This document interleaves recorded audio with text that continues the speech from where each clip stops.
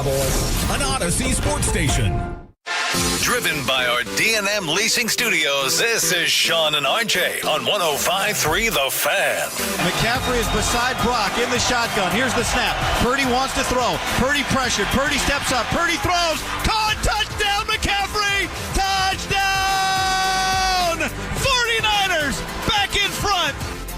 Good morning, Metroplex. The Monday edition of Sean and RJ is now live on DFW Sports Station 105.3 The Fan. Hopefully you had a fantastic weekend. Thanks for being a Tolo. That stands for Turn It On, Leave It On. I'm Sean Sharif alongside RJ Choppy. Bobby is out today, back tomorrow. He is seeing his son Jacob off to the Army. We got Peyton Russell running things on the Fan Cam, Twitch, and YouTube. And I don't know if it could have gotten much better than all the games that we had. Man. Well, it could have gotten a little bit better with last night, but outcomes needed, draft picks, teams that you hate going bye-bye. I'm in football heaven. I mean, we had two straight duds of wildcard weekends of years past, and this was incredible. We had 12 lead changes in the fourth quarter. That's more than every postseason in history. Every team up until the filthy game had won as the trailing team at the 2-minute warning. Every team. Yeah. Every team up until that point won the game trailing at the 2-minute warning. But to have 12 fourth quarter lead changes in 4 games, was 4 games or was 5 games? That's more than we've had in any postseason in NFL history. And we had it in the first weekend. It's tremendous. That's tremendous because, the previous 2 years, the wild card round did not leave us with a whole lot of good games. These were all good except for last night. Last night was terrible. All games decided by 4 points or fewer. All had game-winning touchdowns in the final 3 minutes. And as you said, the 12 lead changes in the fourth quarter. And we start with Filthy. And yes, Peyton Russell has been spying. We will unleash the audio from Filthy at 7:20 in the commercial-free expressway. But you have an Eagles offense getting booed off the field in the second half. You have conservative Jalen Hurts with that game plan. And best of all, you have loudmouth A.J. Brown with 3 different drops leading to a post-game skippage afterwards. Micah Parsons like, I'm not going to talk to the media. I'm out of here. It's great. It's great. I don't know how, A.J. no catches since the first quarter with a Nick Sirianni skirmish separated by Big Dom in between. Man, I don't know how, you guys, set this up. I was... In terms of which game had the least intrigue for you, not intrigue, but at least interest. Probably tonight. Tonight, yeah. But of the previous ones, the Philly San Fran game, I felt weird about. I didn't have a whole lot of I hated both teams. It felt just very strange to you hate both. That can lead to interest. Versus ones you don't care about. Like last night, you could argue. Last night, I don't. No one cares about the Chargers. No, nobody does. But I had intrigue. I care with a $200 bet. I had intrigue with Drake Bay. I think it was the other teams. I hadn't seen Chicago, right? We hadn't seen Jacksonville. We hadn't seen Carolina. Hadn't seen the Patriots. This iteration of them. So that there was the intrigue with that, the known versus the unknown, versus San Fran and Philly, who we've seen that a million times. But to have Philadelphia lose and all that's going to come with that. Because there is, whether or not it's warranted, but there is going to be chatter about Harbaugh there, about Sirianni losing his job. There's going to be chatter about what happens with A.J. Brown. There's going to be chatter about is it time to move on from Jalen Hurts. But it's just the reality of Philadelphia because those fans are idiots. They're lunatics. And they're going to have that kind of chatter, and that's going to be glorious. And then San Fran, who we hate anyway, they look vulnerable now with the Kittle injury. So it's a win-win. No Pearsall, no Fred Warner, no Debo, no Ayuk, nope. No George Kittle. Bosa's always getting hurt, and he's gone, and you still end up winning on the road. Yeah. Look, them being a 5.5-point dog, I didn't understand that in the beginning. I bet that. Yeah. Ooh. Good weekend. Good weekend for the old degenerate. Was it? Indiana, Carolina plus 10.5, took the over. San Fran plus 5.5. I lost the Bills Jags, so 4-1. The amazing Houston tonight -3. The amazing trick play that San Francisco pulled out with the McCaffrey touchdown catch. Juwan Jennings was a higher rated quarterback coming out of high school. Was he? Than Joe Burrow. What? Yo, that was a tough throw. Yeah, and we turned him into a wide receiver because we didn't need a quarterback apparently. But we did need a quarterback. That had distance. He was moving, and he got buried by Jalen Carter. Jalen Carter could not believe it. Good play. Good play call. Good, well drawn up. And had to have it with, I had just tweeted, does Philly's offense is falling apart. Does San Fran have enough firepower here to make them pay? And Kyle waited. They had to go deep into the bag, deep into that bag to get that. It was a really good finish, though. 8 straight drives for Filthy without a touchdown. 8 straight. I think it's their first home playoff loss since 2019. And I thought that the second Quinyon Mitchell interception was going to screw everything up. Here it is, second interception, down 1, ball on their own 38. They only end up with a field goal for the 19-17 lead. How scrumptious is it, y'all? Franklin & Frankel Injury Attorney text line, 877-881-1053, 877-881-1053. And just like we are lamenting a wasted year with Dak Prescott's health, that's what they're doing right now in Philly with this defense. They're like, you had a defense that you threw away because Nick Sirianni stubbornly wanted to remain loyal to his boy, Kevin Patullo, who no way has an offensive coordinator job next year in the NFL, and that includes in Philadelphia, of course. He remained with Patullo throughout, and they end up paying the price. That offense, just that was their storybook. Sirianni said it in the post game. A good first half, second half, disappearance. Saquon starts to get stopped in the backfield, and the boos get louder and louder. This is where, sometimes we Italians we're too close to our own people. and we want to hire him, Big Dom, right? And then now Patullo. You can't let it go. My dad had this problem. My grandpa had this problem. You got to let it go. You got to let it go. He was too loyal. He had that Cosa Nostra crap. Yeah. He didn't want to rat. He didn't want to let go of somebody. You got to let it go. That's just the reality. And now now the chatter. Here comes the chatter because he's going to be in the hot seat too. Eagles' second half drives against the worst defense in the playoffs. That's what San Fran was. 3 plays, 7 yards. A punt after 4 plays, minus 4 yards. Punt after 10 plays, 23 yards, a field goal, 3 plays, minus 3 yards, and a punt. In the second half, RJ, they called a run play on 2nd and 18, 2nd and 12, 2nd and 10, and 3rd and 13. Peyton Russell, how much did you soak that up? As you and I were doing the same thing after this game, I went downstairs, I got a bite to eat, I dealt with my sick daughter, got her to bed, and then I am just I'm Twitter fingering Philadelphia post-game everywhere I could find it. I was so early on the Spying on Philly that I got the Odyssey app notification that the game is still going on, and the NFL won't allow you to stream this and so I was waiting there. The same ad was playing over and over and over again. I was like, I got to get early. I got to get to it early, and about 6:50, I think everything showed up. But yeah, I mean, watching this game, it was just a bunch of duds playing against each other. None of these teams, Philly and San Francisco, they were nowhere close to winning a Super Bowl title with that performance there. I mean, the defense of Philly, yeah, could carry them, but the offense is so bad, and man, the Philly fans, they want Kevin Patullo gone immediately. So is it delivering with the freak out from the media and the call-ins? I think we have the best phone call and host interaction since Angelo Cataldi left. Really? I think so. Now I mean, I'm trying not to hype all this up and major letdown, but I think we have the best caller, and we're going to start off with it because it's amazing. All right, 7:20. We are going to spy and go behind enemy lines here on 105.3 The Fan. But the Philadelphia Eagles, the defending champs, are done and out. And they're also ticked off that they didn't beat Washington to change up the playoff seeding because they would have had Green Bay instead of San Francisco. Now, you could argue with the way that Green Bay played up until the Miracle Bears comeback again for Chicago, that Green Bay would have gone in there and beat them as well. Yeah, I mean, Philadelphia can't be sitting here thinking they were going to beat anybody.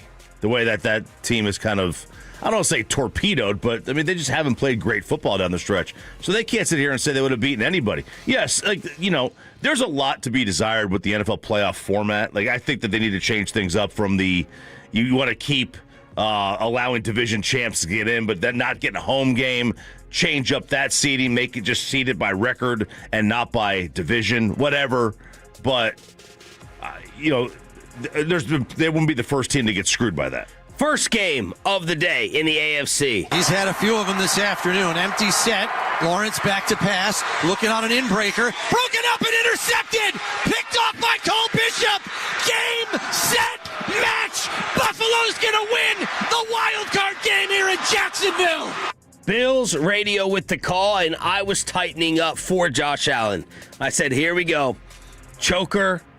Number 1 GOAT, the wrong type in all of sports. Can't get it done again. Trevor Lawrence, sunshine's moment there in Jacksonville with Liam Cohen. As Tony Romo said 17 times, either of these teams could go on to win the championship. They exchanged back and forth, back and forth, back and forth. I think it was 5 straight touchdowns. Yeah, something like that. 4. I think it was 4 straight. 4 straight, answering each other back and forth. Josh Allen with a 10-yard tush push. A play that haunted them last year. It did. Yes, it has haunted them. Ends up getting Sean McDermott his first road playoff win, 27-24. And the Bills win the AFC. The winner of this game, I said, they're going to win the AFC because those are the 2 best teams. That was a heavyweight fight. That was a fun game. And then, you get like your back and forth at the end. Yeah, it was 4 straight, and Buffalo was down 4 with 4 left. It was physical. Allen was getting beat up. Ooh. Trevor got put on his head there at the end. The 4 lead changes in the fourth quarter. Here comes John Wayne, putting on his boots, coming in, riding into town. And look, it was that. Man, that was a really awesome tush push. Like, if he had scored on that one, that's the best tush push of all time. And they originally called it a score. They did. I'm like, how are you guys doing that? What did you think A minute 4 left. I think Romo with an all-time bad broadcast game, and we're going to get into that later on. Some people are calling on him to be on the hot seat upstairs with Nance and to be replaced by J.J. Watt. Romo was trying, I think, to suggest that they pull the Mike Vrabel from earlier in the season where you kneel down. Oh, yeah. And then you try to get it either on 3rd or 4th down to kill some clock. Instead, McDermott goes for another push. Jacksonville, according to Romo, lets them get in. But what would you have done, honestly? A minute 4 left. You taking a kneel down or two to kill more time, make them burn whatever timeouts they had, or you get in when you can get in? Because if you wait... And if you wait, don't get in. And you don't get in, then Sean McDermott is probably fired. Yeah, I think I that would have been all-time balls. I think I still would have done that because you leave a team on minute 4, and with that kicker who had already missed, that day, but he still had 68 yards in the bag at some point this year. All they had to do was get to the 50. They need a third. That's the thing. They could have run the ball. Like they had a minute 2 left. They could have run the ball. They were down 3 with that kicker. Yeah, they had that kicker. See, they had the record. It would have only made it a 3-point game. Like so. Yeah, I probably would have. No, I would have knelt down once, not twice. Yeah, just one time. Get it down to about 30 seconds. Because Allen was getting a yard basically easy every time, but you never know. You got fumbles. You got procedural penalties. You can sit there and false start. Brandon Cooks, the former how about some former Cowboys yesterday? Brandon Cooks and Kendricks making the game-ending play for San Francisco. Of course, former Cowboys. Of course, why wouldn't it be? That was a fun game. That Jacksonville Buffalo game. I can't believe they hadn't had a road playoff win. I know. That Josh Allen hadn't had a road playoff win yet. Does that just speak to great regular seasons, all home games, and then going to Arrowhead and losing? I mean, yeah. Like their road opportunities, AFC Championship. Who was their other road loss? They had one other road loss. It was Houston, maybe. But yeah, I mean, that's basically what it is. And then you get the garbage from last night. Drake is under center with Munford on the right wing, the extra tight end out there with a play fake. Drake on a deep drop, slides left, throws into the end zone. Hunter Henry makes the catch. He's in the near pylon. Touchdown, Patriots. That's what I'm talking about. Oh, there he's back, baby. He's back. I heard him itching on the edge of his seat throughout the clip. He's like, play it again, Peyton. I see it. Go over there. Play it one more time, Peyton. Scott Zolak, the total meatball. Drake is under center with Munford on the right wing, the extra tight end out there with a play fake. Drake on a deep drop, slides left, throws into the end zone. Hunter Henry makes the catch. He's in the near pylon. Touchdown, Patriots. That's what I'm talking about. There you go. So good. Bobby picked a great day to be out. I think he scheduled his son leaving for the Army on this day as his boy, Justin Herbert, comes up with a grand total of 3 points, 16-3. This is the first half that the Chargers won. Muck it up, ugly, low scoring, pull it out, grind it out for 4 hardball quarters, but eventually it was too much. 16-3, Pats. I think he was 11 of 20 for 93 yards with 8 to go in the game. I don't want to hear about him anymore. He's ass. He's ass. You were on this early, and then I picked up the slack because I felt like you were bending a little bit when Bobby was trying to jump you for Trevor Lawrence against Herbert. Well, but I don't want to hear trashing him. I don't want to hear that he's better than Dak Prescott.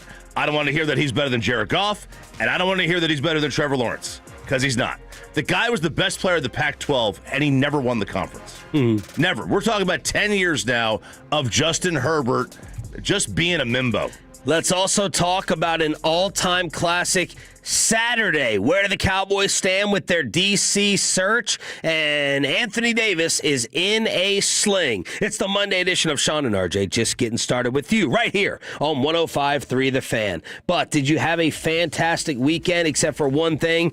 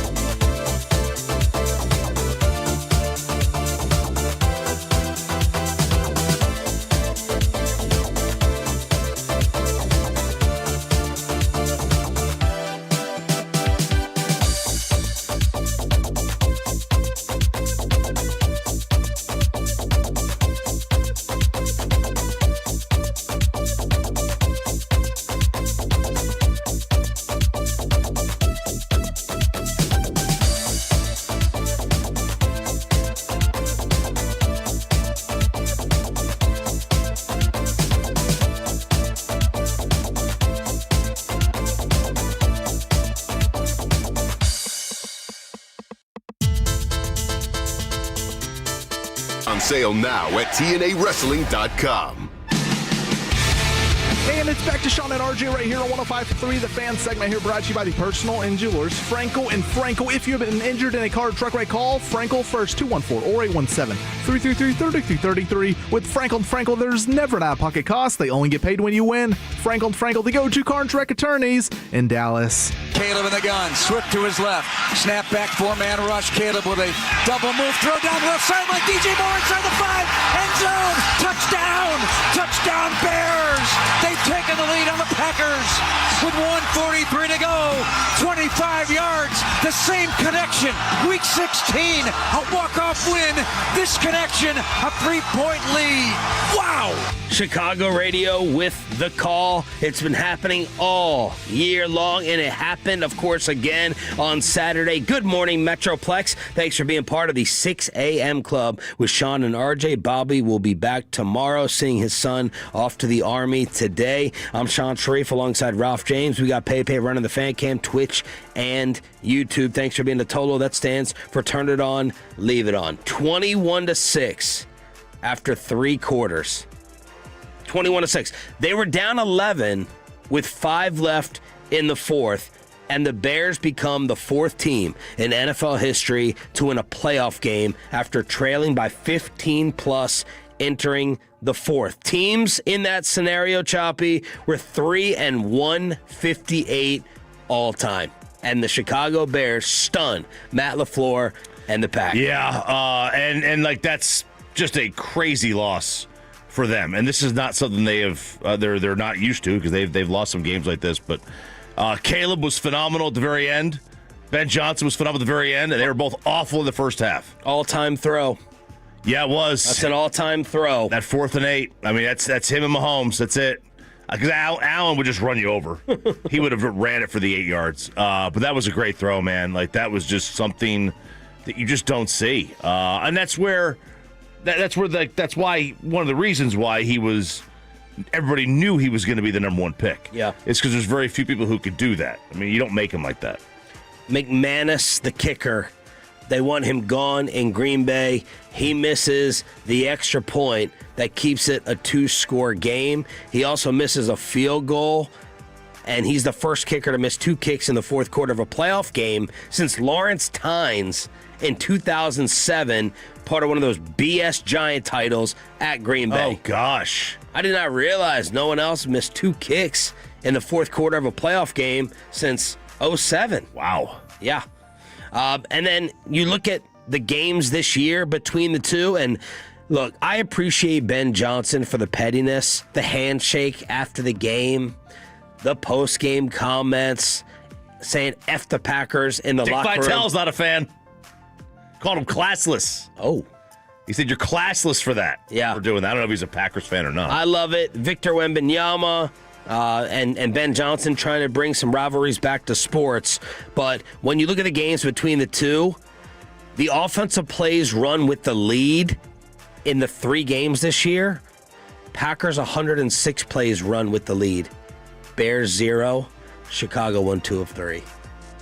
The Bears did not operate in the 3 matchups with the lead for any of the plays and won 2 of 3. It's really that's a bad sign for a coach of the opposing team. I mean, look, and it's obvious that Ben Johnson figures something out as the game goes on, or at least he did in this series. And don't forget, like, you know, obviously with him being with Detroit, he knows the Packers very well. He knew Eberflus very well. He knew the Vikings DC very well. So, like, obviously it helps, but man, for them to just kind of figure it out in both of those games, they figure it out late, and they wind up winning both games late. I mean, it's a testament to kind of their resolve. And you waste a Jordan Love performance. Yep. No Jordan Love discussion right now. 3rd player in NFL history to throw 4 passing touchdowns and 0 picks in a playoff loss. 4 touchdowns, 0 picks, you lose the game. And what happened to the running game? Only 1 Green Bay run in the second half gained more than a single yard. Only 1. Yeah, I saw a lot of people criticize them for like the first 3 series out of the half. They went 3 and out 3 times. And like, well, you know, you started throwing the ball. It's like they ran the ball 4 times in those 9 plays. Like, what do you want them to do? Did you guys turn away from this, shut it down? Did you get a notification that a comeback was taking place, or did you stick with it the whole time? I think when the Packers went up 27-16, they scored a touchdown. The Bears got it within 5. I was like, all right, I'm going to bed. And then I was on my phone. I was like, okay, the Bears are driving. And so I turned it back on the TV. They had scored. On a Saturday night? I know. Well, I had gone to the movies and stuff, and I was just like, I'm ready to go to bed. How draining. I know, Saw right? matinee. matinee for Matt and Pay. Matinee for Pay, putting them to sleep. That's right. It was a long Saturday night, Sean. No, but I mean, and I tuned back into it and stuff, and I was like, no, there's no way the Bears mount this comeback. There's no way. The Packers are going to find a way to win this game. It's just destiny. And then the Bears proved me wrong again. At 21-3, we tuned into a 30-minute forensic files. Oh, and we're like, yeah. And then we'll check back. It's like, we'll check back later. And then it was like, it was 21-6. And then, yeah, we had it on, but we were like, we were trying to figure out how to take the Christmas decorations down, get all the boxes. We left them up, by the way. We haven't taken them down. You guys taking your stuff down yet? No. Amanda started the process yesterday, but she's dreading it. She does not want to take them down to lose the spirit of it all. The tree is gone. The tree's gone. Tree's gone. Yeah. Other stuff might be up.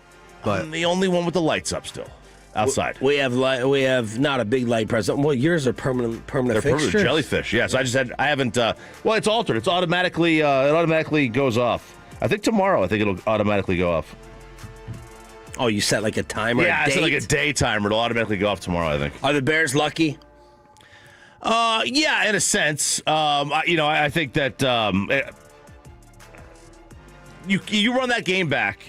You run that game back, they're not winning. You're not going to come back from 21-3, 21-6. You're just not going to come back from those games if you run them back. So, yeah, there's an element of luck to it. You have to get lucky to win these. And it's happened all year long for them. Mm-hmm. Yeah, I mean, this is what happens. I mean, the Commanders had the same thing last year, right, where they won like 5 or 6 games near the end of the during the end of the game. That game in that environment, and maybe it'll happen here again one day, like getting to an NFC Championship game. It reminded me of like the Kansas City Royals in the playoffs, or the Pittsburgh Pirates, with a game being in Chicago and the celebration of it all, and Caleb with the cheese grater afterwards in the post, and the guy who somehow snuck the cheese grater into the damn stadium. That's definitely a weapon, and he's just getting the grande pendata, whatever some fancy, cheese is there in the stands. But that type of moment for that city, that organization, I mean, to be cheesy, no pun intended. Yeah. That's what sports is. That's what sports is all about, for the Bears to have that moment after how long suffering it's been. It's been a long time. Somebody posted on the fan text, last week, all week. He goes, "This is the year for the Bears." It's basically every 20 years they go to the Super Bowl. 85, 06, 2026, or 2025. It's basically every 20 years for them. And that's a wild existence, because you win a Super Bowl, you suck for 20 years. Yeah, we'd kill for that. You go back to a Super Bowl, you lose. We'd kill for 20-year gaps. Right, and then you suck for 20 years, and then you go back again. Ben Johnson with the quick little weird awkward handshake for Matt LaFleur, whose job may be in question, and then Ben explained in the post. There's probably a little bit more noise coming out of their building up north to start the week, which we heard loud and clear, players and coaches alike. So this one meant something to us. Poor Aiden. I'm waiting Where for. is he? I'm waiting for. I'm waiting for Aiden. he probably took off today. I can't blame him. Aiden is like, I have no doubt. I have no hesitation. We're good in round 1.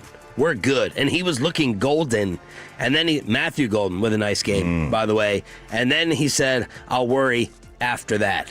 But we may have to put Aiden on the mic today to explain his sports depression, with Trayvon Diggs, I think, playing one play. One play, and he didn't One know play? One play, and it didn't look like he knew what he was doing. He was basically playing Eberflus's defense. It's like getting out of the way, getting away from the football. I'd love to see it. And that secures 12-20 for your Dallas Cowboys. Right, 12-20, baby. It's going to be a fun lead up. So we have is. to rely on, 50% chance of messing it up. That's right. History tells you. Maybe trade down. Who knows? Maybe trade down. You don't have any second and third round picks, but it is 12-20, and that is like best case scenario. Yeah, if I could give you 12-20, and you stay there, or trade down and give you 16. Well, give me 12 And then, I was thinking like you trade down, and now you get like 18 is your first, and then you have like 33, 39, and 50. Yep. Which one would you rather have? I would rather have more, but again, is CeeDee Lamb falling to me on the board? Right, there you go. And I know what you're saying. You don't know if it's going to be CeeDee Lamb. It could be Henry Ruggs. Could be. Right? Yeah. You don't know. But, you don't know. Man, you can take two of them and trade down to get two more with this roster, and watch, they'll end up just trading it all for Crosby anyway. And we do have an update on that coming up here on Sean and RJ. Of course, game one of the day cost me money. From the 19, Stafford has it helmet high, settles his feet, shoots right side, leaping catch, touchdown LA! Wow! At the front, right pylon, Colby Parkinson gives the Rams the lead. With 38 seconds to go, an absolute dot from Stafford, 33-31, and the try coming. Heck of a catch from Parkinson. Great throw. Stayed in bounds, the throw to win it. And I listened to that moron Bobby because he was on a great football run last week. We all picked the whole world picked the Rams anyway, and I thought I was going to cover the 10.5 early on in this game. It was going to be beat down Central, and Carolina, they made it close and had a chance to win it. Like we said, the stat, every team that it was a road, the other three largest road dogs in playoff, home dogs in playoff history, all covered. Did you bet that? I did. 10.5. It was all part of the degenerate. Nice. And the over. The over, I thought the over wasn't going to hit for a minute. But the 10.5 is there. Listen, you got... Look, the Rams gave away this spread, too. They did. Devontae overthrow from Stafford. Devontae drop. Puka drop. Block punt. Like, this should have been a bigger gap. And if they lose this game, you're looking right at yourself for these mistakes and miscues, right? Sure. And, I thought that, Carolina played a little conservative at times. I thought they could have done things. They had much firepower. I know. But when you're playing a team that you're clearly outmanned by, you've got to be aggressive. These coaches want to go into a turtle shell. I'm like, no. When you're playing a team that's better than you got to be even more aggressive. But they didn't, and then it almost worked in their favor. So to their credit, they were right. But that should have told us that the rest of these playoffs are going to be fun, because that game, of all the games to be close and fun, that shouldn't have been the one. We are spying on Filthy at 7:20 in the commercial-free expressway. You can only get it here on Sean and RJ with PayPay putting in all the work after the Eagles get eliminated against San Fran yesterday. But let's update you on the official home of the Cowboys on the defensive coordinator search, and did possible future Cowboy Max Crosby just say goodbye to Vegas? We go inside the Star on Sean and RJ next. But let's get you over to Underdog Fantasy.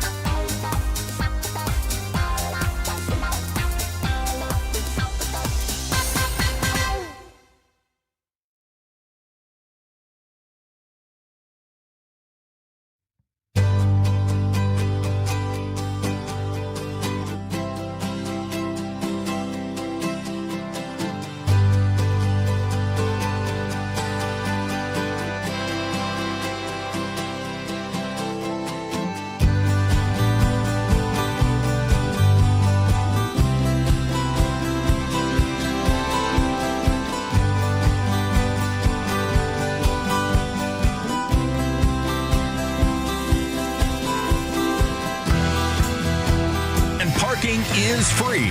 For more information, go to rangers.com/fanfest. And it's back to Sean and RJ right here on 105.3 The Fan segment here, brought to you by Classic Chevrolet. If you're in the market, upgrade your vehicle. Get to Classic Chevrolet and Great Line today. The back-to-back #1 Chevy dealership in the world. More new Chevys than anyone else, all priced to sell. Visit ClassicChevrolet.com. This is Texas. This is Classic Chevrolet. Together, let's drive, relax, enjoy the difference based on new Chevrolet registrations 2023 and 2024. From news and notes to the coaches and players for America's team, let us go inside the stars on 105.3 The Fan. The Dallas Cowboys conducting their defensive coordinator interviews over the weekend, but it was pretty quiet. Bobby Belt is out today as our insider. He's back tomorrow, seeing his son Jacob off to the Army. This is Sean and RJ, like you've had for 15 years, on the official home of the Cowboys. And I texted Bobby last night and I said, is there any update, any movement? And he said, nope. They wrapped those 3 interviews. We'll probably submit more today or tomorrow. Would not be surprised if they request Jonathan Cooley from the Panthers, but I think Jim Leonard, will be their guy, so they have to wait for Denver to get bounced before they can hire him. So that's the update from Bobby when it comes to the coordinator interviews. A lot of times these teams get impatient and they don't want to wait. You know, and not this one. Not this one. This one loves to wait. They love to wait. Because what happens is now, let's say you wait, and let's say Denver continues to win. You got to keep waiting, right? But then also, what if... Well, that's why, you know that you work out that agreement, right. Like Lane Kiffin just should have done at LSU. Like, we're going to stay quiet. Yeah. He'd let the noise around you get louder. But then in college, you got to go and recruit. You got to recruit, right? And that's why they got to change the schedule on that. But also with this...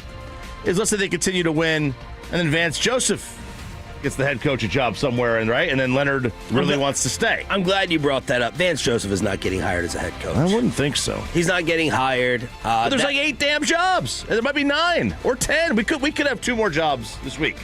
We could have 10 jobs. Could have LaFleur, and could have Philly, and could have Sirianni. So we could have 10 jobs open, and if that's the case, then Vance is maybe in play. And someone's going to hire a defensive guy. Yeah, because of the way defense is starting to take over again. Mm-hmm. What we don't want is for Vance Joseph, if you want Leonard, right? Our insiders, Bobby, I think, responsible. Zach Wolchuk with the homework. Brian brought us. Everyone's hyped this guy up. Again, I likened it to Ted McMillan or a draft pick that you fall in love with, and then you get hit with someone else, and then there is outrage. So if Leonard is your guy and you're sipping that Kool-Aid, you do not want Vance Joseph to become a head coach somewhere else. Now, he's been a one-time head coach there in Denver in 2017. I don't think it's going to happen, but again, maybe he blows someone away, and he certainly has the defensive resume and credentials to do it, because then they would just elevate Leonard. So that's what you don't want to happen. You want Vance Joseph to get frozen out in the 100%. Process. Yeah, you want them frozen. Now, maybe that means that they lose, or that they keep winning, right? So maybe if you want them to lose, that way you can hire. You want Denver to lose like 48-44. So that way, Vance coming off a bad defensive game, although you could say Leonard did too, and then you can go ahead and move forward with Jim. And maybe they would fire Vance and just elevate Jim. That would be the problem Stop it. All-Pro team came out, and the Dallas Cowboys ended up with 3 second-team All-Pros. George Pickens, Brandon Aubrey, and Kevontae Turpin, as Turpin took to social media and said, "Joke's on y'all." So he had been reading the mentions. Mm-hmm. He knows how much everyone justifiably killing him for his horrific all-time bad judgment with the ball in the air, and the amount of times the balls were down inside the 5-yard line and not breaking off the runs that we're accustomed to and not making a big impact at receiver. Apparently, Kevontae, very aware of all those mentions from Cowboy Tolos throughout the year, and he had a little something on social media after this second team was released. But I'll fly through the first team real quick. I'll fly through the teams, and you just stop when you have an objection. First team quarterback is Stafford. Of course, it's Stafford versus May this entire time. Then Bijan as the running back. Juszczyk and San Fran, who had a big play yesterday for the 49ers at fullback. Your receivers are Puka, Jackson Smith, and Jigba. And then my big surprise when I heard it, was Jamar Chase at receiver. Because my brother had Jamar in fantasy, and he's complaining every single week. Of course, you have more Joe Burrow injuries. And then I go and look, and I was like, oh, okay, he still had all the catches, and he still had yards, right? Because I was thinking maybe GP over Jamar for first team. What are you seeing there with the numbers in terms of getting him? God. I went initially to the numbers, and I was like, Colston Loveland's in first, and it was like, it's already preset to postseason. It comes out to postseason first. Right. But yeah, Jamar was fourth in yards. He was further down the list in average yards. And touchdowns, he was 11th, but fourth in yards, not bad. Yeah, GP beat him by third one. In targets, or third reception. GP beat him by 1 in touchdowns. George had 17 more yards. And Jamar destroyed him with catches. Of course, Pickens is dealing with CD on the other side. It was 125-93 in terms of receptions. I guess you could throw Amon-Ra into that mix as well. And then that's basically it. Wow, 7 guys with 100 catches or more. I remember a time when that was like, you had 100 catches in a year? Whew. This then drops down to Zay Flowers and Olave and Nico Collins and Jamison Williams in terms of your yardage leaders. So any big objection with Jamar versus George? Or you're like, okay, he was also doing that with Joe Burrow and backups? Well, I mean, like with George being ahead of him? Or on the same level? With Jamar being ahead of George. Oh. Look, Rafael Palmeiro won the Gold Glove with 28 starts at first base. I mean, half of these things are name recognition. So it is what it is. And Devon Turpin's the same way. Name another return man. Yeah. What do you think, Pepe? You play fantasy, you know all the numbers. Yeah, Jamar still put up great numbers. It wasn't like the drop-off Justin Jefferson had, with still having, somewhat of a quarterback, but still not putting up the numbers, even with the starter or backup, whatever. But, I mean, I'm fine with Jamar being over. Jamar had a great season, regardless of the quarterback or not. And George had a fantastic season, but it was also because we saw him what he did in Pittsburgh, the years prior. He wasn't, wasn't his capability, as you might say it. But, yeah, so I'm fine with Jamar. McCaffrey makes all-purpose first team. I didn't know they had an all-purpose position. Tight end, the beast, Trey McBride. Thank you for that fantasy season, Trey.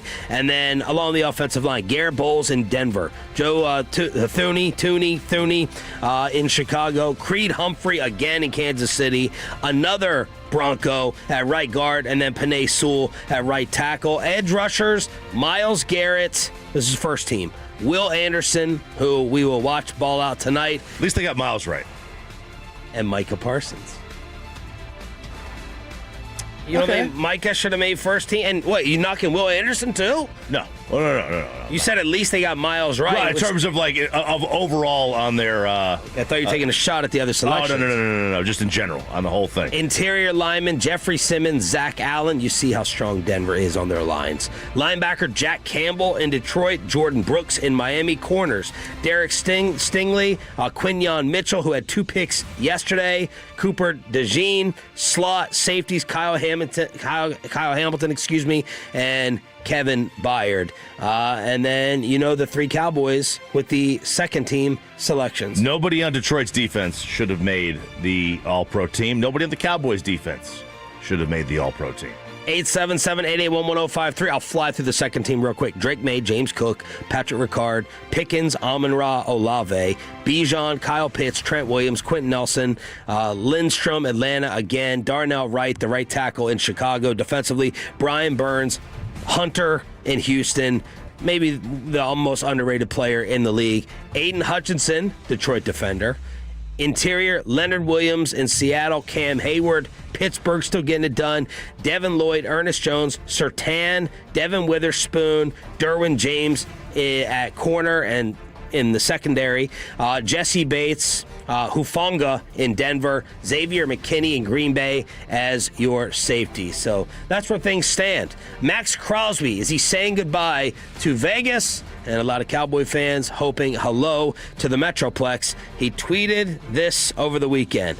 Everything happens for a reason. What's meant to be cannot be denied. What's already known does not have to be explained. When it's all said and done, I will be a champion and one of the greatest to ever do it. They can sleep and doubt all they want, but cream always rises to the top. The greatest days are ahead. 8 surgeries in. He did have surgery. obsession, discomfort, sacrifice. I'm willing to give it all to achieve my goals. Adversity will always reveal a man's character. Year 8 incoming. This S is about to be iconic. Don't blink. 8 years, 8 surgeries.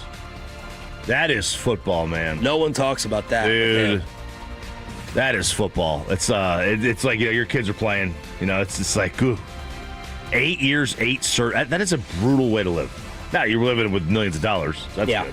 You know, I was going to wait for Bobby to be here to throw this out, but I think we've all forgotten this guy and forgotten his status. And double-check me on everything, Fantex. That's what you are there for and needed for at 877-881-1053. I'm with you, Choppy. I'm not trading what it's going to take to get Crosby here. Just go get Trey Hendrickson without giving up picks. Done. Oh, because you just sign him. Bust the budget. I think we've forgotten that Hendrickson, and again, correct me if I'm wrong, he's just there and available. So give Hendrickson a 2 or 3 year deal. He's not as good as Crosby, and he's coming off of an injury as well. Yeah. But I'm not touching my first round or draft capital. So he's got the 1 year, $30 million deal that he signed. I guess it was $29 million. So yeah, he's free. They could tag him, I think. Yeah, I think they already tagged him. So the next tag would be $40 million or whatever. Yeah, Kirk Cousins money. Right, being crazy money. Unless they signed him with that 1 year deal with the explanation that they wouldn't tag him again. Just go get Hendrickson. Yeah, I'd be in on that. I'd rather sign somebody to a money deal like that, because Trey's not going to ask for Micah $47 million. I mean, he might, but also he's not going to get it. And then I'd rather use my picks, and I'd trade down, and I'd have 4 top 75 picks. He's 31. Okay, I get that. Again, this team also, like, I'm kind of okay with them going 31 because this team's window is short. Yeah, it's a 2 year window at max. What do y'all think about that? Don't give up anything and sign Trey Hendrickson. Hopefully the number is a little bit lower coming off the injury, but that adds a little bit more of a fear factor as well, rather than trading for the bigger splash in max. That's my proposal right now as it stands. Inside the Star on the official home of the Cowboys with Sean and RJ, 105.3 The Fan, 877-881-1053, 877-881-1053. We spy on Filthy at 7:20, but oh yeah, we also have the college football playoff going on, and RJ Choppy is talking about maybe the best team that he's ever seen. The college football kegger is next on 105.3 The Fan. But let me go ahead and get you on over to the greatness of Synergen X and the...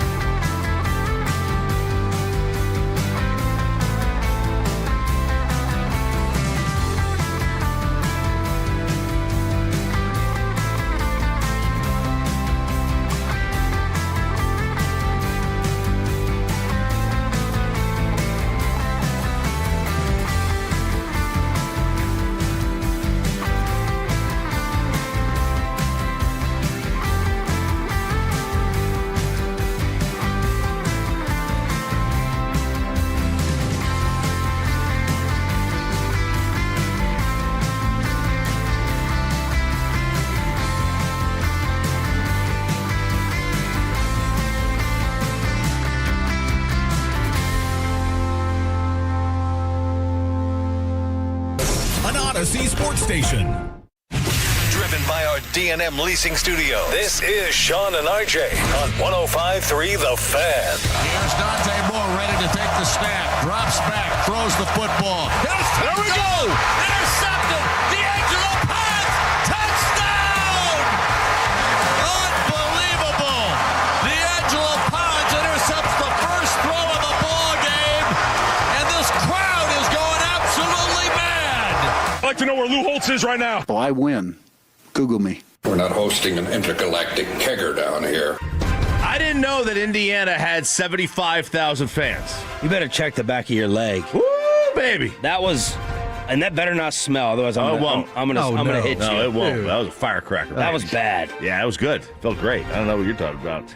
It is the college football kegger here on 105.3 The Fan. I did not know Indiana had that many fans that were willing to travel to Atlanta. That was the entire stadium. I don't know if Oregon had used all their money in the previous week, getting the game that they had, their home game against James smelling Madison. it, RJ. Yeah, I don't know what happened. I'm smelling it. No. I don't smell a thing. I don't smell anything. There you go. You're in the other room with the window. Shut up. That was a destruction, and Indiana's crowd is so loud.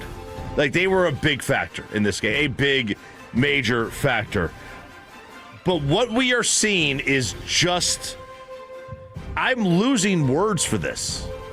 I really am, because we're now talking about 2 games they've played. They scored almost 100 points, right? They got like 94 points in the 2 games they've played. They've absolutely destroyed the other 2. They've won by 34 points. What did you eat? And 35 points. What did you eat for dinner? What did I have for dinner? It doesn't smell. It does smell. Don't tell me my nostrils. I'm telling you, I don't smell it. What did I have for dinner last night? We had and you usually don't do it like that. That was like, I had chicken. Like 8 seconds while looking at me. Yeah, it kept going. Gosh, it was one of those good ones. 34 points and 35 points, the margin of victories in this thing. I mean, just remarkable destruction that Indiana and Curt Cignetti have put together, and they've done it in a way that needs to be shown as the next new and only blueprint for college football, and that is old men. Old men. The average age of Indiana's football team, Sean, is 23 years old. Of the what? The average age of the Green Bay Packers is 25. Wow. First play, pick 6. I was actually surprised that Oregon responded with a touchdown drive. Yeah. I thought they were just going to fold up. This was 42-7, and they scored touchdowns on 4 consecutive offensive drives. Mendoza, 17-20 for 177 and 5 touchdowns. So in 2 CFP games, he has 8 touchdowns, 0 interceptions, and 5 incompletions. They're just perfectly efficient. Yeah. Guys, they had 56 points in the first 59 plays. I don't know I don't know what is going on here. People are already saying that they're cheating. That they have this. How? They're saying they've hacked into the cloud where all the coaches keep the game film and the practice film, because he goes, people are saying there's no way they knew that first play was coming, that they had the pick 6 on. It's just such a treat to watch. It is. And we don't ever see anything like this. Mendoza since halftime against Ohio State. Bobby tweeted this out. He'll be back tomorrow. 36 of 43 for 504, 9 touchdowns, 0 interceptions. Fernando, Heisman Trophy winner, has outscored Ohio State, Bama, and Oregon 101-25. And the haves versus the have-nots, number of 4 and 5 stars on the roster. Yeah, they're the have-nots. Yeah, they have 8. They have 8 4 and 5 stars. Oregon had 55. 55-8. And they got overwhelmed, and they got smashed. They don't have any 5-star players. They've got, and listen, these are their high school recruiting rankings over the last 3 years. Ready? This year they were 34th. That's this year's. So these kids are not in school yet. Last year they were 49th, and the year before that, Sig's first year, they were 66th. They don't care about high school recruiting. They've got about 12 to 24 high school players on their roster. The rest are filled with 4th, 5th, and 6th-year players. They have 0 offensive starters under the age of 21. Zero. They have 23-year-old men. All these guys they have are 2- and 3-star players. Mendoza was a 2-star guy. But by the time they're 23, they're 5-star. Now, a 23-year-old 2-star player will almost always be better than an 18-year-old 5-star. Almost always. Now, there are certain exceptions, right? Jeremiah Smith exception. You're always going to have that. But, like, if you were to put Arch Manning and Fernando Mendoza next to each other, Arch Manning got all the talent, all the skills, all the tools. But Fernando, at 23 years old, is better. Carson Beck was in the same recruiting class as Bijan Robinson. The same recruiting class as Bijan and Jackson Smith and Jigba. And he's still playing college football. And it's 7.5 against Miami in Miami. If this thing goes off anything less than 10, which it will, you have to take Indiana. Now, the only team that could actually do this is Miami because they're kind of built with old men, too. And they play slow, plodding, offensively. They want to dominate time of possession. And their calling card and strength is their defense. It is. And they create some turnovers. And they get to Mendoza. But the average age of 23 years old, to have a quarterback who just doesn't make mistakes, to have a coach that is so meticulous about what he does and so efficient with how he works his team and keeps them fresh. And now you're giving that guy 10 days to prep because the game's a week from today. We're 3 days removed from the time they played. Have you already bet it? I've not. I should. Don't you want to do it before it gets higher? I do. I just haven't had a chance to. Because I don't really think it matters. 7.5, 8.5. They're going to win by 30 anyway. College football kegger here on Sean and RJ. We spy on Filthy after the Eagles were eliminated against San Fran, coming up at 7:20 in the commercial-free expressway, and best and worst of the weekend. Now, is it the best team we've ever seen? And look, they could win this game by 30 points, and I think I have to have the same thought process regardless. I'm looking at this era of college football like the salary cap era in the NFL. Separating it? Yeah, because the teams are not as good now. They're not as dominant. This team is like the 07 Patriots will never be as good as the 92 Cowboys. Right. The 92 Cowboys had starters backing up starters. The league was different. Kevin Hagelin wouldn't even have the 07 Patriots. This is great. Right. The league was different. They lost in the title game. They lost the title game anyway. The league was different. You could stockpile players. This team would get worked by some of those Saban Bama teams that were able to hoard all these guys. Now, but compared to their peers, it's such a destroy. I don't know, compared to their peers, that I've seen a team as dominant since Miami in 01. That Ken Dorsey, Jeremy Shockey, all those dudes, right? All those players. So this is from against your peers as dominant. But to call this the greatest team you've ever seen, this team would not be in the top 30 of all the great teams that we've seen over the last several decades where you could just hoard and stockpile all this talent. I mean, that Ohio State team that beat Miami, I think they had 20 of the 22 starters go to the NFL. All right? You're not going to see that. You're just not going to see that around. So, it's a great team, comparatively speaking, to their peers, but it is not an all-time great team because you can't hoard the talent. Lane Kiffin, he has lost another player in the portal that he wanted. He loses the number 3 overall player, Chaz Coleman, who was at Penn State. He really wanted him bad. But he has decided to go and stalk Sam Levitt across state lines. Across state lines. I always love when I see that, across state lines. It can't be he traveled to Tennessee to go see Levitt. It couldn't be. He took a flight. It couldn't be. It was across state lines. And Lane, in true troll form, he just tweets a picture of the Tennessee airport. That's it.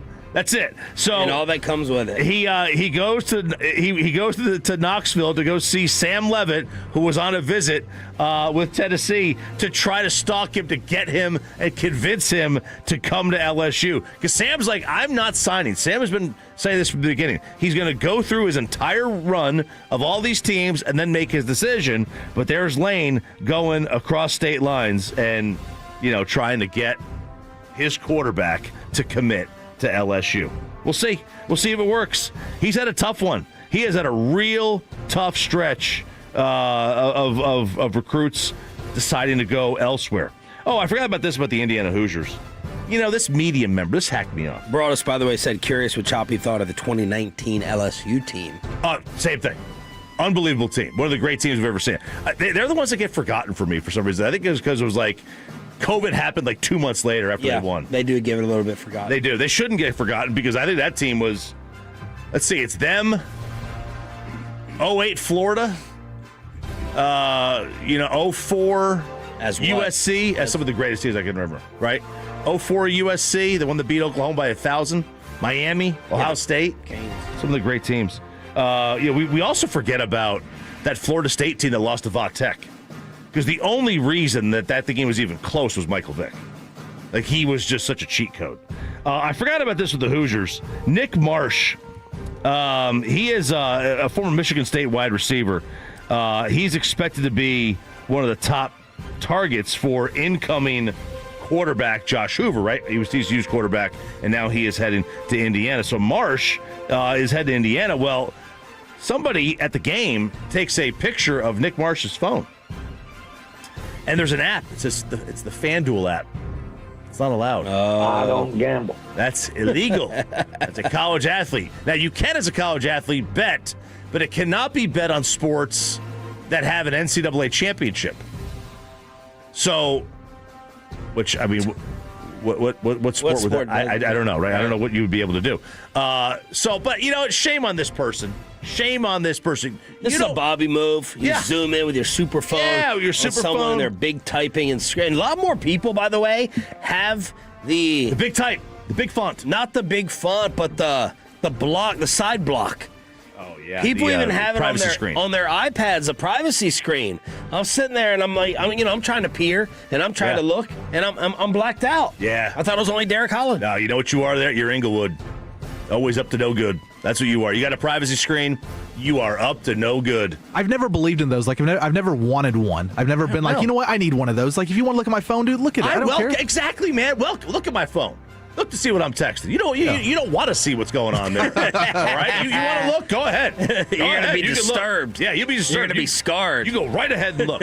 But, this guy could have... Looking at Aiden's phone. This guy could have downloaded this. First of all, he's not even of age. But he could have downloaded this just to see. You can play free bets. I got an account that... Because we can't bet here in Texas on some of these. But I have an account for free games. I'm playing against my buddies. Nothing wrong with that. Downloading the app does nothing wrong. It's not illegal to have the app. It's not illegal to have the app. It's not illegal. Shame on this person. You're playing gotcha journalism here. That's what this is. And I don't even know this isn't even a media member. This is just gotcha. That's all it is. College football cake. There it is with Ralph James Choppy. Bobby will be back tomorrow. He is already up and monitoring. Shout out to Brian Broadus as well. And you, thanks for being a Tolo. That stands for turn it on, leave it on. But people started requesting it as they usually do in the second half. Let's go, Birds! ELGS, Eagles! In the fourth quarter. And Peyton Russell has obliged. He's monitoring all the post-game shows and the morning radio in Filthy. Again, what's our morning show Dallas Cowboys motto? Misery loves company. If we're out, you can come and grab a seat on the couch right next to us. We spy on Filthy after the champs were eliminated. Commercial-free in the Expressway, and best and worst of the weekend after this. After we get you over to Underdog Fantasy.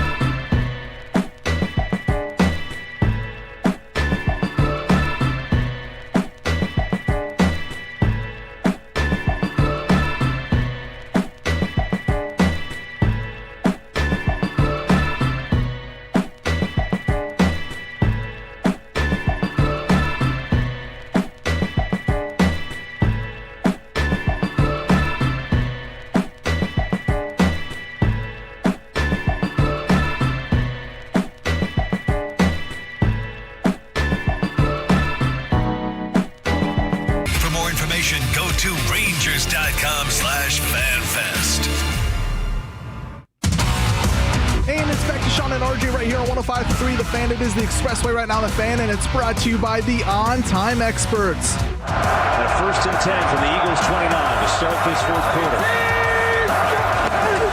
Sky Moore again, a little tricky. Who's thrown it before? Going deep in Caffrey. He's got it! Touchdown 49ers, but there's a flag. Wait. Hold on. Let's see what the flag is. This team doesn't know how to lose. This team is abysmal. I blame Nick Sirianni. Go to hell today. It needs to be boots and somebody be boots his ass. I'm sick of it.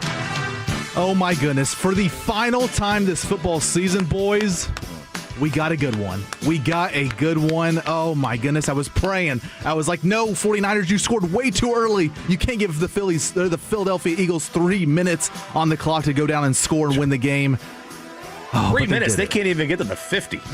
They had field goal issues going on, special teams. My goodness, but guys, we finally got a good one. Sean, me and you were on it early. As soon as the game ended, we jumped all over social media, Twitter, Instagram. The Tolos were hitting us up. They wanted us to spy on Philly radio, and we got it. I go right to WIP. Like a lot of times on YouTube, I'll just click on the Fan and watch some of the other shows. And I was like, I want to watch this.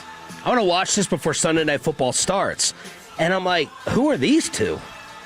Who is this guy on the left that looks like a podcaster, a 16-year-old podcaster that was off of the WIP Odyssey page? That's not their official post-game show, as if I tuned into the Fan and got Broadus and Wilchuk? Yeah, so it would have. So, like, that's their Go Birds podcast. They have competing podcast post-game shows. Yeah, and so them tweeting out was kind of weird because they have their own post-game show. But it'd be like if the Fan tweeted out, Josh Clark tweeted out the Love of the Star podcast. That's basically what it is. When, Zach, Eric, and Brian do a post-game show or something, usually they're in studio here, but they also do Love of the Star as well, so you can't have them at the same time. But yeah, it was just a podcast, basically. I'm sure they just wanted to put everything out there. But yeah, so that was just a podcast for them. But yeah, it was weird that the official Eagles, account tweeted that, or the radio station tweeted that out. And do we have topics with A.J. Brown, all the drops after all the noise throughout the year? 3 different ones he's being blamed for. Like a coward, he does not address the media and talk afterwards. I'm sure he'll show up on some random Twitch stream. Nick Sirianni's status. I threw out my random wild card theory that maybe John Harbaugh coaches the Eagles last week. And the dead man walking. And I hope that those morons who are throwing beers at San Francisco fans with those videos that came out did not do something else to Kevin Patullo's house, the offensive coordinator. Vic Fangio was trending as the savior. He's like, the only reason any of these fools are still employed is because of the greatness of Vic Fangio. And then you have Jalen Hurts, who game plan-wise, offensively, you were getting physically ill. Watching what they were trying to do. Watching him play quarterback. I mean, I could have stepped outside in sub-zero temperatures naked, and that would have made me shrivel up more watching him play football. That was awful. That was just watching him play. He's just they literally have said, if you don't turn it over, we'll win the game, and that leads to the handcuffing. Everything it's going to be a screen. It's going to be something in the flat, or it's going to be deep. Throw it up. A.J. Brown sideline pass. I need to go look at his chart, his next-gen chart, because if it's out already, and it is, let's see. What was his deepest completion? Air yards or air like yards. yak? Air yards. 16? 15. Maybe it was 16. The dot's right on the 15, but it's a little bit, so it's 15 and a half. That's his deepest completion. Beyond 15 yards, he was 0 for 1, 2, 3, 0 for 5 beyond 15 yards. Every completion except for 4 was 10 yards or less. With all those weapons. All those weapons. I mean, that was awful football from him. Awful. Like, you look at the other quarterbacks. I mean, even Bryce for more downfield. So I spent my time just Twitter searching A.J. Brown postgame, A.J. Brown postgame. What about Nick Sirianni? The joke that Big Dom had more catches in the second half than A.J. did, which is true, with his 2 gold chains there on the sidelines, and then stepping in the way of Sirianni and A.J. And then I basically spent the night with Seth Joyner. Seth Joyner, former Eagle linebacker. If you're my age, you grew up on those Reggie White defenses, and you also had Angelo Cataldi. He was Twitter screaming, but let's get to the real thing as Peyton Russell has put in the work to spy on Filthy. And Sean, remember, this was an Eagles team that they rested their starters week 18. They should have been more prepared for this 49ers team. The 49ers played all out in that Saturday game, week 18 against Seattle, where they basically got shut down in San Francisco. But let's get to it, guys. So a lot of this is from WIP Philadelphia, the flagship station there in Philadelphia. We spied on them a lot. I can't wait for John Kincaid, Radio Row.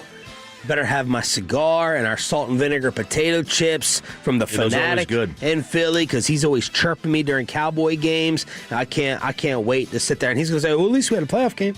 At least we had a playoff berth. I don't worry about that stuff. Maybe Howard Eskin somehow weasels his way into Radio Row. He's out. He's out. He's probably banned because they probably serve concessions there, and there's female serving concessions, so Howard's not allowed. So I know the saying is, save the best for last, but that's bullcrap. When it comes to spying on Philadelphia, radio, you got to start with the best and end with the worst maybe here. But we're going to start with the best, and this is from RJ Choppy. He was spying on Mad Dog Sports. I think this is the best. Okay. I think you got some words in here I had to bleep, so I think it automatically goes up to the top here. So this is Mad Dog Sports Radio here, and a caller called in, and he wants everyone gone. Are you kidding me? The Eagles did everything wrong. Everything.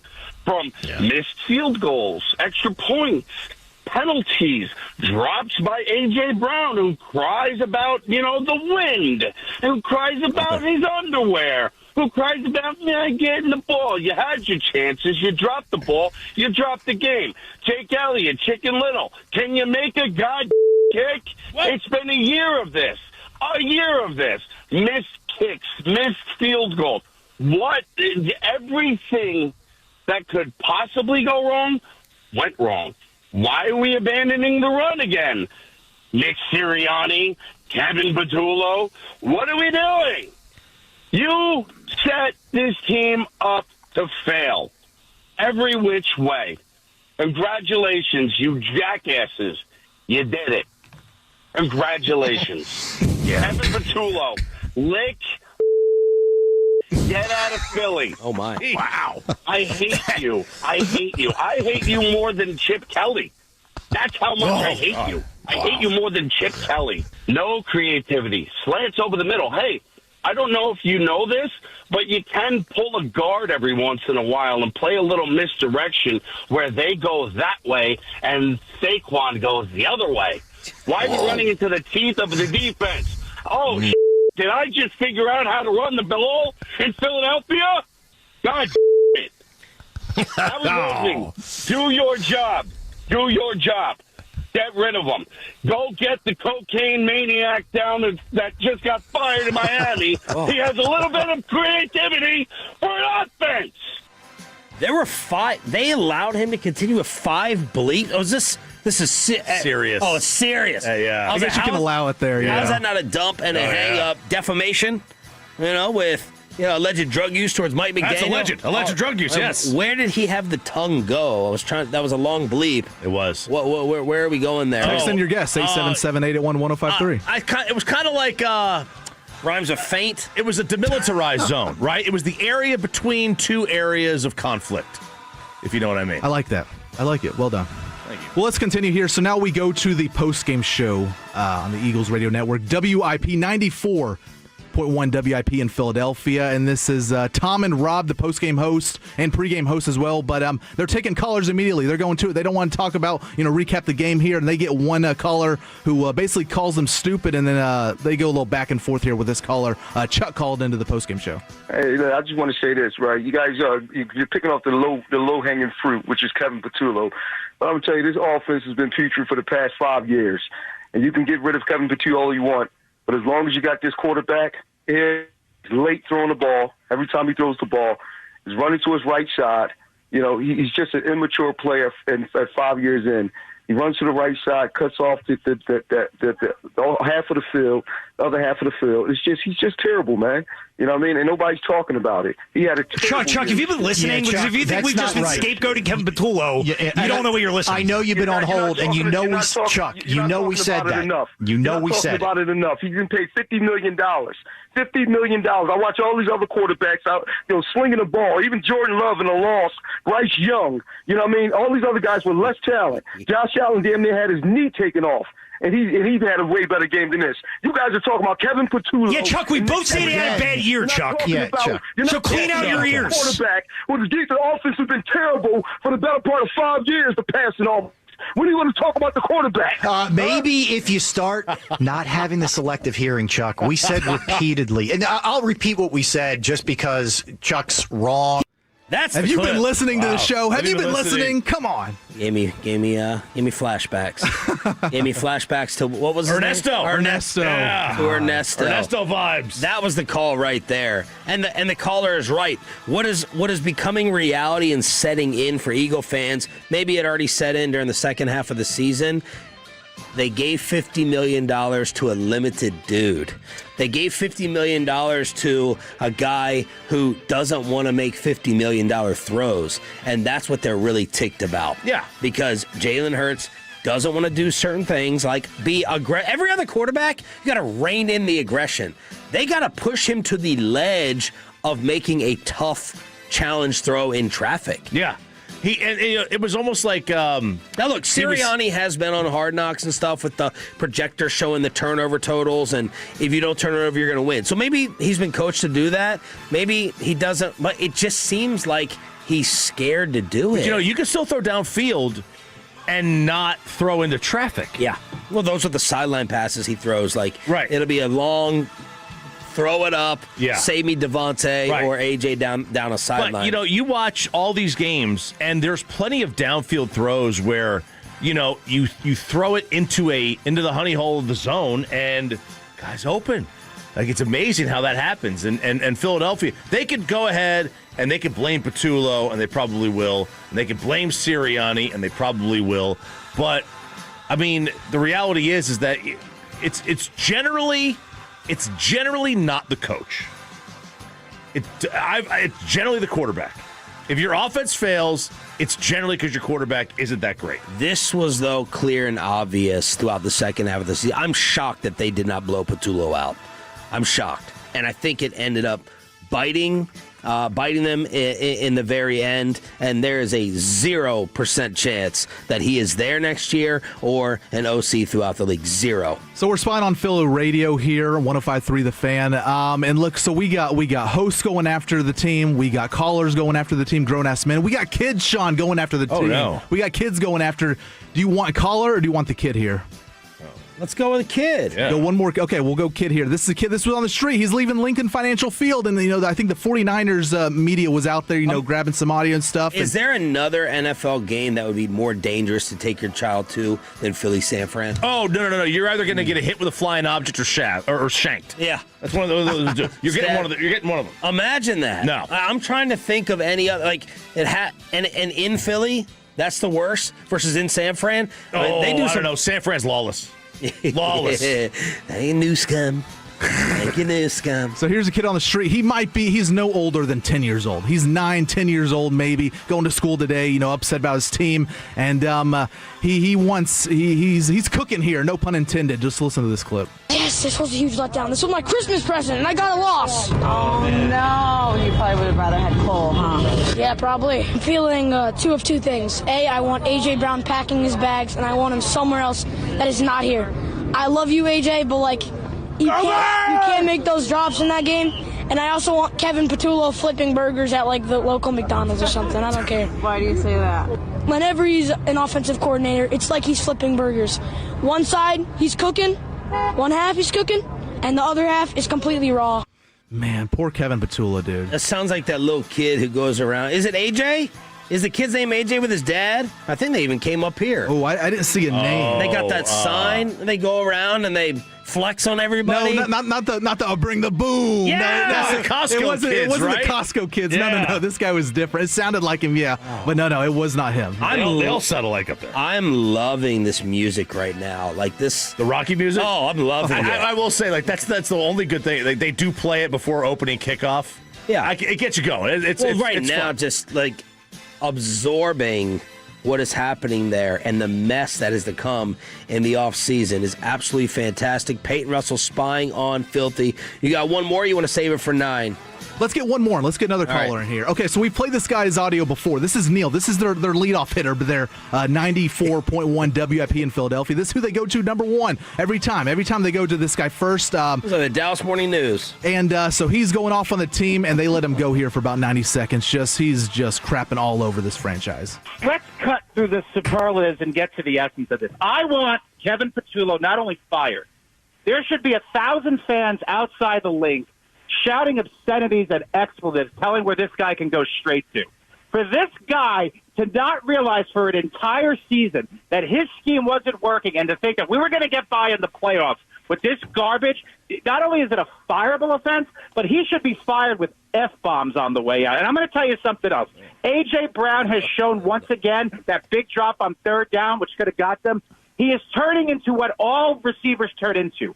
Petulant, narcissistic divas. He needs to be traded. And I'm going to be blunt here. Jalen Hurts, as you said in the open correctly, when he was a quarterback who could run and have the dual threat, that is what made him unique. If he thinks he's just going to be a pocket thrower who occasionally runs, not only is he devaluing himself, he is devaluing himself as an asset to the Philadelphia Eagles offense. And as you said, Howie Roseman and Jeffrey Lurie are not going to stand idly by for this crap. There needs to be heads on the chopping block. There needs to be trades. I need to see an offense next year that maximizes the talent we have with a scheme that makes sense from a Clint Kubiak or somebody who understands to get the most out of what we have, as opposed to Kevin Patullo, who got the least out of this roster, and a head coach who seems either indifferent or has his head up a certain orifice I can't say on Good job, Neil. Good job, Neil. Man, you would think this is the team that's in the 30-year drought of going to an NFC title game. Yeah, look, listen, after a while, you get numb to it. You know, you're not as angry anymore. It's just like, all right, another one. Expectations, yeah. basically. Trades and cuts. That's it. That's the East Coast. That's there it is. Very low-hanging fruit. Is the low-hanging fruit. It's lowest common denominator. Trades, fires, all that. Part 1, spying on Filthy, from Peyton Phillip Russell, getting it done here on Sean and RJ, commercial-free in the Expressway. 9 o'clock we'll do part 2. AJ was too cowardly, of course, to speak afterwards, but Nick Sirianni had to explain the interaction that Big Dom had to intervene on. Yeah, I was trying to get him off the field, because we were about to punt, and that was really it. So I love AJ. I think he knows how I feel about him. I have a special relationship with him. We've probably went through every emotion you can possibly have together. We've laughed together. We've cried together. We've yelled at each other. We're both emotional. I was trying to get him off the field, and you never want. That happens in this game. But I love him. Have you talked? Did you talk to him on the sideline, or did you talk to him on the sideline or after the game? After that interaction. Yeah. AJ catches 3 of 7 targets for 25 yards. Oh, no. And did not make a catch in the final 3 quarters to go along with the drops. The 3rd and 5 drop. I was really hoping that Goddard did not convert after that on 4th and 5, because that basically would have ended the season right there and then. Is that the one where they said that he's been out of rhythm and he hadn't had a target in a while, and that's maybe why he dropped it? Is that the one? Yeah, Tom Brady. Dude, own it. Own it. All year long, you kissed Jalen Hurts' ass, because And again, Tom Brady, I think, leaps and bounds better than he was last year. But all year long, I hear the noise, and I hear the criticism of the Eagles' offense. All this guy does is win. All you can ask, and Troy Aikman would probably be in the same grouping, and I love Troy as an announcer. You'll get him tonight for the armpit against the Steelers. But all year long, all I heard from Tom was, I don't see any of this. I don't see any of this as a problem. And people are overreacting. And he's sitting there watching this offense die and freeze up with second and long situations where they decide to run instead of throw and have this offense completely fizzle out in the second half again. And I want to hear Tom Brady own it. All the winning and the intangibles and just doing things the right way and not turning it over. Eagle fans knew this was coming. If Bobby was sitting in here today, he'll be back tomorrow. He would say that it was all there. There's a reason none of us put them in the top 5 of the power rankings. With that defense and being the defending champs and AJ and Devontae and Jalen Hurts and Saquon Barkley, and not one of us put them top 5 in the power rankings for a reason. Never. Didn't even consider it. They weren't even in the running for a top 5. Yeah. They're limited at quarterback. The great roster. And I don't know, like, they might make a decision, and obviously probably Patullo, but maybe Sirianni. It's not going to matter. It hurts. What about the drops from AJ? They're getting on him. They're saying he was scared and did not lay out. Are you blaming him for all 3? I feel like there was one that I maybe am going to give him a little bit of a pass. And Brady also was trying to write it off to the weather. Sirianni also was like, hey, it's 25-mile-per-hour winds, so the ball in the air in terms of the judgment, Philly fans aren't going to give a rat's about that. They don't care about any nuance. They would never care about that. Love the video of Brady talking about how to throw a ball in the wind. That's next level stuff. Next level, where you got to point the ball downward. Can't let the ball let air get under the ball and sail.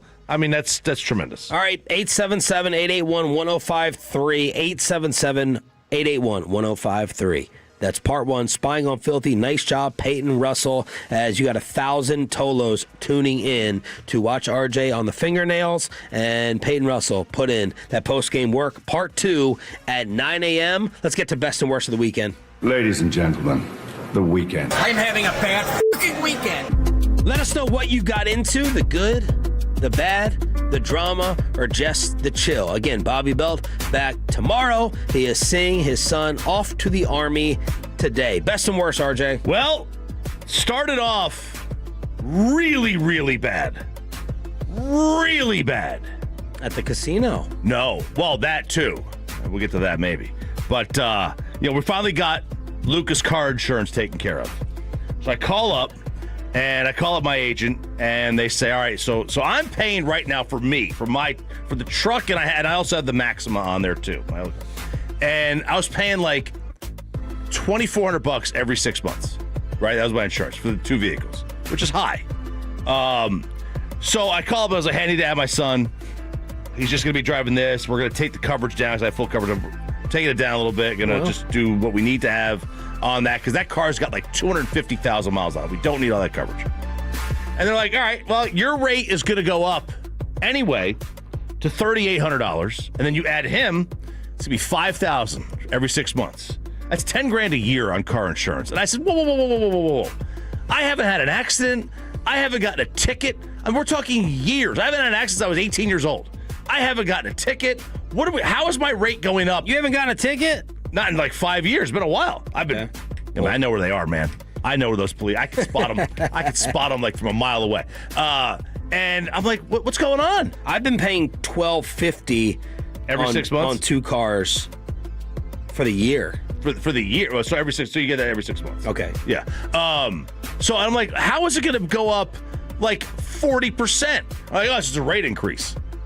I was like, no. I said, send me all this. I called my buddy. Shout out Brad Bingham. And he said, this is we haven't had a rate increase. It's the same company, because we haven't had one. And he gets it down to where I'm paying. What, he called them? No. He's an agent. He's an agent himself. Oh. I was like, I'm going to you, man. I know you. I'm going to you. And he gets it down to where I'm paying now less money. Is this a reputable company, someone you've heard of? Oh yeah, it's they. You're in good hands. Okay, you're in good hands, baby. Okay, I'm in good hands. Let's just say that. I'm getting it down now to where I am paying for me, my son, and I added Sarah, and I'm paying less than I was paying before. Wow, I was getting ripped off. Yeah, hands on ankles, ripped off. Shout out, Brad. Nice. My guy. So I'm big dub. Yeah. Well done. And then we went to WinStar that night. And it started out like Indiana, Oregon. And I was Oregon. Okay? Started out really bad. I was down like $300. What were you playing? I started with craps and then went to roulette. I was down like $300 in a heartbeat. And then Sarah's like, can I go play? And I was like, yeah, sure. So I gave her some money. So now I'm down $400. Right? Oh, come on. So I took the final 100 that I had. And I said, all right, I'm going back. She says, go back and win your money back. So I went, and I went to the blackjack table. And like, if I ever go to a blackjack table again, and I'm playing anything less than $25 hands, slap me. Because you cannot win anything unless you're playing 25 or more. Oh, because what were the low tables you could play? There was a 10. There was a couple 10s, and I went to those. That was nothing great. What do you play, Peyton? I'm a 15 guy. When I go, it's 15. 10's too little for me. 25's a lot. 20. You go on a run with a $10 hand, you're going to walk away $60 in the plus. I know, but you could be done in seconds, a minute and a half. Yes, you can. 25. Yes, you can. If you just want the vibes, you go to $10 hand. You drink there, you get drunk there. Absolutely. You play 200 hands and you lose $100. Listen, I wasn't in for vibes. I was in for winning at this point. Okay, so I went there. I was in desperation. I went on a run to the point where I was up to like, because I keep increasing the bet every time, right? So I was up to like 150 a hand at the end. Wound up coming away plus 900. What? Oh my goodness. Plus 900. A $1,300 turnaround? Dude, I mean, I hit blackjack 3 times in like 5 hands. At one, it was at 150 a pop. So that was like, what, 275? Wow. Tremendous day. Tremendous day at the casino. So that was Friday night. And then on Saturday morning, it all came crashing down. I got a text that a buddy had passed. My friend Doug Cochran, he had passed away over the weekend. I've known him. He worked with my dad. Last time I saw him was at my dad's funeral back in February. So I got that call. That was the eternal bachelor. The eternal, never, no desire to ever get married. Never. Salt of the earth guy, great advice man. That's what he was. That one hurt. Pepe, best and worst of the weekend for you? Yeah, so I think this is a great best for me. Top of the best, I think, because Mackenzie and I, we went to the movies Saturday night. Saturday late afternoon, early evening. And because Friday she was like, well, I want to go to the movies. And I'm not a big movie guy. I've been to, I think, the movie theater 2 times in the last 10, 12 years. Like that it's you're staying in the same spot, for 2.5 hours. You run out of popcorn, out of drink. You can't go anywhere. Can't go to the bathroom. I don't like it at all. But, we went to the movies and she was like, okay, if we go to the movies, we'll watch Housemaid.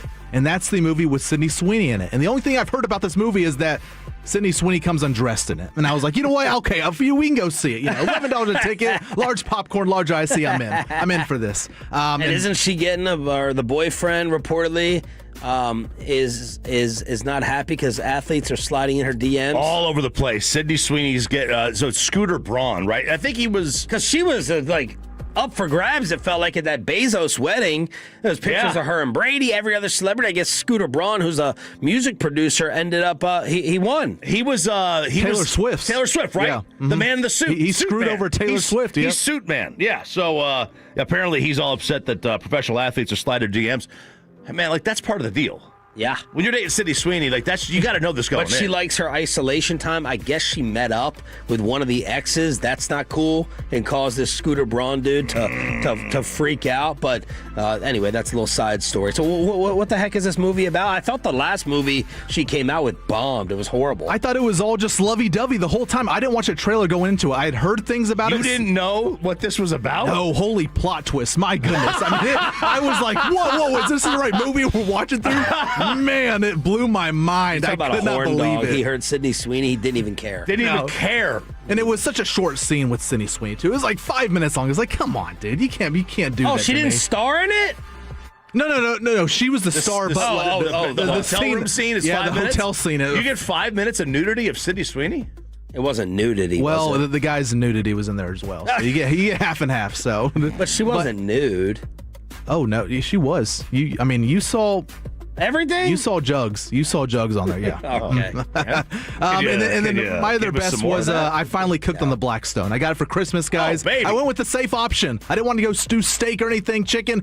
I went with the cheeseburgers. Yep. Burgers, Okay. Yeah. no veggies or anything. I toasted the buns, but we seasoned it a little bit. We got the oil on there, scrubbed it around, cleaned it, I think, the right way. Everything went well. We got the propane tank Saturday morning, so we got that full, and we're ready to go, and the burgers turned out great. Did they? Because it read disappointing in your email.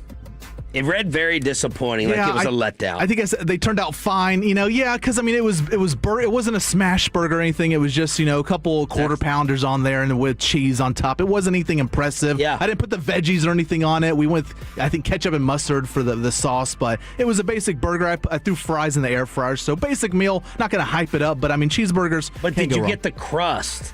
That's the point. I feel like you didn't get enough color on there. It doesn't sound like you got that. That's what the Blackstone's for. Yeah. For the sear. You can't just cook them and not have like that charred look. I thought the tops the top of the burger was a little crusted, but I could have left it on there long. But I was just. Did you make your own, or they're frozen patties? No. This was ground beef. Okay. Ground beef. So I threw the seasoning in there. Smash. I did not smash. Well, I don't have the little press thing yet. I don't have the press. My spatula is plastic. Changer. I know. Yeah, but they can be a pain too. They're hard to clean. Well, you put down a parchment paper in between and block it. But then you got to let's smash correctly. And then when you bring it up, is it going to come up off of it? Right. Yeah. You got to. I always forget to oil it first. That way it won't stick. Yeah. I don't do that either. Yeah, I always forget to do that. But no, if you can get the smash burger down. Oh, they're great. They're great. The Blackstone's awesome. So cleaning it's easy once you figure out how to clean it. When did you clean it? Remember I told you you're not going to want to. You need RJ's cleaning advice. I told you you're not going to want to clean it. An hour after. An hour after I finished the last burger, because we went in there, we ate and everything, and then the Eagles game, 49ers game was still on. That's good. And then I went out same day. That's a win. I clean it while the steak is sitting. Okay. So right after, when it's piping hot. Yeah. Because I'll scrape it, then I'll pour the hot water. I'll pour the water on it. Yeah. The water will bubble. Yeah. Towels, water again, towels. But you feel oil, you feel confident in the clean. Yeah, I felt confident. There were some spots still on there, but I think that's just natural with it. People are saying try fries in the Blackstone. I've not tried that. Have you tried fries in the Blackstone? Ooh. No. Why fries in the Blackstone? Well, I have the air fryer. I just go with the air fryer. I think the air fryer is better. I never thought of it. I'm not feeling that. Not feeling that at all. Air fryer is fantastic. My best of the weekend was a brand new experience for our friend Melissa's birthday. Have you ever heard of Bingo Loco? I have not heard of Bingo Loco. I saw Bingo at WinStar. People were lining up to sleep in outside. We went to this club that has all the big time DJs in town come to it, and you want to see 40 and 50-year-old moms rage out. It is.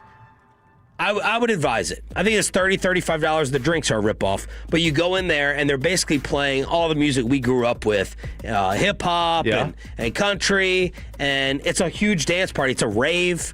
And they turn out the lights. They're giving away flat-screen TVs if you win the bingo, and trips to Las Vegas. Whoa. It's probably like a 3-hour thing for $30, $35. I suggest it. Bingo Loco. Get a group of your friends to go. It's going to be about $14, $15 a drink, but it was kind of insane. And you're just playing bingo the whole time. You're playing bingo with the artist and the song. And you hear the song, you identify it. I was cheating with my Shazam out. Nice. So it's not a number. It's you gotta play there's a song written down on the bingo card. Yes. Oh. And there was a line around the block. It was freezing cold Saturday. There's a line around the block. The whole place was packed. And you go at 4 p.m. Starts at 4 o'clock. Not 7, not 8. It's for people our age. Okay. I feel like. Yeah. I like that. So it was entertaining. Worst of the weekend. I thought the hand, foot, and mouth, we were over it. My daughter has been coughing nonstop the past 2 days. Something is returned. What a wretched sickness this cough is. I don't know if the hand marks or pimples are coming back, but she's sick again. That was a nightmare yesterday. My wife had to miss the Belts going away party for Jacob going to the Army, but it is not fun. Best and worst of the weekend. Every Monday at this time, commercial-free Expressway. News is coming in. on the future of an NFC head coach. We'll bring it to you next on Sean and RJ 105.3 The Fan. But let me go ahead and get you on over to Gimme.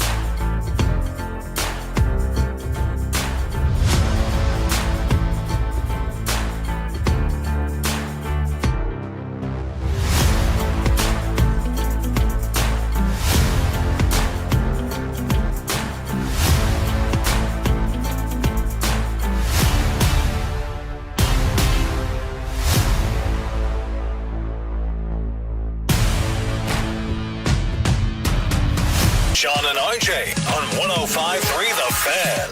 3rd and 15, ball on the 28.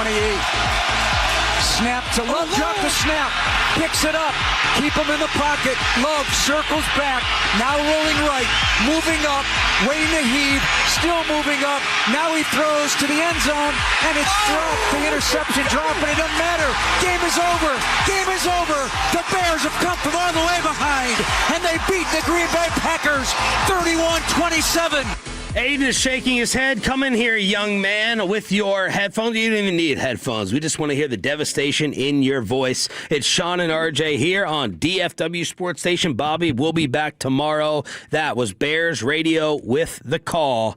Aiden, where did you watch this game? Thankfully, I watched it at my house by myself. Yep. In seclusion, and I suffered that heartbreak in seclusion. And last week, I was saying, how do you feel? And he's like, we got round one. Round one, I'm good. I'm shaky after that. Round two, moving forward. And you were looking like a genius after 3 quarters. When did you think? Take us through the emotions of watching it, of when you thought it was definitely over. Were you sitting there in one position in the room? You couldn't move in terms of lucky, unlucky. Did you just not think it was over? The big misses? Go ahead, Aiden, who runs our fan cam, Twitch, and YouTube. Well, being a Packers fan, I was never happy, settled, especially when we missed that kick right before halftime and we went in 21-3. I was scared. I was not happy. I was like, typical Packers, we're going to choke. We're going to do something to choke. And, of course, Matt LaFleur's, we're going to keep our foot on the pedal. We're going to go, go, go. Come out of halftime, foot's off the pedal. 25 points in the fourth quarter. Are you kidding me? Brandon McManus needs to be gone. Keyshawn Nixon needs to be gone. Matt LaFleur can stay, but he does not need to call plays anymore. Did Trayvon play more than one snap? He had one play, and that's all he played. You think he was going to be good for you guys? He backpedaled well on that play. Better than Keyshawn Nixon. You can see on YouTube, there's a play where Keyshawn Nixon, they're going towards the end zone. Keyshawn Nixon jumps out of the way of the diving running back, lets him in. Matt LaFleur's 3-6 in the playoffs. Ugh. Only coaches, I'm surprised that this is the stat, only coaches with a worse playoff win percentage, 8+ games. Steve Owen, I don't know who that is, George Allen, and Marty Schottenheimer, 5-13 was Marty's record. 5-13, 3-6. LaFleur is thrown into that mix. I think all those 5 are with Cleveland too, in like a 4-year stretch. They're even picking apart under center versus shotgun. Like, this has become a big thing on social media. The Packers scored 3 first-half touchdowns on those 3 drives, 15 plays under center, 12 plays in shotgun. Packers had a 3-score lead at the half. Second half, 5 plays under center, 35 plays out of the shotgun. And before the final drive, it was 5 versus 24. So they're going to him for the shotgun. The pros and cons of Matt LaFleur as news is coming in. Just go ahead and give us what you think he is as a coach, because this is one of those guys, it feels like if he was gone, then someone would swoop him up quick. Oh, absolutely. The pros, he's a good coach. Like, we haven't had a losing record. We've been winning. We haven't won the division. Is he better than McCarthy? I like him way better than McCarthy. 10 times better. He's smart. He's a football genius, but his play calling is screen passes and runs to the right. Like, we did not use Matthew Golden as we should have all year long, and you see in the playoffs that touchdown he had was an amazing play. He broke off people. He was spinning. He was moving. But during the regular season, Matt LaFleur just let's bubble pass. Let's bubble pass out to him. Do you hate Ben Johnson? Yeah, I do now. He's... Don't say it. Yeah, I'm going to just... LaFleur was asked about his job status after. You're left on your contract, and policy has said he doesn't like lame duck seasons. Do you expect to be back next season? Have you guys already started negotiating that deal? Yeah, with all due respect to your question, Pete, now's not the time for that. I mean, I'm just hurting for these guys. I can only think about just what just happened, and there'll be time for that. Aiden, what did you think, and what did you want to happen to Matt LaFleur before we get to this news? I want to keep him. I don't think, if we move on, I don't think there's going to be somebody out there in the coaching carousel that can... Because some Packer fans are like, hey, before that fourth quarter, there's your defensive coordinator. Elevate him. Hafley? I wouldn't be mad at that, but they'd have to bring in some offensive genius like Mike McDaniels or Cliff Kingsbury to run the offense. So you were fine with keeping him? I'm okay with it, but I don't want him calling plays anymore. So in that contract discussion, I want in the contract, no more play calls. No more play calls. He said he's a genius. He is, but he's not calling the right plays. Because if he was a genius, we would have doubled our points. It would have been 42-3. Happy with the Micah trade? And how did he play for y'all all pro season? Oh, he was amazing. You could tell we were 0-5 as soon as he was injured. So he's a big part, and it'll be better next year. I'm still okay with the trade. I'm still happy we have him. Are you devastated? How do you take devastating sports losses? You don't seem angry. You're a comical customer. Is this as bad a one? Well, this is 2 days after the fact. Saturday and Sunday, I was pretty irritable. I think it just hurt because it was the Bears, and we were up so big, and now all of Chicago is just... I'm the only Packers fan people know, so my phone has been blowing up for 3 days. You think Chicago can be serious, or are you tired of the way they're doing this? I'm not scared of... We beat ourselves. Chicago didn't beat us. So the next round, they're out. Aiden Butler, hit him up on the Fan Cam Twitch and YouTube to try to cheer him up or just pour more vinegar in the wound. Adam Schefter with the news choppy. Packers now are expected to try to work out a deal in the coming days to keep Matt LaFleur in Green Bay. What did you think was going to happen? And who makes this decision with the cheeseheads owning the team? Gutekunst. Gutekunst? Yeah. Matt, is it Matt Gutekunst? Sounds right. Brian, right? Brian. Yes, Matt LaFleur, Brian. That's. I mean, it's fine. I think LaFleur's a good coach. I don't think he's the problem. There's a lot of problems in Green Bay. I think Green Bay has to go back and they need to do a deep dive. Aiden may hate it. On what? They need a roof.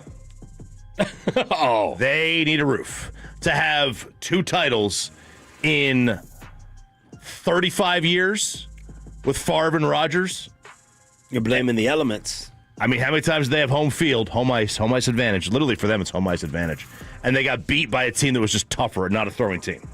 They had a lot of times. I mean, I could count like 4 with McCarthy.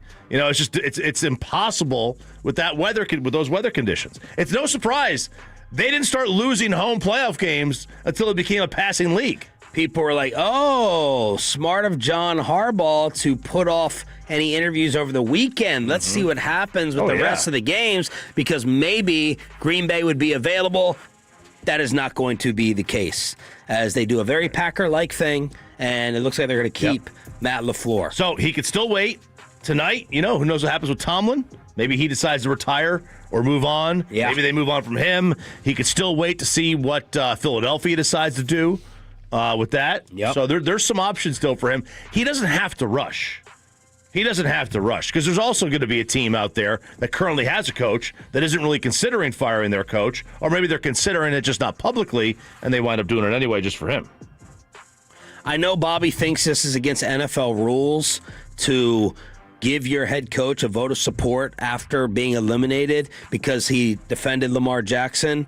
And I tried to read into that a little bit more. Well, Jordan Love was asked about LaFleur at the podium afterwards. He said, I definitely think Matt should be the head coach. I've got a lot of love for him. I think he does a great job, and that's it. How much is he going to be fined?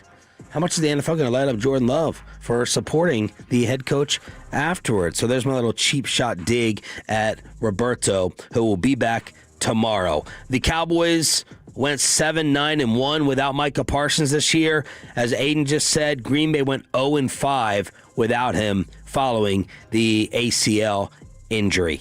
877-881-1053. Franco injury attorney. Texan Chica Lean is sitting here showing up early at work today from La Grande. I'm sure he's going to be talking trash to Aiden as his Bears get the miracle comeback win. For him to come in early. I know, before 8 o'clock. That's as big a miracle as what happened in the second half. It really is. For him to come in before 8 o'clock. Get ready. I mean, the sun wasn't even up. It was barely cresting over the hills. Here he comes. Other NFL news cresting.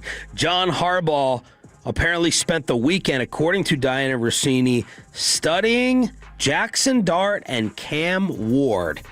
Specifically on quarterbacks. Jackson Dart and Cam Ward been in contact with team decision makers, communicating with potential members of a staff. If the Giants lose out on John Harbaugh to Tennessee, they will melt down at a level we have not seen them melt down. This will be worse than anything on the field.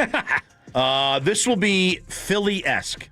Sean Mraz at the Fan will have a complete. They might skip Yankee season if they wind up losing out on John Harbaugh to Tennessee. Many Cowboy fans wish that Dallas would have made this move years and years and decades ago. Matt Ryan has been named the new president of football. And Troy Aikman is going to continue with the Dolphins in an advisory role.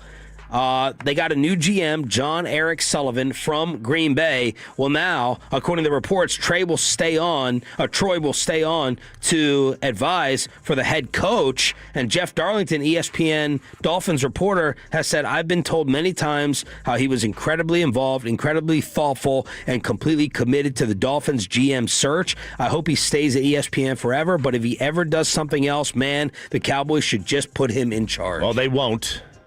And it really kind of is. It's kind of insulting, like that for 30 years or whatever that they've never had. When was this team ever used advisors that were former players? Well, apparently Jerry calls Switzer for a running back. Oh wow! He brings in Charles Haley. Oh yeah, look at a lineman. Maybe they talk to Big Nate. Hopefully they talk to Big Nate Newton. Maybe. But like I don't know. It's just. Troy's been sitting there basically saying to you every year, I would love, if they called me, I would love to do it. And he wanted to be a GM. And now Miami, I don't know, man. It's just a little, it just kind of rubs you the wrong way. Ian Rappaport, the Commanders are hiring former NFL quarterback and rising assistant coach David Blau. What was that? He was a backup for years. He's the new OC. I'd never heard of him. He started like a couple of games. I think he start against the Cowboys. So it's not going to be McDaniel with the Adam Peters GM ties. The Lions were showing interest in this guy, and Washington acted fast. He was with Detroit. Like he was a quarterback, a backup for them. I think they wanted him, and this is a big loss for them because he goes to obviously the Commanders, and if Jaden's healthy, Jaden is a problem. If he's healthy. Yeah. 877-881-1053 in order to hit us up here on Sean and RJ 1053 The Fan. Speaking of head coaches, this audio went viral and the internet is split over the professionalism after Jacksonville lost to Buffalo with Liam Cohen at the podium. How you doing today? Lynn Jones, Jacksonville Free Press News. I just want to tell you congratulations on your success, young man. Thank you. You hold your head up, all right? You guys have had a most magnificent season. Thank you. And you did a great job out there today. Appreciate so you it. just hold your head up, okay? Thank and you, ladies ma'am. and gentlemen, Duval, you the one, all Thank right? you, ma'am. keep it going. We got another season, okay? I appreciate Take it. care and much continued success to you and the entire team. Thank you, ma'am. Oh, gosh. Why do I have to be here in the bad guy role? Uh-oh, you be the bad guy here? This is, Man. I'm gonna be media. I'm a UNT journalism professor. Inappropriate. Keep it outside the press conference room. And unprofessional. Unprofessional. Inappropriate. I was really hoping she was not going to be from an official news outlet. Nope. You tell him this in the walk-off. You send him a text message, a phone call. You stop by the office. I hate to ruin this great Hallmark moment. Journalistically, inappropriate. You can't do this. Wrong thing. It's soft. It's soft media, Sean. It's soft media. They just lost a playoff game. Just like you don't clap when the head coach or the players brought up on stage. You don't clap. You don't clap for the introduction. That's a college thing. You don't do it. You do it in college. Here's the difference. This is not a normal media member. This is an art. She's a woman? This is an art and fashion writer. Yes. Is she? It's an art. Yeah. So the playoffs bring all the media out of the woodwork, right? And all the media that have this. I had to be Bobby. Yeah. All the media that have the Donnie-like persona, like the very nice people, right? Yeah. The very nice people. And she's like an art and fashion. So she's probably there doing a story on some Jags player who's got a fashion line or whatever. And then she just walks in there. Just keep your head up. So it's like, if she was like an everyday beat writer, get out. Yeah. Big Okay, problem. there's the difference. Anthony Davis is in a sling, and the Senators have responded to the cheating accusation scandal. That's next with Sean and RJ 105.3 The Fan. But what did you go shopping for?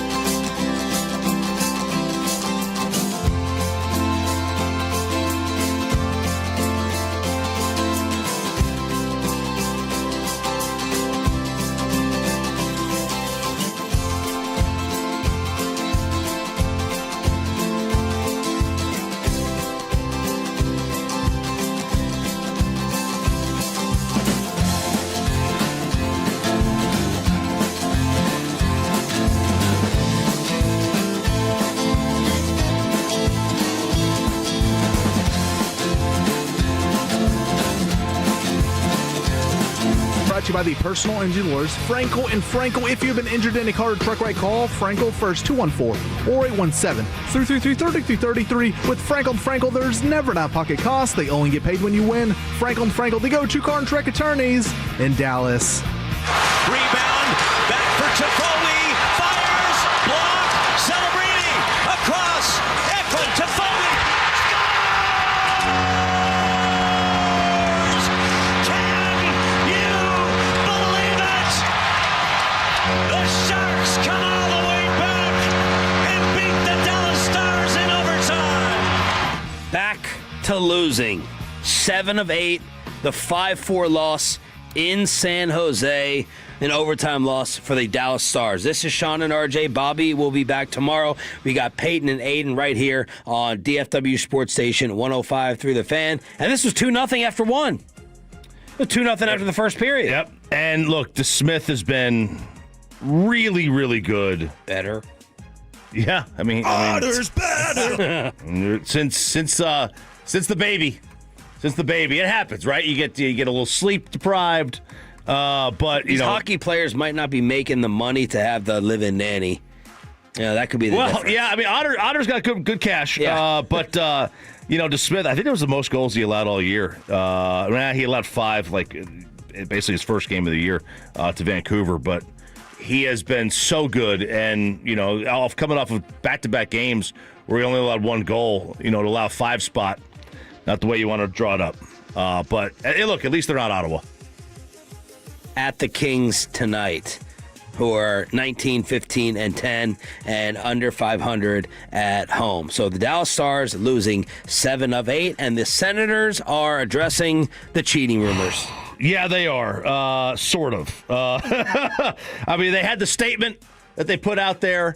Now the Senators fans have made their own statement and reset the rumor. So the rumor, the way it started was there was a rumor that Linus Ullmark had come home from a road trip. This was a post that was circulated on social media. That he came home from the road trip and had outed some of his teammates who had cheated on their wives to his wife. So he told his wife. And then, turns out that according to this internet rumor, that he had a girl on the side who ended up calling his wife and outing him. And then his wife went and outed all the players that were doing this on their wives to the other wives right before Christmas. And then, the team put out a statement that was they're disappointed. They even, this is one of the greatest statements of all time. They said this is the lowest form of trolls and sick people who scour the internet. It was just an all-time great statement by the Sens. Well, you fast forward here to the weekend, and you start getting news and reports that some of the players on this team were caught by, and what the story says, girlfriends and boyfriends were catching these players, outed the rest of the teammates. Players that were named are wanting out. And it's just going more and more and more. And there was a 4-minute exchange with the coach and the media. And the coach is just complete head in the sand, basically saying none of this is a problem. There's nothing going on, nothing to see here. Brady Tkachuk basically said, F you to everybody. That's basically what it was. Just a big F you to everyone who's coming out about this. Do we not have this audio?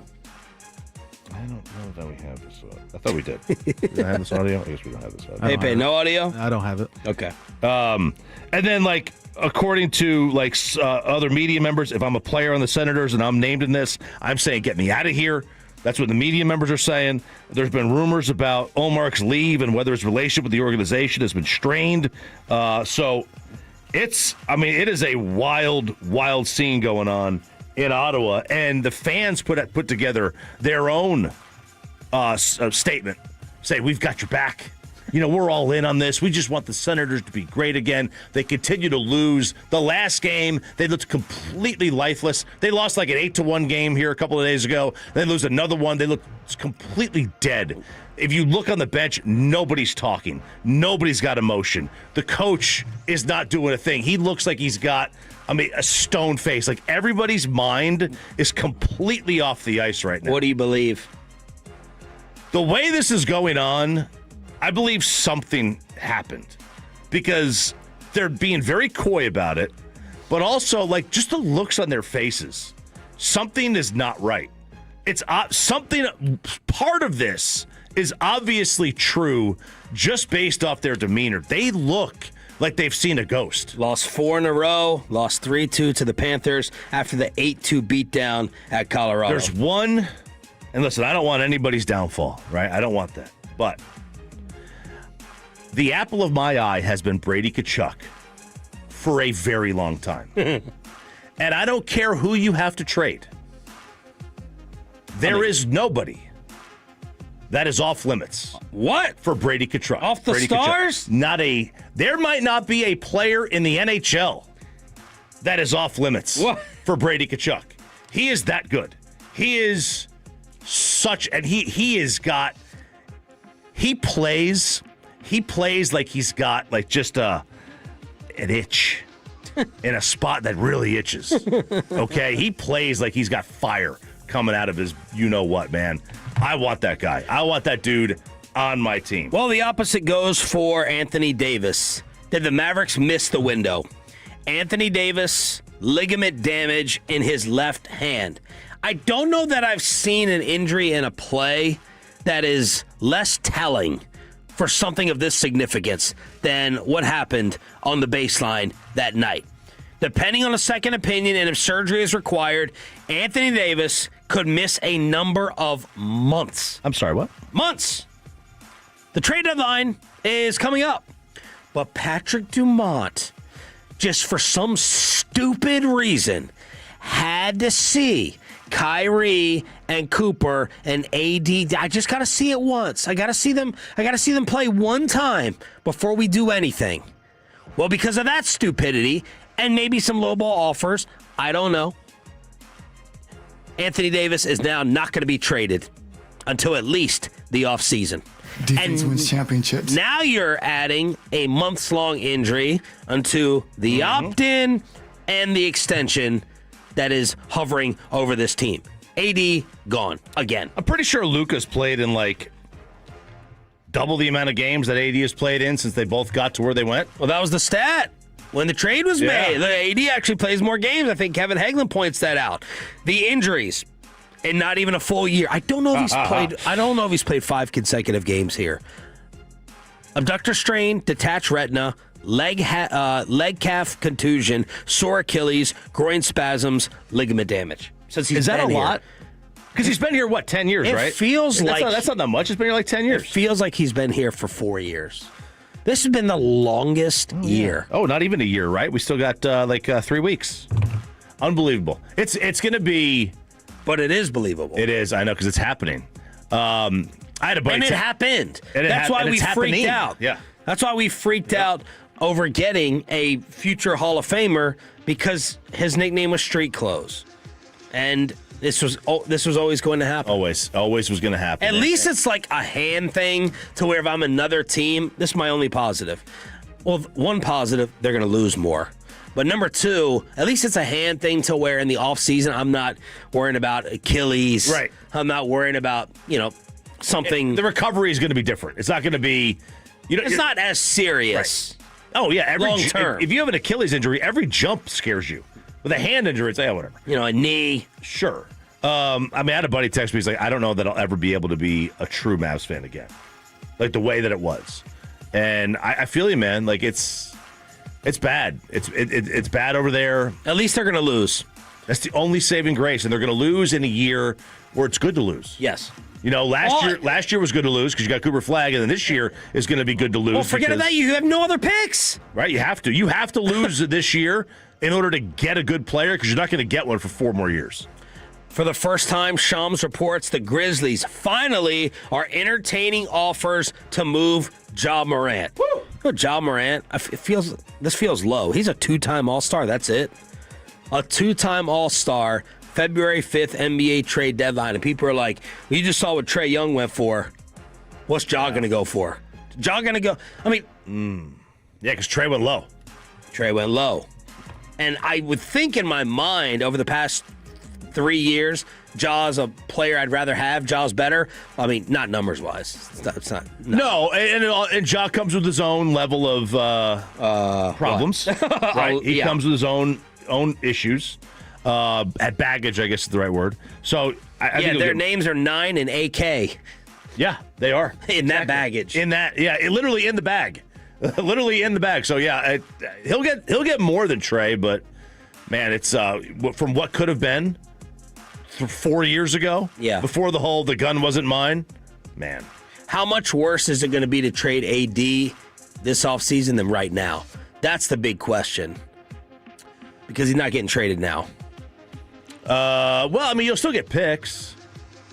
Right? But does the value go down? Like, how much worse does it get? Now do you have people more afraid because it's another injury? I don't know. Like, does he come back and play? No. And when he comes back, does he come back and get hurt immediately? What? I still haven't seen, like, exact specifics. What in the hand can take you out this long? It's a ligament. It's right. It's a torn ligament. It was torn? Well, I guess. Yeah, had to be. And you get surgery on it. I mean, the surgery itself, that's gonna put you out for several weeks. 877-881-1053 could miss a number of months. Franklin Franco injury attorney text line here on DFW Sports Station. By far the worst NFL game of the weekend, and by far the worst commentator that we heard on these national games. Below the belt, happening on the home of the Cowboys with Sean and RJ. 105.3 The Fan.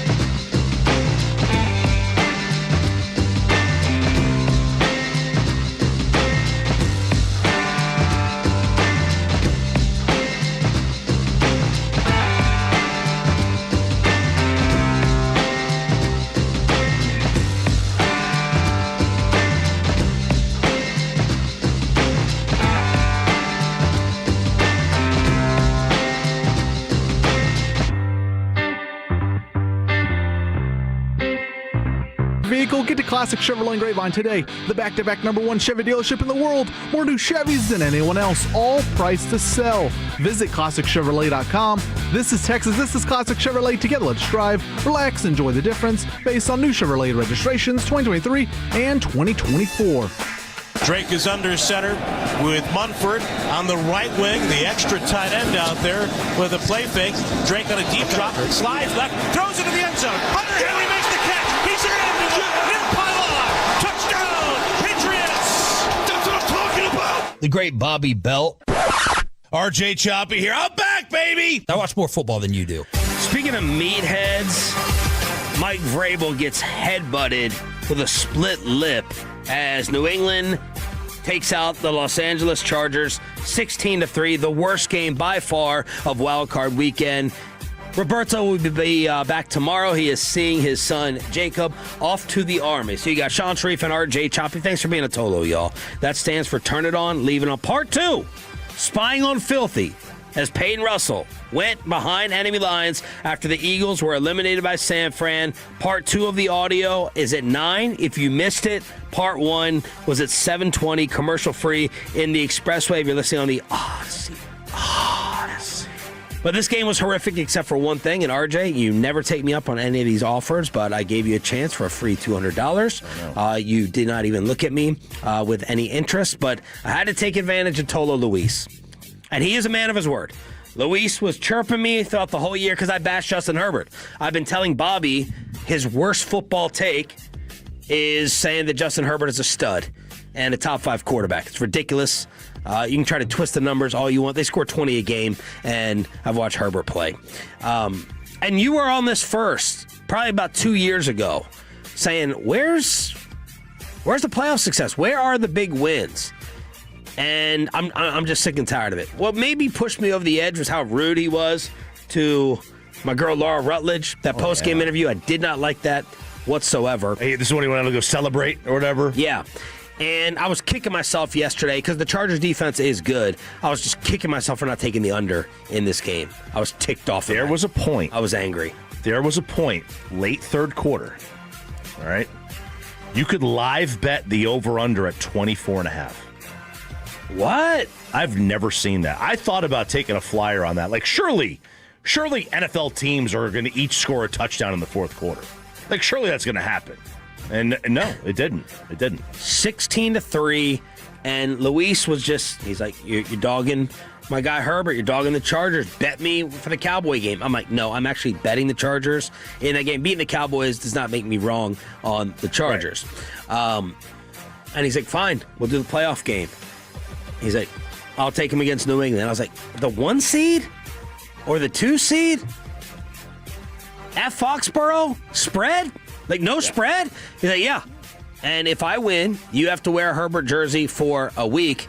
And he's like, I'll give you half the money right now. We don't know each other. I'll give you half the money for you to hold it. I said, you know what? I trust you. The fact that you would volunteer, what are you laughing at? Just the fact that he would give you the money up front. Half. Like he would just, half of it. Here's $100. Just take it. Well, he knows where I live, where I work. Not where I live, but where I work. You know, I mean, I'm easy to be found. You can find each other. As I tell all the trash talkers, but, you know, I have no way of tracking him down. I said, you know what? I operate on trust like that. I said, don't even send it. We'll just see what happens. Well, it's 3-0, and I'm nervous. Because New England should be winning this game by more, in my opinion. This is a typical ugly Harbaugh slobber knocker. Let's be old school and have it 6-3 at halftime, and then they figure out a way to win, and Harbaugh gets all the coach game credit. He gets all the close credit. And then eventually New England pulls away, and the Chargers get shut out. And Luis, he hit me up with the $200. Look at that. He had offered the same thing to you. He did. I didn't have. This was less about Herbert, more about the rookie quarterback, first game. Drake May, first game he's ever played in. Yeah, overreactions or not, like this week we will have to ask whether this game makes you more nervous about the Patriots. Well, it's a 6-3 game. But more nervous moving forward about their success this year. Yes. Oh, for sure. Their next playoff game. Like, how are you feeling after this ugly win? So they will get what the I guess we don't know. The winner tonight, right? Not necessarily. Because Buffalo's the 6th seed. Buffalo gets Denver. Yes. Yeah, so they get the winner tonight. Because if Jacksonville had won that game, Jacksonville was going to go there. Based on last night, I think we all would have picked the Jags to win that game. To go where? To go to New England and win. Because if Jags had won, they would have gone up to New England. I think we all would have picked the Jags with the way that game played and the way the New England just looked blah. And, to me, a lot of what the coach asks the quarterback to do tells me about the quarterback.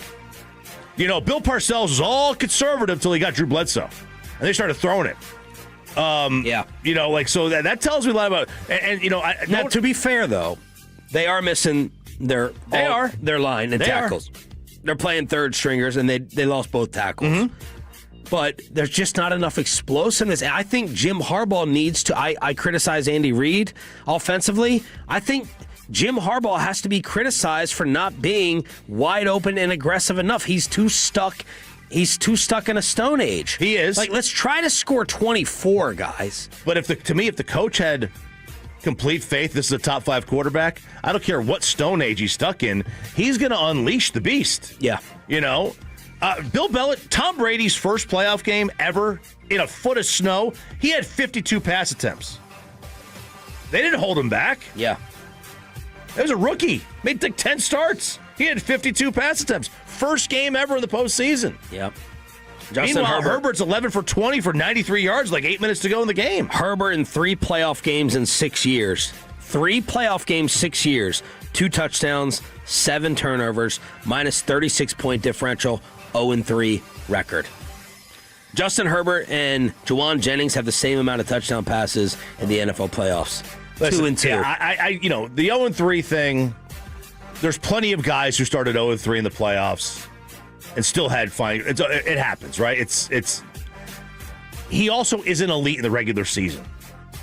At least not. No, at least when Peyton Manning was 0-3, he was throwing for 4,000 yards a year and winning MVPs. And Justin Herbert's here. His coach didn't even let him score 20 points a game because his coach knows he's just cheeks. Yeah. 877-881-1053. Speaking of cheeks, I have to do it. Tony Romo's awful. He's terrible. This is not the best audio, but this is just one of 5 different examples of how bad he was yesterday on CBS Bills Jags pregame. Wide open tournament is about to begin. It is wide open. I don't think we've ever seen it where you're like, who's going to win? I don't know. And I'm pretty good at football knowledge, and I'm like, I don't know. Today's going to be very telling, though, because Jacksonville is a complete football team. They can surprise a lot of people. Carolina did that yesterday. Mm-hmm. They earned the respect of them. Almost won, they didn't.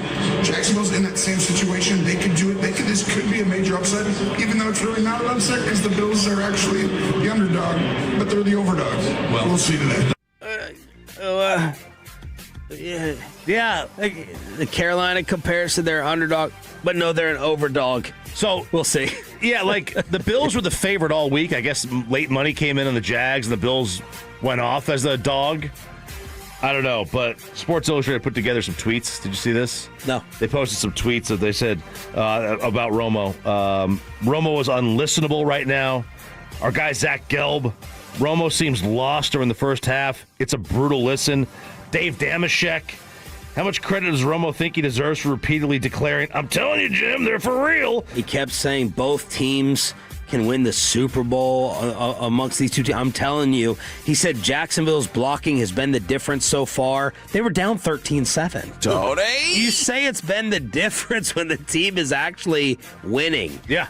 And he starts these sentences and then gets lost. He's way too generic. I think he's scared of giving an actual opinion. The thing I love about Aikman, and he'll piss some people off, he will tonight with Houston and Pittsburgh, he'll give you a strong opinion. Or at least you got to be great at explaining why. Greg Olsen is great at explaining why. People are comparing Romo to what Tom Brady did yesterday, throwing the ball in the wind. He's so generic. A lot of people are saying it's lazy. I don't know whether it's lazy or he's not giving enough credit to the football fan who is listening to this, and we're seeing where you go with the point. I think Tony just thinks I can be safe and generic, and we're on CBS and network television and continue to collect my $18 million a year check, and no one's going to call me on it? No, not these football fans that are watching this. He starts these statements, goes nowhere. Everything on a call or a measurement is, let's see. My excitement will go ahead and overtake actually giving an opinion on whether they're going to be short, whether they picked up the first down, whether the guy was in bounds. It's always, let's see what happens. And Gene Steratore, you suck too. Because he was asked to be brought in on a play, I think it was at halftime. It was halftime with what just happened. And Gene was like, let's see. No, you're the rules official. You're supposed to come in and tell us what the call is supposed to be. Why is it going to be made? And what is your prediction? I'd much rather someone give an opinion and be wrong than just be safe and generic. And Tony starts these sentences and gets totally lost. Now, I don't know whether it's lazy. I don't know whether he doesn't have the completed sentence in his mind, or he just thinks he can get away with it. He's not, because he's getting murdered. Awful Announcing is saying that the J.J. Watt team should go ahead and replace him. People think Jim Nantz is tired of it. I'm not really hearing that when I'm listening to it, but man, they already had an intervention, of course, supposedly a couple of years ago about Romo. I just thought he was awful, and he is right now awful. It happens because he was really good at the beginning. Like, he was tremendous. He was game-changing. You know, when Sims first got on years ago, Sims was good. And then, long run. You know, and he aged, he got older and further away from the game and further away from the nuances of the game because the game changed so much. I mean, remember, when he started, it was still a run-first football. And then it completely changed. And, you age out of it. But Romo seems like it's doing quicker. I mean, it's only been 10 years.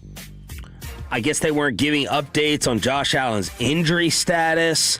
Like, Awful Announcing is just going 1, 2, 3, 4, 5 in terms of the issues. So it's bad. I felt they did okay on Allen's injury stuff, didn't you? I didn't notice. I think they were looking for an update. They had to go to Tracy Wolfson for it. Yeah. I don't know.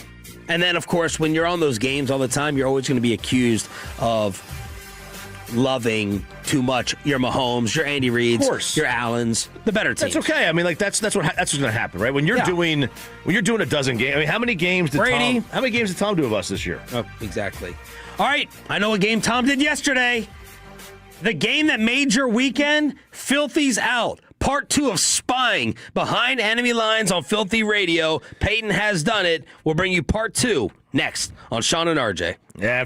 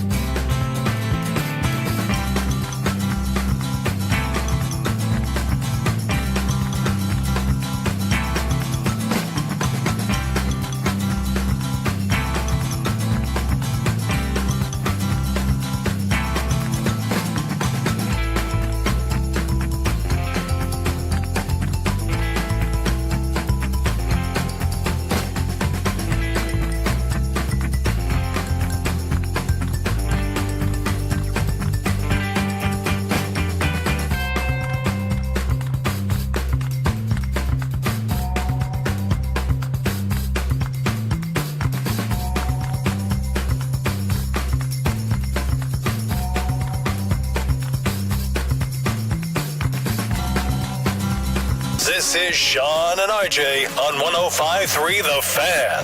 McCaffrey is beside Brock in the shotgun. Here's the snap. Purdy wants to throw. Purdy pressured. Purdy steps up. Purdy throws. Caught. Touchdown, McCaffrey. Touchdown. 49ers back in front. Yes, sir. Final hour. Fist pump time on the Fan Cam, Twitch, and YouTube. Sean Sharif, RJ Choppy, Bobby will be back tomorrow, seeing his son Jacob off to the Army. All the best of luck, Jake. We got Peyton and Aiden is even giving us the enthusiasm after his Green Bay Packers were eliminated. That was part one. Good news for the Cowboys, because that means we get pick number 12 and now pick number 20. We did not want Green Bay to advance. And then yesterday, the creme de la creme, the cherry on top, as the Philadelphia Eagles were eliminated at home against the undermanned San Francisco 49ers. Does anybody actually like the cherry on top? Yeah, I always ask for it. Who doesn't like those cherries? I'm not a big cherry fan. No? Are you? Yeah. You never like Shirley Temples? No. What? Definitely not. How? Definitely not. Why? When was the last time we had one? I mean, when you're a kid. Oh, yeah, maybe when I was a child I did, yeah. But Cherry Jubilee? Cherry pie? In the old fashioned, I'm always eating the cherry before I finish the drink. That's a maraschino. That's different. That's soaked. That's soaked in the bitter. Well, that's what we're talking about. Yeah. That cherry. That cherry. The maraschino we got, yeah. Yeah. We ain't throwing some random cherry on there. Luxardos, baby. How did the weekend turn out? Part 2 of Spying on Filthy is coming up. Got a couple clips left from the Expressway 720. The Red Zone, more football at 9:20. We'll crosstalk with K&C at 9:40 here on Sean and RJ. How did the weekend go in terms of who you wanted and who you picked? We all picked the Rams. We ended up winning. I think we all picked Chicago. Yeah. Yes. We ended up winning. I picked Jacksonville. I picked Jacksonville. I did as well. Bobby was the only one that picked the Bills. Bobby was the only one to pick the Bills, so he's looking. I think we're all fine. I was fine either way in that one. Like Buffalo, I get. Well, we'll Josh get to what we Allen, wanted. yeah. Well, let's get to the football expertise first. I picked San Fran and Philly. San Fran. You picked San Fran. Mm-hmm. I picked Philly. I said Okay. it was going to be close, but I picked Philly. I don't remember who Bobby picked. Bobby picked Philly as well. Okay, so there's his loss. And then I think we all picked New England. Mm-hmm. All right, so Good weekend. I think we all ended up with one loss. Right. All right. I think we did. Won the rest, which I was scared. I mean, this is a scary playoffs to go ahead and pick. Now, who we wanted, I didn't really care, but I edged towards wanting the Rams because I wanted to be right. I really wanted them to win by more than 10.5. I lost money on that. So 1 for 1 with who I wanted. I wanted the Panthers. I mean, no, it's an unwatchable team, really, but I wanted the Panthers. I mean, just because they're underdog 8-9, and whenever my team's down the playoffs, I root for the worst possible outcome, and it's like I wanted the Panthers to go all the way. Once the Rams screwed me on the bet, on the underdog bet, I started rooting for Carolina. I'm like, all right, we've taken it this far. I'm done with winning, so just go ahead and upset them. Just go ahead and pull it off. Who did you want? As the game wore on, I started changing my tune. I started changing. So, in that Rams game, wanted Carolina as the game wore on. All right, game 2. Did we all want Chicago? We got what we wanted? Sorry, Aiden? Yes. Yeah. I did. All right. Wanted Chicago.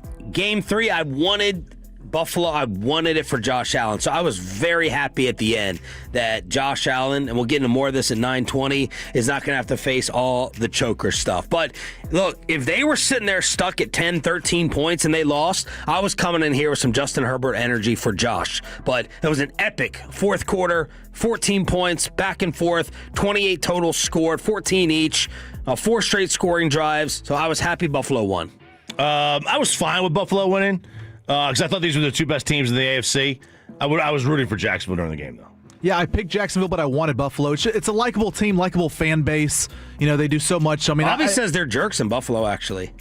Oh, really? Yeah, I had not heard that. But yeah, Josh I think Allen. it's an overrated fan base. The stupid mafia, the tables. What's God, wrong? You don't think the table's cool? It's worn out. It's worn out. It's worn out. They got grandmas doing it now. Yeah, she's gonna break a hip. Well, that would be entertaining. It would be. It would be. But I want Josh Allen to win one. Just give him one Super Bowl. That's all I want. San Fran is who I wanted, and we got it. I wanted the Eagles. Yeah, I wanted San Fran too. And I hate San Francisco, and I hate their fans, and I hate their media. Prosciutto and Butcher Boy. Butcher. But the other one's gone. Bonte's just doing NBA now. Bonte. Yeah. He's on TV. Yeah. Hopefully he loses that job too.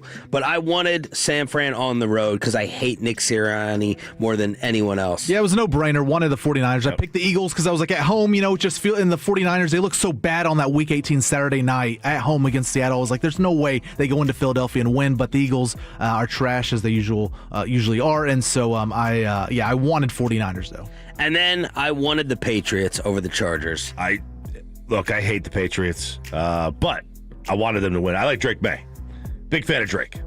Love the Drake. I wanted LA to win that game just because the Patriots, they got 6 rings already, 6 trophies. I don't need them to win again, and so I wanted them out immediately. They went through the desert, the 3 years. I mean, that's a long time to go through the abyss of the NFL. I don't know how they're handling it. 3 versus 3-0. All right, Pepe, you got another clip from WIP post-game show after the Eagles lost? Yes, I do here. Okay, so we had kids going after this team. We had hosts going after and callers. We're going to go with the host now here. Now, this is Seth Joyner. He does his own podcast there, post-game show on YouTube. He's a host there. Well, I thought this was my clip to set up. Oh, do you want to set it up? Yeah, Okay. Did you have another one from WIP? Yeah, I could do that one first. Yeah, do that one. Okay, good. So this is Tom Kelly. This is from 94.1 WIP. Twins manager. Yeah, so Rob does it and Tom as well. They're pre and post game there in Philadelphia. And this is Tom. He's going after this team and it says the offensive performance was just pathetic from this team. Pathetic performance from this offense. There's really no other way to put it. We knew it was going to happen all year long. I think everybody who watched this team with the clear eyes knew that this offense wasn't good enough. They weren't consistent enough. And like you said, Rob, it's the ruts. It's the going in these stretches where you can come out, you can start good, but then you go through these periods of a game where they can't do anything. It's 3 and out after 3 and out. It's cowardly play call after cowardly play call. Like, this season will be defined by them running on 2nd and 18, by them running on 3rd and 13, not having any stones whatsoever to go down the field. Jalen Hurts, I don't know what the deal is. He just doesn't run anymore, apparently. And this offense, it can't work. It can't work with Jalen Hurts not running the ball, not using his legs. And we all knew this was going to happen all year long. I wanted them to play another week, but if we're being real, this team, this offense wasn't capable of winning a Super Bowl. And to do what you did offensively, it's pathetic and it's embarrassing. And I said coming into this game, it was going to be an embarrassment if the Eagles lost, because you look at the Eagles roster and you look at San Francisco's roster, they had no business losing this game if we're just looking at the talent. Absolutely zero. Just embarrassing out there. They lost Kittle. I thought that was going to be the end of their firepower. They lost Kittle. They are just relying on McCaffrey. You don't have Ayuk. What a strange disappearance as he no longer around the team. We know they lost Debo in the offseason. What do you have? You don't have Fred Warner, Bosa on the other side. And then you get coaching with Kyle Shanahan still just figuring out a way as they were playing for the freaking 1 seed last week. Dude, it's crazy. I just... That Philly offense... 8 straight drives without a touchdown. There's no way that the OC... can keep that job. No. They should have lost it during the second half of the year. I would have bet money and lost money. Now, I'll tell you this. When it's like that, now the quarterback is on his, 5th coordinator? It's probably not the coordinators. Well, others got jobs. Others got jobs. But if he is not... Steichen got a job. Yeah, but if he's not reaching his peak, right? If he's not... I guess it's his 4th quarter. Well, he reached something to get 50 a year. Jalen Hurts, fortunate that his 2 best games ever were right there in the Super Bowl, which they were. They were. Bobby can say whatever he wants. I don't like Jalen Hurts. Jalen Hurts freaking balled out in the Super Bowl. Yeah, he did. The Super Bowl loss, that may have been, he had one of the best performances ever, period. Whether it was a loss or not, period, in the Super Bowl. But, he just hasn't improved. And when you have it improved... Well, he's regressing. Yeah. It looks like he's a turtle. He's scared out there playing. They're telling him not to run or whatever they're telling him to do. Or he's telling them not to run. Or he's telling them not to run. That's what the report was. He's telling them, I don't want to do this. I'm not doing that. And that leads to my Seth Joyner clip. Seth Joyner is the guy who spits fire over there. He played on those 90 defensive teams, and he don't care. He is not scared. And this is what Seth Joyner said about the future of Jalen Hurts. Because I don't want to hear this crap, all this stuff that floats around about what Jalen wants to run and what Jalen doesn't run, what Jalen's comfortable with and what he's not. Listen, you work for the Philadelphia Eagles. Now, I'm not saying that it's true. okay? But where there's smoke, there's fire. And when you continue to hear these things, okay, you have to take it with a grain of salt and ask yourself, is there some validity to it? I don't want to get under center. I don't want to run. I don't give a damn what you want to do. I don't give a damn what you want to do. Run the offense. This is our offense, and this is what we're going to run. And there's times where you're going to have to run stuff that you're not comfortable with because it helps us win. Now, you can tell me what you like to run when we put the game plan together, okay? But this is what your ass is going to run when we need to run it, whether you like it or not. You're going to run that read option, and you're going to run the football. You're going to throw the ball across the middle when we need to throw it across the middle, and you're going to line your ass up under center when it requires for you to line up under center, whether you like it or not. Wow. I ate that up. That's some Seth Joyner's YouTube. From the 214, the Hurts discourse sounds like the same thing from when Dak stopped running and started working, and he started working on his passing. And look, Hurts, I don't think Dak was ever afraid like this. Dak wants to. Good, talented quarterbacks want to be aggressive. They want to go downfield. This guy's anti, unless they've coached him that way. Unless Sirianni has just said, I'm just telling you as a fact, if you don't turn it over, we win. We'll just win. And you can rack up Super Bowls. That's how he's playing, like, not to commit one single solitary turnover. Playing very much like, Dilfer, Brad Johnson, without, like just check down. And I mentioned it earlier, he had one completion of 15 yards or more. Herbert was as bad. Herbert was just as bad yesterday. It's, to me, though, like, the comparison to Dak, I think, was better reading the defense anyway. He still had to get better, too, beyond where he was. And he has. And if Hurts continues to play for 5 more years, he'll understand defense is better just by time on task. But right now, it looks like he needs to run, or otherwise he doesn't have a chance. 877-881-1053. How much are you enjoying it? 12-20 with the draft picks from the Green Bay loss. And the Eagles are done. And now they're off season. You think we have a fun off season? New defensive coordinator. Are they going to go free agent spending? What's going to happen with Pickens? They have Sirianni, who I think Howie could make a sleeper move with Sirianni. Patullo's gone, the OC. We know that's happening. AJ is going to be the number one, I think, most fun thing to pay attention to. AJ with 3 drops, fights with Sirianni on the sideline, and then skips out and talking to the media afterwards, and they're not happy with Jalen. Like, their next OC, you got to diagnose and figure out what he's capable of, and you got to talk to him because he reeks of, and he's gotten away with these attitude things that we reported on. You had been hearing it a long time ago, and you got to ask him, why aren't you making NFL throws? Did they coach you out of this? Because he got this superiority aura coming off of him. He's got a diva element to him. There's no doubt. I've heard that from people that have been, you worked with people who worked there, and it was just like, all right, that's what he is. That's what he is. You got to figure out what throws he wants and can make before you take that job, even with all that talent. Do you know how hard it is to have to sell an OC to go to a team that is always in the playoffs? But if I'm an OC, if I'm like a coach, with Saquon, AJ, and Devontae, right? So, like, if I'm Mike McDaniel or Stefanski or whatever, right? McDaniel wants to go do an OC rehab, coaching rehab program. Do I really want to go there? I got to put my faith in that quarterback with that city, which is going to tear you down. Get your house egged. The first time you put up a stinker. I don't know that I want to deal with that. RJ says that yesterday told us that this team will be in the Super Bowl, and the impact that one head coach had this weekend, and he wasn't even in the postseason. The Red Zone, every day at 9:20. Next on the home of the Cowboys, 105.3 The Fan. But let's get you over to Platinum.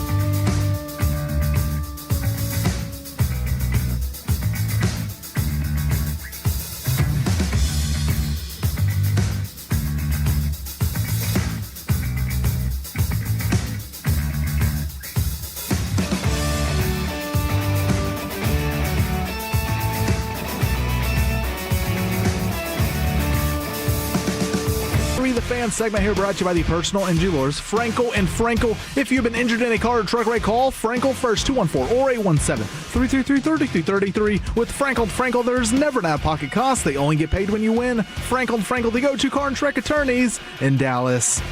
Big on the tush push. There he is, shoving, and Allen's got it. Not to be denied. He's still going. Look at this. Wow.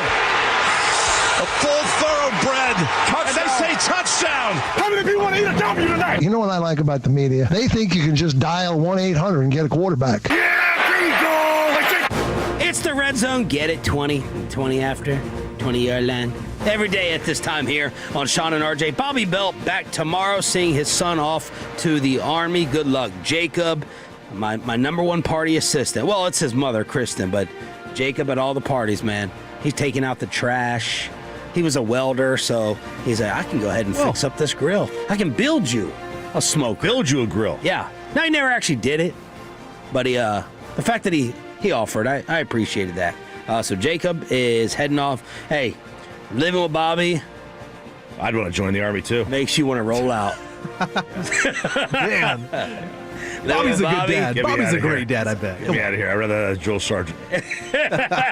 Exactly. 877-881-1053. The Frankel Injury Attorney text line. You heard the call on CBS. And RJ Choppy says we have a Super Bowl participant. And the Bills will win. Have won the AFC. That was the game. I thought the winner of that game was going to win the conference. It was a good game. It was a heavyweight fight. Those defenses were punishing. Just hard hit after hard hit. Josh Allen going to the tent like 3 times. Dude, what a tough SOB. Yeah, man. I mean, and then, you had 4 lead changes in the fourth quarter. Back and forth. The offenses were kind of stale until the fourth, and all of a sudden, bam, bam, bam, bam. Just kind of started to open up for him a little bit. And then with 4 minutes to go, I was like, damn, I even posted this on social media. I was like, a ballsy move leaving John Wayne 4 minutes. That's what Josh Allen is. He put on his cowboy boots. You love Josh Allen now. Oh, I like the toughness, like just the raw masculinity that he has. And they get the ball back. Jacksonville gets the ball back. Minute to go. Really nice play by the defensive player, because that would have put them at like the 35-ish. I mean, that was going to be a first down. They had right at the first down marker. Tip it up in the air. Let's go. Game over. Bills going to the Super Bowl. I do not agree with you on this take. I think my first strong disagreement. I'm not saying that they won't. They can, but what are you seeing in them to give you such confidence? They barely sneak by in a lot of games. They easily could have lost yesterday. Now, maybe you think that highly of Jacksonville, but... I do think that highly of Jacksonville. I thought Jacksonville was the best team in the conference. Okay. Well, that was wrong, too. And now we're sitting here with a 1.5 spread at Denver. Like, I have no confidence that Buffalo is going to score big on Denver. If Denver can score on Buffalo, and I don't like Denver, but Denver can beat them, New England can beat them. Not the way New England played yesterday. Right? Yeah. Not the way they played yesterday. And Denver, like Jacksonville went into Denver and beat them up pretty bad. And Buffalo just went into Jacksonville and won. I just don't think Buffalo's not great. No, they're not. They're just not great. No, they're not. But this is one of those best player on the floor kind of things. Okay. And they've got the best player on the floor. Do you agree with this? Are you signing up for this? I'm not. I mean, the Bills, they just look so inconsistent all season long. Like they had the monster comeback against the Patriots, but they were down 21-0 to them. Like, they looked defeated. Yeah. They put up a dud against the Eagles, who we all know, wasn't the best team, out there in the NFL. So I don't know if I'm buying it, but again, it just comes back to the quarterback play, and they have the best quarterback in probably the conference. Were you thinking yesterday he was going to choke, not get it done? At some point in time, low scoring. I didn't. At the end, I thought for sure they was going to score, because it was low scoring for a while. But yeah, he only threw like 6, 7, 8 incompletions. Like, it was. He wasn't Romo missing. dropped a 6-7 on the broadcast too. He wasn't missing. Like, he wasn't. He was on target with his throws. And then obviously that Cooks play. Jacksonville just let a. That's the second best throw of the week. I think, of the weekend. Yeah, because of where Caleb's won. Yeah. Josh was back foot on that, too. And the defender was in his face. Like, the defender was about to get him. Yes. So that was a really, really good throw. And then, of course, like, if you're Jacksonville, you can't let him get behind you like that. That was like Eberflus was to call that defense out there. Decisions within this game. Mm-hmm. You had Buffalo not killing time before the final Allen sneak. Then you had Trevor Lawrence 4th and 2. Yeah. So this was inside the 20. They were at the 15. They had to get to the 13-yard line. And this was first half. Man, you're like Romo saying they're at the 15. They got to get to the 13 here to get a first. Yeah, I know. So, like, I don't have an issue with the decision of going for it. But because also like the Jags would have been 10-3 if they kicked. Would have gone from 7-3 to 10-3. So the Jags already had a turnover, right? So that gave Buffalo a free possession to score in the first half because Jags got the ball first. I cannot believe you're about to criticize and you wanted a field goal here. Well, no. I didn't like the play. To me, a quarterback kind of keeper in that situation. I don't know. I know he's got good legs, but it's a risky play. Like, one defensive player could just blow that up and you have no chance. So, like, the result was the Bills went down the field and scored a touchdown right there. Big swing, right? So, like, to me, like, if you're going to go for it, go for it. Like, throw a pass. You have him roll out and throw where he gets an option to run maybe. I don't know. I didn't care for the play. Because you already gave up a possession with an interception, you had to come away with points there. So either you're going to kick the field goal or you're going to run a better play than that. Didn't care for the play. So that was my issue on that one. What did you think about the decision right before the half with the referee's decision on the adding the second to the game clock? I think you bring up a good point about the archaic way of the NFL. When I watched it live, it was clearly, and then the second time with the replay, I was like, okay, I think they may have gotten set. You think? Yeah, they got set, but did the ball move before the zeros on the clock? They were like, watch the center's hand, watch the hand of the center. And my thing is the NFL's just inconsistent. Because 99 times out of 100, they're going to the half. 1,000%. Right? Yeah. Oh, yeah. I was wondering yesterday, the San Francisco Purdy fumble, they took it to the half. I was like, oh, San Francisco's going to get a break here. 49ers are going to get a break. Right, but there's like a runoff or something. I was like, did Purdy intentionally fumble that out of bounds? Right. I don't know. But, yeah, it was a runoff. It was a runoff. So, and he misses the field goal, and there's your 3 points. There's your 3-point game, right? But I just think the NFL is very archaic. Like, why don't they have an NBA-style tenths of a shot clock or a buzzer? How about a horn? They don't do a horn. Why don't they do a horn? Why is there no end of quarter horn in the NFL? Yeah. Do you really want a horn, though, in that size of a stadium? Every other sport. Where's the decimal? Every other sport Give me a decimal. Horn. Yeah. I need a tenth of a second. Give me the decimal. Yeah.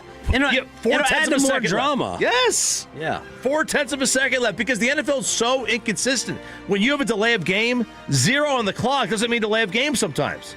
It's however slow the official is to look at the ball. Yeah. What if he slept wrong that night? He's got a crick in his neck, and he's not moving his neck very fast. I mean, that's like a second and a half. He's got to turn his whole body. All right. Monday Night Football, the final one. Tonight, it's the Armpit at Pittsburgh. All your plays at underdog. The over-under is 38.5. The Texans are favored by 3. Who do you want to win the game? Who do you think is going to win the game? Ralph.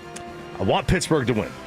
I want to see more Aaron Rodgers, but I do think it's going to be Houston, and I don't know that it's going to be close. You don't know that it's going to be close? I think Houston's going to walk all over them. All over them. Just tear it up. Did you bet this? Yeah, Houston -3. Pepe, who do you want, and what do you think? This is going to hurt. Because it's Houston. It's the armpit. I want the Texans to win. I'm tired of Aaron Rodgers. I want him gone. There was a fluke for them to even make the playoffs. Oh, wow. Baltimore should be in. The team was never destined for the postseason. It was Baltimore because they lost Lamar so many times during the regular season. And Joe Burrow, the division was open for grabs for them. But, yeah, I want the Texans to win, and I think they will win. I think the Texans are going to win. I think I'm kind of like you.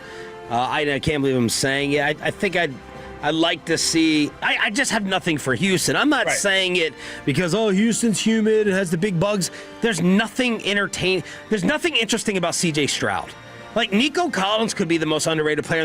No one knows anything about Nico Collins. What he sounds like. What he looks like. I like D'Amico. I support D'Amico. I think he's a really good coach. But Will Anderson, they're just boring. They're not interesting. I've never liked the Steelers. Aaron is annoying, but I think I would root for the storyline of him moving on to the second round, but I'm picking Houston. I don't like I don't even love Aaron Rodgers. But it's just like he's part of it's been around he's been so long in my life. It's like I don't really want to see him go yet. Bet online with the odds for this game. Will the Steelers get shut out in the first quarter? Yes. They've been shut out in 6 straight playoff game first quarters under Mike Tomlin. 6 straight. No is actually the favorite at minus 140. Really? Will the Steelers be down double digits in the first quarter? They've been trailing by an average of 12-0 after the last 6 playoff first quarters. No is minus 2,000. Double digits in the first quarter. That's obviously a lot, but they have been. They began worked early in these Mike Tomlin games. What is yes? Does it say what the odds are for yes? Yes is plus 800. Oh, give it to me. Double digits. Do it. I mean, just put $10 on it. Yeah. You win $80. Yeah. Could be 10-0. You're good to go. There you go. Will Tomlin be fired if the Steelers lose tonight? I don't think so. Every other organization would have fired him, though. Every other organization would have fired him. Of going 10 years on a playoff win? Minus 200 for no. So it's close. Plus 150 for yes. I also don't know how they do it if it's a mutual parting. Right. Instead of being fired. They fired John Harbaugh. So there it is. Those are your Steelers armpit odds for this evening. Yeah, I don't want to hear anything about the Cowboys standard. Mike McCarthy went 2 years without a playoff win and got fired. Jason Garrett went, what? 1 year without a playoff win? Didn't he win? He went 3 straight 8-8s. Yeah, I know, but at the end, Oh. right? Because he got fired after the 19 season, and then the 2018 season they went, and that's when the year where they lost to the Rams and they beat Seattle. So he went 1 year without a playoff win and he got run. Cowboys, in case you missed it earlier, Cowboys going through their defensive coordinator interviews. I asked Bobby, who will be back tomorrow, for any update. He said nope. Could have more interviews requested today or tomorrow. And don't be surprised to hear if they interview Jonathan Cooley from the Panthers, but I think Jim Leonard is their guy, so they have to wait for Denver to get bounced before they can hire him. Is that Chris's brother? Chris Cooley? I don't know. I hope not, because I don't want any Cooley. And I know Chris. I love a good Cooley. Yeah, I mean, you talk about a bro. That's a choppy. Yeah, he's a bro. That's a choppy dude. Chris Cooley, the former Redskin/Commander. All right, let's football celebrate with the K&C Masterpiece. Crosstalk is next on Sean and RJ. But let's get you over.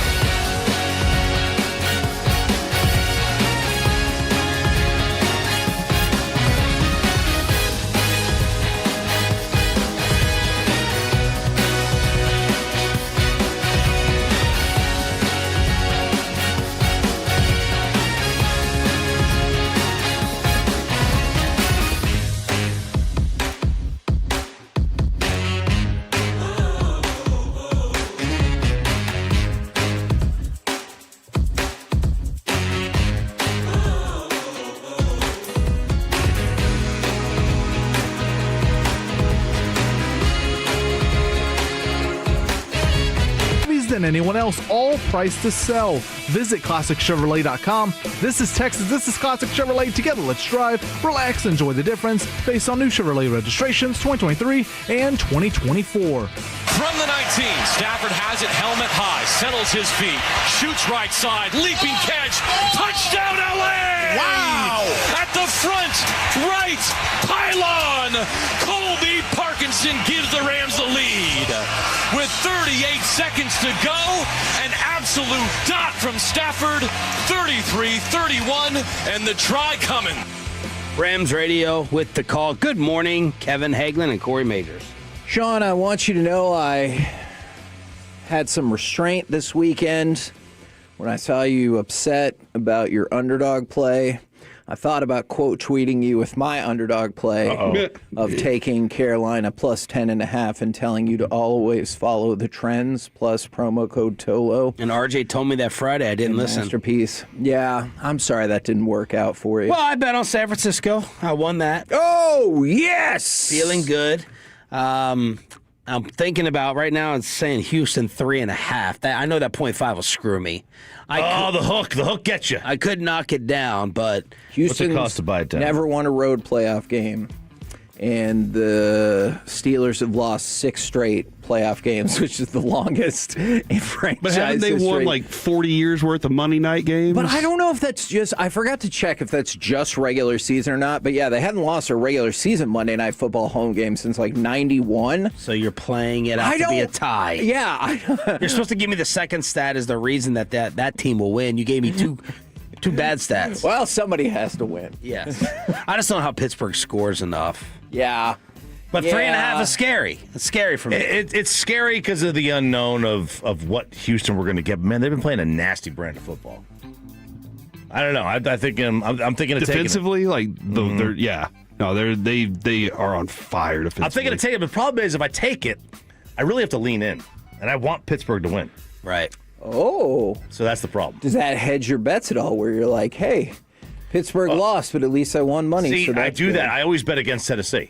I get that. That way I win either way. Absolutely. I understand that. Why do you want Pittsburgh to win? Was there like a love and desire there? Aaron Rodgers is an old man. All right. You know, I'm an old man. Just chalking up for the old people. Okay. I can totally understand that. Oh. Yeah. Corey, what's coming up? Guys, right out of the gate, the playoffs. Okay. What about them? They're the best. Dude, this is the best weekend ever. I didn't have to do jack. Like my wife understood. He's not moving today. That was exactly what this weekend was. I could do whatever I wanted. It really was, because man. football. It was timed perfectly all weekend for us. 12 lead changes. That's the most we had that in this first weekend. It's the most in the history of the postseason. We've never had 12 lead changes in any postseason total. And we had it in one weekend. All the games before last night's decided by 4 points or fewer. All had game-winning touchdowns in the final 3 minutes. And before the ending of the Eagles game, every team trailing at the 2-minute warning had won. Now that's freaking awesome. It is. Wow. Last year in the wild card round, we had one game decided by fewer than 12 points. Yeah, there were some blowouts. Average margin of victory was 15. The year before, you had one game decided by 14 or less. And the average margin of victory of 17. And if you take away the 1-point game that year between the Rams and the Lions, the average margin of victory the other 5 was 21. So we've gone from the wild card's been awful the last 2 years. And now it has brought one of the greatest weekends of NFL football ever. So much joy. It was awesome. So much joy. How much they ended with that garbage? Yeah, Justin Herbert. What do you expect? And dinosaur Jim Harbaugh. And if you haven't beat a good team in 3 months like the Patriots, that streak continues. Patriots have not beaten one? That's right. Yeah. They had the softest strength of schedule this year. Yeah. And then they played the Chargers. So, how much joy did the Eagle game bring you? Yeah, I don't think I realized how much joy it would bring me until I saw all their faces after the game. Is that bad? I was like, yeah, I want San Francisco to win it. When they scored, I was like, let's go. But it was all of the sadness after getting in each other's faces and arguing and stuff. And I was like, well, At least the whole division officially is the worst. The whole game, every time the opponent got the ball, I just hoped nothing happened. Like I wanted the game to go kind of the way that it did.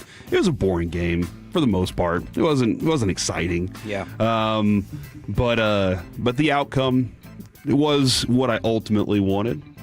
You know, it's interesting that you say that because a couple of these games had first half super boring vibes to them, right? Like the Rams in Carolina, maybe for like a quarter and a half, you're like, ugh, this is going to be a slaughter. It did look like that. Yeah. And then same with Green Bay and Chicago into the third quarter, you're like, oh. Fourth quarters really did turn some things I guess around we're not for getting us. the 20th pick, but then we did!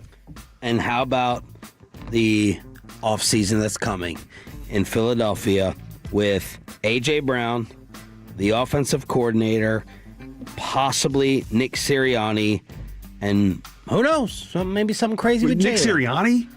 That would be crazy. That would be insane. Would you They put it just past won them? the Super Bowl. They just did it to Doug Peterson. But he got at least 2 years. What's the time gap and the losing that happened Should with be 5. Peterson? It should still no, be. It Oh, should yeah, be, for but what happened with Peterson? Yeah. Peterson won in 2017. Okay. And he was the head coach until... Did he get back to the playoffs, though? He was the head coach till 2020. So he got like 3 more years. Okay. He got 2018, 19, 20. But they were about to fire Sirianni. I hear you. I think the OC is built in as their fall guy, right? Yeah. Yeah, I mean, because the Giants were about to fire Coughlin before 07. They were close. Okay. And then he went on that run. He won the title. And then because then they didn't win again for 8, 9, 10. They won 4 years. And look at this, too. He wins the Super Bowl, goes 9-7 for 2 years, 4-11 and 9, and then he's done. You talking about Peterson? Yeah. 4-11 was what did him in. Sirianni, double-digit wins every year, 14-11, 14-11. Like, I just don't see why. But that's a crazy city. I get it. So John Harbaugh's sitting out there. You're Howie Roseman. You're like, we're staying with Nick. There is no way I would take John Harbaugh over Nick Sirianni. Oh, you're in choppy camp. Yeah. John Harbaugh hasn't won multiple playoff games since they won the Super Bowl. He's not the guy to take you over the edge. Oh. Right? Well, over you're right. hill. I mean, he has won one, but... Yeah, no, I'm saying, but if you... So you thought it was more likely that LaFleur would be out in Green Bay than Sirianni? Oh, 100%. And by the way, I don't think that's done. I saw the report is like, oh, yeah, we're going to try to get a contract extension. I'm sure. You think it'll be a Mike McCarthy trial? with McCarthy, yes, too. Exactly. So I don't think he's safe whatsoever. No, Nick Sirianni getting fired, even for Philly, I think would be crazy. It seems much easier for them to move on from their OC and get rid of A.J. Brown. If Sirianni never did facial expressions... Like, if we didn't have sideline cams, nobody would dislike him. Right. Right? But he also does. He He also talks. He does. Yeah. Like shouting. Like, even Eagle fans hated when he was shouting in that Buffalo tunnel. Yeah. When they barely won that game. And then Hurts telling him the Super Bowl, like, shut up, dude. Be quiet. Yeah, but if we took away sideline cameras and you never saw him, this is like 1974. Yes. Nobody would have a problem with Sirianni, but just his facial expressions. Yes. Interesting. That actually makes a lot of sense. He's a punchable face. Does Kellen Moore get enough credit for what they did then? He got credit. He got a head coaching job. Okay. All right. Bobby's about to call in. You're talking about his boy. You're supporting Choppy, and Corey's supporting Bobby. On this point, I Kellen think Choppy's right. On Kellen or on the Harbaugh thing? On Sirianni. Neither. I thought Harbaugh should have been fired last year after just his egregious use of Derrick Henry in the playoffs when he was just clicking, and then they were like, let's try something else, which just never made any sense. What happens with Tomlin tonight if they lose? Nothing. I think he leaves before they fire him. They won't. Yeah, they won't fire him, I don't think. Why do you? They're not going to fire him. What if they lose by parting of 17 points, and that's their 7th straight playoff loss, which is already a franchise record, and they just get drilled? I don't think they were going to fire him, period. They would say to him, we're not going to fire you. We're going to ask you to walk away. Although I would have thought that in Baltimore. That's true. They would do the boats with him. They were like, we're not going to fire you, but we're going to ask you to walk away. We don't want to fire you. A lot of companies will do that, right? They'll be like, hey, look, it's time for you to go. We're not going to fire you. You've been here 30 years.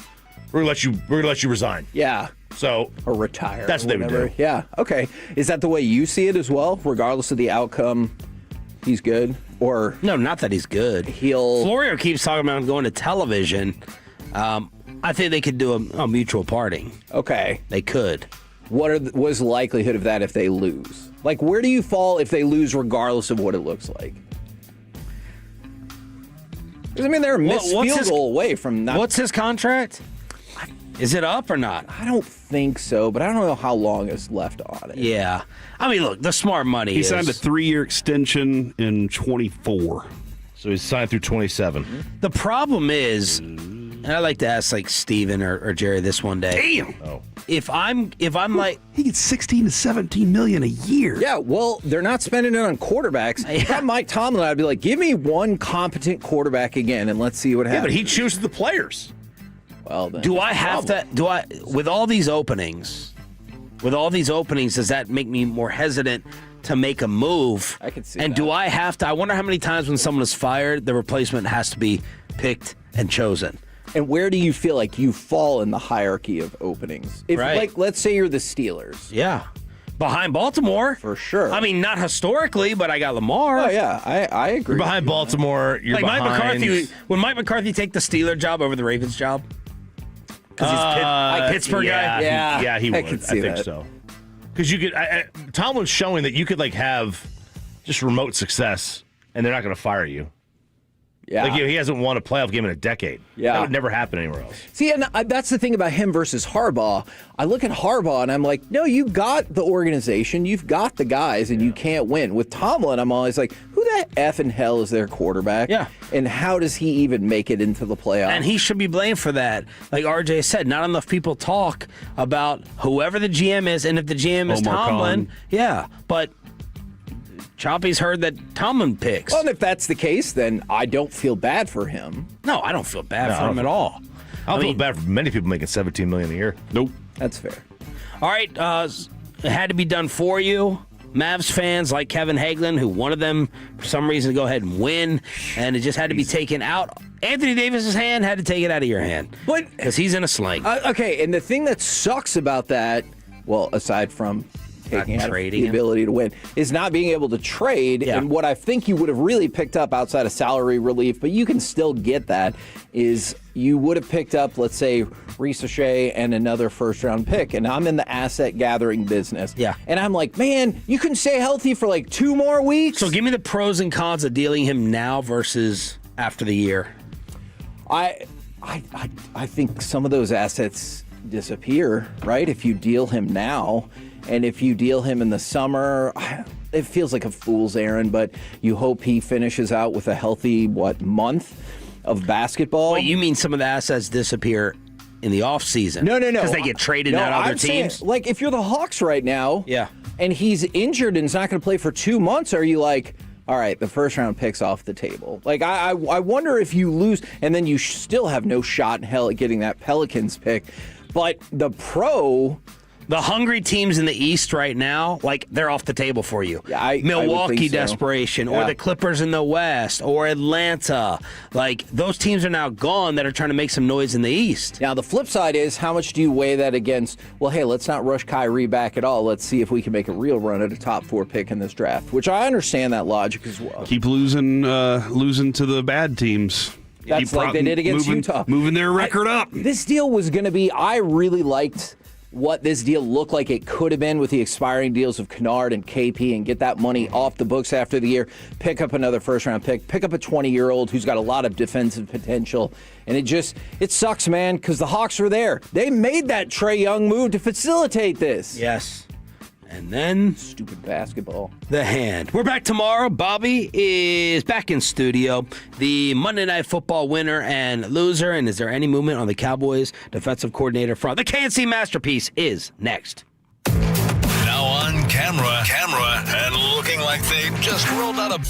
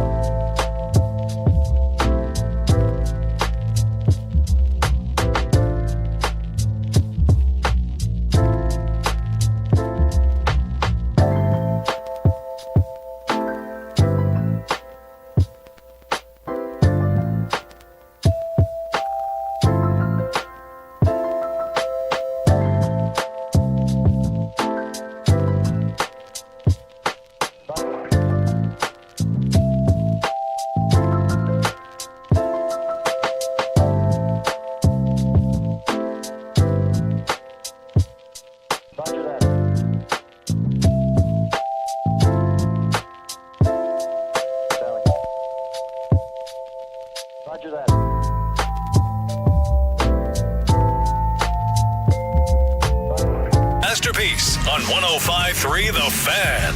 K&C Masterpiece right here on 105.3 The Fan. You got me, Kevin Hageland. You got, Corey Majors. It's true. And the famous Alec Medford. Gentlemen, welcome to the program. How the heck are you? And how the heck is everybody out there in listening land? 877-881-1053. If you want to get in on the Frankel and Frankel Injury Attorney text line or the Twitch or the YouTube, let us know, 877-881-1053. Well, I'm doing good. Kevin, I recently found out there's a listener out there that thinks I'm a serial killer or I give off serial killer vibes, and that's kind of throwing off my whole... Let me pause you right there. Alec, this is an important question that will determine which direction this segment goes. Do you want to hear if I think that was an outrage until Corey told me further behavior? And at that point, I was like, well, that's not a good look. I will always hear out the other side of the argument, so I want to know the examples. All right. So... last night I did something that I know that I shouldn't do, right? And I went on to Reddit and started kind of perusing through the 105.3 The Fan Reddit page. At which point I saw a headline that said K&C was awful today. And I was like, no! I was trying to count how many days. I was like, was this our Friday show, the first Friday show? I was trying to figure it out. Well, for those people on Reddit, trust me, there's days where I want to get on your forum and agree with you about that. Yeah, no, I get it too. And so I kind of perused it and was scrolling through, and then I saw Kevin's fine. Alex, he said something about you too. What?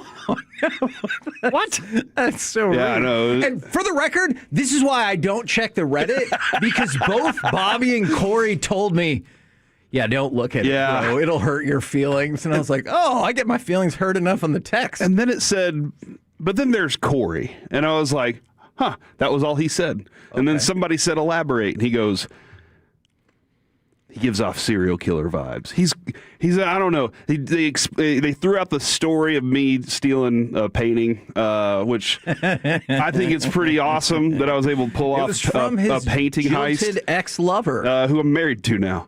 So that's another thing. And then some other example, and I was like, what? So, Alec, what did I do? Did I comment, tell him I was going to come find this person and track them down? And no, I would never do something like that. I don't want you to know that I'm coming after you. So I did the upvote. Just one little... There was one upvote on it, and so I was also the other person that upvoted it.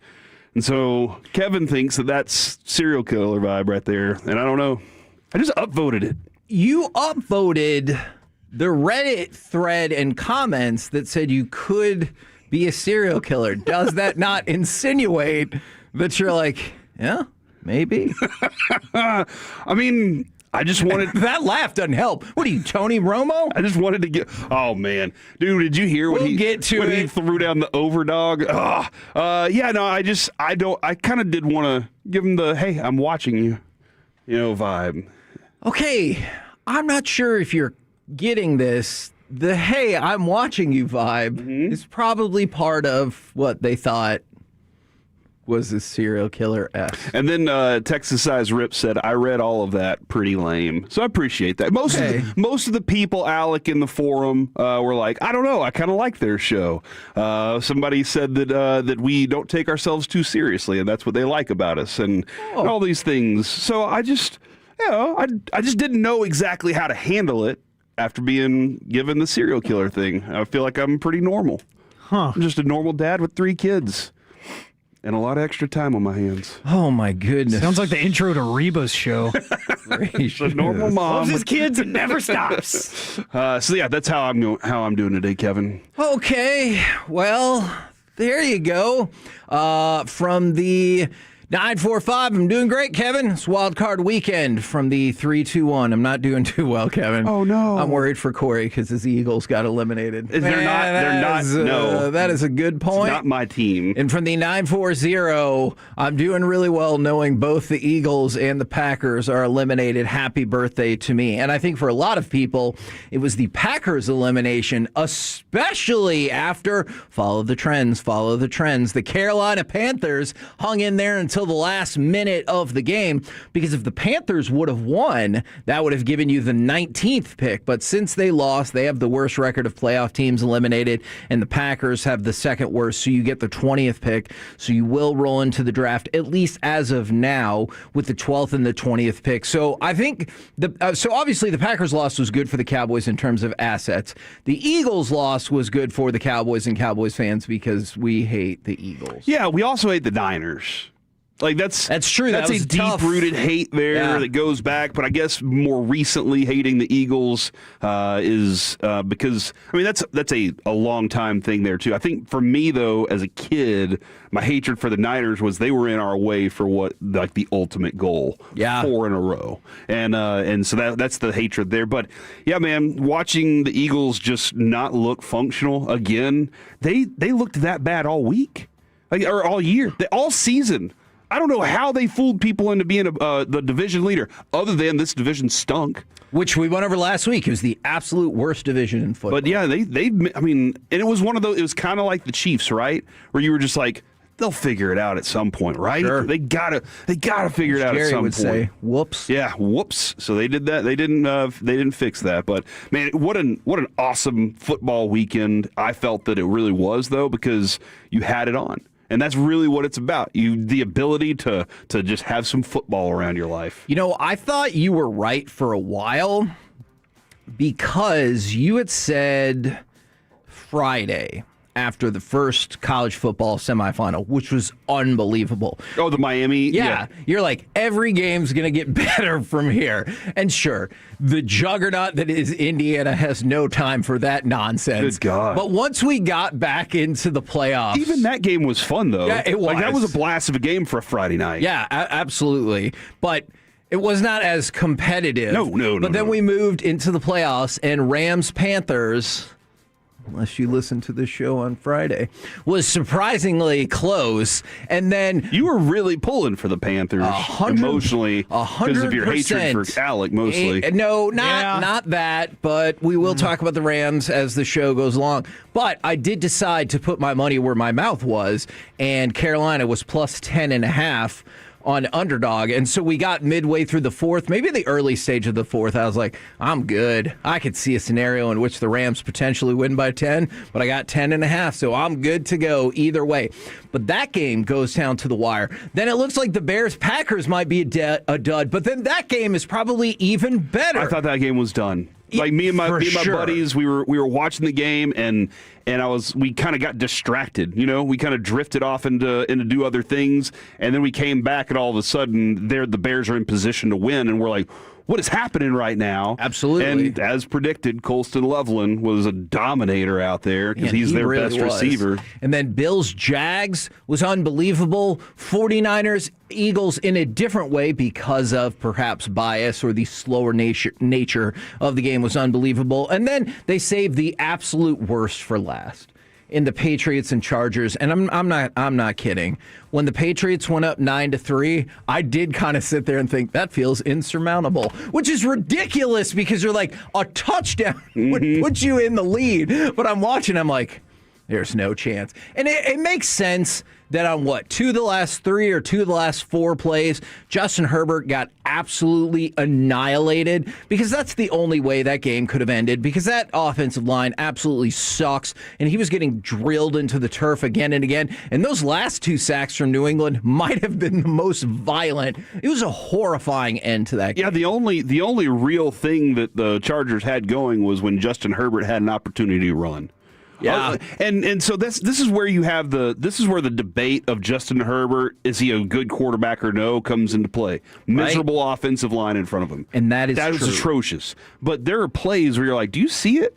Can you make? I feel like you can make every throw. Yeah. But do you even see the throw that's about to happen? And there were some drops too. There was some bad receiving in that game too.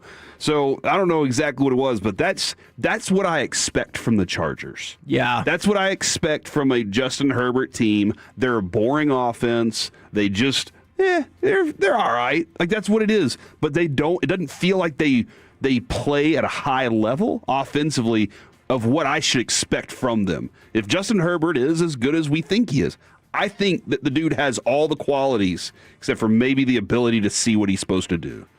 And from the 806, so can we all agree Kyle Shanahan is the best coach in football? I don't think he's going to win Coach of the Year because I would assume Vrabel, but what that team is doing, and they picked up a whole lot more injuries, especially with Kittle in that Philadelphia game. Their continued advancement, not only to the playoffs, but now in the playoffs, is freaking incredible. Plus some serial killer follow-up. From the 214, just thinking logically, Corey, you don't have time to be a serial killer. You definitely have the size and strength, but I'm not really seeing how you would hide that from your family. And then multiple people threw my name in the mix, which is kind of hurtful. And then Kevin didn't need to be brought into this. And then somebody said Corey loves the Eagles so much he dropped the E out of his first name so he could hide his fandom. And then one person that is pretty clever. That is. And then one person and one person alone, speaking of clever, said they needed a joke to help start their day. So you never know when that joke could happen. Just as an aside, Alec, what kind of shoes do frogs wear? Open-toed sandals. Whatever. You guys are stupid. That's a great joke. From the 214. I know, man. I know. There's a long way out. It's just because he thinks it's so funny too. That's the other part. That person asked for it to start their day. You could have texted it back to him. You know, yeah. You really could have just been like, you know what? I'll wait till the break and I'll send a text. You know what? Here you chose to use our time, the listeners' time. You make a fair point. From the 214. It could have been a very personal thing between the two of you. That's fair. We see the entire phone number. But in case you're ever wondering, we're not going to read out the entire phone number because we're not crazy, but we see the whole phone number. 321. Oh, hold on. Bye. Don't read out. No. Okay. K&C, you guys rock. I enjoy listening to your show Monday through Friday. My favorite 4 hours during the week. Don't stop being yourself. Love y'all even more that you support my possibilities and cover mental health because no one cares about that more than you. Love y'all, be you. Well, that is just freaking delightful. And from the 901, this is an interesting question because we used to call the Chargers' old quarterback, Phillip Rivers, Romo West. Now, did we ever call Romo Phillip Rivers or Rivers Central? No, we did not. Perhaps we should have considered that. But now you have the opportunity because the question becomes, is Justin Herbert Dak West? Oh, that's interesting. Because for all these things he can do in the playoffs, Dudsville. Dude, that is interesting. It's very similar arguments too. I think that the idea was though, like Dak has maximized every bit of potential. For sure. Coming out of the draft, he wasn't considered a top first round pick or anything like that. He's made himself there. Justin Herbert was kind of given all these things and then has never lived up to it. Whereas Dak kind of earns that first year with Dak Prescott was great. And then the playoff, like that's what it was. I think in playoffs you can make that comparison, though. I think that for sure. Alec, I don't know if you have thoughts about that or if you wanted to know what happened when the two slices of bread went on a date. It was loaf at first sight.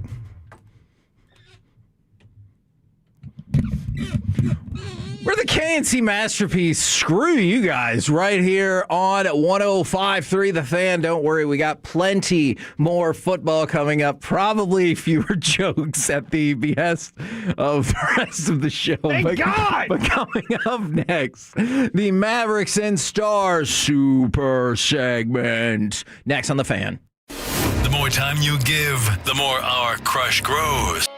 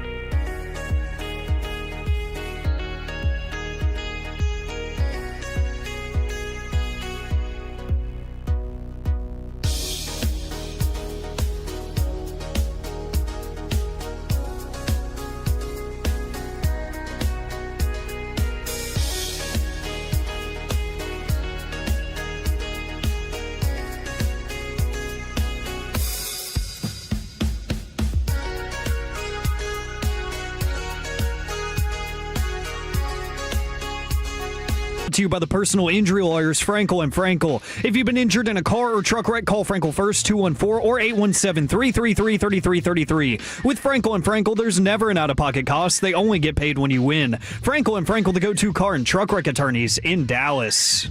7 to shoot, outside the arc. Kobe White, gotta go. Changing directions again, and then dragging through, banks it in, and one. K&C Masterpiece back here on 105.3 The Fan. We're going to get back around to football probably in about 20 minutes. But right now, the Mavericks and Stars Super segment. Would you like to start with the Mavericks or the Stars? I will warn you, it's not super positive on either front. Well, I will tell you something that is positively gross. All the jokes that people are sending in right now, Kevin, because of you. Oh man, you've made this happen, and I feel like some of them are pretty good. I feel like we do need to hire Aiden to make a compilation of all of these jokes that you make, and then all the disgusting faces we make whenever you do it. So why didn't the son go to college? Because it already had too many degrees. But that's a different story for a different time. But Kevin, I guess we should start with the Mavericks. All right, this is the worst part of it right now. So we can talk about the game itself and getting freaking run by the Bulls after Jason Kidd got ejected from the game. I believe that was in the first quarter, but we didn't get the opportunity. The news broke on Gbag on Friday, to which point I was like, son of a bee.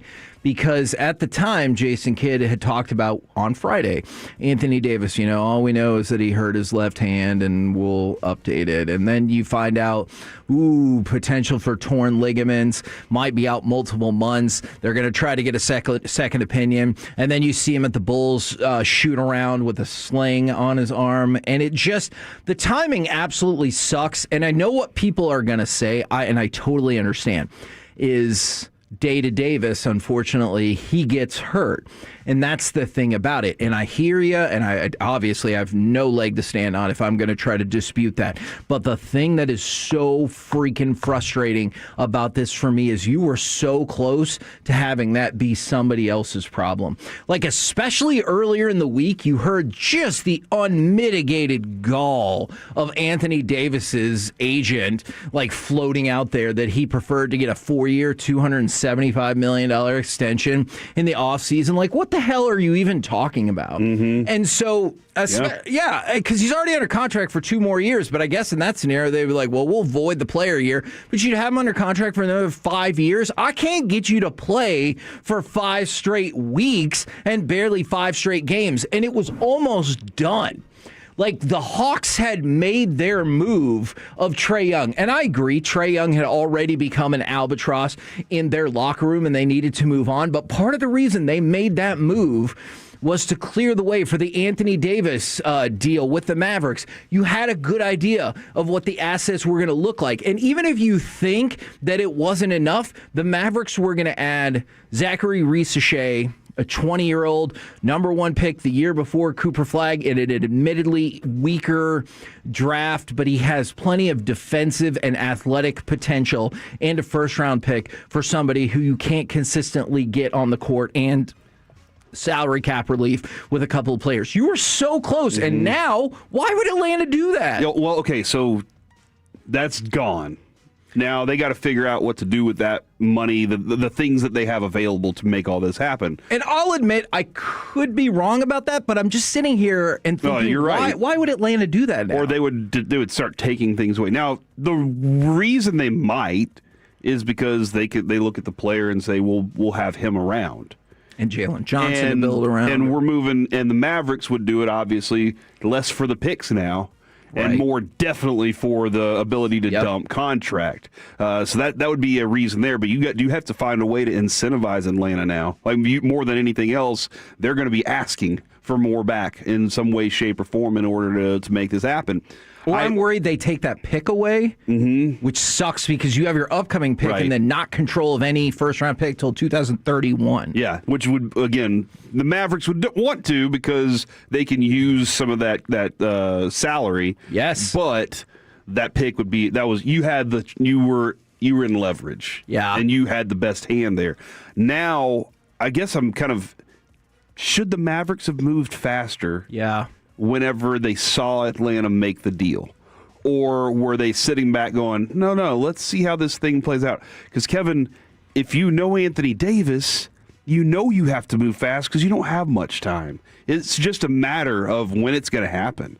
And that's a frustrating thing. It's fun to watch him play on the court with Cooper Flagg and that team, and then when they start doing things, it can be fun. Yeah. But the Mavericks, where they sit there going, hold on, we're not really sure we want to do this. What if we keep Anthony? Were they doing that, or were they more like, no, we have to make this move. We have to make this move. It's just a matter of time because they didn't have that time. You have to move quick. No, I still think it was the first one. Or do you think Atlanta was kind of perusing their other options too? Actually, believe it or not, I don't. I still think it was that first one because remember, we've heard so many supposed statements, although they have not come out in the press directly from the people, but we've heard a lot of secondhand statements about how the Mavericks or their ownership really wanted to see this team play to kind of see what they would look like.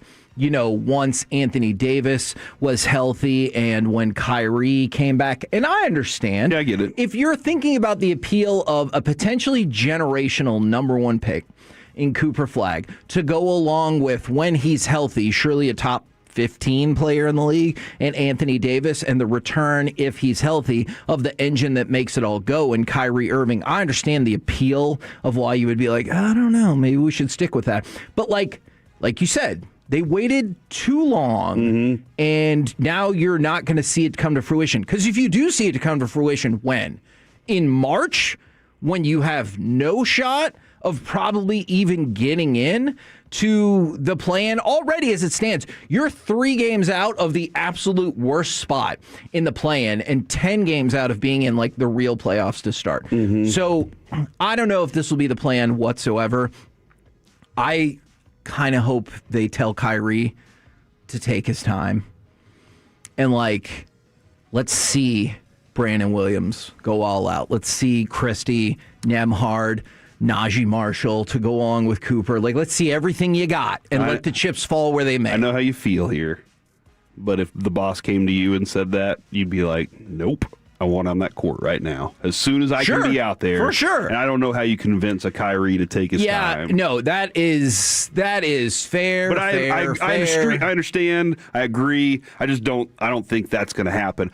I do think that they can still go out there. I mean, Kevin, the lack of bigs now, they can still go out there and lose plenty of games. Right. But I understand you want top 4 potential. Weren't the Mavs, though, weren't they destined to have a 0.3 chance last year to get the number 1 pick? It was 1.5. Magically, nobody knows how, they got the number 1 overall. Look, if you tell me that could happen again, the top of this class is loaded, whether you think it's 3 potential all-star players, maybe 4, maybe you think it's even deeper than that at the top. And that's the thing. I know people wanted, and that's another reason, by the way, that Atlanta would have made that deal with you. Because you might be like, well, why would Atlanta trade away a draft pick? Well, think about it. From Atlanta's perspective, we all have rose-colored glasses with Anthony Davis at one point or another.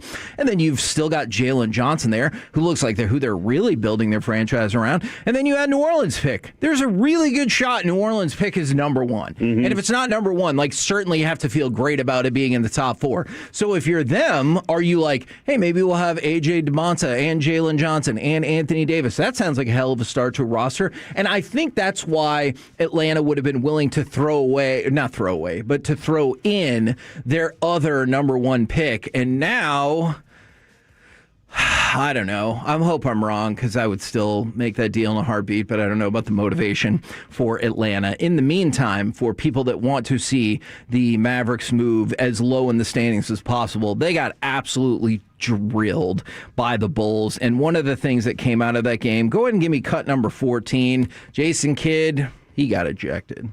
We have video of what just happened. We got a lot to clean up here to tell you about, everyone. Number 1, Scott Foster. I'm not surprised by this, by the way. Scott Foster has ejected Jason Kidd from the game for just the second time as coach of the Mavericks. Jake Kidd has been ejected. Now, they put out the referee pool report. I'm going to skip closer to the bottom. Question. So to be clear, they were granted the timeout but not allowed to make the challenge. That's correct. Follow-up question. And what did Jason Kidd say to earn the ejection? He used profanity towards an official on 2 separate occasions and was given a technical foul for each occasion. Now, whether you think that's a Scott Foster issue, which feels like that was heavily Scott Foster insinuated. doesn't like cuss words. Oh, that's why. Or the Mavericks. Probably more of that. I think the cuss words probably big. He said on 2 different occasions. And they got teed he said up for each profanity of them. words. See, and that's tough, right? Because I feel like if you're like, oh, that's some S, I don't necessarily know if you should get a tech, but if you look right at that person and you're like, you're a piece of S. Yeah, that feels like that should be judged differently. So if you're Jason Kidd, you need to go to the Philip Rivers School of Trash Talk. Yeah. Gee whiz, Scott.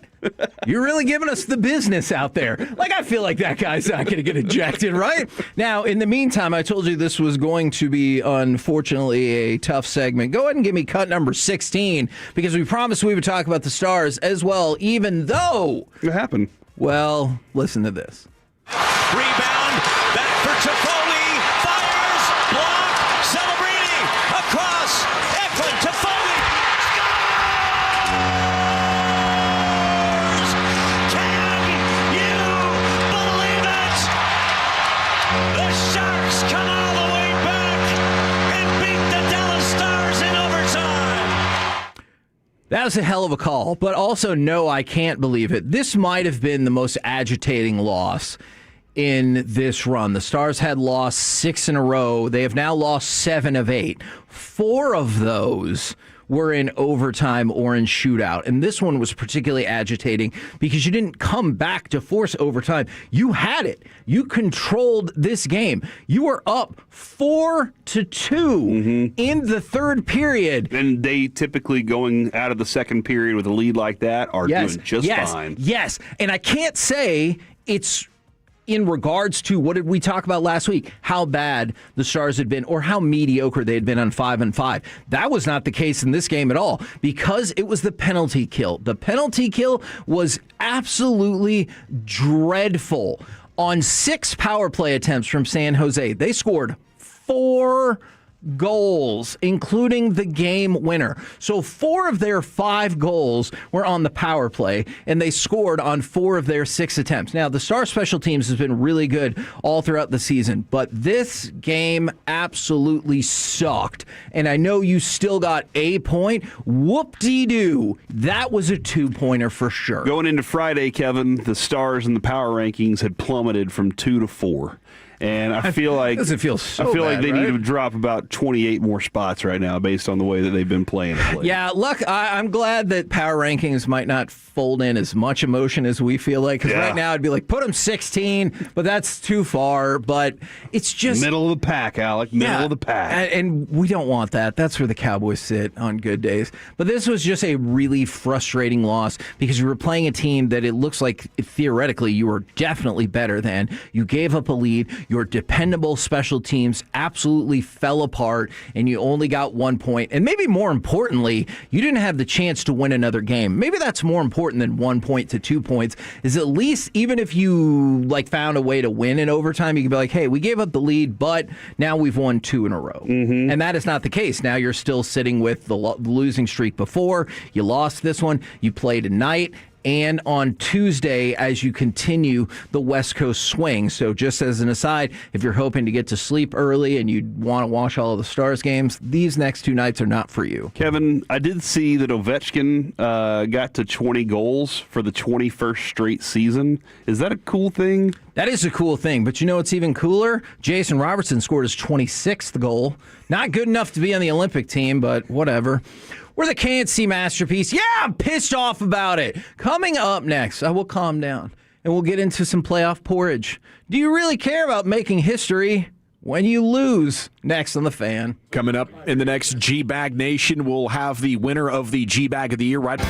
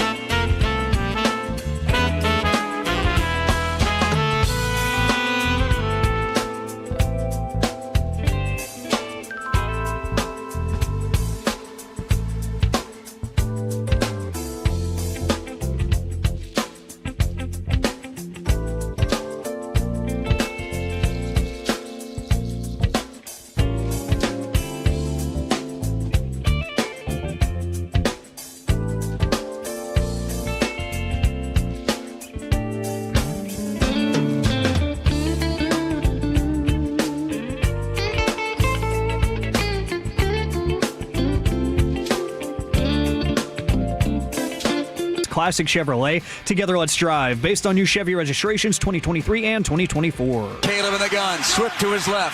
Snap back, four-man rush. Caleb with a double move. Throw down the left sideline. DJ Moore inside the 5. End zone. Touchdown. Touchdown Bears. They've taken the lead on the Packers with 1:43 to go. 25 yards. The same connection.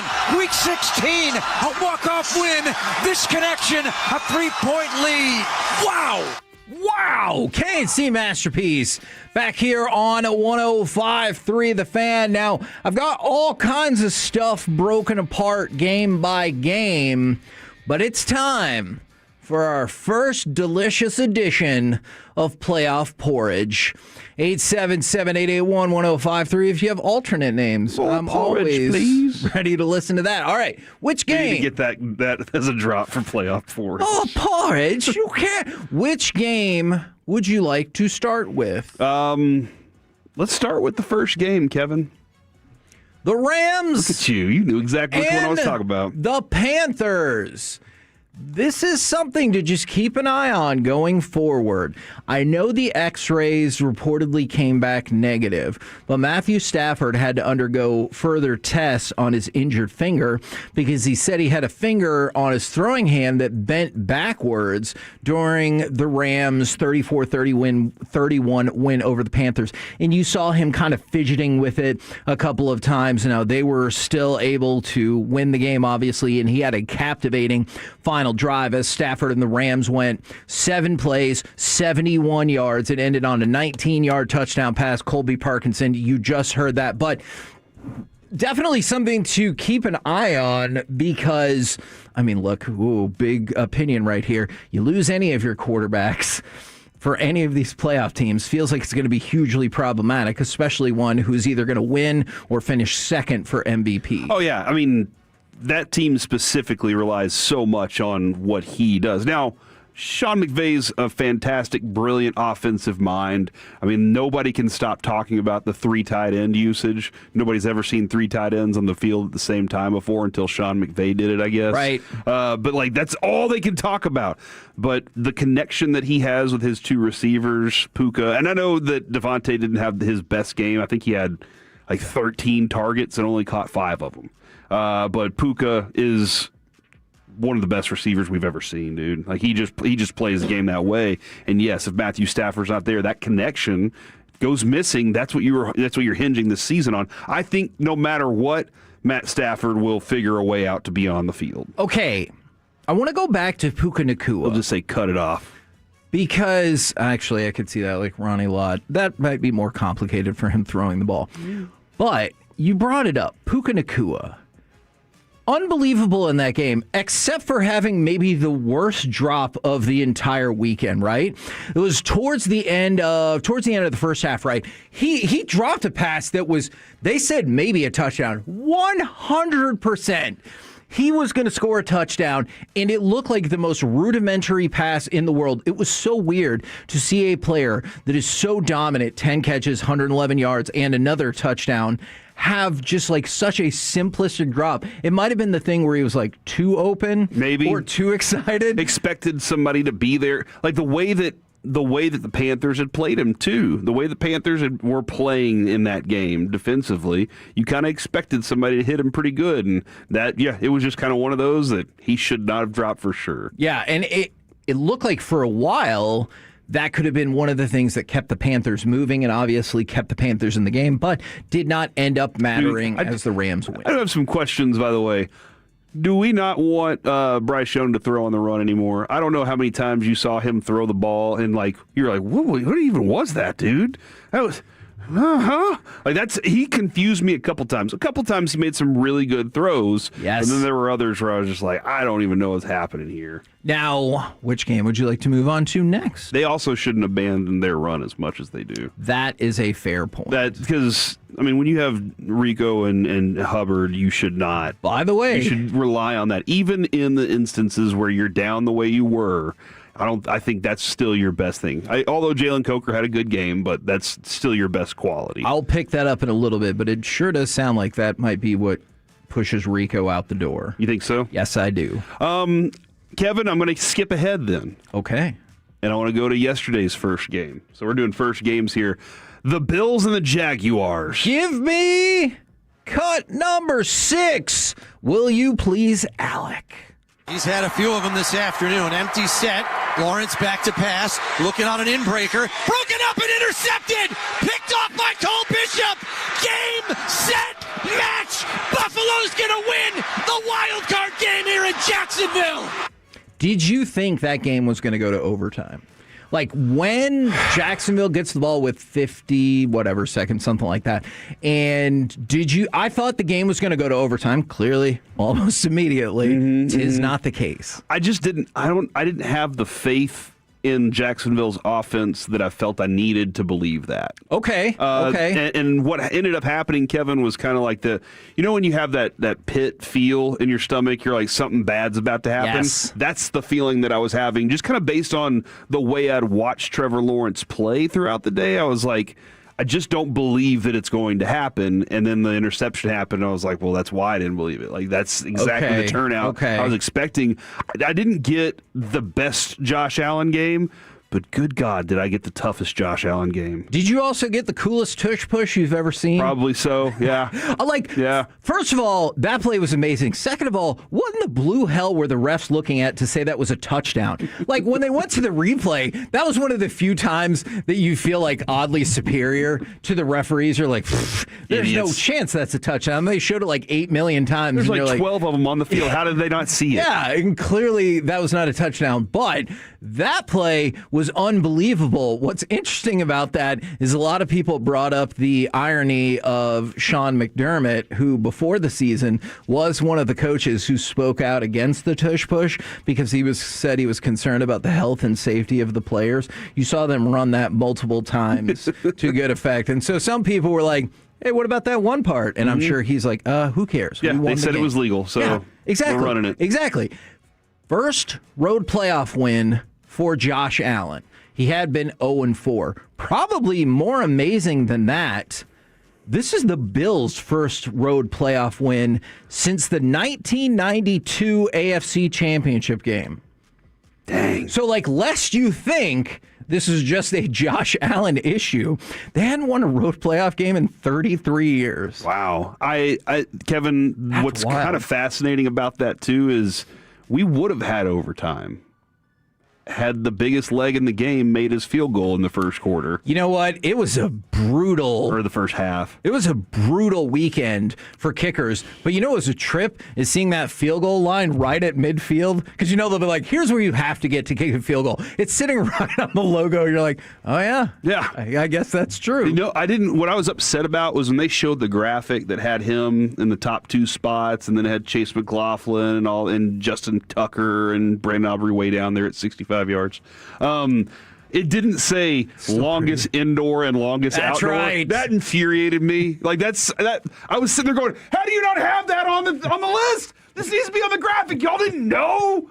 People need to know this stat. What's more impressive, the longest 2 field goals in NFL history or the longest outdoor and the longest indoor? Okay. All right. The fact that you have, you're like, yeah, is there another way that I can do it underwater? Dare me. Right. Yeah. But yeah, if he hadn't, that's what's crazy is he missed that one. That could be a tie score that sends it into overtime. These teams were evenly matched. They were evenly matched teams. It was a fun game to watch. But there were some, the first and third quarters were kind of but there were some other really spicy moments in the game. And we're probably not going to play the audio here as we're moving, but yes, I did hear the lady who kept telling Liam Cohen, it's all right, you did your best, keep your head up. I love positivity. For sure. I also feel like this is just based on how we were kind of raised in this all. In the press conference room, you're asking questions for that. You can tell them, you can send them a card later. Yeah. I do understand that line of logic. All right. Pick one more for now. Tell me one more. Give me the second game from Saturday. That would be Packers-Bears, Kevin. Bears. Yep. Sorry, on the brain. All right. Alec, can you give me cut... you know what? Give me cut number 3, please. Long time with the Broncos. Second year now with the Green Bay Packers. to try to make it 6-0. And the kick is no good. I appreciate that Al Michaels sounded fired up for this game. Obviously, we have talked about, per Al Michaels, he had been very monotone for a whole bunch of the way. I wanted to throw this out there real quick, and this was my question about, do you care about making history when your team loses? Jordan Love had 4 touchdown passes in that game. That ties the record for most career postseason touchdown passes at Soldier Field. Not for a game, for a career. So Jordan Love, in one game with 4 touchdown passes, tied the all-time record for most touchdown passes at Soldier Field. He is tied with Jim McMahon, who played 5 games there. Oh, man! I think Matt Hasselbeck. 5 games or 5 years? No, 5 games. Okay. He played 5 playoff games and had 4 touchdown passes. Jordan Love had 4 in one game, beating out Joe Montana, who also threw 3 there in one game. Jordan Love, 3rd quarterback in NFL history to lose a playoff game while throwing at least 4 touchdown passes and no interceptions, along with Josh Allen and Alex Smith. 2 things about that game, Kevin. 1, DJ Moore had not had 6 receptions all season. Is that right? He got 6 receptions in this game, and a significant big play that was important for that game, obviously, too. And then Jordan Love, Kevin, last year, we'll get to this in the C block, was also 3 touchdowns, no interceptions, and a loser. So this is 2 years in a row. He's got 7 touchdowns, no picks, and lost. He's going to be in the misses.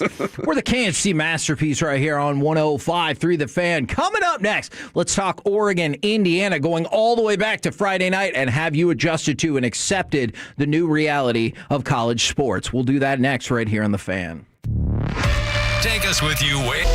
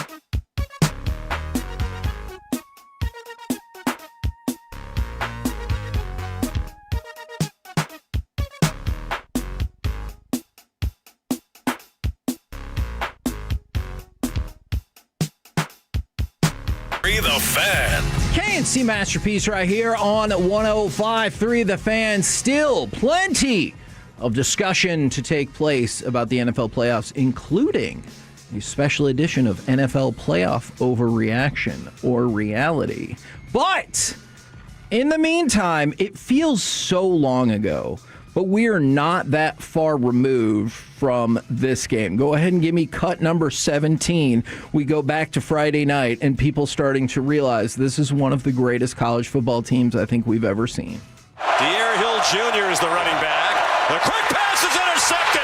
It's going to be run in for an Indiana touchdown. D'Angelo Pons on the first play of the game. Now, you might, if you saw that play and saw the final score, you might have been like, well, that makes sense. But actually what happened in the Friday night other college football national semifinal is Oregon put together an amazingly well-constructed drive right after that, moved down the field to tie the game 7-7. And then over the span of the rest of the first half and the first drive of the second half, Indiana scored 35 unanswered points. It just absolutely destroyed them. Like it was a dismantling on every level. Yes. And in a game where Fernando Mendoza throws 5 touchdowns, but doesn't even surpass 180 passing yards. Right. And his running backs don't get over 60 yards. Like this was the numbers are just weird. Right. The score shouldn't be 56-22, but Kevin, Indiana is a complete team. This is the reality that they're not just it's a good offense and they go out there. They are a complete team, and that defense stands up strong. Man, and let's talk about that defense. 53% pressure rate.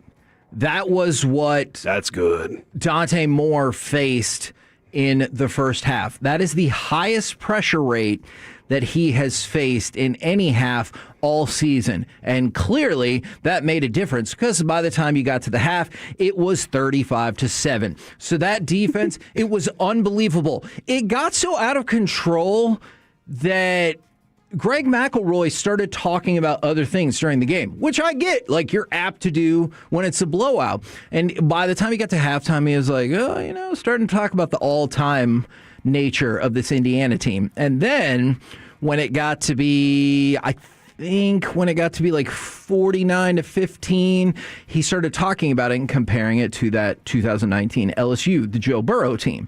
And one of the things he said that I thought was really fascinating, maybe there's not as many first overall, or I think he meant first round NFL picks, but the level of dominance across the board along the offensive line at wide receiver, they have so many ways to beat you. That's exactly what Joe Burrow's 2019 team looked like. And let's go back to what you mentioned about the defense.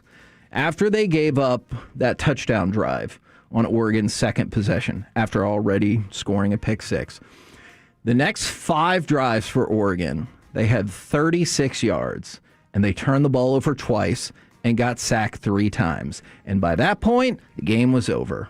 I know you still had to play the second half because of the rules of football, but the game was over. Yeah, you score 15 points in the second half, and you're still down by 34. You're just like, I don't know what to do. Elijah Surratt is a fun receiver to watch. Like that dude, and by the way, and Charlie Becker is terrifying as well, but like he's got efficient groups. I'm kind of curious when it comes to Mendoza and the completion percentage and the way that those guys, like Mike used to say this as a joke all the time when it came to interceptions. He throws a catchable ball. Yes. Fernando Mendoza must throw the most catchable ball because of how high that percentage is. Their catch percentage is insane. But the other thing that they somebody made the comparison, and I don't know that I see it. They compared Fernando Mendoza to Mac Jones. And I remember watching a lot of Mac Jones and feeling like the dude, like he benefited a lot from a very good Alabama team. And I feel like Fernando Mendoza looks like the guy that's like, he's kind of the one running that thing. And I don't know if you agree. I don't agree with the Mac Jones thing, but I think it was kind of like look, they traded up. You know, the Niners wanted The Patriots wanted Mac Jones. The Niners wanted to trade up to get him. What are they going to do for Mendoza? And I was like, okay. So just watching him play is a lot of fun, though. See, and I would be inclined to kind of differ with that comparison a little bit as well. But I want to talk a little bit more about him and then the general nature of the NCAA right now. So the wild thing is these 2 college football playoff games for Indiana, he has Mendoza 5 incompletions total and 8 touchdowns. Alec, that means he has more touchdowns than he has incompletions. So on any particular Fernando Mendoza play, what's more likely? He scores a touchdown or throws an incompletion? The answer is he scores a touchdown. And no interceptions, by the way. Now, granted, he was it 16 and 20 passes that he's thrown? Because the game was over. He's 31 of 36. We were like, oh, that's a hell of a game. And you're like, no, that's 2 games. Yeah. And 8 touchdowns. Unbelievable. They have outscored Alabama and Oregon 94-25. All right.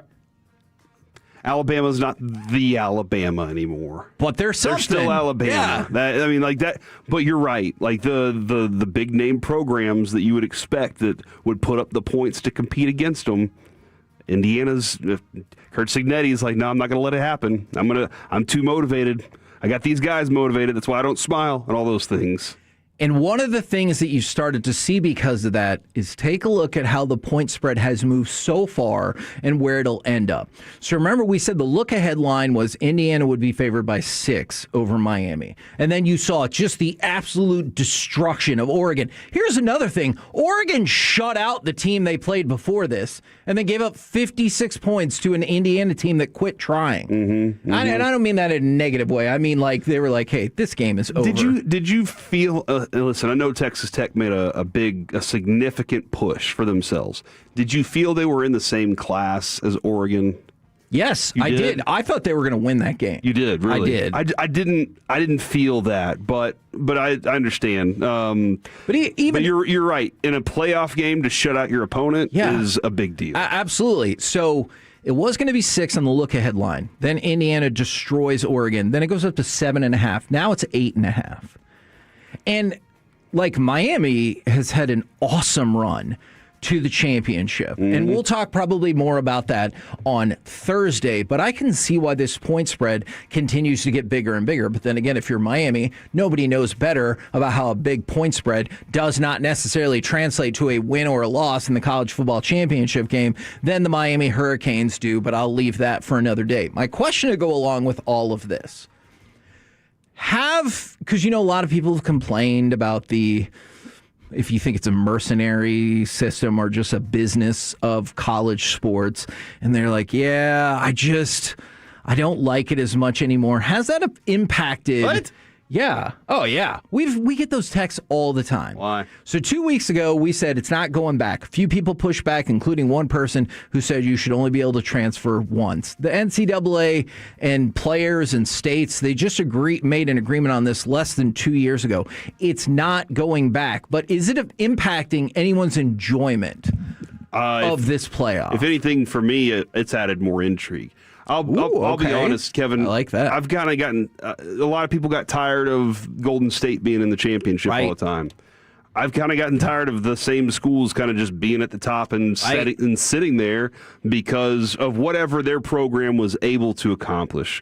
You're going to tell me that they weren't paying? They weren't, like, it's just open now and the money's bigger. Like, that's the reality of what college football is now, in my opinion. Yeah. The fact, though, that I got an Indiana in there and I had a Texas Tech in there and I had a UNT potential opportunity, A&M was as high. The fact that these schools are now rotating, and Kevin, it can rotate next year. Sure. Now the transfer portal, I don't love. Because I would like to see a kid go in, take a college over, be the quarterback there for 3 years, 4 years would be awesome. See something like a legacy built like that. It felt like we saw it for a while, but I know that changed. But I would love to be able to see that. Transfer portal gets confusing. I get so confused that I don't care. Okay. But when it comes to playoff time, the fact that I have new names and new faces in there, I love. All right, so you'll understand this complaint then. On Saturday, actually it was Sunday, excuse me, 2 days, less than 48 hours after both of the college football playoff semifinal games had been completed. Of the 9 top stories on ESPN's college football page, 7 of them were about players returning to their current school, entering the transfer portal, or going on potential visits. 7 of the 9, and this was like within a day and a half of the college football playoff semifinals. This morning when I woke up, Twitter, my whole timeline was full of portal transfers, and I'm like, I'm not tracking those. I'm sorry. Okay. That's not what I'm going to do. Now, that being said, I think that every single one of these kids should have the freedom to do that. Okay. I'm not saying they shouldn't. I'm just saying I'm not going to track it. And I'm also going to be kind of confused whenever I see a quarterback that I thought was still at the other school. Now he's at another school across the country. I'll be like, when the hell did this happen? And somebody's going to be like, hey, did you not track the portal? I'll be like, no, that's not something I'm into. I'm not tracking the portal all the time. There's some names I'll keep up with. But yeah, that's where I am with the way the portal works. It doesn't bother me that much because they should be able to. Coaches can leave whenever the hell they want to. Yes. You know, like there's all sorts of things that go on back and forth there. So I'm in on that. But it just... I think that the fact that you have new programs, a program like Indiana, which we discussed at length, had no success, none. Second most losses in the history of NCAA football. Yeah, this is like their 4th ever playoff game, or something like that. This is their 5th ever bowl game. God. They might, and how many of them bowl this year? wins? Excuse me. Yeah, they might end the season with 6 bowl wins all time, 3 of them in this and 3 in the history of their school before that. That is crazy. All right, so would it change your opinion then if system's exactly the same? Everything else about it's the same. But the semifinals were Alabama, Ohio State, Notre Dame, and Georgia. Like, would that change your opinion if it was? I would just be like, okay. Okay. You know, I've seen this show. Yeah, I wanted something new, but I've seen this show before. Kurt Cignetti's great. Like that, like his personality to go along with it. It's nice to be able to see that coach involved in this too. Yeah, look, and that's one of the things we mentioned this maybe last week. I want to bring it up again. Cody Campbell, the billionaire oil person that is a booster for Texas Tech, said, look, I'm a threat to the status quo. And that's one of the reasons that you saw Texas Tech pop in softball and now really looking strong in football as well, is because some of these new rules and some of these boosters. And he's like, I'm a threat to the status quo. And I saw somebody texting in about how Alabama's hands are tied because of state rules and state laws when it comes to some of these booster payments. And that's the thing that fascinates me. It feels... Oh, now their hands are tied. Well, yeah. And it feels a little bit like Major League Baseball or maybe pre-salary cap in other sports when there were like these vague restrictions, because college football and the government have been like, oh, yeah, no, we got these restrictions in place. Really? What are they? Well, it's complicated. If you have to tell me your restrictions are it's complicated, then you don't have real restrictions. And that's one of the things I wonder if in a few years people will get more frustrated about this. And then let's say that is the case. What are you going to do about it? Roll this back? That feels tough. Corey, let's remember, coaches aren't kids and kids aren't coaches. There's a difference in what they should be allowed to do. Explain that a little more to me.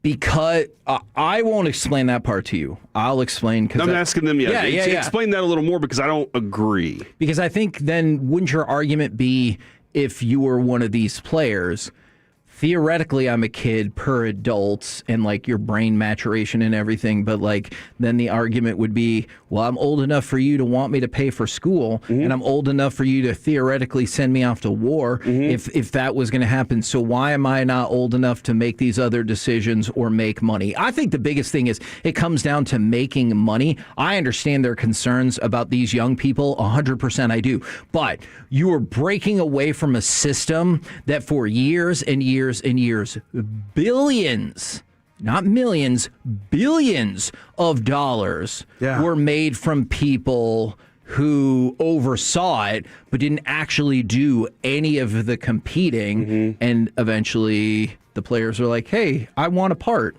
maybe a lot. Yeah, I wonder also, like, I'd love to see a number on how many players were given scholarships or they were there, got hurt, never went to the NFL.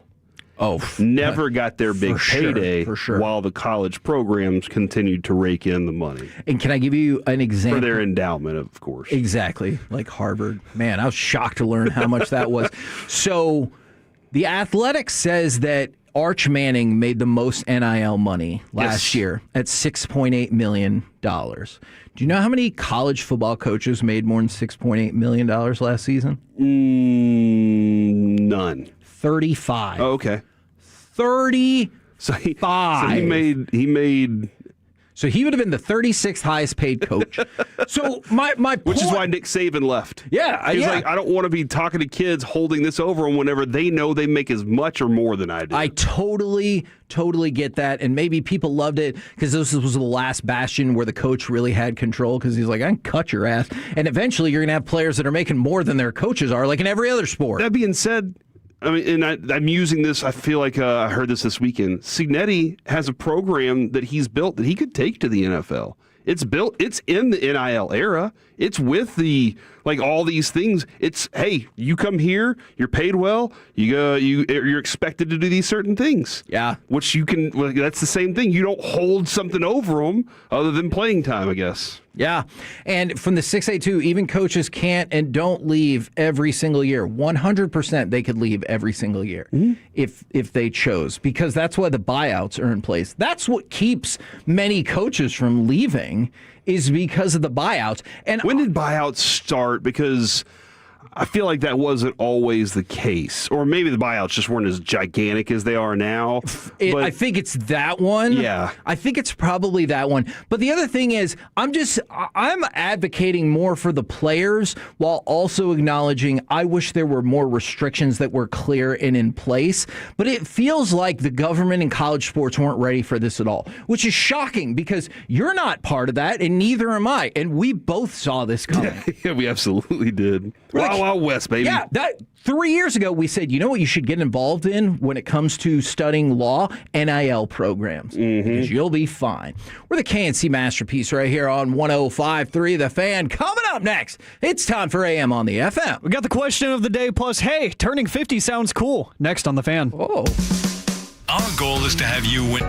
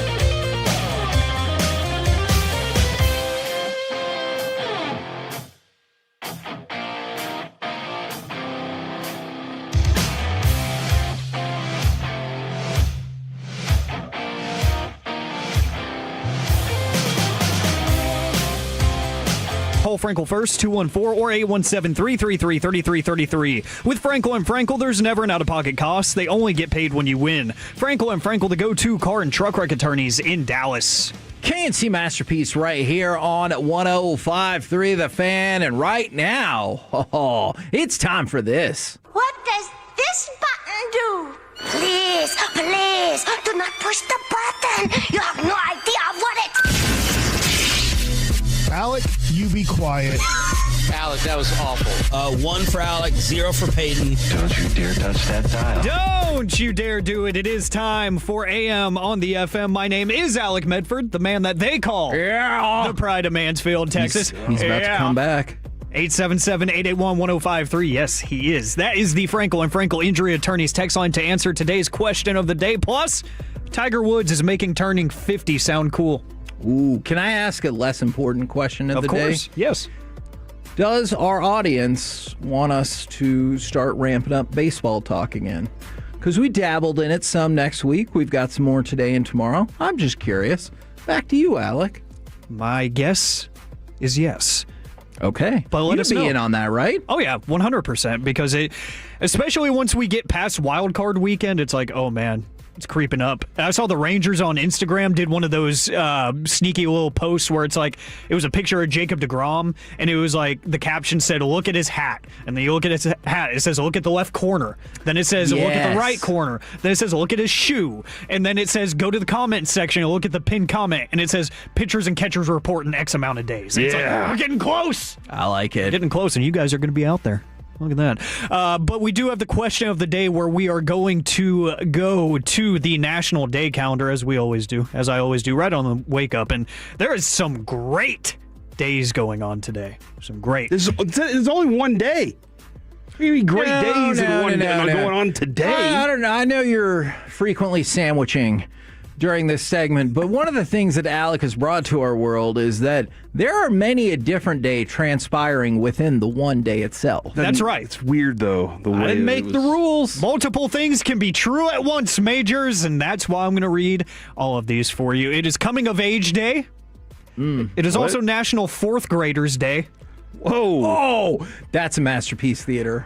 What movie made you come of age? That is for a different day. I like that. Stop it. Remote control. I think that's what it was called. Not Weird Science? No. Hey, what was the best grade? Because I loved fourth grade. Ooh. My teacher was awesome. I had the one, I got sent from a different class, the one where I got in the fight. No, it was fifth grade. Oh. But I did get moved to another class. Miss Williams was amazing. Now, fourth grade was the worst grade because that's when I moved to my new school, and they gave me a test when I got there, and I didn't know the test was because they had tiered classes, and it would determine which classes I would be in, and I really D'd around with the test, and out of 6 English classes, I got put in the 5th one, which was next to the bottom, and I told my mom I thought I was in the wrong English class, and so she brought it up to the school, and they said, oh, no, we do a test to determine that, and then she told me that, and it was a tough spot I was in. I was like, ooh, I don't feel like you're going to be able to get out of this one. I go, so here's the deal. And I had to tell her. And then also that same year, our house got robbed and my juice box exploded in my backpack and ruined a bunch of my books. Fourth grade sucked. Oh, man, I'm sorry for you. Sorry to dump all of that on you guys. I would double it up and say 8th grade. That was probably the best for me. Ooh. I guess my friend did take his own life that year. So. What the hell? Hey, I'm going to pivot before this gets any darker. But I liked the class, you know? It's the darkest question of the day for Alec. Yeah. It's Work Harder Day. It's also Stick to Your New Year's Resolution Day. Yeah, so stick to it. Stay with it. Stay with it, man. And if you have trouble, that's what Soza's for. That's right. It's National Pharmacist Day. Be nice to your pharmacists. Yeah. Don't be jerks when your insurance isn't cooperating. Yeah, too many people are rude. Now, it does feel like they don't know what they're doing, but that's probably more the insurance company's fault than anything else because the ridiculous stuff they put us through. That's a great point. That person is just in front of you. You're just, they're the one that's like, I don't. You take out all healthcare issues on Bob the pharmacist. He's trying to help you out. Never seen this card before? Come on. Let's see. It is also for the gym rats out there, National Kettlebell Day, I guess. Oh. You hate kettlebells, huh? No, I love them. I don't know why they have their own day. Oh, dude. They're not that special. Dude, do you hear all the names of days you're throwing out there? That's valid. But it is also, I have to mention this one. It is National Kiss a Ginger Day. I just saw that, yeah. Hold on. National Kiss a Ginger. Do we No, need to both put those leave? headphones back on. I'll I am wait till the locking the next door. segment. I am locking the door. There's not a lock on that door. I'm barricading the door. I'm going to take the microphone with me. I've never actually seen Kevin get up during the middle of the segment. Walk away from he the is microphone. actually walking in here. I've seen him. Nope, I don't want anything. The cameras are on. You already left. You're already in there. Do it. Don't be scared. He can't hear you because my mic's on. Ha. Anyways, Dude. yeah, that did not happen. Thank God. You know, here's the thing. Randy Galloway used to have wimp-free radio. That was about as wimpy as I've ever seen, Kevin. You got up and went in there, and you didn't kiss that man. I disagree. Consent is very important. I did not have it, and I do not believe days of the week or of the year will hold up in a court of law. I want to make that clear. I don't think you can be like, oh, I kissed Emma Stone because it was Kiss a Ginger Day. That judge is sending you to jail. She's blonde, so... What? I think she's really blonde. Oh, I thought you said she was blind. I know, I heard blind. Sorry. What? Okay, anyways, back to the point. It's National Clean Your Desk Day. And what is the one thing that you are awful at keeping maintained and clean? 877-881-1053. Because for me, it's my desk. I let mail pile up way too much. I have old credit cards that need to be shredded. You know, like stuff like that. It just sits there. Mail? Yes. I get mail. It's weird. It's weird though how you like. I don't know. In my mind, I just saw these guys stacking up on his desk. That's all I saw was mail. Postage, Corey. Thank you. He sure was building up for Kiss a Ginger Day, wasn't he? God. Anyways, yes, I have old like documents and stuff. I have old like notes from school. Hold on. What kind of documents? I mean, I keep like W-2s and like, tax documents and stuff like that just in case, TurboTax calls me and says, "Hey, you're getting audited" or something. How long should you keep documents? 5 years. Oh, some will say 7, but I think 5 years is smart. Huh. Sorry, that's how long I keep my tax returns because of that. See? So it's kind of similar. I have like a little, like a knick-knack shelf right next to my bed that has like fun For the paddywhack? Yes. No, stop right there. But the thing is, I hate to dust. And the thing about it, if you move one of the knickknacks, you know where it goes because of the outline of no dust. Dude, come on. So if you dust it, then it's not going to go back in the exact spot. And because of the nature of my OCD, I need everything to be like in the exact spot I had it. And so I have a lot of trouble with that. I even take pictures to try to get the exact approximation back, but I do not dust because of that. Why don't you just mark it with like a marker? Or a pencil or something. Because the shelf is black? Get a white pencil. Okay, but then won't there be all these white marks? I can't handle that. Underneath the thing. I can't handle that. I know they're there. You just give it like a little arrow, and that's the front of it. You know what, Corey? I don't think you understand me at all. If I know it's there and I can't see it, I still know it's That's there. That's a good point. That's a good point, man. I'm going to have to say the organizer that I have on my dresser. I have one of those. It's a box and it's got some cubbies on the top of it, and then it's got a little drawer. Okay. Where I keep, fancy checks and stuff that are all deposited. So don't try and steal them, guys. Oh, dang it. But it's like the reason I have a problem is because whatever's around in our room, Adrian will just put it in mine like it's mine.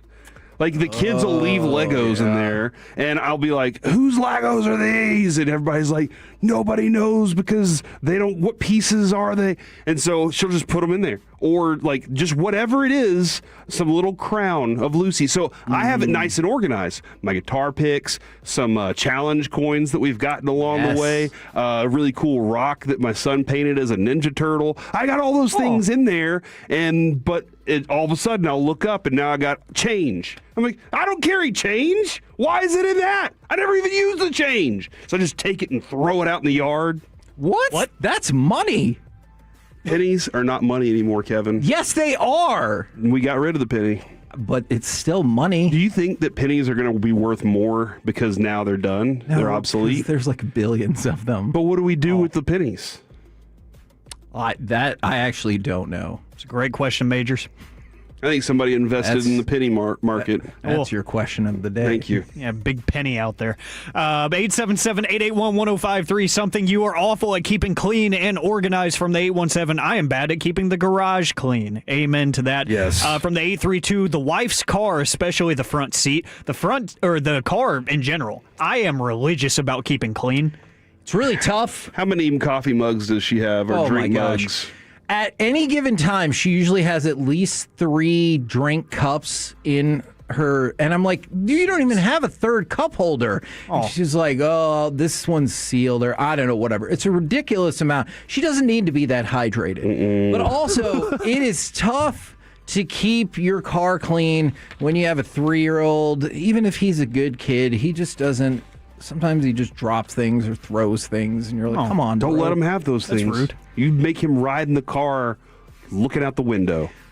And that's it. You don't get any food. I hear you. you. Don't get any drink. You know this as a parent, though.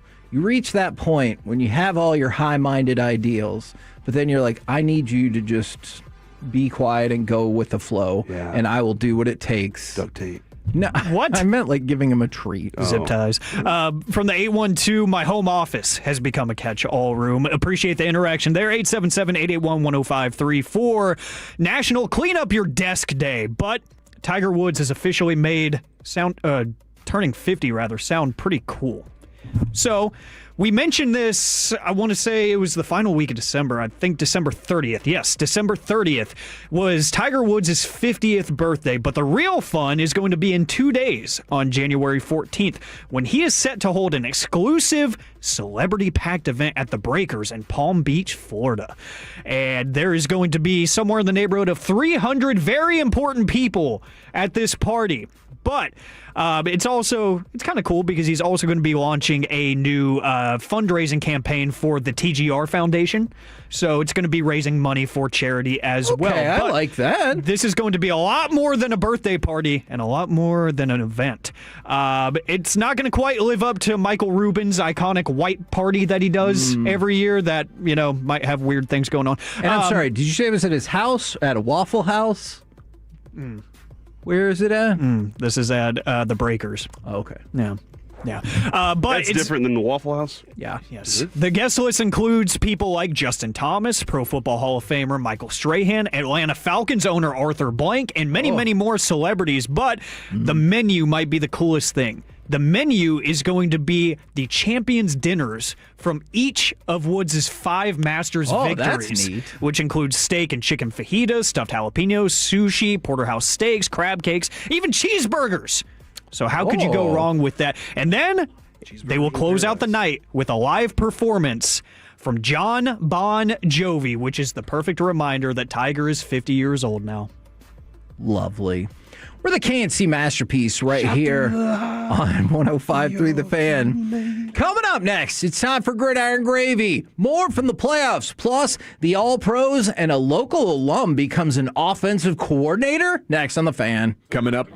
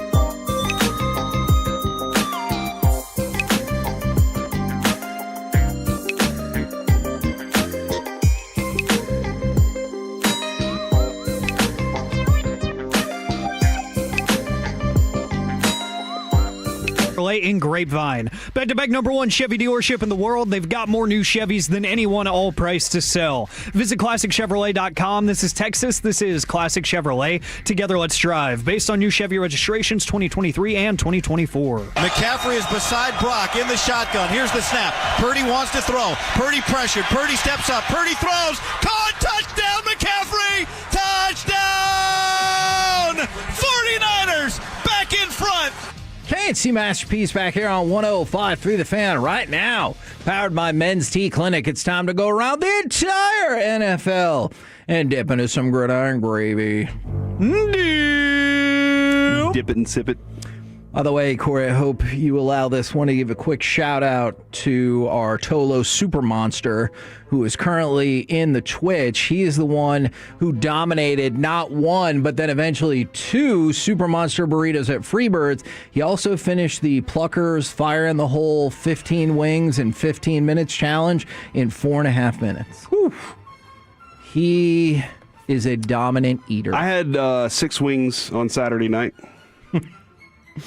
Okay, thank you for sharing. Nice. All right. Thank you. We could talk some more playoffs here, but there's a whole bunch of other stuff happening in the NFL as well. The 49ers do not expect Fred Warner back for their divisional round game, which will be against Seattle. Lots of interviews going down. Cliff Kingsbury is interviewing with the Ravens today. Mike McDaniel is set to interview with the Falcons and the Ravens have requested interviews with Jesse Minter, and I would keep an eye out on that one. And then Anthony Weaver as well. So a lot of moving and a shaking potentially on the coach front. Then back to playoff injuries. Gabe Davis is going to get an MRI, but the thought is that he will be unavailable for the rest of the playoffs. And Christian Gonzalez is in concussion protocol for the Patriots. We have some banged up teams. Yes. And teams that have lost like significant, important defensive players, receivers, like these are some banged up teams that are going a little bit further. It's kind of like I was talking about Miami. I'm a little, not the Dolphins, but the University of Miami. Right. I'm concerned going forward for them because of how banged up they looked against Ole Miss. But there's a lot of them right now that are taking some injuries on that they don't need them for sure. We were talking about the Niners earlier. Yes. All season long, it's been like this. They're kind of like, oh, we're used to it. Now, over the weekend, the NFL All-Pro team came out. It is headlined by Matthew Stafford. Now, usually whoever is the first-team quarterback is most likely to be your MVP, but we saw that not be the case, I believe, last year with Josh Allen and Lamar Jackson, and maybe that won't be the case again this year, but Matthew Stafford wins the vote from the AP and a lot of the same carryover voters for MVP. This is first ever? Is that right? I think so. Okay. Because all the other great quarterbacks that were in front of him. Yeah, quarterback in particular is tough. Kind of tough to crack all through. Pro. Yeah. But nice for him, man. Like, really nice. There were no Dallas Cowboys who were first-team All-Pro. They did have 3 second-team All-Pro, Cavante Turpin, Brandon Aubrey, and George Pickens. And we will talk later in the show, Wanker of the Weekend, about George Pickens not understanding how being an All-Pro works. Now, let's go. You have to act different after you're an All-Pro? No, you have to play better or have more stats. And he seems to think there's some conspiracy against him for some reason. The Falcons did, in fact, hire Matt Ryan as the team's president of football. I saw him almost cry on CBS because he was like, all the things that have happened with this team. It's a nice team. So you're making fun of him? No, it was pretty cool. Oh, okay. Emotions. All right. So this is a new role that they've added to the organization.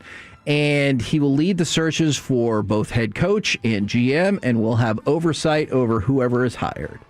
So you know how, like, realistically, Chris Young is the GM of the Rangers, but they changed the title structure, and the assistant GM is now the GM, and the real GM is the president of baseball operations. It kind of feels like the same thing is happening here. The GM is Matt Ryan, who will be called the president of football, and then the fake GM will be named the GM. I have a funny political joke that I wanted to ask, but I don't want to offend anybody. So okay. That being said, I like Matt Ryan, near Super Bowl champion. If you talk to the Cowboys front office, he probably should have won that one. Right. But, I mean, he should have. You know, And I think he carries himself in a manner like that's respectable for that position. I think that's going to be nice for them. I think he's good at what he does. I think he's going to have a good impact on that organization. Now, we talked about Rico Dowdle and the lack of a Carolina running game in the playoffs earlier. Can I ask a question, though? Sure. Sticking with the Matt Ryan thing. Sure. Former player, he comes in. Do you think that he is I never really had a voice as the quarterback before, and I'm going to make sure that people hear my voice now? Maybe, or it's possible, don't you think, from talking with some people that he had a lot of personnel thoughts back in the day, but just not necessarily the position to see them through. Yeah, and I wonder how that goes now that he has that freedom. He'll have that freedom from Arthur Blank, and it feels much like John Elway in the past. You'll get some extra leeway. Well, he got the extra leeway because of those championships. Yeah, for sure. Getting Peyton Manning there definitely helped. Losing the Super Bowl. Rico Dowdle sounds like he does not want to be in Carolina anymore. He had a robust 9 yards on 5 carries in Saturday's loss to the Rams, and he was asked about free agency and the fact that his game gets better the more carries he gets, and he goes, that's definitely a factor. There's options for me. I just want to be a guy who can go out there and get the bulk of the carries. Well, Hubbard is signed through 2028, and then Jonathan Brooks is still there, even though he has had just the worst luck with his ACL injuries, and they have Trevor Etienne. It feels like this is not where he's going to stay. He's right. I mean, with what he did this year, he has options. Yes. Hell, with what he did with the Cowboys. I know the options weren't as wide open, but he has options, and he can go take advantage of those, and he should go take advantage of them. Right now is probably the best time for him to strike on something like that. Now, we say follow the trends, and this is tricky for me because I do think the Texans are going to win tonight. But, Alec, consider this.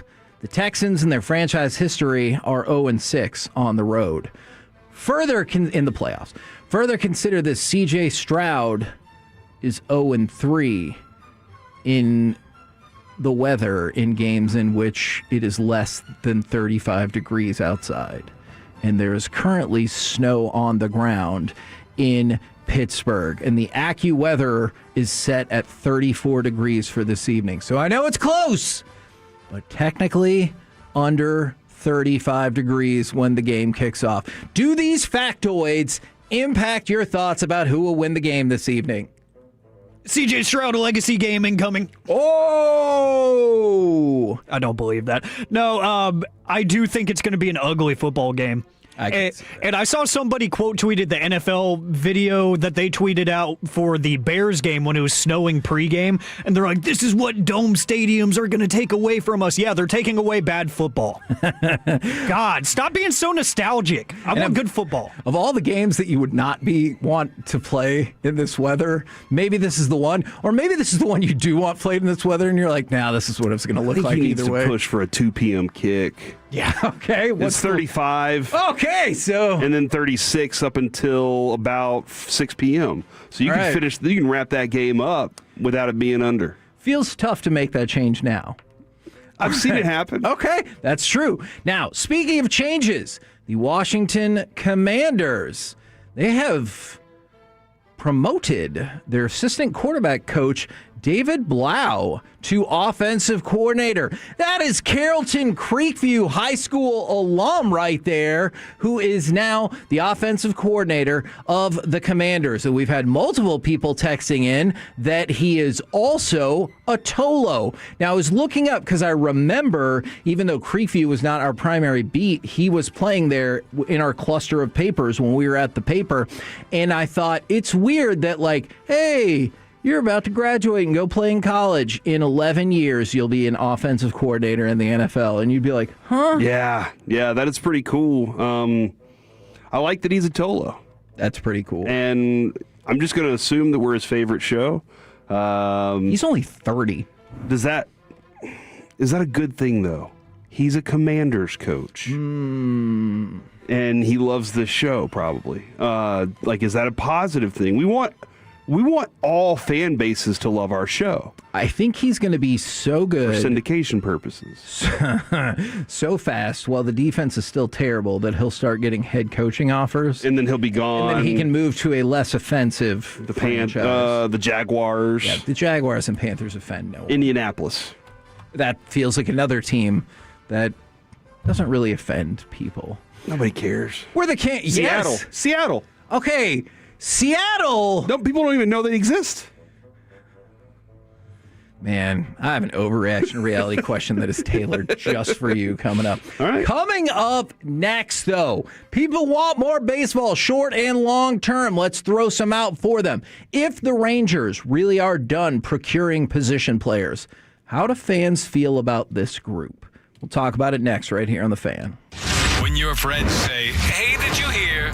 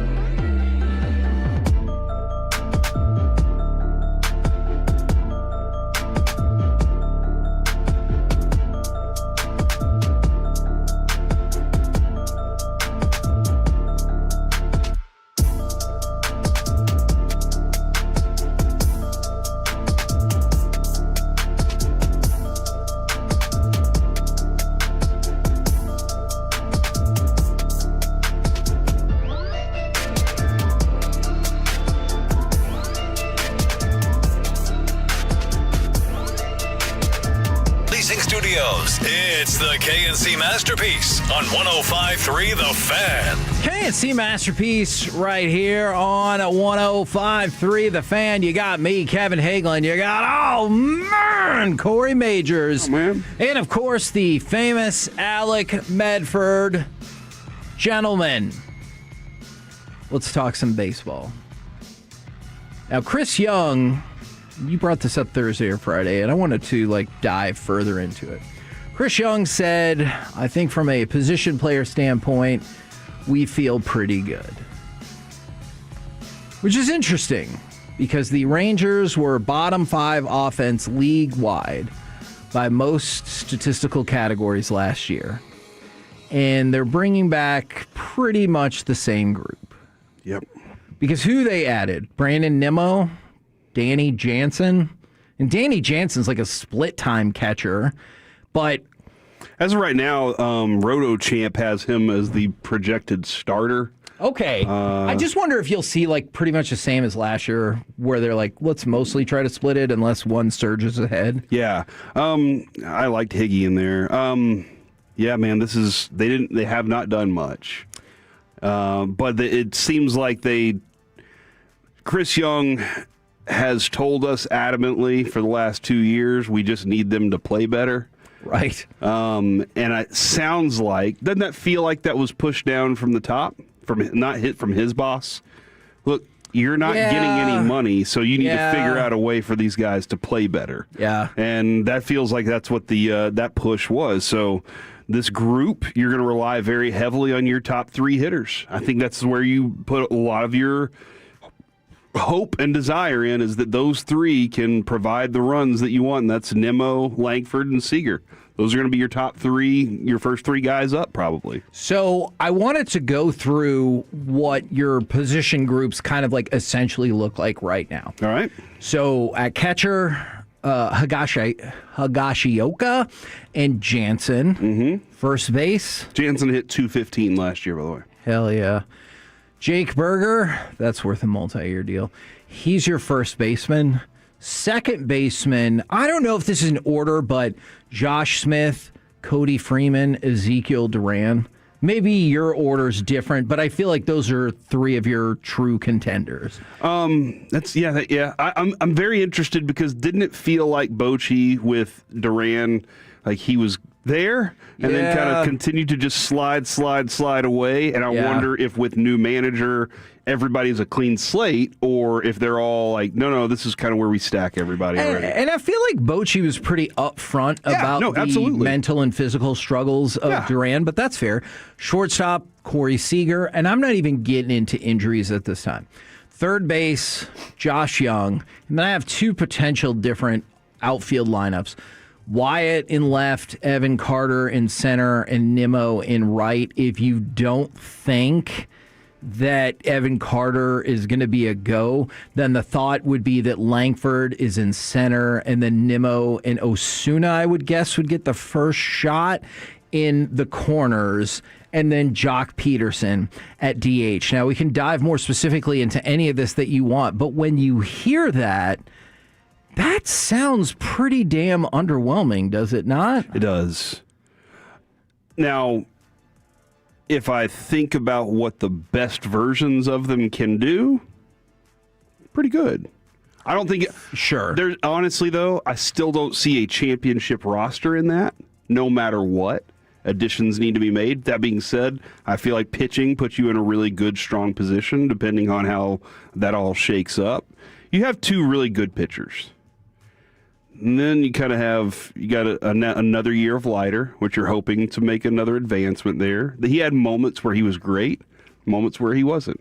Rocker, he looked good, and then he had moments where you're like, oh, that's a rookie pitcher right there. Right. And then maybe Jacob Latt. So, the pitching you feel gives you twice every 5 times run through the rotation, you feel pretty good. But Kevin, the roster does not look like a championship-built roster. It looks like it's still going to rely heavily on long ball, and it's going to rely heavily on whether or not these dudes strike out a ton. That's kind of where, and there's a lot of names: Jock Peterson being included, Jake Berger being included, hell, Josh Young being included in that conversation too. So I want to use this text as an example because I totally get where they're coming from, but count the ifs. I feel good if Berger and if Peterson can pick it up, if Carter's back can stay healthy, if Young can stay healthy and consistent, if Corey Seager can stay healthy, if Nimmo doesn't decline, and if Wyatt can take another step. So just think about that. That's 7 ifs. That's almost an if on your entire lineup. And I'm here for that, and I would be willing to wager that some of those things absolutely happen. Like, I'm with you on that. But to make this offense, as it looks right now, truly coherent, don't you need most of those things to happen? Like, I definitely think you need Berger and Peterson to pick it up, and I definitely think you need... What do you need to pick up from Berger? Berger is consistency, right? Because Jock Peterson, it was just all around garbage last year. But for Berger, it's any level of consistency, especially with his power. Yeah, he had 28 home runs that tied Seager. Like that was nice. He did hit 243. You kind of expect. Actually, I honestly didn't expect his batting average to be that high. Yeah, his batting average is not going to be great. And yeah, I'm with you on consistency. How many home runs did you say? I have 28 listed here. Am I wrong about this? I'm showing 16. Oh, man. This number's way off. Okay, yeah. But I was like, there's no way he hit that many home runs last year. That does not sound right at all. Yeah, I got 16 on another one, too. Okay. I don't know. This site's stupid. I'm out of here.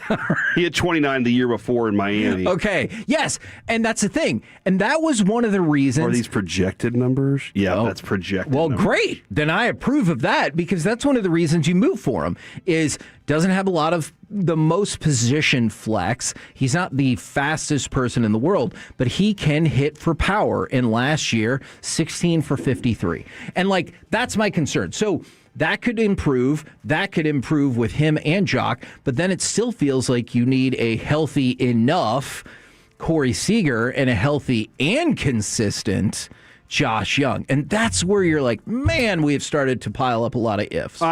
So for me, this really does hinge on Josh Young's season for me. I got that. It's cool that we got him for $2.9 million in avoided arbitration. All right, cool. We did that. But this dude's career, Kevin, we have him on for the next 3 years or 2 more years after this with arbitration. And he'll be 31 almost by the time he's an unrestricted free agent. This dude's career has been just a up and down roller coaster, and I don't know which version of him is the real one, honestly, because we always were told he's a hard worker, maybe not the best, the most talented, right? But he'll work hard, and that's good. But the talent's got to come out at some point, and what we saw last year, for what we needed out of him, what we expected, was atrocious. Yeah, and I always wonder how a player does. And he played most games of his career. Well, and I always wonder what goes through a player's mind when they realize you're probably not ever going to make a lot of money off of baseball. And Josh Young, I'm sure the way he started, he was like, oh man, we might be talking in the hundreds of millions of dollars, and just hasn't really worked out thus far. But still time to turn it around. Can I suggest one more name for you? Now, the number one drawback about this name is he would cost money. And that does not seem to be something that the Rangers are looking to dabble in, though I have been doing my own salary cap breakdowns, and they should have at least another $10 million to play around with. I've seen other numbers that think that number is higher, but I'm going to say I think they have at least $10 million that they should be willing to spend. Now, should is doing a lot of work right there.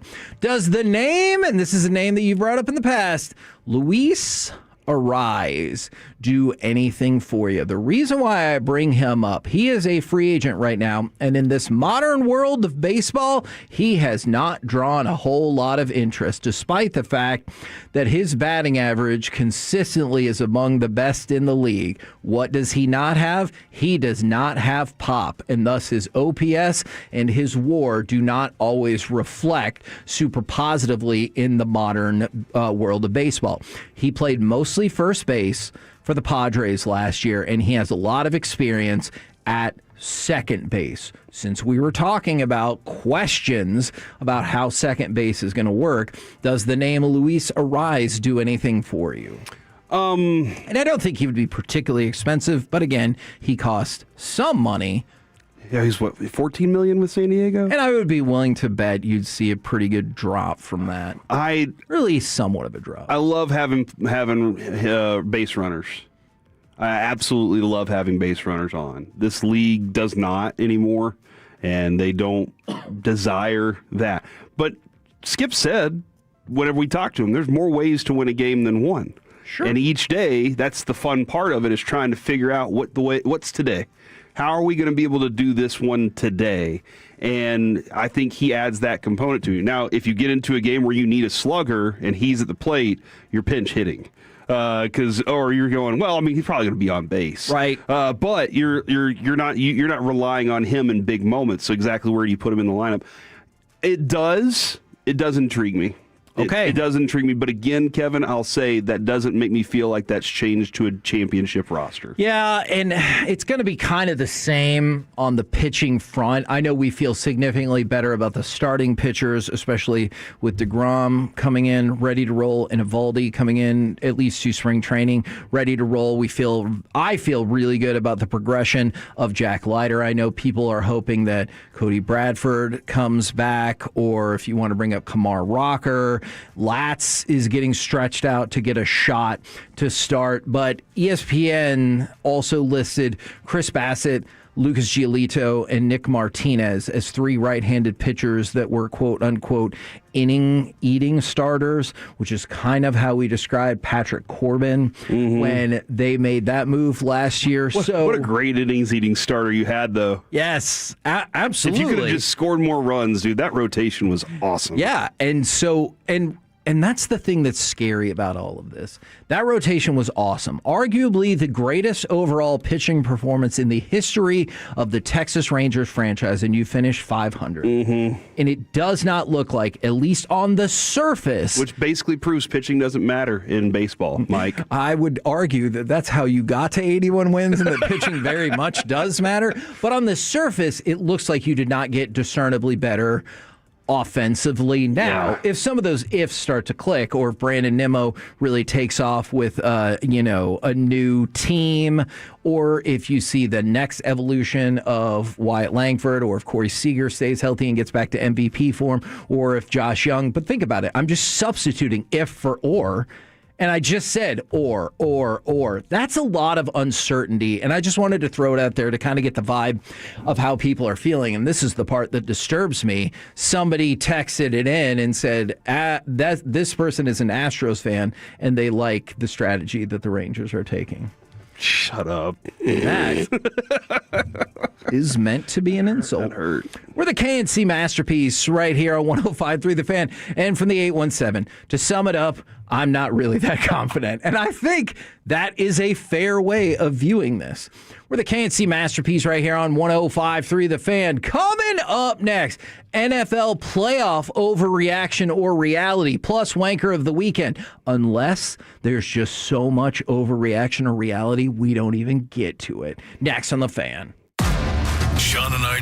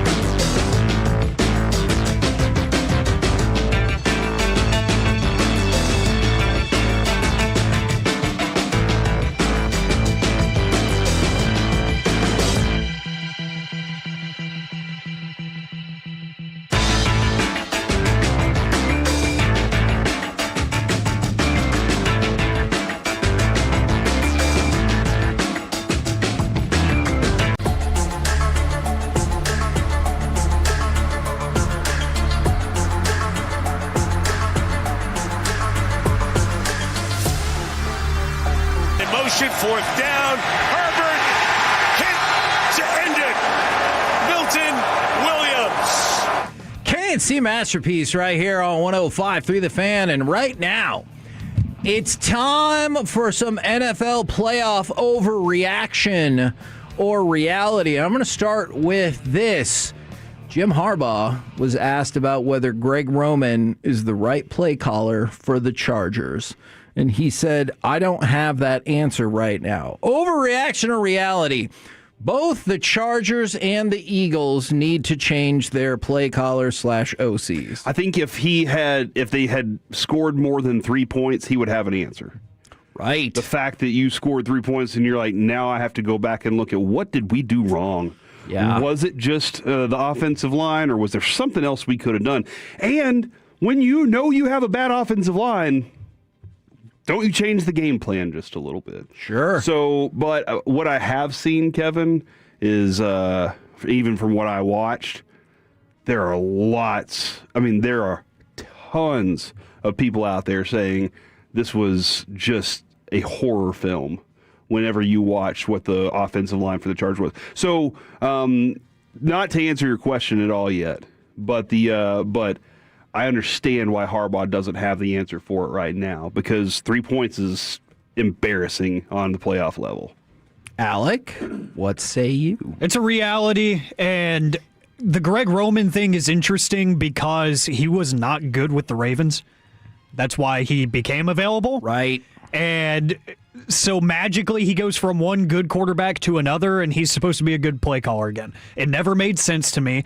And Chris Collinsworth was even calling him out on the broadcast, saying they got to have a better check down option. If you're not going to protect the quarterback, give him an outlet pass somewhere to get the ball away. Yeah. He had none Yeah. almost all night. He was having to throw the ball 15 yards to the closest receiver a lot of the times when he was under duress. And then for the Eagles, it's been bad all year. They haven't used Saquon in the right way. Jalen Hurts doesn't want to do this, doesn't want to do that. And he looked disgusted at the 4th in their season play call. They took the time out to go over the play call. And if you looked at his face, he was like, huh? And he looks at Sirianni, and Sirianni just nods his head and goes, yeah. And they ran a bad play. So, yeah, both their offensive coordinators stink.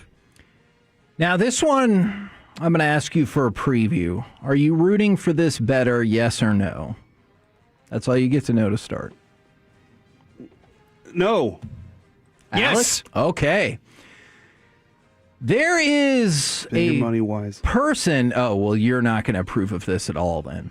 There is a person that months ago at BetMGM in Illinois wagered $50,000 on the Chicago Bears to win the Super Bowl at 66-1. That means that bet is still alive for $3.3 million and is the largest reported Super Bowl future bet by total liability at any legal sportsbook in the United States. BetMGM moved the Bears betting odds for the Super Bowl down because of this bet. Overreaction or reality? With 3 wins to go for $3.3 million, you are rooting for this Chicago Bears gambler. All right. No, I've already said no. But now with the information, I'm going to give you an Now with the new information, I have the right to change my mind. Correct. Never let anybody tell you differently in sports or life. The information I need is I need to know how much, like, does this person have money? Wouldn't you guess if you're able to drop $50,000 in a futures bet? Probably. Good taking a loan out. That feels, man, what did he really tell that loan officer? He had a business plan and everything. He's like, all right, here's my business idea. The Bears are going to win the Super Bowl. Denied. I actually am kind of rooting for this because it was a preseason thing. It was before season, correct? No, it actually took place 2 months ago in November. Oh, screw that person. Never mind. What the hell? Yeah. No, this is kind of crazy, dude. That's a lot of money, and this kind of does go back to, hey, if you have that much money, can we figure now? Let's say they come back and say, if I win this $3 million, donating half of it to My Possibilities, donating the other half to Sandlot, and then the other half to NAMI, then I would say that would be amazing. And yes, let's root for that person. I have no clue what they're going to do with this. I think that's what if they use it to fund an illegal drug ring? Oh, or assuming they do something neutral with the money that only impacts them and their loved ones. Fine. I'm kind of rooting for them. All right, Alec, overreaction or reality? You are still rooting for this better with all of the... And I'm kind of rooting for the Bears, too, so that's another factor that goes into this. I'd say it's a reality for me because I don't care if it was 2 months ago. Think about how weird the playoff picture was 2 months ago. Yes. Like, we thought coming out of the bye, the Cowboys were going to do something. We thought the Packers were still really, really good. We had no idea if the Seattle Seahawks were legit or not, or if Sam Darnold was going to turn into the pumpkin again. Like, I think, if anything, that was even more bold than preseason. So, yeah, okay. I say reality. I want it to happen now. NFL overreaction or reality? I thought this was going to be a bold statement, but not anymore. The Packers should move on from Matt LaFleur. Now, ignore these so-called reports that they're going to reach an extension with him because they don't want a lame duck coach. Yeah, we'll see. We'll see about that. Consider this. Matt LaFleur is the fifth head coach to lose multiple playoff games he led by 7 or more points in the fourth quarter. Ouch. Also, he hasn't had a seed better than number 7 since 2021. And since the 2021 regular season ended, he is 1-4 in the playoffs and 30-25-1 overall. Overreaction or reality? The Packers should move on from Matt LaFleur. I would say that's an overreaction. You have to. I think not everybody comes into this world with everything just great. You have to have those experiences to kind of get you to that next place. You got to learn how to lose. He'd love to win initially, but he had better experiences and then got worse. Yeah, I like their team too. They have a lot of talent on that team right now. I wonder what happens in that second half so badly to them. Offensively, it looks like he doesn't change his plan when he has the lead. He's like, no, we're just going to keep doing whatever we were doing in the first half, as opposed to, all right, let's do things that can help us close the game. And the Packers have struggled to close games for sure. I wouldn't move on from him yet, though. I think he's a quality coach. By the way, people ask what the payout is on that Bears ticket. I have not seen a report about that, but Corey, you'd respect him if he let it ride, right? Yes. Okay. Yeah. Okay. Because again, this does fall down to the guy probably wanted the Bears to win. Yeah. So you and Choppy bet against your teams so that even if they lose, you win. Exactly. But isn't it better if they do win and you also win? Absolutely. I can't take that risk. Then Then I would have been sad and out money after A&M lost to Miami. This guy, however, there's a possibility he's rooting for the team to win, and he wants that money. That is possible. So I'm pulling for that. Alec, overreaction or reality? The Packers should move on from Matt LaFleur. Reality. There you go. The precedent was already set by the Ravens this offseason. If you can't get it done in the playoffs, you need to get on out the door. And for Matt LaFleur, I'm right there with Corey. I feel like he kind of forgets how to coach in a way in the second half. It's like his team is good, and he gets out in front. He's a front runner at this point because his team is talented enough, his team is good enough, even with a bunch of wide receivers that you've never heard of, they're scheming up scoring plays, and it works to perfection until the game actually matters. And I think that there's too much money invested in that team at certain places to the point where I know what his ceiling is coaching that roster. I don't think he's a bad coach. I think he needs a new set of circumstances. I'd agree with that. That's why I think if he goes to Miami, things are different, which the GM there is real tight with him. If he goes to Atlanta, things are wildly different. I think Atlanta turns around really quick if he goes there. I think he's a good coach. He just needs a change of scenery. Wow, y'all want the Packers to be better, huh? All right. That's how y'all are. Interesting. NFL overreaction, man. NFL overreaction or reality. Tonight, The Texans will either beat or beat up Aaron Rodgers into retirement. Oh, man.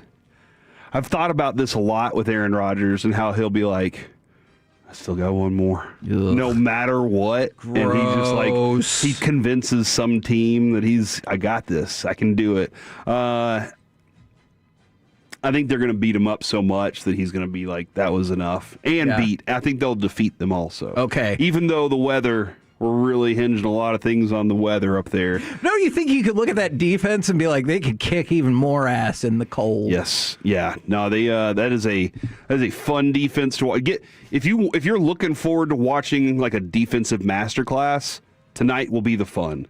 D'Amico Ryans is very good at it. Now, I'm kind of curious how Aaron Rodgers has done against Robert Saleh those types of defenses in the past, but this one right here, I'm really looking forward to seeing. I've started rooting for Will Anderson because of our boy Reggie. Yeah, Reggie told me some inside stuff behind the scenes on him that I'm just like, that dude right there, I'm pulling for. Now, Alec, the same question for you, a bonus question. Oh no, you would take the under on tonight's game, which is 38.5. I got a double reality here. Oh. Because I think this is going to top the Chargers game last night. I was going to ask you that. It's going to be the ugliest playoff game we see. It's going to be like a 10-6 final. It's going to be gross, but it's going to be gross because that defense is going to be amazing for the Texans. D'Amico Ryans is starting to get all the pieces that he needs, and people still aren't talking about them enough. Like Corey said, masterclass. And I know in today's NFL people don't really care, but if you really do enjoy watching well-schemed pressure and great coverage on the back end and just technically sound football, you're going to get that watching the Texans defense. I don't know about their offense. I really don't. But their defense is just amazing. It's going to be so fun to watch. Now, Corey, it goes back to you for the bonus overreaction or reality. You would take the under on 38.5 tonight. I would take the under on 38.5 tonight, but I would take the under if it was like 35 too. What if it was 30? Probably not. Okay, because there is possibility that Stroud just lights them up, figures that out a little bit. But I definitely feel like it's under at 35. NFL overreaction or reality. I'm going to need to present you with some information here. Tony Romo might not need to be an NFL broadcaster anymore. All right, now there's a few things at play here. It feels like his popularity has really fallen off pretty rapidly in the last couple of years, and some have called him a caricature of his former self who only speaks in cliches. There was the replay going into, I believe it was a break, where Tony Romo said, "Don't worry, guys, he caught it." And then it was, of course, ruled incomplete. Or we can go to cut number 11 for this real, actual audio. It's strange. That's a first down. How strange. How did you know? Ha ha ha! Do you just hate Tony Romo? No, not at all. I've told you many times, I am largely indifferent. I heard him guess like two or three times on plays. Yeah. And one time he even questioned himself before he said it. He goes, "Play action here?" And then it wasn't, and he was like, "Well, all right, here's you."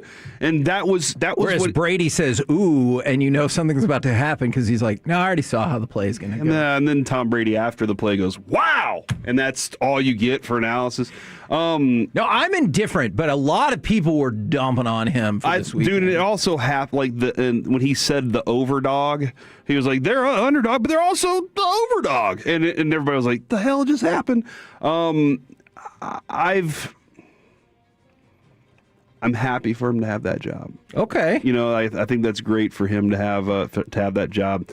Look, man, whenever you have these jobs where you talk a lot, people hate. That's true. And hate. If you were running the network, would he be on your A team? I would be calling Greg Olson. Okay. Oh, yeah. And stealing him from Fox. Because Greg Olson's like, I guess I got to go coach now because Brady took my job. I think Greg Olson's great. I really do enjoy him a lot. But yeah, Tony Romo, he hung everything on, I can guess the plays, and right now it doesn't look like he understands it all completely. Alec, overreaction to reality. Tony Romo might not need to be an NFL broadcaster anymore. It's a reality. He's the one-trick pony, right? The guessing the plays thing was cool for a couple seasons, and then it's almost like he acknowledges that we know that's his bit, and he doesn't really care anymore. And it feels like some games he kind of walks in with no prep. And it's just like that whole spiel that Corey was talking about, the underdog, but the overdog thing. He said a whole lot of sweet nothings in about 35 seconds where he was like, the team is really good, but they were really bad at one point, so they might still be bad, but I think they're pretty good. They could be good. I don't know. And there was also that part in that, as you were doing that, he did, a lot of people don't know, and I know a lot about football. Yeah, he's like I'm a knower of football or something like that. Like it's like, okay, dude, knower. I get it. It's completely pivoted. I actually enjoy listening to Tom Brady on the broadcast now. I think he actually provides real insight and X's and O's analysis. Like Romo is just, especially what gets me is on the replay reviews where he's just, I don't know, Jim, Dean, what do you think? I don't know, because he doesn't want to be wrong in that moment. Give me an opinion. Now, NFL overreaction or reality. I know what your answer used to be, Corey.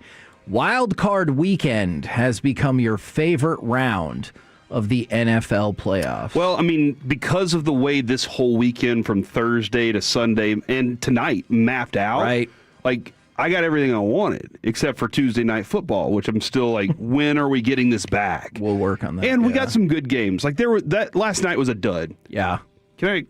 You know what? At 1 o'clock, I'll explain what I had to go through in order to get that dud, and I hate it. But because I should have just called you and said, "What's your password?" But I didn't. Oh, yeah. Somebody else used it. But the whole weekend itself was an absolute blast because I had football on all day. And it wasn't red zone style. It was, I can pay attention to this game, know the entire arc of this game and where it goes. Did I get a little lost hanging out with my friends and thinking that Packers-Bears game was over? And then I got the shock, what they call Harley shock. When you walk back in, you're like, oh my gosh, I didn't expect this to happen. It's called Harley shock whenever you think there's a parking spot and then you pull into it and there's a Harley there instead. Yeah, exactly. We all know. So that did happen. But yes, Kevin, my favorite weekend. I loved it. I loved it. So for the longest time, my favorite weekend has always been divisional weekend because you got the most number of games of the highest quality. And this is before they expanded out the wild card because you would get like 4 games on wild card with the double bye on either side. But it felt like obviously the divisional rounds were better because all of the teams were in the mix. But now with the expanded wild card, you get 6 games. The first couple were a dud. This one was really, really strong. So I don't know. I'm kind of going back and forth on this. Alec, overreaction or reality? Wild card weekend has become your favorite round of the NFL playoffs. I think this weekend alone made it a reality. It usually isn't because you kind of know going in. There are a couple games that will surprise you just because they're more competitive, but I feel like you have a better read in years past on, okay, this is a paper tiger. Like they usually the NFC South, right? Not to bash on the Panthers this year because they surprised me, I admit, but usually it's like, okay, NFC South division winner is going to lose, and then the 1 seeds are just chilling at home watching, I'm going to pick on this team and win by 14 next week. You have a good idea. This weekend, I had no clue. I was watching the Bears game at a bar with some friends. We left at halftime. Wow. We left because we were like, this is pointless. 18-point game. We went home, and by the time I got home, got cleaned up and situated, I turned on the game, and I watched Caleb Williams throwing a touchdown pass. I'm like, oh, they're within 1 score. So that Even alone, then, did you think, they're going to win this? Oh, yeah. I was like, that's a Ben Johnson team right there. They're too fired up right now, and that's a Green Bay team. They don't care right now. Somebody said last night wasn't a dud of teams don't score over 30. Everyone thinks it's boring. Last night was boring. Yes, that was bad offense on the Chargers' part. I will give the Patriots credit for dialing up a very good defense. Yeah, it looked awfully familiar, by the way. That's not a good sign. Yeah. NFL overreaction or reality? Think back to when this trade was made, the Micah deal.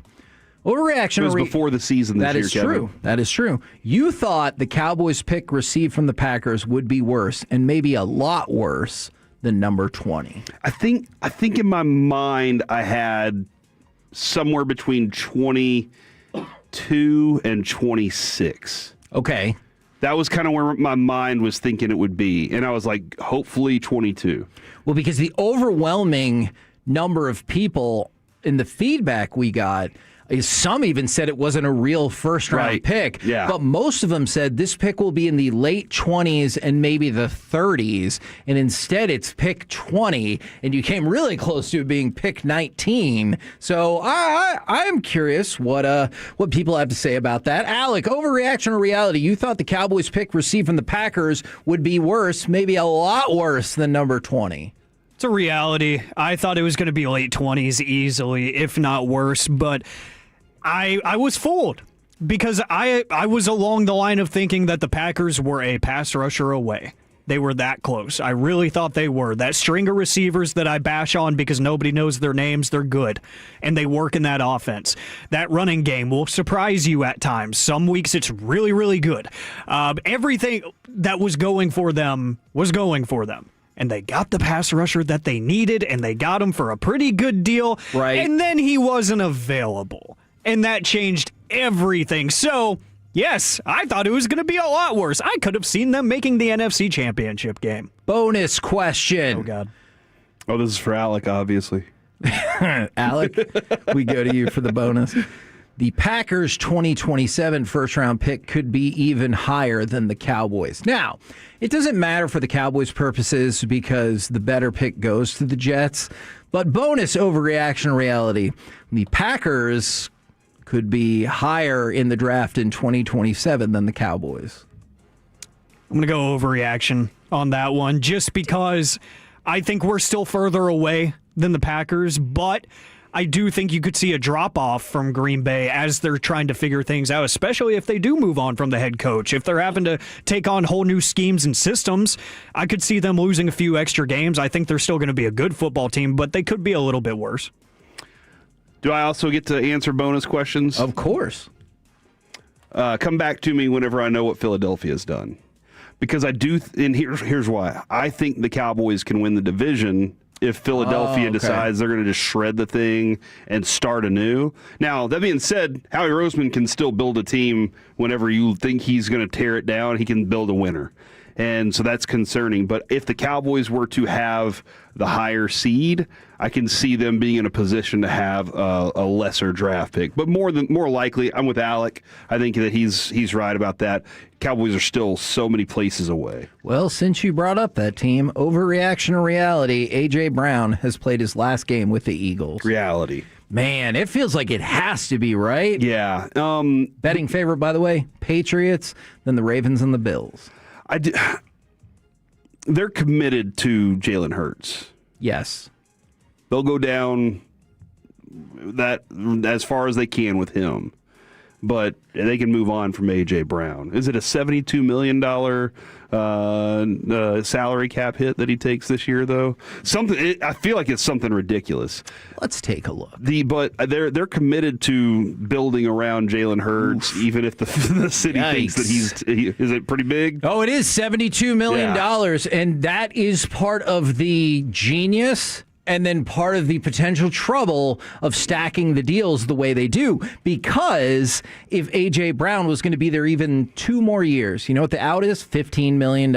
But for now, man, you are screwed. But it did feel like in the post-game interviews... Ooh, this might have changed my opinion. Every single post-game interview from Sirianni, he was probably the best at it, but it's felt like a lot of the players that were question marks with A.J. Brown were all saying we in that locker room while pointing the finger at the one guy.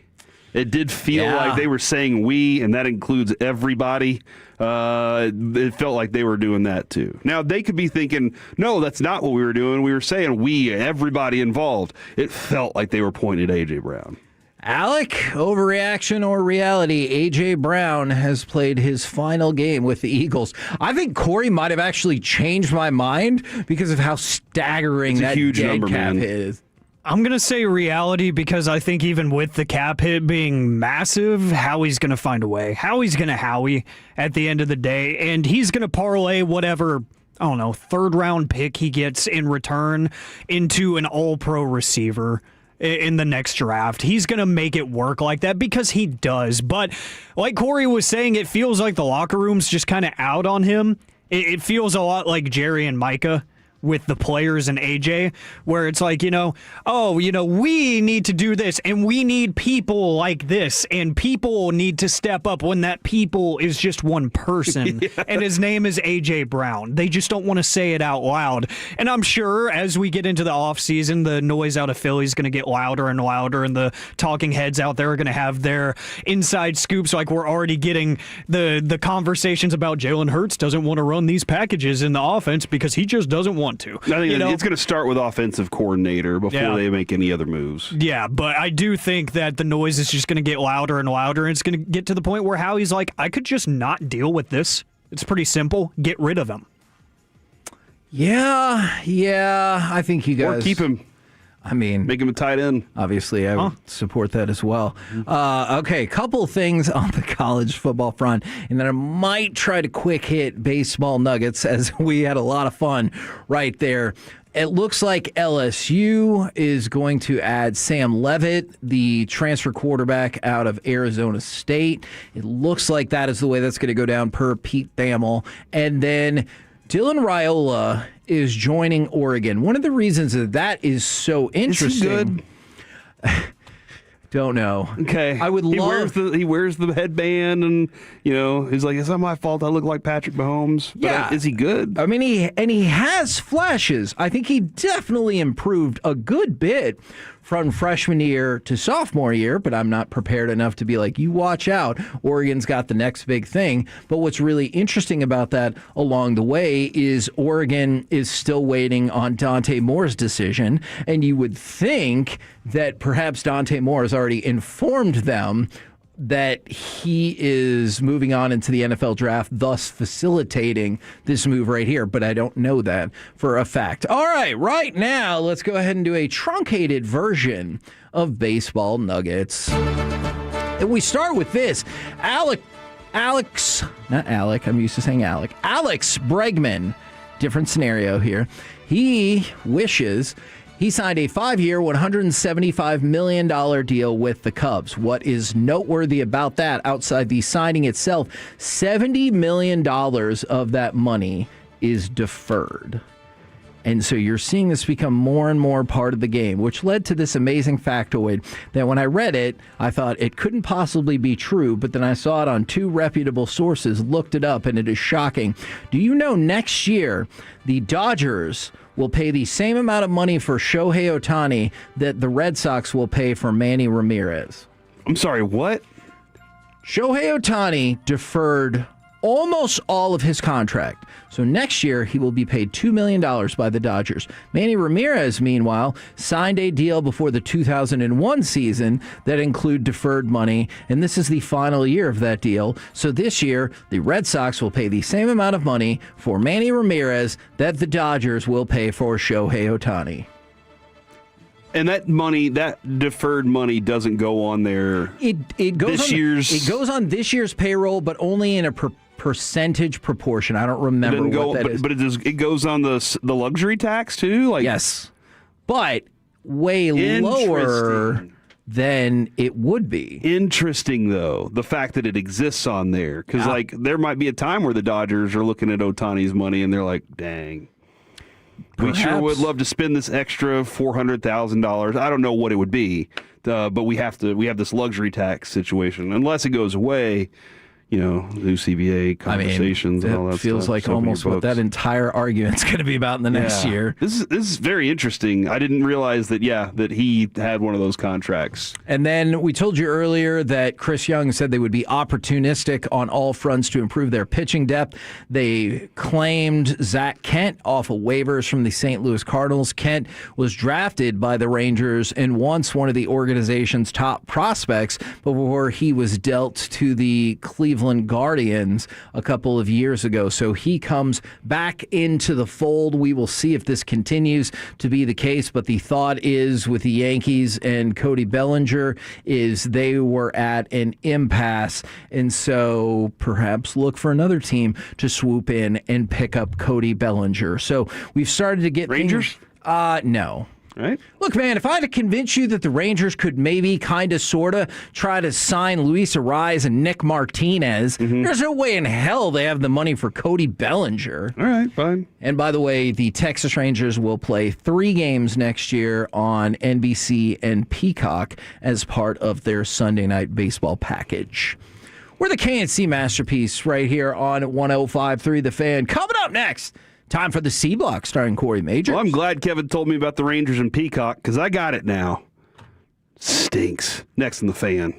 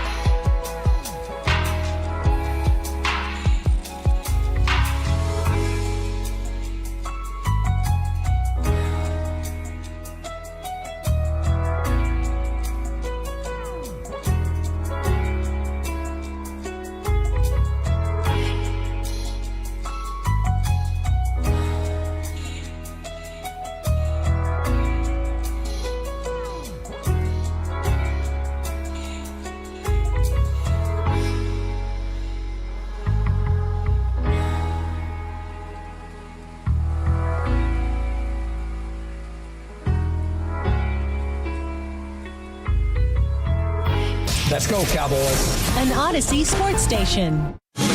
Driven by our D&M Leasing Studios, it's the K&C Masterpiece on 105.3 The Fan. K&C Masterpiece right here on 105.3 The Fan, and right now, it's time for the C Block starring Corey Major. Thank you very much, Kevin. I'm about to talk about Peacock in just a moment. Oh. What I was forced to do last night. But before we do, I want to shout out Marty Turco. Marty Turco is just the coolest dude. Yeah.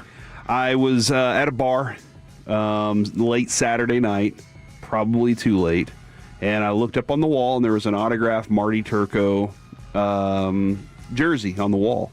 And my buddy goes, I bet Marty didn't even sign that. And I saw the autograph and was like, I know what Marty's autograph looks like. That is absolutely it. Well. And they said they didn't believe me. So what did I do? Texted it Leveled to him? up on him, texted him a picture, and was like, my buddies don't believe it. And he goes, hey, if they really cared, they'd actually zoom in on the picture so I could see it a little better. And I was like, all right then. So I went and got closer, took a better picture. He was like, I absolutely signed that. It was for the people at Jake's, that whole team there. Hell he was yeah. like, that's absolutely mine. And I was just like, dude, you're the best. Party. Yeah. I haven't gone back to look at what time I texted him, but I'm pretty sure it was pretty late. And that dude had the kindness to respond to me because that's Marty Turco. Because you also sent him a picture of you drinking Kingsville. And they was like, all right. There's so much Kingsville here. Also, shout out to Derek Holland, who's Toloing right now, for sure. Yeah. Do you want to read what he texted? He's not a huge fan of the quarterback that's now in Oregon. He is not. Is what I'm... Hey! Why don't you come on the show, man? But we can hang out outside. I'm always down. So last night, and we'll get to hits and misses in just a moment, by the way, because it is poor Jordan Love hits and misses. I already see where this is going. Last night, I was Adrian wanted to start watching a show. I don't know what show. His and hers. Some lady was lead poisoned by her husband over like a long period of time, and they were trying to figure out who done it, and it was her husband who got in trouble. And that's what makes you nervous, right? That she's interested in the long-term play of the poisoning because she's like, well, I can get away from that. Yeah. So, so I was like, well, I'll listen to the football game for a little while. I had some chores to do anyway, so I needed to get some things done. So I put my earbuds in, walked around. Then I came back in the living room. She was gone. TV's off. And I'm like, well, now's my time. But I did realize this game's on Peacock. I do not have Peacock. Kevin, I told you last week, or a couple weeks ago, I said, for whatever damn reason, I don't even know why, I put my foot down on not having to pay for Peacock. You're like, they show The Office 24/7 on Comedy Central anyway. I don't need it. Yeah, and so I was like, this is ridiculous. I'm already paying for this. Why? I get it. NBC has always been free, and now they're trying to make me pay for it. which makes me kind of wonder: is there an ABC app that I can stream? Yeah, they're part of Hulu, right? I need to know exactly which ones so I can completely break away from what the other one, the big one that I pay. Well, you know? Hulu's about to go away anyway. Oh so my gosh! All right, so I said, well, I got to get the app. I'm going to have to get Peacock tonight. And they said, hey, we're not offering any free trials anymore, you dummy. And I was like, dang it. And then I said, all right, well, I'll pay the $7.99 for it. And I paid that $7.99. Did you really? And then I logged on, and then I clicked on the game, and it said, you have to upgrade to watch this game. Shut up, did it? And I was like, you SOB. So at that point... Oh, man, I didn't know that. Then I had to add an extra $10.99 plus tax. They get you on that. And I just paid the $8.01 for the other one. Oh, you had to pay more? Double. Which I did get an man. email later that they said, hey, you're going to get a refund. Okay. But I didn't like that, man. Okay. I didn't like this at all. Now, I don't want this app. It was for one game. Are they going to have any other games? I think that's their only one. You're kidding me. I think it is for this playoff cycle. You're kidding me. I'm very sorry. They got me for the crappiest game. Man, that game was bad. I paid $11 ish for that. What else? What other shows are on Peacock? Oh man, they have the greatest reality show I don't watch reality made. shows. Give me another show. You will change your mind for this. Called Traitors. It's awesome. Have I watched the New Zealand, Australia, England versions of this show? Hell yeah, because every single one of them is badass. You should watch Traitors. It's great. Also, they have a movie on there called Begonia that I think you would really like. Yeah, would you call me? Like a lot. Is it about flowers? No. Stupid. The whole title is. It's about a hostage negotiation and potential aliens. Yeah, I think it might rock with NFL Plus. That's a good idea. All right. But watch Begonia and Traitors. So there you go. That's some weird stuff that I was dealing with. And no, I didn't want to. I didn't need to go get an antenna. So just using a regular antenna. No, I was doing laundry, and then I decided to sit down and watch a game. I got to find an antenna. Mm-hmm. I love you and appreciate you though. Okay. So that happened. Okay. Guys, we keep track of the top passers and top rushers. The top 5 passer records this weekend: 4-1. Oh. The top 5 rushers: 2-3. Okay. Which brings us to the conclusion: don't run the football in the playoffs. I don't. What's that? What you took? All you have to do. Well, I mean, hold on. Okay. They won 2 games. The passers won 5 games. All right. What are your thoughts here? I guess based on the information given to me. Screw it. From the 682 Peacock trying to make me pay for David Frenfrock reports. That's oh man. Does he still do that? I don't know. I haven't watched because I haven't had Peacock. Oh, now I do. That makes sense. I've already seen The Office and Parks and Rec and some of 2.5 Men. I've already seen them. So I'm not one of those that loves to go back and watch The Office again. I've already done it. Oh. I've already done it. I want new stuff in my life. Give me new things. What if those last 2 seasons didn't exist? Except for the finale, which is awesome. Oh, man. Cry? Did you cry? No, but it was very emotional. Because you don't cry. I told you the story. I cried in 4th grade when my juice box exploded in my backpack 2 days after our house had gotten robbed. I broke down. Every time you say your juice box exploded, it's not a euphemism. Oh, I'm sorry. You're so good looking. My juice box exploded. Come on. All right, guys. Roll up. Y'all like the hits or the misses from the weekend? I want the hits. I'm boycotting the misses because I think Jordan Love's going to be in the misses. Let me see. He isn't in the top 3.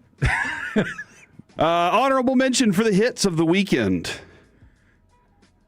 Christian McCaffrey, 114 total yards, 2 touchdowns, 6 catches. But give DeMarcus Robinson some love too. 6 catches, for 111 yards. That was nice on him. The pass from Jawan Jennings, beautiful. Watching him, this is one of the things that I was listening to Troy Aikman talk about his offense whenever Norv Turner got there. his steps. He had to be faster to get to a spot. Hearing some people talk about Patrick Mahomes and how he runs to a spot, gets there, sets, finds things, and throws. Watch Jauan Jennings get the handoff and then kick it into an extra gear to get to his spot so he can plant his feet and throw. Right. A lot of times you'll say, hey, receiver, throw this ball. We'll run it through practice, and you can throw it. It's fun and all that stuff. But there are real things about getting your feet set, squaring up, and throwing a football downfield to deliver a good pass. And Jauan Jennings absolutely did that to Christian McCaffrey. And Christian McCaffrey, just a stud, dude. Like, that dude's a stud. Number 2. Did you hear his post-game interview at all? I can't remember what the question was, but it was like, how did it work out dealing with that adversity? And he goes, well, I mean, we won, so pretty good. But then he was like, oh, that might be a rude answer. And so he still gave out a really nice answer. It was just funny. Number 2 on the honorable mentions list, Puka Nacua. 10 catches, 111 yards. Also 3 rushes for 42 yards and a touchdown. Could he have been number 1 if he wouldn't have dropped that one pass? Probably not. Okay. But I do have this question regarding Puka. It's kind of fascinating that he runs the ball, and he's just kind of like that dude. Yeah. Debo was that for a minute. Debo Samuel was like, hey, you can hand him the ball too. When CeeDee Lamb gets hurt doing it, everybody loses their damn mind. Yeah. If you have a tool like what Puka Nacua can do, and you can line him up all in every single spot behind or on the lines, wherever you want to, and now the defense has to deal with that disguise, if nothing else, or the threat, or the reality that he can rush a touchdown in. That right there is a very useful tool to have in your toolbox. And whenever the Cowboys want to do that, fans are going to complain. You're going to get your star receiver hurt. Well, how come they didn't complain when he wasn't getting hurt, but still did it all the time? Exactly. I'm fine with it. If you can do it, do it. I will also say, there's a certain level of toughness I think that it takes to be the running back receiver as well. I'm not saying CeeDee Lamb's not tough.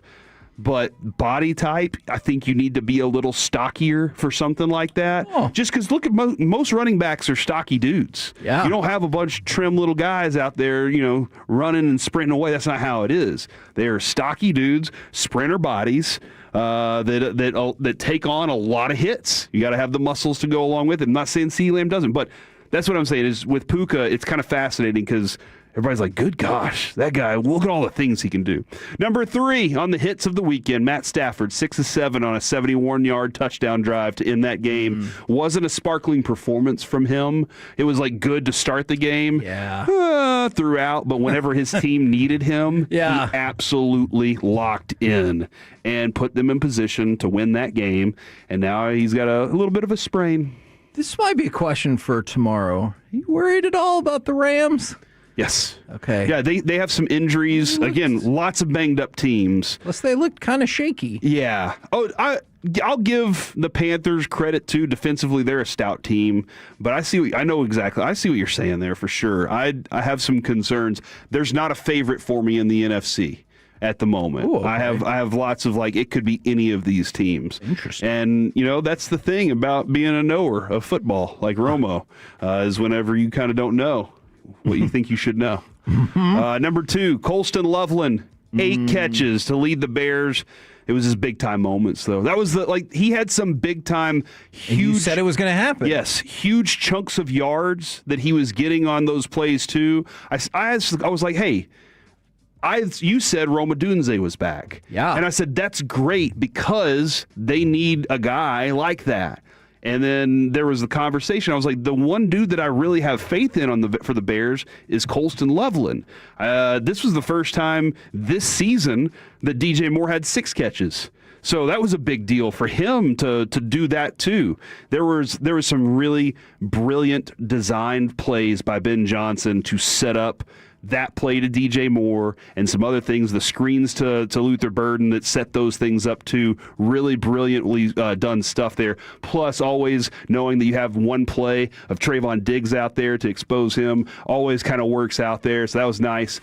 Did you see all the Cowboys fans who are like, oh, Mike and Trayvon reunited, not in the playoffs. And I'm like, well, we didn't make the playoffs either. Yeah. I also got to love Ben Johnson after the game. weird handshake where he just like grabs his hand and runs off, and then goes into the locker room just yelling "F the Packers" because You wanna play that audio? I think we've got that. Yeah, go ahead and play cut number 12. By the way, when the Bears posted this, they edited it for us, which was nice. Hell yeah!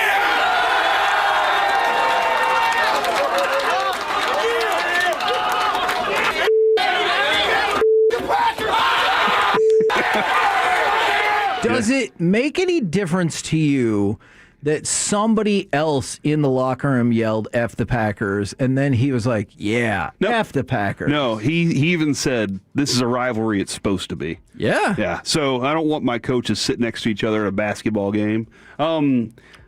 I want my coaches like Shotty and his group. Number 1, Fernando freaking Mendoza, 5 touchdowns, 177-yard passing. Indiana defense went in damn sane. All right, and now let's get to the misses. We'll run through these kind of quickly in the honorable mentions. Romeo Dobbs, 8 catches, 124 yards, a touchdown. His team lost. Jalen Coker, 9 catches, 334 yards, touchdown, leading the Panthers in receiving. His team lost. Jordan Love, 4 touchdowns. By the way, he was in hits and misses last year with 3 touchdowns. Guess why he was on the misses? Because they lost. So number 3 touchdowns. Number 3, Kevin. I had Trevor Lawrence here for the 2 picks, including the game loser. But the Chargers are so atrociously gross on offense. I know the Pats defense deserves credit, but man, the Chargers are vomit in your hands disgusting. Number 2, Brandon McManus missed 2 field goals and an extra point. He got a 3-year extension in the offseason, by the way. And number 1, he said his performance was disgusting. Yeah, exactly. That's exactly why you're number 2 on here. Number 1, the worst. Jalen Hurts can only muster up 168 yards, and A.J. Brown can't catch in the clutch. That team was so toast this year, and you know that city wants to tear down the whole damn thing. You know what I think about all the time is the defensive players like, you didn't even have 100 yards. And he goes, hey, MFer, we won the game. I think about that. But they lost the game. Yes, and they looked did. bad. We're the K&C Masterpiece right here on 105.3 The Fan. Coming up next, who was the best at being the worst this weekend? We'll fire up some wanker of the weekend next on The Fan.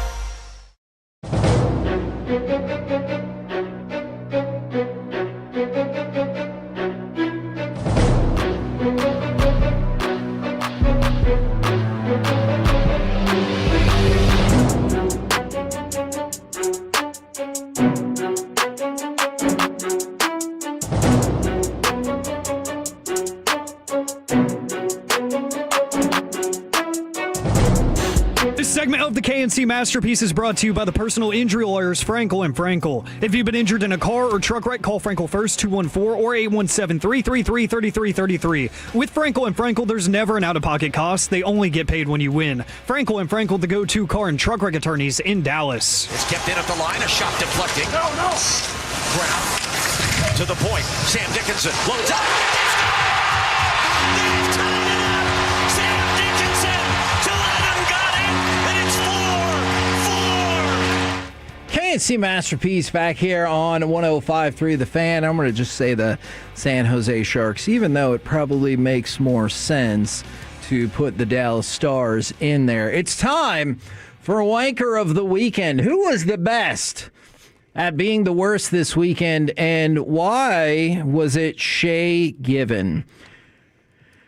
I'm going to go and play this, cut number 21, and if you can't hear it super well and it's a short clip, I'll explain what happened. He is a soccer broadcaster who was working for the BBC. I'll let you decide if he's still employed there.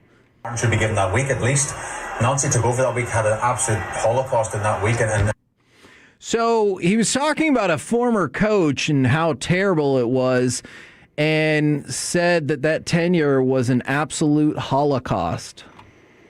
And he posted on X.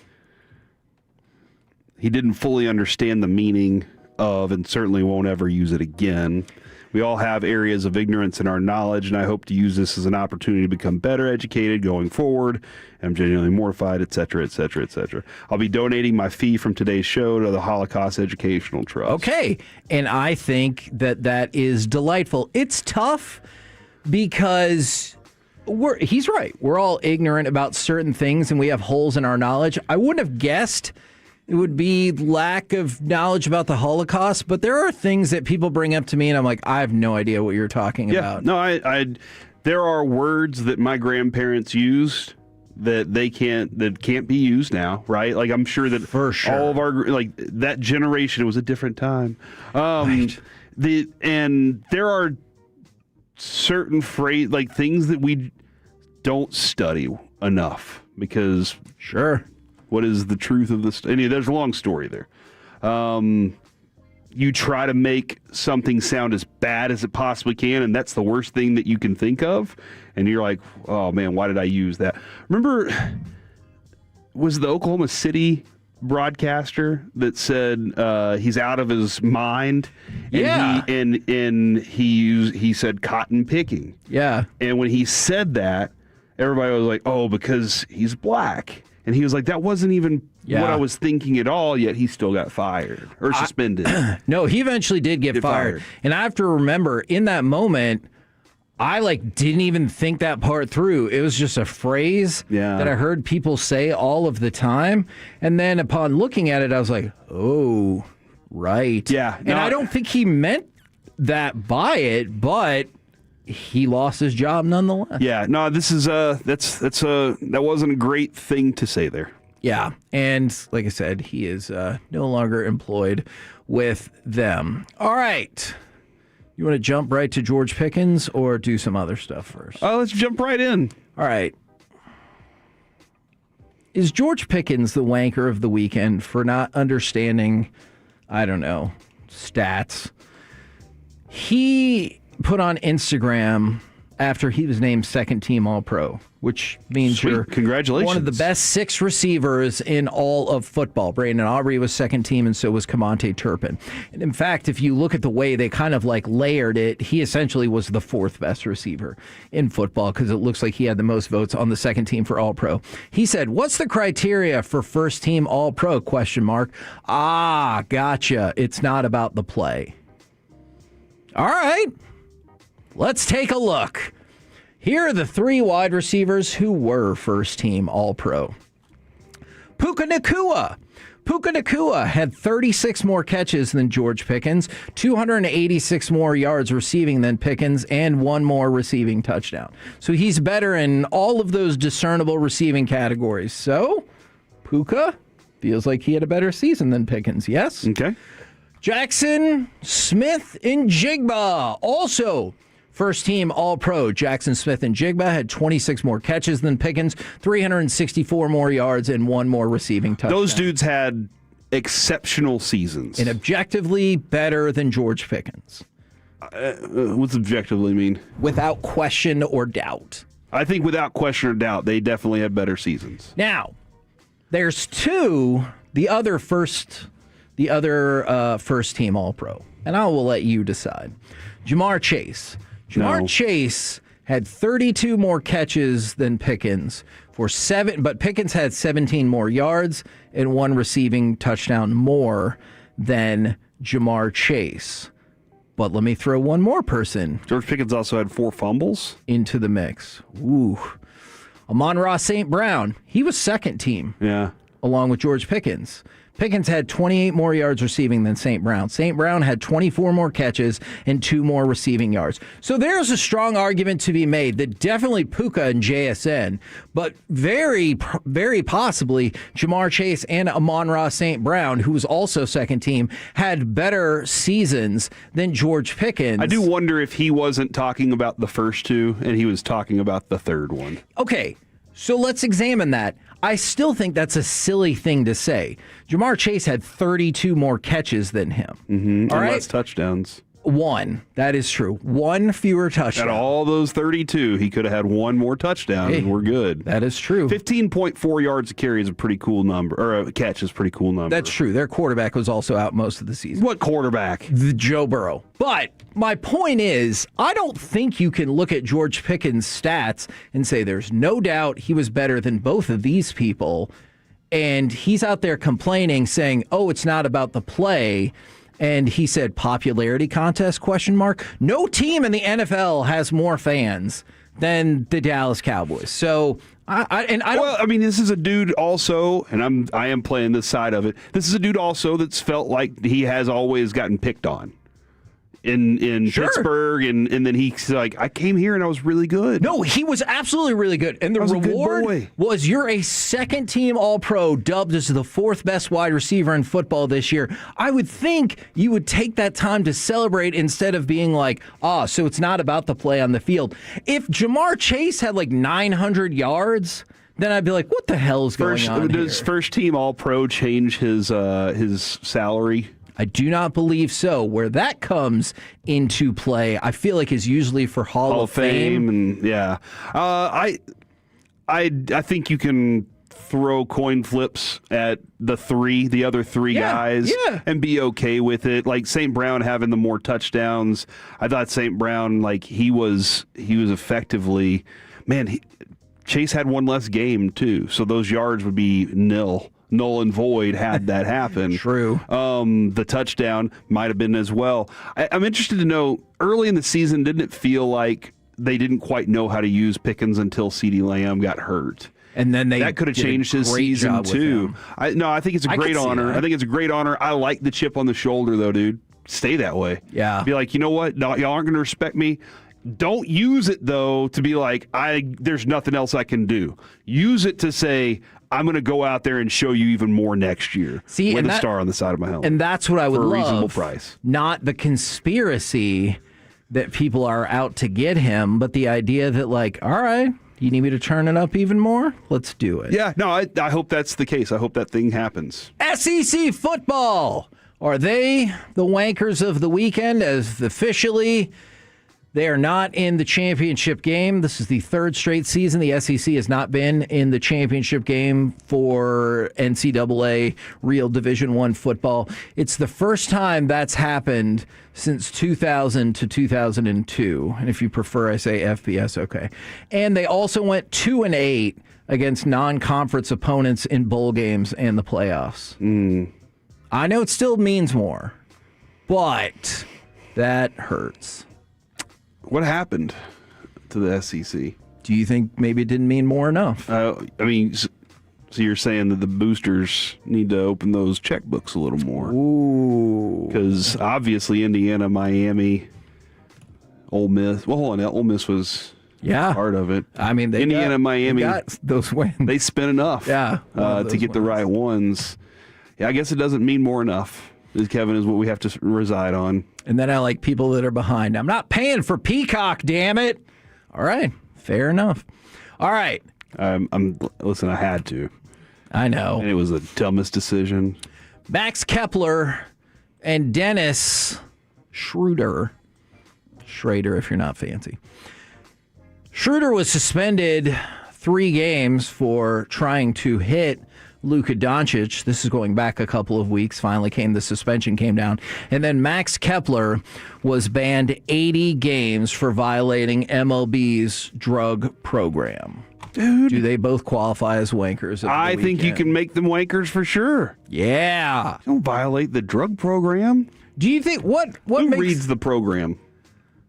Hopefully your agent, right? When you sign, they're like, hey. And then you got to be honest with your agent about what you do. Yes. So that they know, hey, it says here not to do it. Yes. We either need to figure out a way to cover it up or just don't do it. That's probably the first option there, so that we don't get screwed out of these cashes. Yeah, absolutely. It's like your talking doctor. You need to be upfront and honest. Okay. Hey, players that we know that have worked with us before.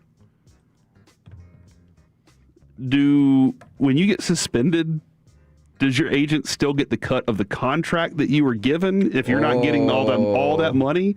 Same question with fines. Yeah. Same question with fines. If you have to pay fines. Because I like the idea of the agent calling an athlete. He's like, hey, man, you got to cool it out on these fines. And he goes, what? I didn't get suspended. He's like, well, yeah, that comes out of my cut, too. Yeah, I feel like the agent probably gets their cut like right as soon as the check's done. They're like, all right, now here's my 5 whatever percentage. Right. And then you're on your own now. Because if you wait till the end of it, you're just like, gosh, I'm never getting paid. That is interesting. Players that I know, let us know. All right. And now this is just an allegation. They have denied it, but I don't know if you would consider Marcus Freeman the wanker of the weekend. He was accused of battery by a high school wrestling coach. But this one is complicated as well because Freeman and his wife were separated from, I believe, the assistant wrestling coach where his son was wrestling. Maybe it's the main coach. I'm sorry if I'm off on that. At a high school meet, and he was escorted off the mat, his son, after a loss, and then the assistant coach started exchanging words with him, and then the parents came out, and so the accusation is that, like, Marcus Freeman either, like, kind of bumped him on the way out or, like, intentionally, like, moved him out of the way to get out through the doors and everything like that. Marcus Freeman and Notre Dame say the accusation against him are unfounded. False. No, unfounded. Okay. And they deny them. Right. Was Notre Dame there? He's a representative of Notre Dame, so yes. I mean, I feel like Marcus Freeman knows what happened. Here's the...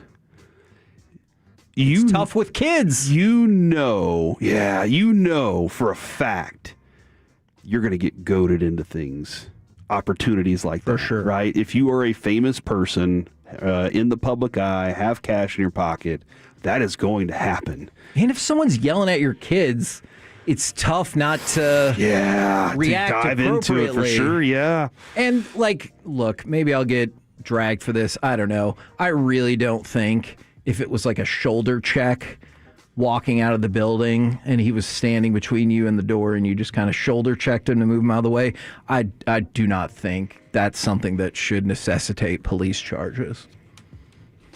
Is that a crazy thought? That is physically touching someone. I get it. I do. Like, technically. No, you're right. I'm with you on it. You're right. But you know what? Do your best to walk around. Yeah, I know what you're saying, but no, unfortunately, I'll disagree. Okay.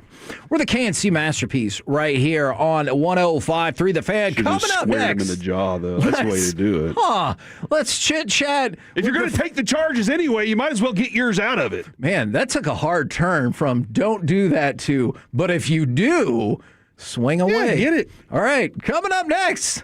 Let's chit-chat with the fellas from the Gbag Nation right here on 105.3 The Fan. Coming up Tuesday morning on Sean and RJ, Bobby is back with the latest on the Cowboys defensive coordinator, and is Aaron Rodgers still going after Monday Night Football against the Armpit? It's a Tolo Tuesday on The Fan. Hey, everybody out there. Hey, if you want to get your year ramped up right now, you need to do it with Men's T Clinic. Whether it's simply to know where you stand or to take action, Men's T Clinic meets you where you are, gets you on your way to optimizing your total wellness right now. Men's T Clinic helps identify underlying causes of weight gain, reduce muscle mass, libido, mood, mental clarity. Using biomarker and body composition tracking, men are able to take control of their total wellness and access to data-dedicated providers as well. And when you're like, hold on, what is biomarker and body composite? It's just a...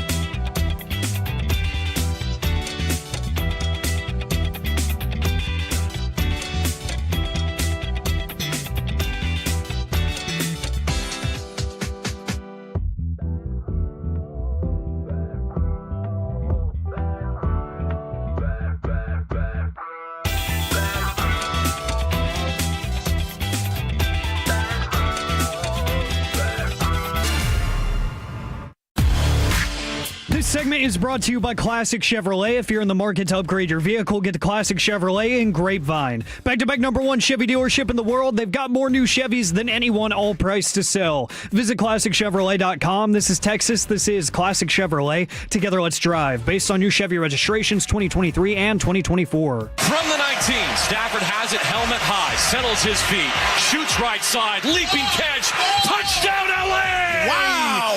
At the front, right pylon, Colby Parkinson gives the Rams the lead. K&C Masterpiece right here on 105.3 The Fan right now, courtesy of D&M Leasing. It is time for our chit-chat with the fellas from the Gbag Nation. Gentlemen, how is you today? Terrific, Higgy. How are you? Man, I'm doing fantastic after a wild card weekend that was infinitely better than at least the last two. Was there a game that had, I mean, I'm sure you watched them all, but like that you were most invested in as the game went along?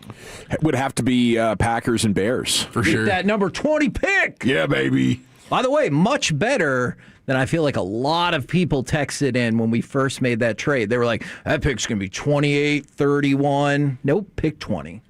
Yeah, would have thought it would have been that, like, best case scenario, you're thinking probably 24, 25. But it might have been if that guy who they traded for wouldn't have got hurt. They lose every game. They lose every game after with that he guy goes down. Yeah, that was a big difference. I talked to those guys up there. They are like, hey, listen, it happens. It's part of football. But they knew their team was probably dead to rights when that guy went down. Is what he was not able to do yesterday really that different from what he'd done throughout the rest of his playoff career? Who's that? Micah Parsons. He didn't get a chance to play, which probably would have helped the Packers in that game. All right. So There's no question it would have. I mean, they were in a bad situation. You know, without him, that's why they traded for him. I mean, Sure. they obviously they didn't have what they needed to, what they felt like. So yeah, I mean, I don't think you could say that until, you know, if he would have played and they would have lost, then yeah, I think that's a fair assessment to make. But yeah, with him in the lineup, they were a different defense. I agree. I was just curious what he would do in the playoffs because he's been a perpetual playoff disappointment early in his career. But you're right. They look different with him for sure. Yeah. How fun were do you think the Jones boys were up along with those fans in Chicago chanting Packers suck? Probably. It was intoxicating. Which is part of the problem, right? Yeah, that guy. He did that cheese was so amazing. great. For a chunk of the day for that first game, did you think we had a shot at pick 19? Because the Carolina Panthers were like, I know you thought this game was over, just like the Bears game, but it's not. Yeah, it was crazy. It was crazy. That game was fantastic, and I feel for Panthers fans right now. But you also, that's like the biggest moral victory of the entire football weekend, I would say. Like you're walking. I can see that. Like we're early in this Canales and Bryce Young sort of tenure, but yeah, the Rams they look like they could be vulnerable for as good as we know they can be. Man, they have some moments, and now they got to go into Chicago with that type of weather. That's going to be tough, dude. That's going to be really, really tough. And Stafford for the second and third quarter, it was like Panthers are the better football team. At least it's only a sprain on the finger, right? Though it's a sprain. It's a sprain. Something's wrong with the Rams defense. Mm-hmm. Yes. Something's wrong with the Rams defense. They're not the same defense they were earlier in the year. No, it's really ever since like their secondary is very the thin, third quarter of that Seattle game. Their special teams They've been sucks, struggling. Yeah, I mean, and then that special teams had a big point of that too. I mean, they were not playing great football going into the playoffs. They had that Monday night loss to the Falcons, which was a big surprise. So, I mean, look, Carolina, credit to them. I mean, Tedero McMillan, as advertised, that dude's a freaking stud. Coker was balling out there. And Mike Bryce, Jackson. Yeah, Mike Jackson. Fifth-round Cowboys legend. Lots of former Cowboys quarterbacks doing some stuff out there. No, except Diggs. Except for Diggs. Diggs got that snap, got run over. That was great. But, I mean, I was just – it was an amazing football weekend until last night, which kind of went about the way that we thought it would. I was hoping the Chargers would put up more of a fight there. But New England's defense was just nasty, and they just beat Herbert. And I know this sounds ridiculous, but when New England kicked a field goal to make it 9-3, what I said was that felt like an insurmountable deficit for the Chargers, which is absurd because you just score a touchdown. But watching that game, I'm like, they're done. I was surprised Harbaugh didn't just kick the field goal. Like it was the theme of the weekend was like fourth down, we're going. And in certain situations, like, I don't know about that in the playoffs, man. Like, I get the analytic thing that we're doing here, but that's going to be a game you're on the road. You already are banged up along the offensive line. Points are going to be at a premium. You just came off of a turnover. Like, I don't really care what the analytic tells me to do there. I'm taking the points in the postseason in that situation. Instead, you don't get the fourth down. Now you've lost any momentum you had, and New England just goes on. And with how tight that game was, I mean, they only scored 16 points. Points went a long way in that football game. Who knows how more you were going to be in that situation to even kick a field goal with the way it played out. So, I mean, look, the fourth downs, it worked out for some of these teams. The Rams, I thought, really screwed themselves with that fourth down late in the half, too. I mean, after that point on, that's when Carolina really took over. It's interesting as well because the Bears had one of those moments, too. Yeah. Where they go for the fourth down when they probably should have just kicked the field goal. And they had so many moments where they had to go their way. And a lot of them didn't, and they were still able to win. Yeah. It was crazy. I felt the same way about the Carolina game when Bryce Young ran it in for the touchdown. I was like, how the hell is this game so close? It feels like it's realistically like 28-10 or something. Yeah. Well, what a swing. The Puka dropping that deep ball. Oh, my gosh. Easiest catch he'd ever made. Seriously. And he made amazing plays in that game. But that one right there, that could have been kind of one that helped put things away a little bit early. If you're a Bronco fan, you have to be sick right now, don't you? Because you get Josh Allen? Yeah. They're underdogs in that game, too. Yeah. Wow. Well, wait. I mean, who's they? The Broncos. The Broncos are home dogs? They're early. There's 2 home dogs already. Yeah. The early line, Buffalo by 1.5 and the Rams by 3.5. Well. Wow. Yeah. You have to be sick. Oh, my gosh. Yeah. I mean, to have Josh Allen, to me, looks like he's on a mission. Yeah. I mean, he was nasty. And you looked at Jacksonville, not an easy team to have to deal with, not an easy place to play with the crowd noise and stuff. And they beat him up during, he was getting the whole Bills team is beat up, too. Yeah. Finding a way to win. If you're Denver, you have to be a little nervous about that guy showing up. Well, he's got to. He's got a baby on the way. No chance. He's got the dad strength maybe kicking in for him. But it was very evident for 3/4 of that game, like, if they lose, should the Bills clean house? Right. Like, as good as they've been, the way they've put together this football team around Josh Allen, which should be win now, is kind of ridiculous. Like, outside of James Cook, their offensive weapons are ass. They've had some receivers show up in that game the other day. That Cooks has stepped up and made plays for him. Yeah. Man, he really has. And Dalton, like the 2 tight ends are solid, Kincaid and Knox. Kincaid is still not hit as good of a player as I thought he could be coming out of Utah. He's been good. He hasn't ascended. I don't think they target him enough. It's weird because it's inconsistent. There's games where it's like it seems like he's the number one receiver. Then you're right. There's other times it's like is Dalton Kincaid on the field right now? He had a hamstring injury this year too that kind of set him back. And they tried. They took Keon Coleman in the second round, and he's been in and out of the lineup. And some of that's plays the other day. His own fault. If it was a rule to where every time you beat a team in the postseason, you get to take one of that team's players with you for the rest of the ride, I think I'm taking Parker Washington, the Jaguars wide receiver. If I'm Josh Allen, I'm going, oh my Lord, who's this guy? What happened to him early in the game? He had a head injury. I was kind of trying. I was driving around. I was listening. I was like, "What happened to him?" They're like, "Hey, let's monitor this." They never said what was wrong. Parker Washington. Do we not need you? Allen? Okay, we need you. Parker Washington. Okay. Washington. Yeah, he went to the locker room. They said. I was like, "Well, what happened to him?" They injected a hell of a lot more talent and skill into his body, and then he walked back on the field and was crushing people. Can't rely on Mike Mayock to tell you anything in a game. Oh, my God. Super Bowl potential guest. By the way, 38.5 over under tonight. Am I foolish to think that points will be tough to come by? No, you're not. Not at all. The Steelers play defense against their own offense at times. And they do. And the Texans defense is ridiculous. Cold weather. I'd probably take the under. I think that's where I'm at as well. What do you find fellas got coming up on the program today? Pure Gold as always. Heggy, thanks for asking. 3 o'clock, Cody Alexander from matchquarters.com. I just jumped onto this website. Wolchuk booked him. I think this is it's a ball knower, basically. He's a big time. I mean, when it comes to his coaching search, the dude has been breaking down defenses at a high level. He's definitely going to have some good insight on where the Cowboys should be going. So they're going to talk ball, huh? You're going to talk ball. Love it. Ball knowers of the round table. Love it. Does he know as much ball as Bobby? might know more. Cody knows ball. Yeah, he knows ball. Yeah, Cody Please sing knows that ball. before he comes on. So let's talk ball. Roll home with the Gbag Nation. We have been the K&C Masterpiece. Come back with us tomorrow, 10 to 2, right here on 105.3 The Fan. Say overdog, Kevin. No. What is he doing? Take us with you, Wayne.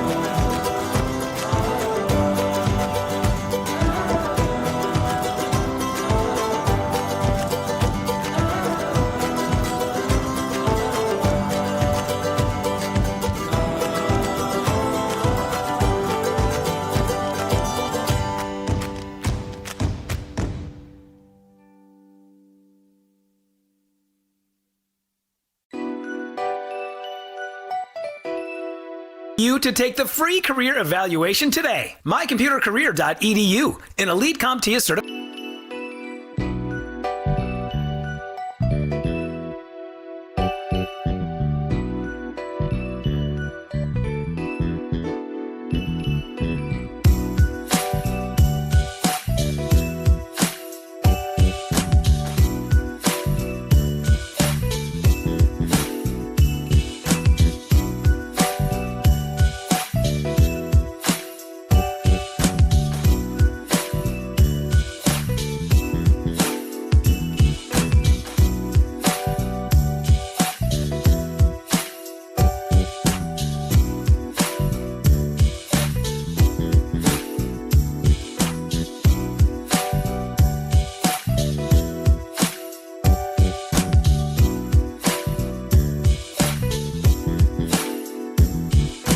Dallas-Fort Worth. Let's go, Cowboys. An Odyssey sports station.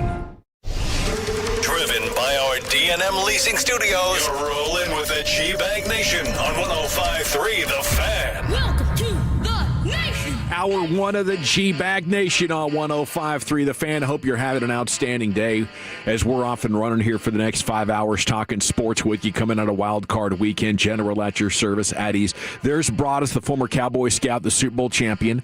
Lucius Alexander is in the Pimp Cup Master Control, 75 and 635, coming off the heels of a triumphant Gbag of the Year presentation on Friday afternoon. That was awesome. We'll get the winner here in 2 seconds. The winner. Oh, that's right. We got a winner today. You got Wolchuk and Chiafalo along with you. We are the Gbag Nation here on 105.3 The Fan. Thanks for watching the video or liking the video, subscribing, tuning into your radio dial, however you consume our content. Salute to you for that. Okay, congrats to Bobby Belt. Bobby Belt. Congratulations, Bobby. He did it. Yeah, he couldn't win 5-time Gbag of the Day status, right? Which touched off a diss track rampage that involved all of us, except for maybe Lucius. I think he was too scared to go after Lucius, but he went after all of us. Yep. Right. Smart move. Don't put a battery on his back, bro. Don't do that. What are you doing? Bet you won't, Bob. You think I won't go after Lucius, huh? You think I won't? Somebody call me chicken. Yeah. yeah, dude. Bet you won't make a track about Lucius, will you, Bobby? Okay, so he is. I think he might be the first to go from honorary 5-time champion to Gbag of the Year. The ceiling is the roof. Wins in a vote off with about 60% of the votes. And we got the current champ coming up at 2:20 right before Wolchuk's top 10. And then the Gbag of the Day every evening at 5:30 as we look for our next 5-time champion and potential Gbag of the Year. Brian, concession speech. I mean, you had a hell of a run last year. Do you think you can do it again? Oh, I'm always up for the challenge. It could happen at any moment. You're right. So you never know. If we could get the Stars playing effective hockey again, which would be good, maybe we'll have some type of a parade. Not going to say it too loud, but you never know. Oh, yes. When Mardi Gras Brian might show. We've got baseball around the corner. Yes, we do. We've got Super Bowl coming up around the corner. You just never know. Yeah, you need the emotional roller coaster of sports. Yes. Bring it out one way or another, or a handle of Tito's. Yes, as you've proven time and time again. I've proven that. Yes. Could you imagine a Mardi Gras Brian at Radio Row in the Super Bowl?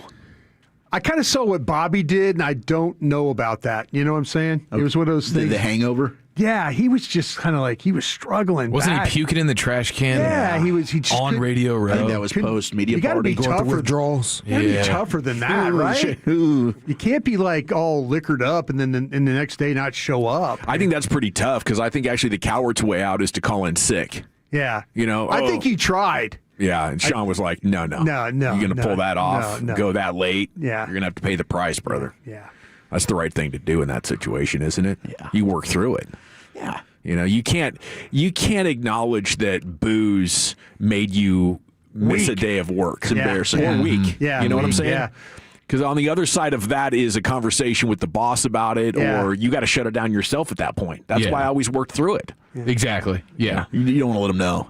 Do you remember the most hungover day you've ever broadcasted? Yeah. You want to talk about it? No, really. We were doing it was a high school football playoff game on like a Saturday morning at like 10 or 11. And I was probably up until like 4 or 5 for some stupid reason. And it was one of those where the headache is totally splitting and you feel nauseous at the same time. Every word is a nauseous attack. And you're making it resonate more and hurt more inside your own headspace. Yeah. That's probably the worst that I ever went through. How about you? You ever? I'm trying to think of ones where I'll tell you what, one time the most hungover I've ever been for a day of work, I was working at TCU in football ops, and we had like the team party on a Saturday night, and we had a meeting the next day, and I literally like right by the campus, like driving, I couldn't even get home. I mean, I was like paralyzed, and I stopped and I parked and I made a decision after I got sick by the stadium there by Eamon Carter. I said, "There's no way I'm making it home." So I just went and slept on the couch. Basically showed up at the meeting with the same clothes I went out with. It was a suit and tie deal. All I did, You went full Scott McCloughan that day. I did. I was full Scott McCloughan that day. But that's the most. I sat there in that meeting, and then Patterson was just riding the coaches. And I'm just sitting there like, please don't say Was this anything. a team event you were drinking at, or were you like... Oh, yeah. No, this was an open bar situation. So a lot of people were hungover. A lot of people. You got cover at that point. Yeah, I was drinking. Like, it was one of those things where we were out at that night, and it's like we were just celebrating the fact that the damn season was over. That kind of thing. Yeah. And so we were just like... Letting loose. And there's no way I was going to make it from Fort Worth to Dallas. I mean, there was no way. If I was smart, I would have just gone and checked in somewhere, but I was so obliterated that I just went right into the football office and slept on the couch. Seems like that'd be some sort of violation of honor code at a Christian university. Yeah. You know what I'm saying? I tell you, there's a lot of people that are not paying attention to the honor code at that place. I think Ben Affleck got fired for that, actually, in that high school basketball movie. You guys see that one? Yeah. Yes. The Way Back or something like that. Yeah. Pretty inspiring. Yeah. Did a nice job coaching up those boys. But yeah, congratulations to Bobby Belt for winning Gbag of the Year 2025. Biggest news coming out of wildcard weekend is the Cowboys locking in on the 20th pick. Significant. Worth celebrating, right? You guys have been watching the players. Yeah, so have you. I mean, the difference between it could have been 25th or something like that if they had won, and 20th, that might be the cutoff, especially if Ty Simpson and Chambliss go in the first round. Is that possible? Oh, yeah. How many quarterbacks could we have going before that 20th pick, pushing more quality back to you? So I consider that a pretty big win here for these Cowboys, and I'm very confident they're going to get a good player there at 20. Hey, history says they've done really well with this situation. When you go back to 11 and 20, Brian's draft, you get Ware and Spears. So can you get 2005. Yeah, get to that. Yep, and the rest of that class was also fantastic with like Chris Canny and Jay Ratliff in the 7th round. But I think the way this board just kind of is shaping out right now, all of the Cowboys' biggest defensive needs, and let's be real, it's pretty much every position. You're going to have somebody that is probably BPA anyway, that is amongst one of those positions, whether it's one of these linebackers, whether it's an edge that can slide. Could you get a Bain get there to 12? A David Bailey from Texas Tech get there to 12? Could Caleb Downs actually slide because of position value at safety, right? And then you talk about the corners. There's an abundance of really good corners that are going to be in the first round of this draft. So I'm thrilled about it. I mean, look, Carolina had it this close to getting to 19. Could have been even at 19, but it's all right. We'll take pick 20. And we were all kind of looking at this thing after the Micah trade, the way Green Bay was playing, like, ooh, that's probably going to be pick 28 to 32. Yeah. Anywhere around there. So I thought they were going to be in the Super Bowl after those first couple weeks. Yep, they looked outstanding in how they handled Detroit and how they got off to it. And then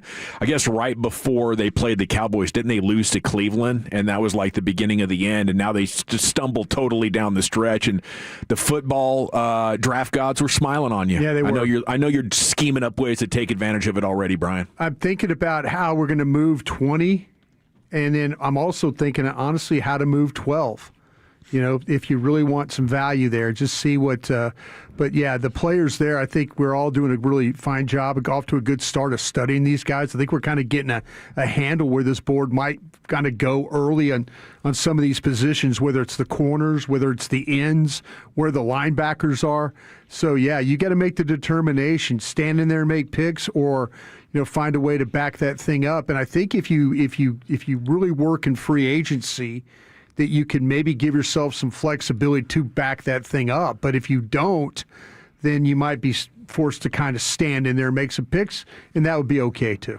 I stalled out this weekend watching the wild card games, though. I only watched one player. I wanted to watch Trinidad Chambliss. I got him in there. You're way ahead of the quarterbacks on us then, because you've seen, I think, the top 3 quarterbacks.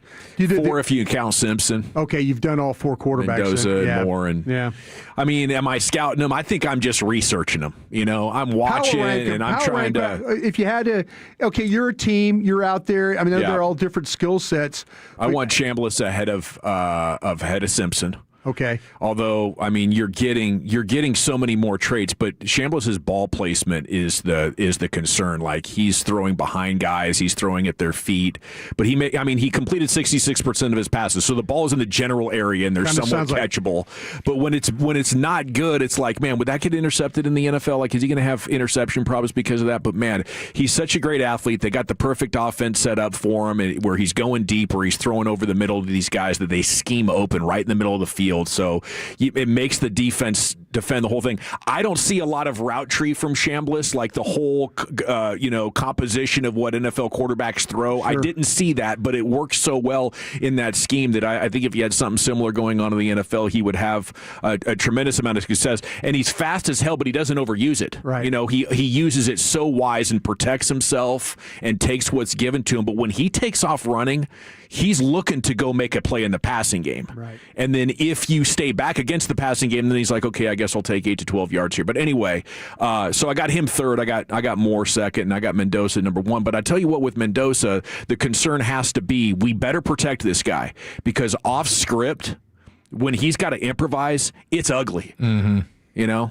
Like, you draft him on a team that's not ready to protect him, and there could be 18 or 20 interceptions next year, and a lot of losing going on. But I still have Mendoza number 1, because when it is on script, it's brilliant. I kind of looking forward to seeing him play in Miami, just for the fact that I think Miami's got some legitimate pro players on defense, and I wonder how he's going to handle pass rush and corners that break on the ball and, like linebackers that hit. I'm really, not that Oregon and Alabama weren't those type teams. I just think Miami is a different team defensively.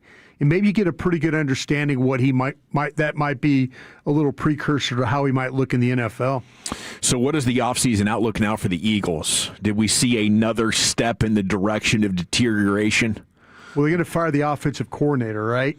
Patullo's got to get out of here. Yeah, I think A.J. Brown's gone. Yeah, and they're probably going to trade him. Yeah, absolutely. I mean, that's been like Jeremy Fowler and all these insiders that put out there, like, what are they hearing? That's been the conversation for the entire year. It's like, yeah, A.J. Brown's probably going to be moved this offseason. I know some of the stuff when you look at, the cap situation, might that be difficult to do with his contract? It doesn't sound like the league thinks so if it's a trade. I think there's ways to work around some of that stuff. So he'll be one of the hot trade commodities. But now, like, does Howie, like, it's weird because Sirianni, all he does is really win there. I mean, the dude's been fantastic in terms of success. Yeah. Been to 2 Super Bowls, won 1. And I kind of think, as punchable of a face as he has, he's perfect for that city. And he might actually be a really good head football coach. But, like, Howie's the dude that would pull the trigger and say, hey, John Harbaugh, if you're going to come here, I'll fire this guy. I'm obviously not going to do it unless I know I'm getting you. But, I mean, I think Sean was onto something last week when he mentioned that. If there's one guy that they'll pull the trigger on something, even if it's been working, it's them. And now I think everybody's seeing all the warts of Jalen Hurts. When you don't have the world's best offensive line in front of you, this offense isn't looking the same. Yeah. And Jalen Hurts is very, very limited if he doesn't want to run.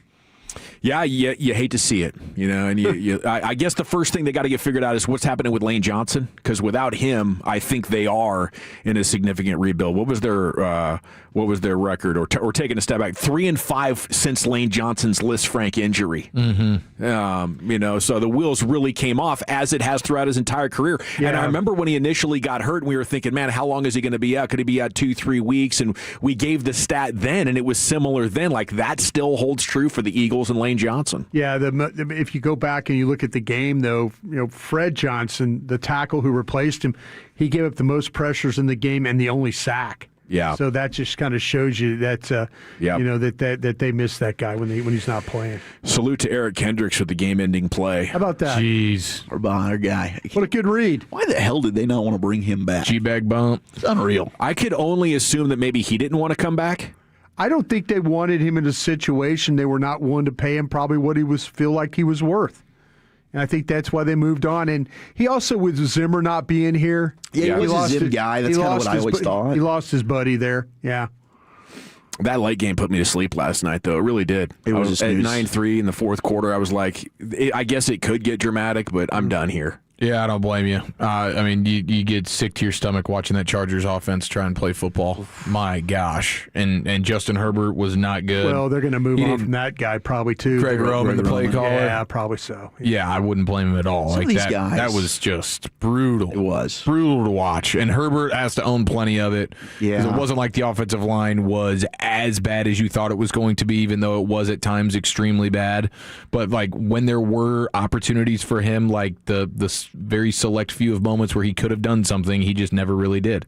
It was tough to watch. Yeah, it was. And their defense was really good. Like, their defense played well enough to win that game, no question. I mean, Drake May was looking like the first-time quarterback in the playoffs. Even in that pregame interview, I was like, this dude's not ready to play. No, he did not. He was saved not. it with his legs, really. But, I mean, there's like sack fumbles. Yeah. Well, And you're getting a fortunate bounce on one of them. But I think they were 1 for 10 on third down were the Chargers in that game. And then afterwards, Robert Spillane was talking about players came up to him afterwards, was like, yeah, we had no idea what you guys were doing. So is that an indictment on, I mean, probably is on Greg Roman and the offense. Absolutely. But, I mean, also, heck yeah, great job to New England. But, geez, it was pathetic. Man, they gave up a lot of pressures and sacks in that game. If you go through again, Oh, yeah, they look at them. did. Trey Pippins had 6 pressures, 1 sack. Zion Johnson had five pressures, 3 sacks. I mean, they had some bad numbers across that board.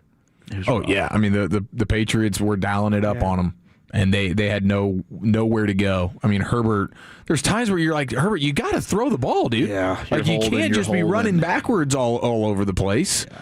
But I do feel bad for him because the Chargers, I mean, that's the worst supporting cast of any playoff quarterback right now. That was Justin Herbert. Yeah.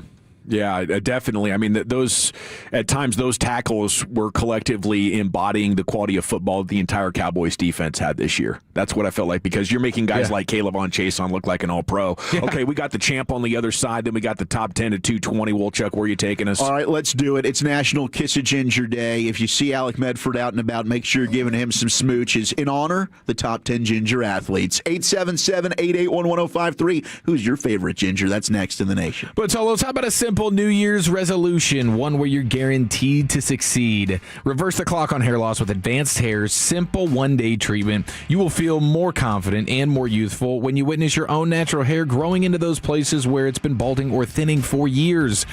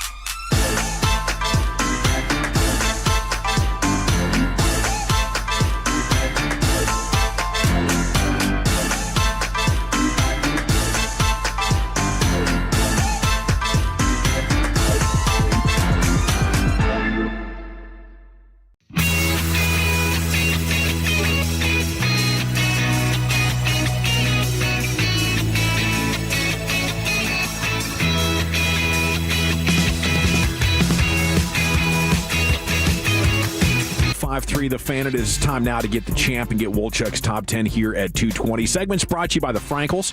If you've been injured in a car or truck wreck, call the Frankels first, 214 or 817-333-3333. There's never an out-of-pocket cost. They only get paid when you win. The Frankels are the go-to car and truck wreck attorneys in Dallas. And into the Pimp Cup we go.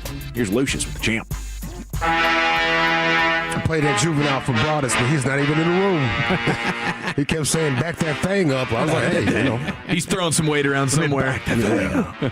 All right, our winner and champ of Gbag of the day. Not Gbag of the year. Shout out to Bobby for winning that, but Gbag of the day right here comes from the Nightcap. Ocho Cinco and Uncle Shannon Sharp. They were talking about North Carolina and the Panthers being in the playoffs. Shout out to the Panthers fans out there. My cousin is one. He took a L. It's all good, bro. Here we go. Panthers in the playoffs. Hold on. Why you hopping up another team? You ain't even never been to Charlotte. What you talking about, man? I've been to Charlotte Motor Speedway. I done been to a Panthers game. I done played against the Panthers in Charlotte and gave them that work. What you talking about? Matter of fact, I used to date a girl in Charlotte. Yeah. Never forget, 2003. I wonder how she doing. I don't know. I've been to Raleigh. I've been to Raleigh. You mean Raleigh? Raleigh. Oh, okay. Close enough. That's how you say it? How you say Raleigh. it again? You for real? But it's spelled R-A-L-E-I-G-H. Raleigh. That's Raleigh. Close enough. Don't worry about it. No, don't worry about it, brother. Don't worry about it. Don't worry about it. Huge mistake. Don't worry about it. Stick around 5:45. There may be an update to that Raleigh story. Ooh. Yeah. Ocho Cinco and whatnot. John Blaze? John Blaze. Let's go. John Blaze. Or AI. I don't know. Looking forward to that. And with that, now it's time for Wolchuk's Top 10. Buddy? All righty. National Kiss a Ginger Day. We'll go through the top 10 ginger athletes in sports. 877-881-1053. If you want to go ahead and text in your favorite ginger. Now, Lucius, I don't think our guy won. Nah, it didn't happen, man. I took that elementary like a man, though. I looked at it, I seen that the arrows going down on my thing. I was like, yeah, that's it. I didn't get that bet. Yep. Who won? Was it Timothy Chalamet? Were they in the same category? I don't know. Was it the Wolf guy? I'm not the Frankenstein. The Frankenstein. I don't know, guy. man. It wasn't my guy, Michael B. Jordan, which I thought would get a Golden Globe. He played two characters. Yes. So I put the bet on it, lost the bet. Taking my elementary like a man. As one should. It's still probably a dominant birthday, right? I mean, you still probably enjoyed a lot of things that you were hoping to enjoy yesterday. Yeah, it was the last thought. Yeah, the birthday was fantastic. Beautiful. Up until that last game, it was too slow, and the atmosphere got a little crazy. And I was like, okay, I want a piece, but here it comes. I'm not getting it tonight. But it was fun during the day. It was great. Back-to-back games both days. Every game was great. So fun. Yeah, dude. we were blessed. We were blessed with an amazing wild card weekend. And hopefully tonight is also entertaining. Texans Steelers. Now, we do have a Cowboys update for you. Two coordinators. Aaron Whitecotton has been interviewed. That's their in-house candidate. Of course, we know his history was with the Jets under Robert Saleh.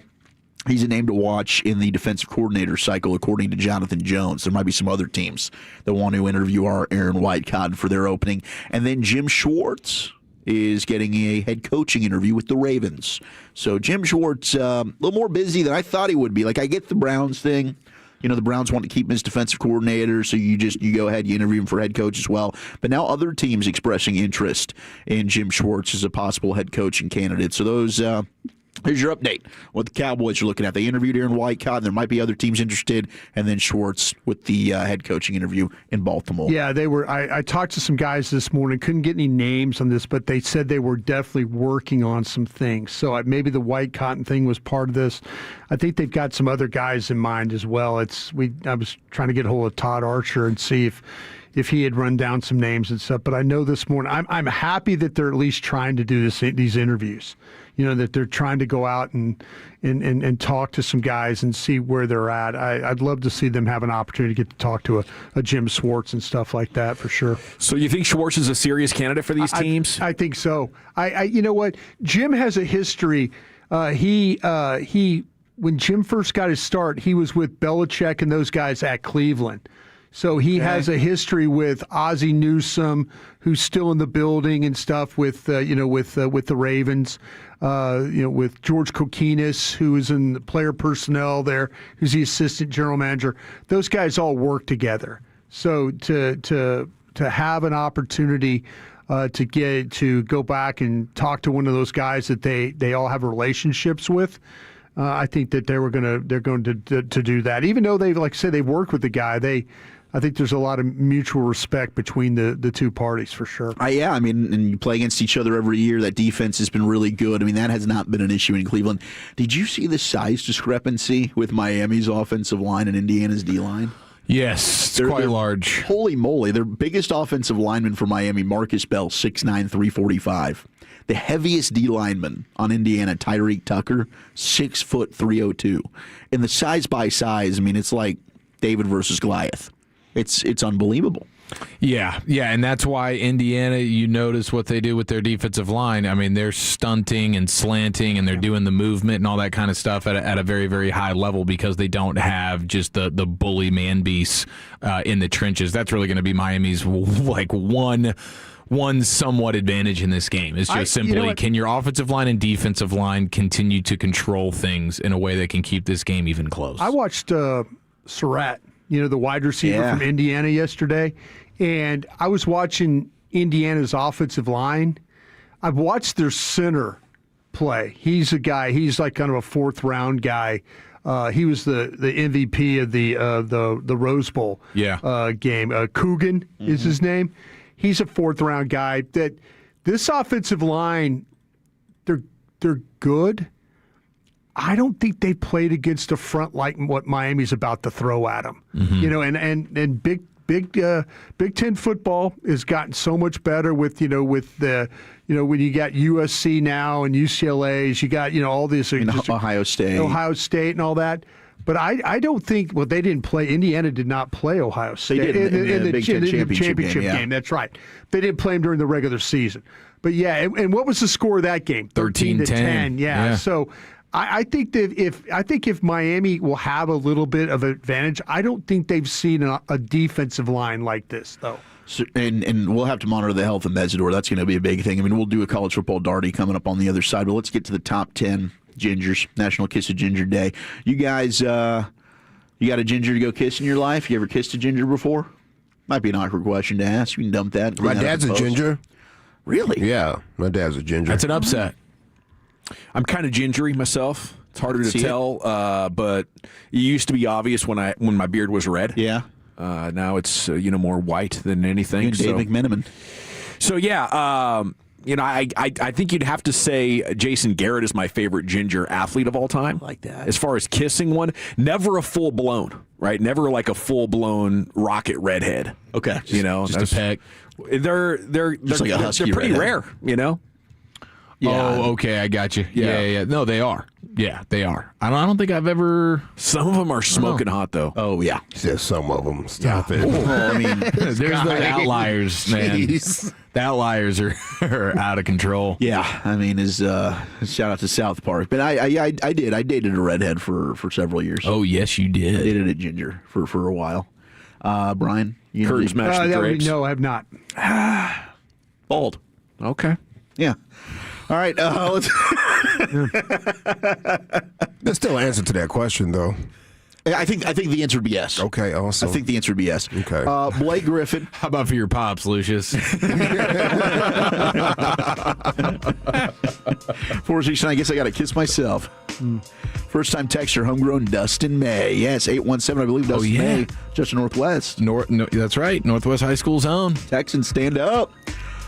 We've got Mark McGuire being texted in. Bill Walton being texted in. Yeah, these are legends. Canelo. Shout out to Canelo. Yeah, the Cinnamon Kid. That's his name. Chuck Norris. Absolutely. How about Conor McGregor being texted in? No question. Lexi Lawless from the 682. It's a good one. Andy Dalton. Red Rifle. Absolutely. Dalton. Let's have some fun. Play together. Come on, guys. I mean, the Cowboys probably lead the league in redheads now. You think about it, right? Between Jay Jeezy, Dalton had a spell, Rush. Didn't they have the long snapper McQuaid? McQuaid. McQuaid sounds like a redhead. He was a big-time ginger. On this list, we had some bad offensive tackle back in the day. Yes, and I think he had a brother. Yeah, there were two brothers that played. White, come on. He had a mom and a dad, It was too. with an M. It was with an M. McKissick? Something like that. Yeah. Yes. God, this is going to piss me right off that I can't think of this. That dude was bad, and he looked like he smelled. Dallas Cowboys ginger offensive lineman. I'm going to find They were this out. brothers. They were. And the brother was not bad. The one played for the Raiders, and the other played, the bad one played here. Yeah, we had the bad one. Yeah. We had the bad one. Oh, my gosh. I'm going to figure this out. Fan text, help me. Something with it's like McKinstry or something. McQuinstry or like something along those lines. Pat McQuiston. Pat McQuiston. We did it. We did it. Nice job, boys. Pat McQuiston. Yeah. Gosh, that was irritating me. I couldn't remember him off the jump. Pat McQuiston. Oh, also, ADD today started a new show. I think you might like it. Netflix? Yeah, All Her Fault. No, not Netflix. I think it's Peacock. I think it's a Peacocker. Oh, I got to check. All Her I gotta Fault. Make sure my Peacock's still Pretty good. When you end this thing, Is All Her Fault? Sounds like my jam right now. Tell me about it. it is. It was really hitting me. Get on board with that. The twist, though, woo! It gets you in that final episode. I did not see it coming. I was love like, that. wow, this is effed up. Not quite as good as The Beast in Me, Okay. but certainly one that leaves you like, oh, I got to see what's coming up Hey, next. shout out to the Black Rabbit. Black Rabbit's so damn good. Pretty good, right? Wow, bro. So damn Corey good. Majors texted and he said McQuiston. Thank you, Corey. Yeah, Corey, appreciate you. That's my Football total guy. guy. Man, that guy knows ball. Football guy of the day. It's like, okay, Guy I was knows thinking red one of balls. my favorite podcasts, Dale Earnhardt Jr. on Yes, this list. Dale. Dale did make the list. He Chuck made the Norris is on the list. Brian Scalabrine makes the list. White Tom Mamba. Watson, the golfer. Tom Watson not on the list, but I love the name. Keep throwing him at us. And any name's a good name. Dale Earnhardt Jr. is on here. Bill Walton is on here. Sonny Jurgensen. Sonny Jurgensen not on here. Was Sonny Jurgensen a redhead? I think so. I didn't know Yeah, that. sure was. Learn something new every day. Roy Halladay. Roy Halladay. There you go. Unbelievable Absolutely. pitcher. Sean White, the Flying Tomato. Yeah, I figured he'd be on here. The skateboarder, the snowboarder, Just talking Mountain Dew, baby. Olympian. God, that's an all-time and everything. everything. Did he? Is he? Well, you're not 21 yet. Is he a skateboarder? Yeah, he was both. He did both. Yeah. Skateboard and snowboarding at an Three-time Olympic Olympic I level. knew he was an Olympic guy in snowboarding. Dual Yeah. sport. And then he won multiple golds in the X Games, which includes the skateboarding. Oh. Andy Dalton, Mark McGuire, Becky Lynch of the WWE, Alexi Lawless. Lexi Lawless. What about The Undertaker? The Undertaker's a great one. But number one on here, we've got Blake Griffin. Oh, okay. Yeah. Funny man, Blake Griffin. He's a Stand-up comedian now, yeah. Stand-up guy. Like when they introduce comedians as, here's Funny Man, and they say his name. What a condescending thing to say to somebody. I like Soundboy better. Soundboy. We got John Gruden being texted in. Oh, man, I didn't think of John. Shout out to his thought he was- his jacked son, who set a record for Deuce I set didn't a realize- bench press record. I remember Wow. when Deuce was born, he's only like 4 foot tall. Yeah, and he's like 5 feet wide. Yeah. He's as jacked as I mean, he's like the strongest leprechaun you've ever seen. Yeah. There's like 400 something pounds I think he benched over the weekend. I might be doing him a disservice. It might have been like 5 something. I don't know, but it was ridiculous. Carrot Top, one of our guests at the Super Bowl. We a gave him couple the years big ago. hat. He was so excited about the big hat. He is a very sweet guy. Yeah, he was great. Really nice. Amazing, yeah. Really nice man. Crazy tore up, rich. Is he? Crazy rich, bro. He's been around a long time. He's gotta getting it done at a high level. pay for those roids.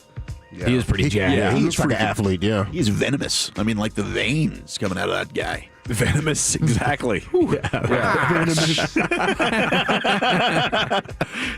Like he's taking on the average Joe's dodgeball, the Cobras. That might be better than the umbilical cords, man. He's so veiny. This guy's venomous. Venomous. All right, we ready to talk some college football then? Hey, if you say so, man, my body's ready, and I know Broadus is feeling pretty good because we got all sorts of quarterback movement in here the we go. portal. LSU got their guy, and Indiana looks to be unstoppable. That's next year in the nation.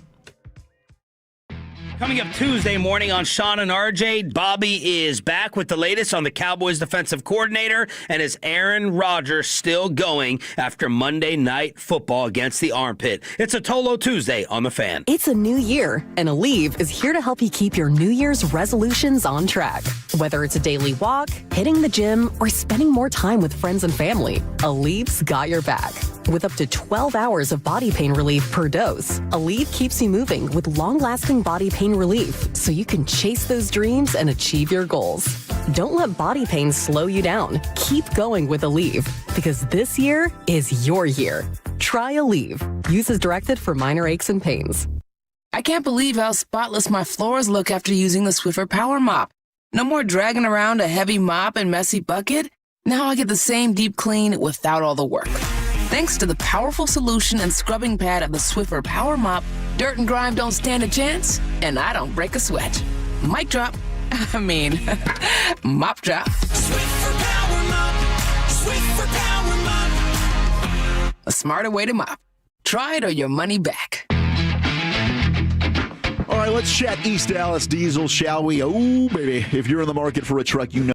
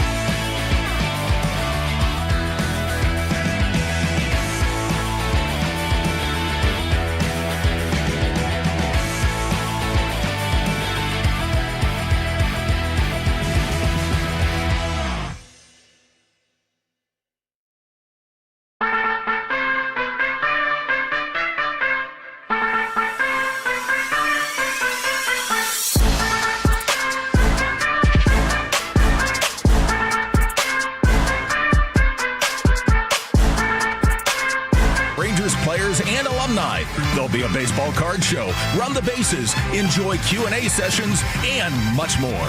Tickets just $10 for kids, $20 for adults, and parking is free. For more information, go to rangers.com/fanfest. If you're in the market to upgrade your vehicle, get to Classic Chevrolet in Grapevine. Back-to-back #1 Chevy dealership in the world. They've got more new Chevys than anyone in their all-prices sale. Silverados, Tahoes, Blazers, Malibus, Equinox, and more. Visit ClassicChevrolet.com. This is Texas. This is Classic Chevrolet. Together, let's drive, relax, and enjoy the difference. Based on new Chevrolet registrations 2023 and 2024. Thank you very much, Lucius. It's the Gbag Nation here on 105 through the fan. Time now for that college football Darty with the Chief. Yes, sir. 1 week from today, it's time for the Natty. The portal's going crazy. We get into all of it right after this. Well, looky here. Mr. Cold Turkey put a mini booze bottle in his headset. I've never filmed any of you guys when you're using the bathroom, so I don't know what faces you make when you're doing that. Special teams, fucking joke. I want them now to say our name again. Well, I don't get they bring the head cold.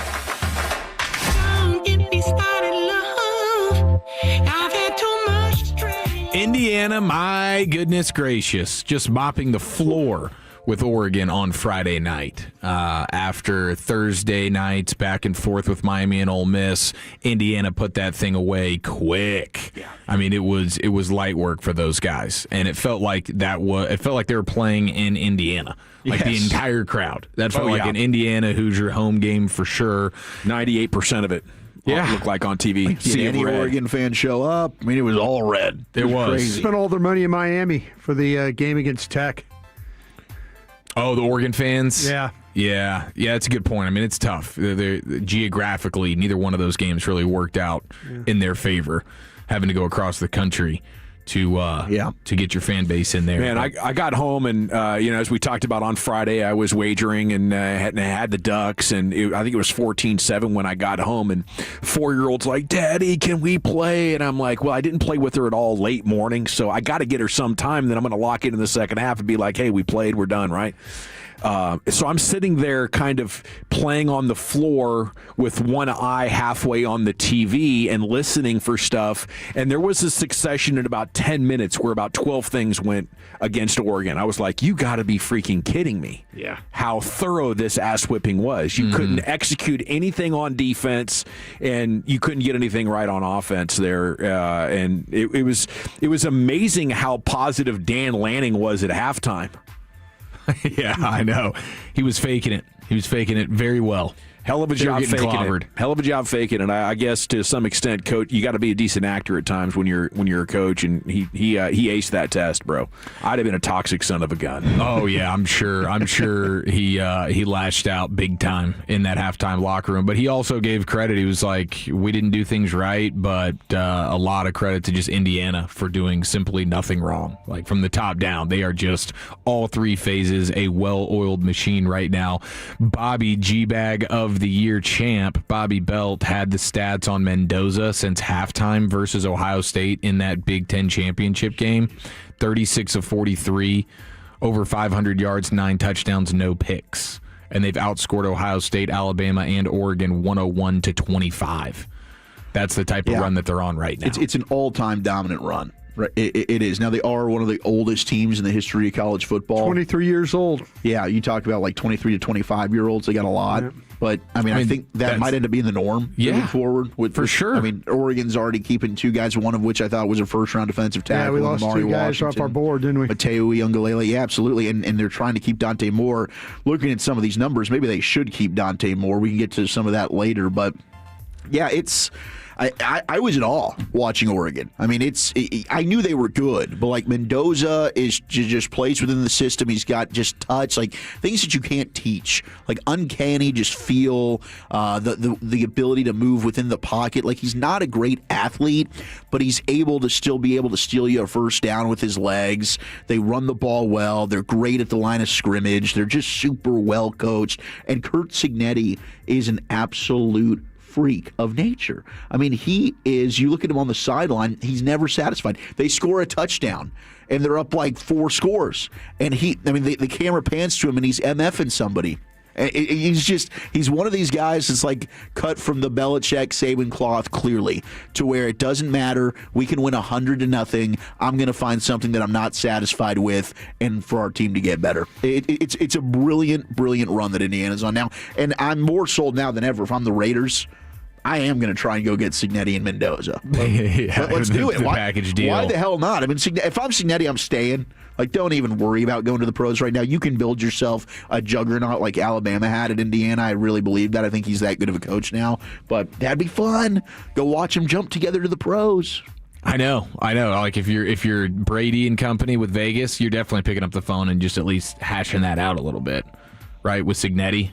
Oh, absolutely. But he's just now he's a made man at Indiana. You know, from financially, the resources, all that kind of stuff. Yeah. I don't know that you want to leave there. And the continuity with the staff, I think it's no surprise, really, that you have the two teams now that are on the collision course here for the Natty.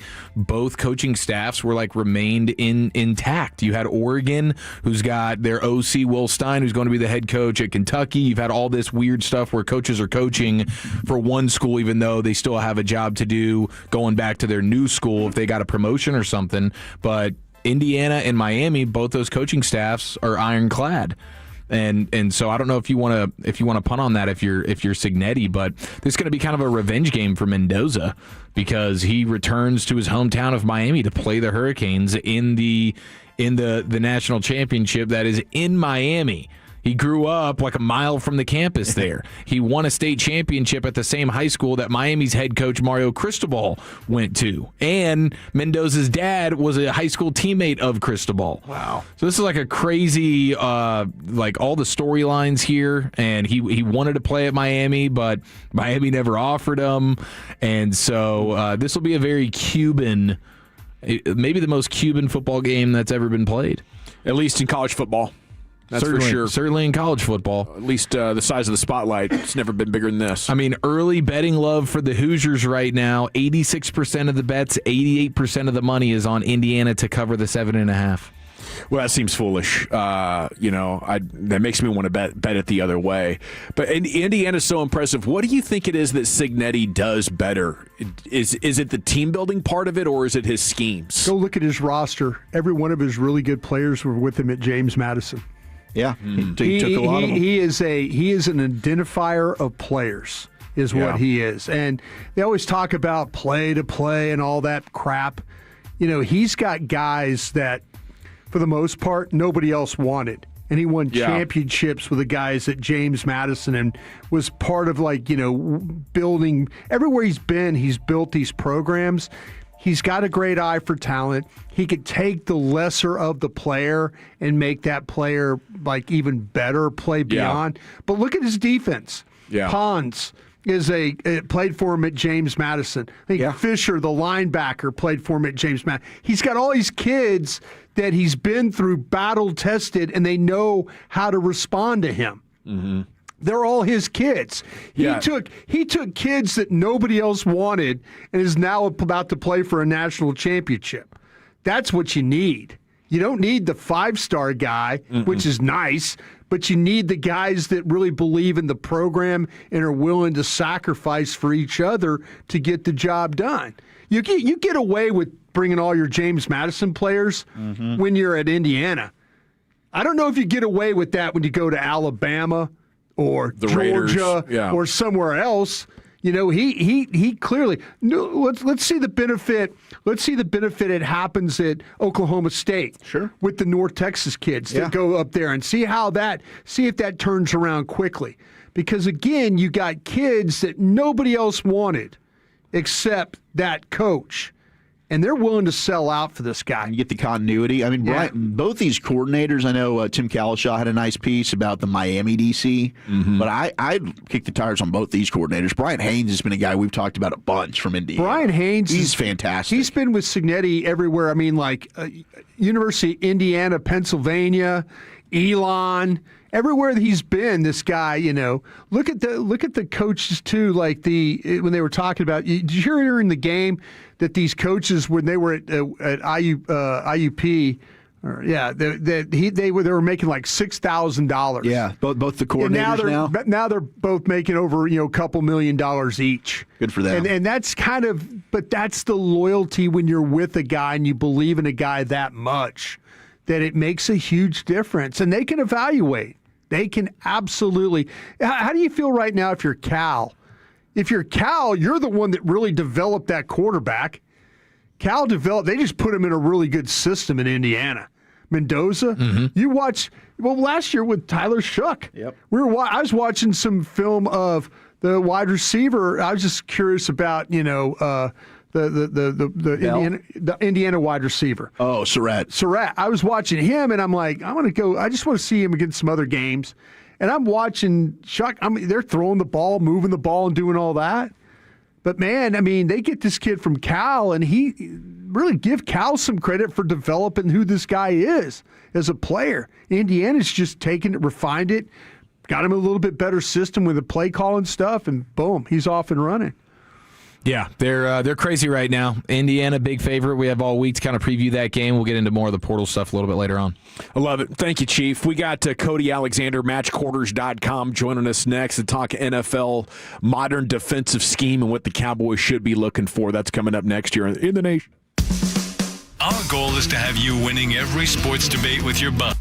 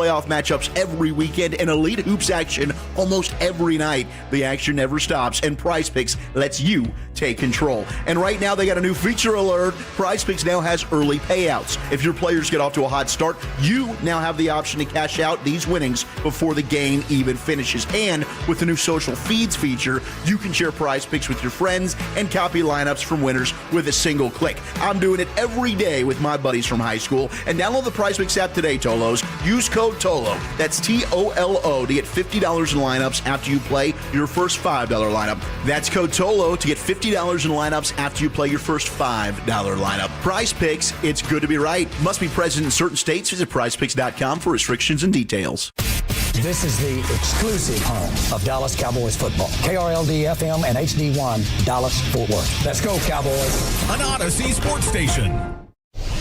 Driven by our D&M Leasing Studios. You're rolling with the Gbag Nation on 105.3 The Fan. Here we go. It is hour number 2 of the Gbag Nation on 105.3 The Fan. And joining us now for a football conversation from matchquarters.com, he's Cody Alexander. He's a good follow on Twitter at _coach_A.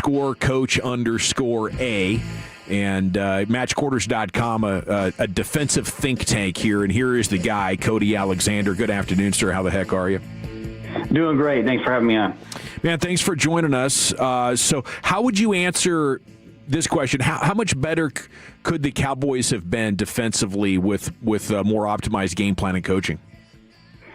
I do think that there is some wiggle room for them to have been a little bit better than what they were. I mean, they lost pretty much their powerhouse in Micah Parsons, which we kind of knew that. I thought there were a lot of problems in the secondary that typically when you get a lot of problems in the secondary, primarily focused on communication, a lot of that has to go with coaching, but the talent probably wasn't there where they wanted it, but it could have probably been a lot better than it was. Where did Matt Eberflus go most wrong? What do you think overall about his approach to trying to get this thing figured out? Well, I look at him in a sense of kind of, you guys aren't the Houston Texans. Houston Texans don't want to do very much. They pretty much have the least diverse defense, but they have a bunch of athletes that line up correctly. They run and hit. They do multiple different things. It looks simple, but there's nuance to it. I think what happened here is a lot of zone cover 3, which if you ask any offensive coordinator at any level of football, that's the coverage they want to see, with a very a changeup of cover 2, Tampa 2 based. This style has kind of been old, and you could see it was kind of getting older as the NFL meta has kind of flipped defensively and offensively really within the last 5 years. So when you're looking now at the coordinators that the Cowboys have already shown interest in, like the Jim Leonards and Jones and Edo, or the Cleveland Browns coach as well, who do you like? Like, what's the good fit here to try and marry the personnel? They might have a lot of turnover with the personnel room as well, but is there a candidate that you think should lead the charge? Well, I know that a lot of people around here wanted Brian Flores, and if that's the style of play that they want, the ultra-aggressive and then playing a lot of zone, I think really people need to understand that defense is a paradox in the sense that it is the most aggressive across the board. It's about 50% blitz rate across the board. Doesn't matter down and distance. But then they're also going to run almost 80% zone. And so that, to a lot of people, I think, is a little bit odd. So it's very much a stylistic choice to go that route.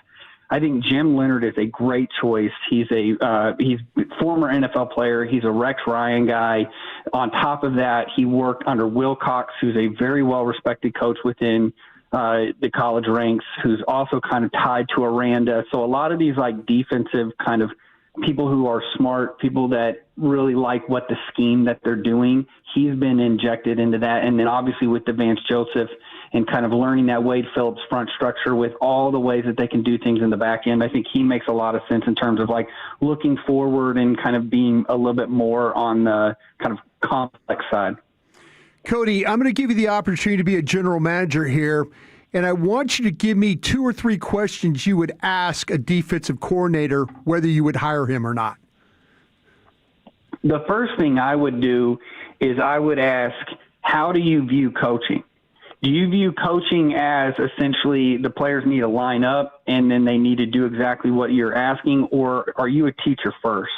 because I think that's the most important thing in the modern game now. I think that's what we've seen the players come over, is they don't want to be just given tasks. They go out and do it, and then maybe they get told good job. I think they want to know the why. They want to know the how. They want to know the adjustments off of that. So I really want to know, first off, what are you going to do in terms of how do you approach these meeting rooms? Or do you approach them as a classroom, or you basically sit up there and you lecture them and you give them a playbook and then you tell them to go off? That would be my number one thing. Number two, I would specifically ask, how do you tie the back end with the front? And the reason why you do that is because a lot of coaches are essentially learn one thing. They learn the front and run fits, or they'll learn coverages, but then they don't know how to fit the run. And I think you kind of can expose a lot of coaches with how do you tie things in from front end to back end? Do they work together? Are they divorced? And then if they're divorced, how do you match up and make sure at the end of the day, everything flows together? I think that would be the second thing. And then the third thing I would just ask is, how are you going to approach the players from day one? And are you going to try and how are you going to motivate them? Because I think a lot of the things schematically are going to be stylistic to the coach, but in terms of reaching the players, teaching-wise, schematically the most important thing is tying everything together. And then three is, how are you going to reach the players? All right, so we do have some news, Coach A, that the Cowboys are going to be bringing in former Arizona Cardinals head coach Jonathan Gannon. He's going to be interviewed for the DC job. So will UNT and DeSoto legend, former Ravens defensive coordinator Zach Orr. So Jonathan Gannon and Zach Orr, two new names to add to the Cowboys defensive coordinator search. Anything initially that you can tell us about Gannon or Orr that you like or don't like? Yeah, I thought Gannon was trying to do something really experimental in Arizona. I don't think he brings that with him. If you think of him as like a Fangio adjacent coach, but he's more quarters based. So you're going to see a lot of the same front structures, a lot of the same movements, but on the back end, it's going to be a lot more quarters instead of kind of they do a lot of cover three. Everybody runs cover three, but not as much as the cover two, cover six rotations that you see. Or to me, it's interesting. A lot of conflicting things coming out of Baltimore with him is, okay, Dean Pease kind of cleaned the defense up last year, or was it Orr kind of figuring out and getting his feet? They struggled this year again, especially in the secondary. So, again, that's something that you want to make sure that you look at. You can't just run everything through Kyle Hamilton. What else were you doing? So those would be the things that I would say about those two. It's Cody Alexander, matchquarters.com, here with us on The Fan. Cody, what do you make of the Cowboys? It seems like they're looking a lot at these passing game coordinators, the guys that are kind of familiar with the back end of the defense. How do you like that strategy for the Cowboys right now? I think that's just where modern football is right now. I mean, the quarterback is getting paid $50 to $60 million. He's not getting paid that to then hand the ball off. I think we all kind of know that passing is the most efficient way of scoring in the NFL, and then also moving the ball around. Yes, you do have to run, but at the end of the day, it's the passing league. And I think that goes back to, if you're going to then meet where the offense is, you have to know how to defend them on the back end. And that's why you're seeing a lot more passing coordinators, a lot more defensive back coaches getting an opportunity to be coordinators, where a while ago it was pretty much you had to be a former linebacker coach or a former D-line coach because you had to stop the run. Now it's all about trying to stop the pass and then being innovative in the way that you're doing that. Cody, if I asked you about you're hiring a defensive coordinator, the next most important position on the defensive staff for you? I think it's going to be your linebacker coaches. And the reason why I think it's going to be the linebacker coaches, because you're tying everything together. That's typically where the green dot's going to be.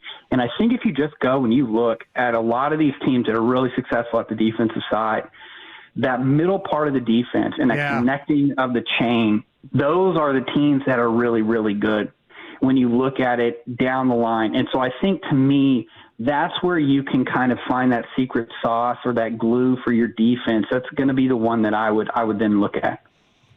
Cody, what do you think of the way the Cowboys offense handled different defensive schemes this year, like the Vikings game and how that thing played out? Do you end up analyzing it or have opinions rise to the surface while you're studying defenses on how some of the offenses are trying to solve it specific to the Cowboys?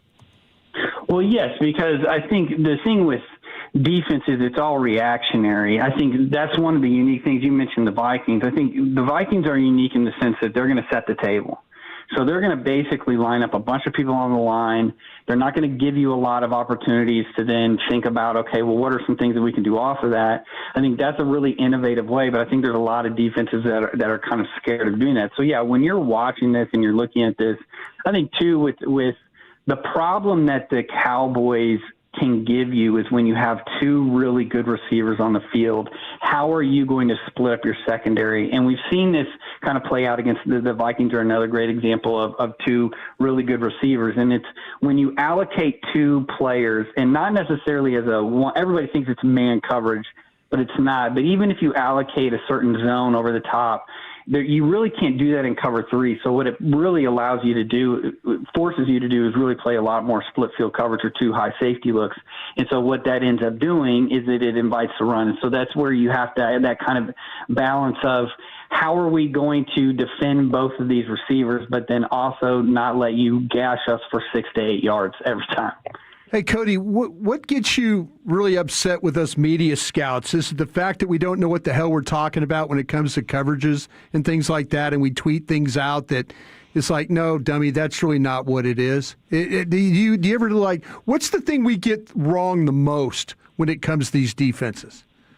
Well, coverage is one of the big ones. I think quarters coverage to me is the one where everybody kind of messes up and they don't necessarily understand the nuance. A lot of people want to default, especially at the NFL level, that this is your prevent cover four that everybody's ran forever. There's a lot more nuance to it. There's a lot more matching off of that. People don't know the difference between like quarters and palms, which palms is just a fancy way of saying you're playing more of a match cover two. So if the slot attacks a flat, the corner's going to come down on it. There's a bunch of different versions. You can also run hybrid coverages now. There's a bunch of them. Buffalo just did it to the Jaguars where they play 2-man on one side, but then they play zone. In fact, they played quarters on the other side, and it really messed Trevor Lawrence up. So I think where coverages right now, yes, are the one that really bothers me is like on the flip side of where people always pause a clip and they show an open receiver. Yet the quarterback's not even looking at the receiver. Right. And when you're playing it, I think it was almost 68%, somewhere around that. So basically a third of all defenses were playing zone this year. So when you're playing zone and you're using vision, those DBs are going to be moving with the quarterback's eyes and not necessarily guarding grass. Cody Alexander, matchquarters.com. Outstanding stuff. Now, what do you think about the defenses that are doing it the other way and having, less attempts to be complicated, like Houston? Are they underperforming what the potential is, or are they so talented that their talent offers a layer of unpredictability in there that allows them to be optimal, essentially?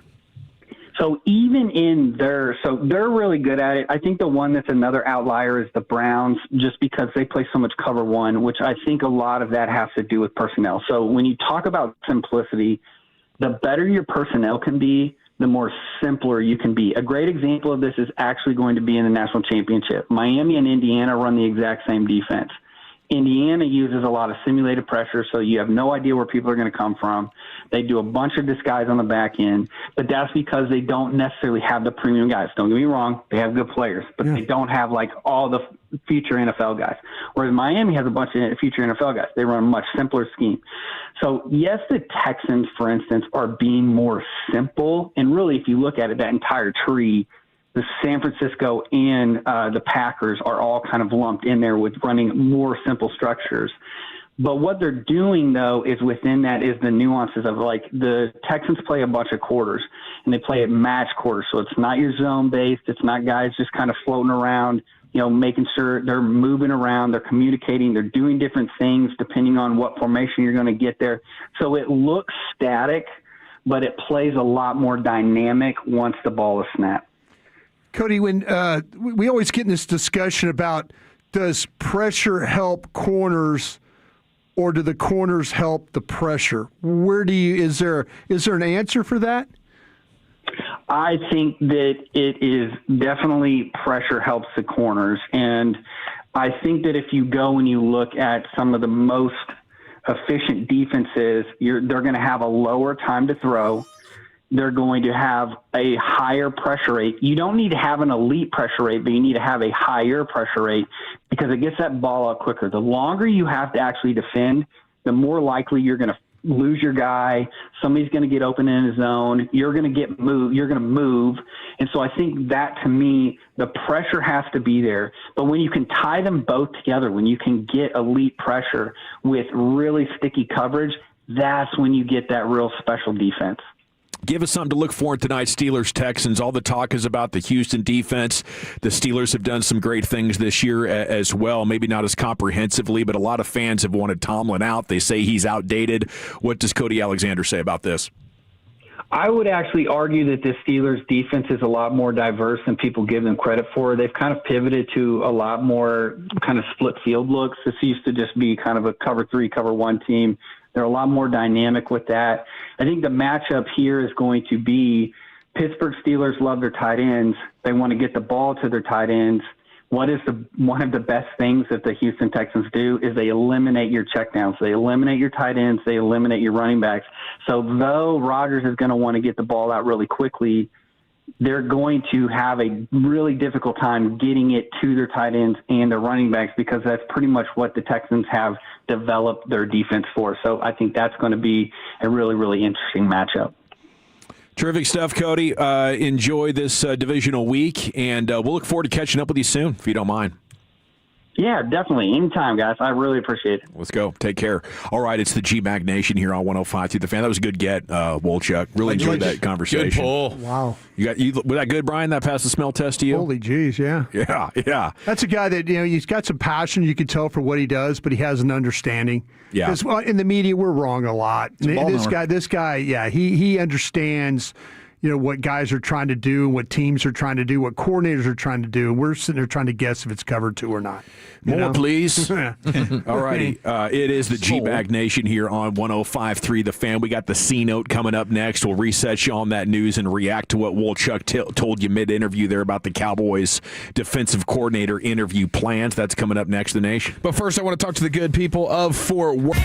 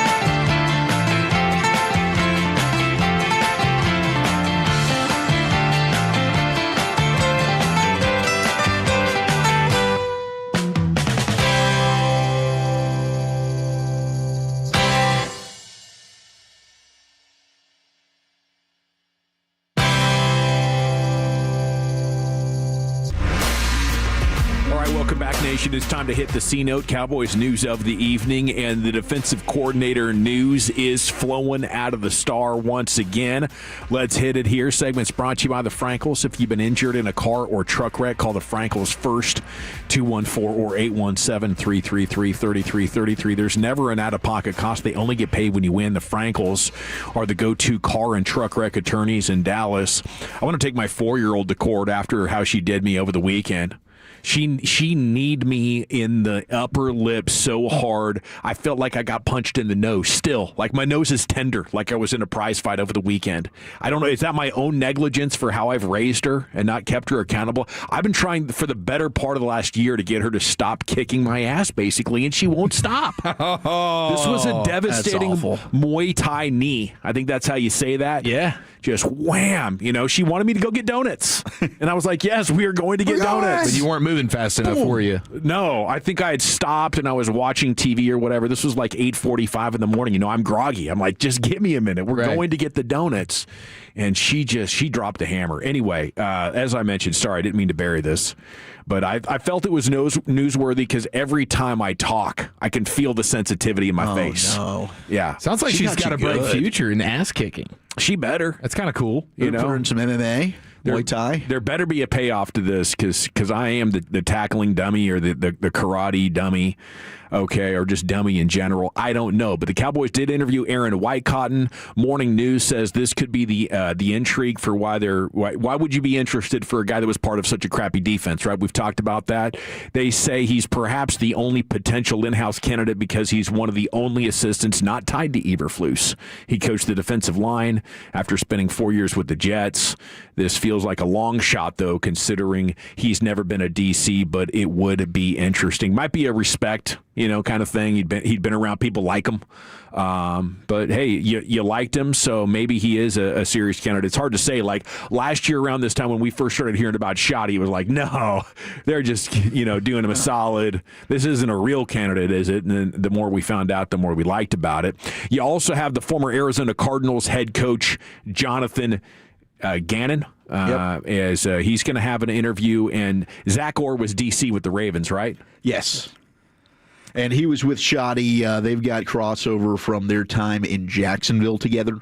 So, and of course, DeSoto, North Texas Mean Green legend. The last 2 years, it's been a little bit of a struggle there in Baltimore, but he is very, very well respected and definitely as a position coach. The other two names, I know Nick Harris threw out the possibility of Chuck Pagano interviewing, which is, look, he's a long-time guy that's had tons of success as a defensive coordinator, was a head coach with Indy from 2012 to 2017. It's just wild because his last stint as defensive coordinator was with the Bears, and that ended in 2020, and then he was out of the league. He was doing stuff with Pat McAfee until this year. Who hired him back? Somebody hired him back. Baltimore. Yeah, so this past year he was the senior defensive assistant secondary coach with the Ravens. So he was out of the league from 2020 to 2025, kind of doing that Phillip Rivers thing. Like, all right, let's give home ec another shot here. So maybe Pagano, and I know Bobby had mentioned the name, Sean said this morning, Jonathan Cooley, the Panthers secondary or passing game coordinator, and he's got a resume going back with the Rams. He was there for 3 years, was part of that coaching staff that won a Super Bowl there, and then has done excellent work with the Panthers. I mean, we mentioned Mike Jackson during Crosstalk, who was with the Seahawks. Panthers or Jacksonville? He's currently with the Panthers. Oh, with the Panthers. With the Panthers, yeah. Jonathan Cooley. So those are another two names that could possibly get added to the list.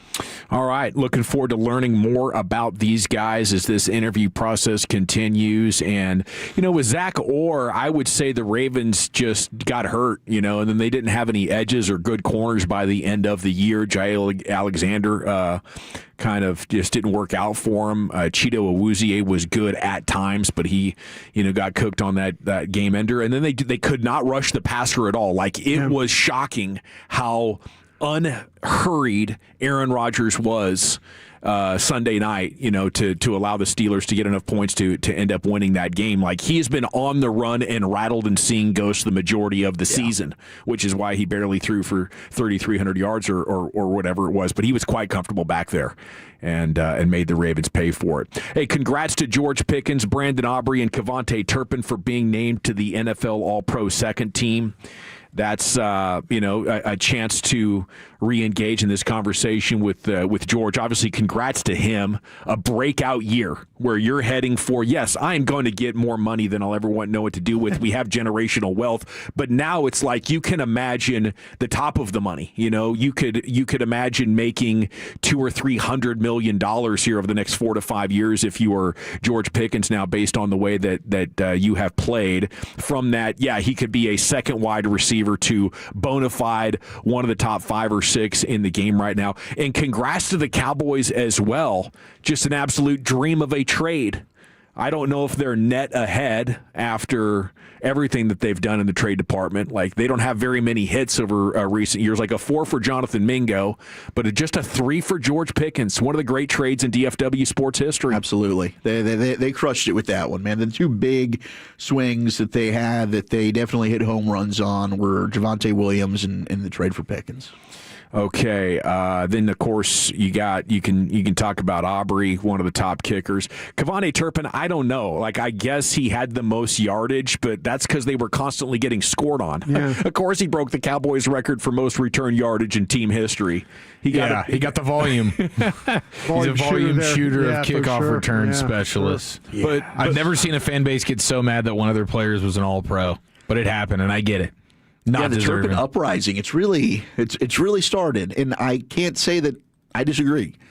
I wanted more from Turpin, and there's times where it seems like he's leaving a little meat on that bone. Do you think he'll do the fake fair catch in the flag football? And nobody's better at just, hey, let me let this thing hit at the 10 and just roll down to the 2 or the 1 yard line for you, so you can just have the worst field position in the league. I'm seeing a lot of weird punt returners doing stuff. What are we doing? Are we like just not coaching these guys anymore? Or are they just like crapping their pants in the moment they see the ball come and it's like, oh no, what do I do? Brain fart. I just go into a fog. That was bad. That was a coachable moment right there. But I mean, overall, I like having Turpin on the team. I think what Brian said is interesting, that now he's more involved in the offense. Yeah. I'm sliding him back to just a special teams player and making way for the emergence of Flanoy just a little bit more. Yeah. All for it, man. Focus on returning. It was a great idea last year, and Shoddy gave it the best chance. They put him in the backfield early and often in training camp. Like, they gave him an opportunity to do everything, and you found that in an emergency, like having this guy as your 4th or 5th receiver, it's not the end of the world.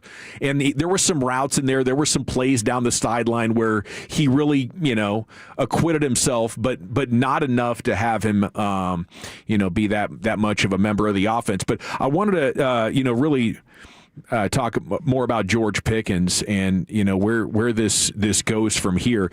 Are they going to, for the first time in the Jones family ownership, pay 2 number 1 wide receivers? Like, this would be an unprecedented move. Is he so good that you just cannot let this guy go? And then how likely is another holdout? Because Jerry has shown he likes this. How many times has he done it with Dak and CeeDee Lamb and even Zach Martin and Micah Parsons, like we talked about it? This appears to be, and this idea actually picked up traction last year. So I've been thinking throughout the season, there's no way Jerry would subject us to this again. Like, do we always have to have the number 1 holdout? And I think if it's possible, it just seems so likely, because the Cowboys could tag him. But now that you make second team All-Pro, like, you got to claim for $35 million plus. That's like a 25% difference in what the Cowboys can keep you for and what your reasonable ask is. Yeah, I mean, I think they're clearly they're gonna try and play the tag game with them, and it's just hard to fathom that just goes super smooth. And maybe it doesn't matter because you get things done before training camp or whatever, but throughout the offseason, it's going to be a huge talking point because, I just don't imagine that him and the agent are going to be comfortable playing on that number, so there's going to be some type of fight going on. Now, maybe they're comfortable with tagging him and letting him go ahead and peruse the market and see if another team's willing to give him the fatty boomba and give up picks for it, and the Cowboys will probably be fine with that. I'd be fine with it. Yeah, I would be fine with it as well. I wonder how the Cowboys look at it because, I mean, he's very marketing friendly, I would imagine. Yeah, like Pickens the star jerseys. Player, the Pickens jerseys. There's so much that makes sense and checks every box from a Cowboys perspective. I think this comes down to how Pickens is going to take that. And, some guys look at it like franchise tag, that's awesome. Other guys would look at it like that's not enough. I think for the first round picks that have already accumulated a very significant amount of money by the time they get there, they have the security from with to negotiate upon. But if you're a second round pick, you're coming here and like $28 million is 2.5 times what you've made at this point up into your career. Maybe it might even be a bigger multiplier than what it is. But whatever the case, George Pickens is about to get paid. And he seemed very nonchalant about it when we asked him about it in training camp. Like, would you want to be a long-term member of the Cowboys? Would you want to start negotiating a contract now? And he actually said, you're going to get paid no matter where you are. So he might have less of a desire to get in there and like intensely manage it, and he's just looking at it like the money's going to come when the money comes, because I don't get that hurt, and obviously I'm awesome. But I think I'd want to strike while the iron is hot right now. After the career has been what it is, 3 years of pretty good production, but they're talking about you like you're wide receiver number 2, and then you're part of this offense that got you the ball for 1,400 yards and 9 or 10 touchdowns. I think now would be the time to lock in like long-term guarantees. How about for Aubrey here? All of his misses were over 50 yards, second team All-Pro. I'd be disappointed if I'm Aubrey in that. I need to be first teamer. Yep. But looking around the league, there's been a lot of missed kicks. I think you want to make sure that Aubrey is a Cowboy for life, or at least a Cowboy until something bad happens in his career, like Dan Bailey. Yeah, I mean, look at Green Bay and Philly today. They're looking at their kicking situation and saying, did that cost us a chance to advance? With McManus and of course what's happened with Elliott this year, missed extra points. That's something that Dan Bailey doesn't. Why do I do this? Brandon Aubrey. Something about Dan Bailey's burned into your brain. I mean, he was fantastic, and then all of a sudden, you go to the Vikings. That was a shocking day when they cut him. But Brandon Aubrey is one of those guys. He's super reliable. I know at the end of the season, stuff kind of got a little wonky on him, but they ask him to do a lot, man. I mean, if it's like every 50-plus yard kick, go out there and make it, and for a while he had us thinking he was Mr. Automatic. Yeah. I mean, and yesterday comes just a week after Baltimore lost a trip on a chip shot. Atlanta might have been a playoff team if they would have had their kicker situation figured out. They had Dan Bailey, they'd have been in the playoffs. Okay, we got Krusty's Corner coming up next. Brian, where are you taking us? Yeah, I got some questions from my guys. We'll do that next. But first, I want to tell you about my number one most favorite local family-owned roofing company here in the Metroplex. Of course, that is Greystone Roofing and Construction. Brand new year, but it's the same old story with Greystone being number one and the roofing business here in the DFW being kind of like the Wild Wild West. I mean, it can be very unpredictable, chaotic, super risky at times thanks to the storm chasers. And that's why you need to know who's on your roof, and you do when you use Greystone. You can visit greystone-roofing.com. That's great with an E, stone-roofing.com, and you'll see for yourself why homeowners across the area trust owners Josh and Alexis Vining. Fantastic people, high school sweethearts, been in business together for almost 30 years right here in the DFW, and they're certified in every possible way. They actually have licensed insurance adjusters on staff, which is super unique, and they always bring you honesty, integrity, and the highest level of quality in every project that they tackle. No cutting corners, just pure dedication when you use Greystone. You'll always have skilled experts treating your home like it's their own, paying attention to every detail. So whether you need repairs to fix a leak or perhaps you need a full-on home glow-up to transform that property of yours, they're your one-stop shop for all things roofing. Head to greystone-roofing.com today. Schedule that no-cost inspection. And remember, with Josh and Alexis at Greystone Roofing, you get exceptional service and peace of mind that stands the test of time. It's greystone-roofing.com. Coming up Tuesday morning on Sean and RJ, Bobby is back with the latest on the Cowboys defensive coordinator, and is Aaron Rodgers still going after Monday Night Football against the Armpit? It's a Tolo Tuesday on The Fan. So, you're ready to propose, huh? Yeah, man. She's definitely the one. What are we thinking about the ring? I got my wife's at Hellsberg. I couldn't recommend a better jeweler. I could use some help with that. Man, go to Hellsberg. I had no idea how many details you need to consider. Did you know you can get a natural or lab-grown diamond? I didn't. Figure out what she wants. Trust me, they'll make it happen. Start your story with Hellsberg. Shop in store or at hellsberg.com. Staples presents That Was Easy. This year, it was important for my business to start strong. Starting weak is not recommended. But first, I needed a lot of stuff for the office. Sounds like a shopping spree. I just went to Staples. They have great prices on everything, like ink, toner, printers, paper, and chairs. And now you can get up to 30% off select HP printers. Up to 30% off HP printers. Am I on a hidden camera show? No. Well then, let's go Staples.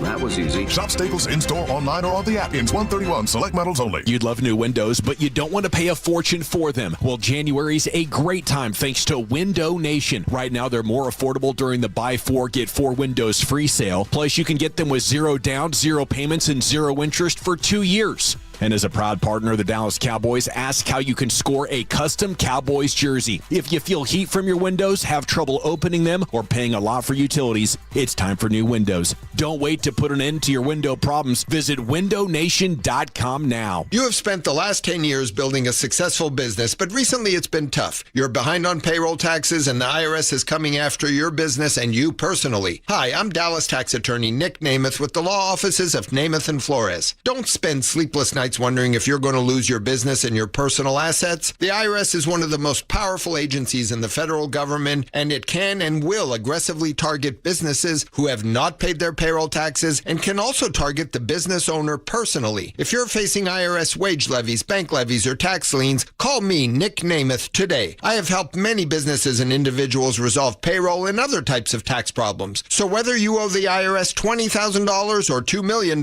why not let us try and help you? Your first visit is free and confidential, and we have an A+ rating with the Better Business Bureau. So call us now at 972-484-0TAX. That's 972-484-0829, or go to myiRSteam.com. Offices in Dallas, Fort Worth, and Frisco. Career changers, including veterans and active duty service members. Your transition starts here. Go from GI to IT in a matter of months. Become a certified cyber warrior with training at My Computer Career. Cybersecurity specialists are in high demand, offering IT pros great opportunities and a rewarding lifestyle while protecting our people, liberty, and treasured institutions from cyber threats. Deploy your career in IT today at mycomputercareer.edu/CWP, an elite CompTIA certification partner. VA education benefits are available to those who qualify. I built this business the old-fashioned way. Hard work and a whole lot of spreadsheets. Yeah, about that, I upgraded us to Odoo. Odoo puts everything we need, sales, inventory, accounting, on one connected platform. No more juggling systems, no more headaches. So it all works together? Exactly. Odoo is the all-in-one business software that makes running and passing on a business easier than ever. Take your business into the next generation. Try Odoo free at odoo.com. That's ODOO.com. Oh, how's that flu, babe? Did you take Dayquil Intense Flu yet? Nah, I got this. Ugh, okay, I don't got this. You stay on the couch, and I'll grab the Dayquil. Undo your flu symptoms with Dayquil Intense Flu. Dayquil Intense Flu provides powerful relief of your flu symptoms. I'm ready for that to-do list. Wow, you do got this. Dayquil Intense Flu. The daytime coughing, aching, fever, under your flu medicine. Use as directed, keep out of reach of children. Baseball is back. And so is Texas Rangers Fan Fest. Saturday, January 24th. You'll have a chance to get autographs from Rangers players and alumni. There'll be a baseball card show, run the bases, enjoy Q&A sessions, and much more. Tickets are just $10 for kids, $20 for adults, and parking is free. For more information, go to rangers.com/fanfest. If you're in the market to upgrade your vehicle, get to Classic Chevrolet in Grapevine. Back-to-back #1 Chevy dealership in the world. They've got more new Chevys than anyone in their all-prices sale. Silverados, Tahoes, Blazers, Malibus, Equinox, and more. Visit ClassicChevrolet.com. This is Texas. This is Classic Chevrolet. Together, let's drive, relax, and enjoy the difference. Based on new Chevrolet registrations 2023 and 2024. Yes, sir. Thank you, Lucius. Time now for Krusty's Corner. It's brought to you by Greystone Roofing. Go to greystone-roofing.com. Here's the king. Hey, kids! Your old pal Krusty's gonna teach you 5 new words. You're not wrong about that. From Dallas, Texas, number 55, Brian Waters. Thank you very much, Lucius. Appreciate you always playing that. Thank you very much to Greystone as well for being a part of our program. My draft guys that working on the draft, Wolchuk, Dawson. Yeah, buddy. Just enjoy watching players. I'm a draft guy. I need to stop watching players that are not coming back. It's the worst. It really is. There's nothing worse than watching a player for 40 minutes and then realizing that he's going into the portal for Missouri. I got to tell you what, I love it, though, when I didn't think the guy was good. I'm like, that's right. You go back to college, you bum. You refine your game. You're not worthy. You're not ready. How you choosing your guys? Do you have a system? Everybody's different. Like I kind of tried spread it out. So like I've done 70 guys. Yeah. And 20 of them are receivers. I tried spread eagle. I tried spread that thing all across the board. So I'm looking at centers and guards and safeties and stuff. Do you have a system that you're using? Well, just right now I'm prioritizing edges, linebackers, and corners, for the Cowboys. So I guess that's part of the system. But for me, like trying to figure it out, it really comes down to Googling, ChatGPTing, what are the traits I should be looking for if I was scouting middle linebacker? Sure. It gives you like 8 things. And then I try to watch the tape and see if I notice that, and then try to work that into my vernacular. But just picking up the players, you're kind of focusing on the position the Cowboys are looking at. Yeah. Okay, Zach, you have to do it like me. You have to kind of spread that thing out because we're on all these platforms doing these things. Yeah, when I first started, it was like under your tutelage, and that's how you did it. So I just kind of followed suit. Now there will be times that once I kind of get through that list, then I'll kind of pivot to what you're saying there, Dawson, where it's like last year, Cowboys need a running back. So I just went through and tried to knock out as many running backs as I can. But I'll try and get the top 50 to 100. On like the consensus big board lists, and then move on to maybe focusing more on like specific need areas. I'm watching the quarterbacks and wide receivers too because that Pittsburgh podcast I do. Right. Yeah. Hey, congratulations! I saw your podcast for that hit some good numbers on that. You know what? Making the playoffs is good for numbers. Yeah. Hell yeah. It'd be nice if this team decided they want to do that every once in a while. Yeah. We'll be back next year. It's our year. Next year's our year. For sure. Chief, I got a question for you. What's up? How do the 49ers keep doing this? At the 49ers. My gosh. How do they keep doing this? Are they that well coached? How do they find a way to continually lose players and win these games? I don't know. It's a testament, I think, for sure to the coaching staff and to John Lynch and bringing guys in like Eric Kendricks off the street. How about that? Who can come in and make an impact for you. He's been there for just a few weeks, and he's playing some solid football. Made one of the bigger plays of the game right there at the end. You saw some of the plays they dialed up. You have the reverse pass. How about that? Juwan Jennings, who was a quarterback in high school, rated higher than a lot of the quarterbacks that went on to have great college and NFL success, and then even the touchdown to McCaffrey and the way he drew that up, where he's out of the backfield going left and then he pivots back right. He's got him on to Kobe Dean. That's a mismatch right there. Credit to Brock Purdy and the way he was navigating that. Clearly the best quarterback on the field in that game yesterday. It's wild, dude. It's wild that they're able to continue to overcome. George Kittle getting hurt is heartbreaking. Yeah. And I think we go back to the electrical substation. We're softening the tendons. The tendons. We're softening. We're losing collagen in our bodies. And now you have Kittle blowing out an Achilles. It's just a disaster, all the injuries that they've had. And ultimately that'll end up being the reason why they're not going to be able to win a Super Bowl. Lucius, you're busy right now. I'm asking a question here. I heard that George Kittle made a request for a bottle of Patron tequila in the locker room. No. And the owner sent one down. Yep. And evidently he crushed it. It's like it's special Patron, or is it just regular Club Patron? I think we're in the owner's box. Silver. Yeah, I think we're up there in the owner's box. We're probably trying to get a pretty good bottle. That was the best they had, probably.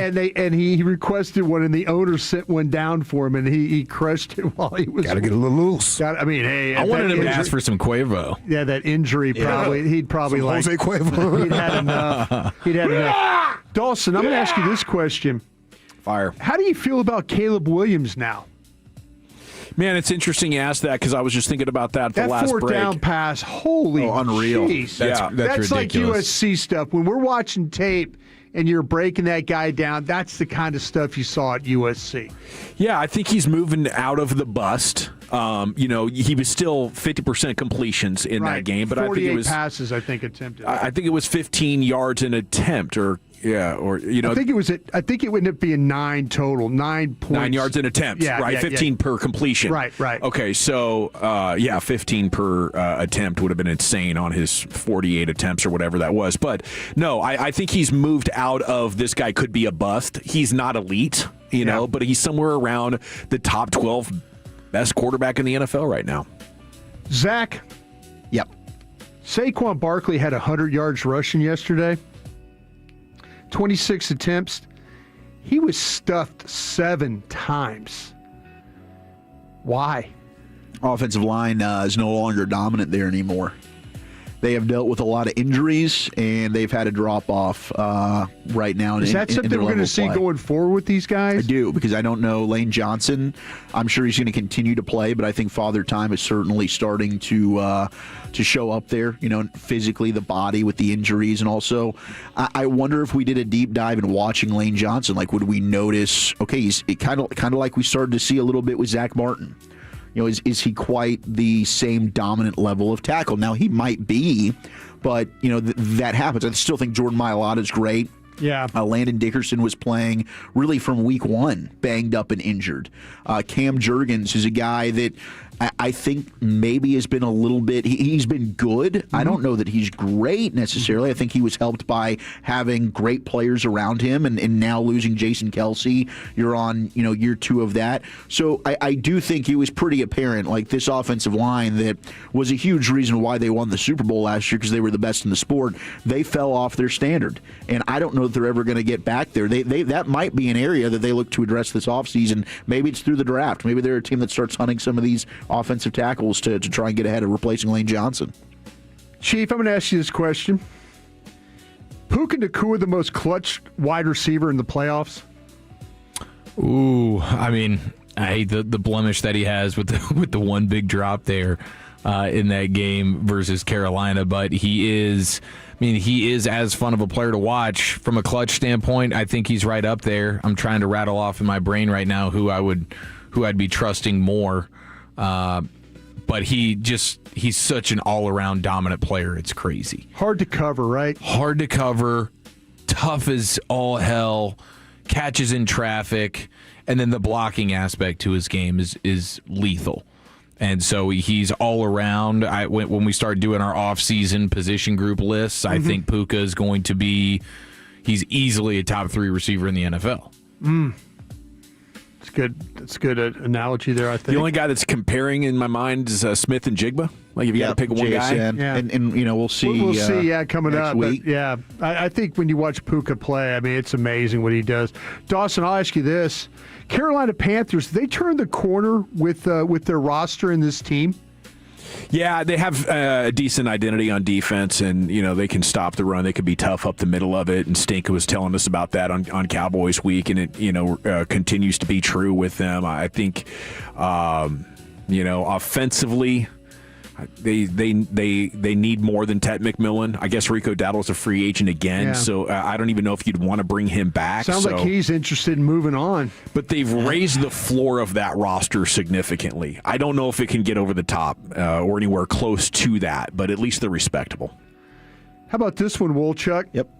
How are we so wrong about Drake May? I liked Drake May. I know you did not. I thought he had some Josh Allen-like tendencies, but I did put him behind in that draft class. I think he was my 4th quarterback. Yeah. Because I had Penix as my number 3 guy. So, I liked May, but yeah, he looks like he could end up being the best of that bunch. I still think Jaden Daniels is awesome. He was my number 2 quarterback that draft. Caleb Williams was 1.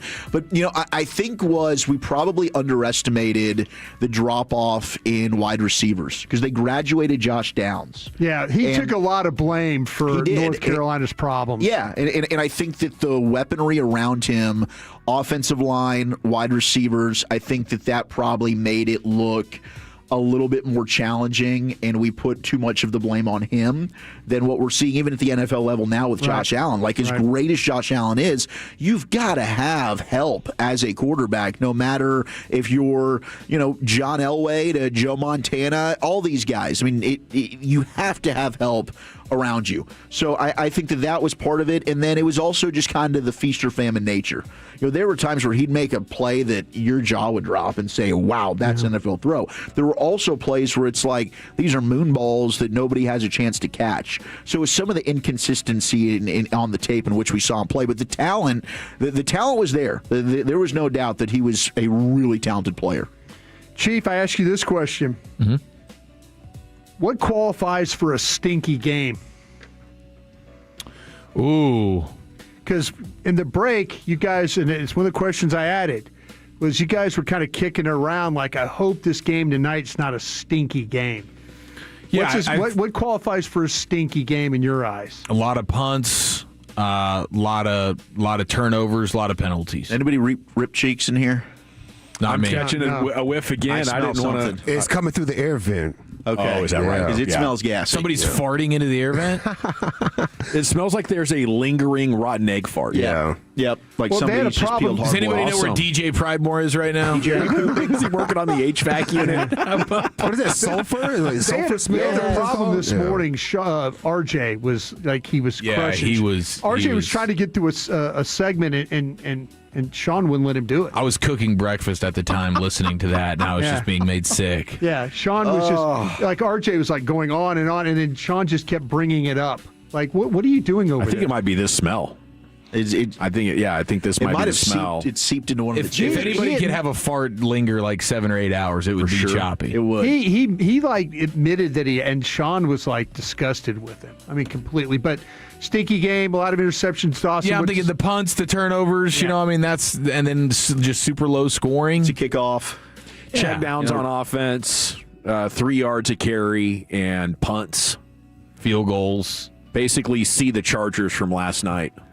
How about you there, Willie, to finish this thing out? Yeah, the field goal kickers are just rotating on and off the field, and it basically just turns into, hey, which kicker's the better one? And it's a 6-5 game. I'll tell you what, safety mixed in. Some fan bases learned yesterday or the last couple of days their field goal kicking's not very good. Nope. Not very good. Thank you, guys. Appreciate you.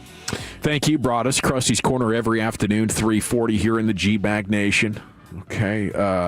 We got to run. We'll come back with some more sports content in the form of the Daily Football Fix, Wolchuk. Let's do it. A new edition of the Laugh Bracket post-game speeches and Skybang. That's next. Patolos, how about a simple New Year's resolution? One where you're guaranteed to succeed. Reverse the clock on hair loss with Advanced Hair's simple one-day treatment. You will feel more confident and more youthful when you witness your own natural hair growing into those places where it's been balding or thinning for years. From Advanced Hair's breakthrough technology to their highly experienced team, there is no one I trust more in hair restoration. Their simple FUE treatment begins to regrow your own natural hair the very next day, and your new hair is backed by the Advanced Hair Guarantee. Simply put,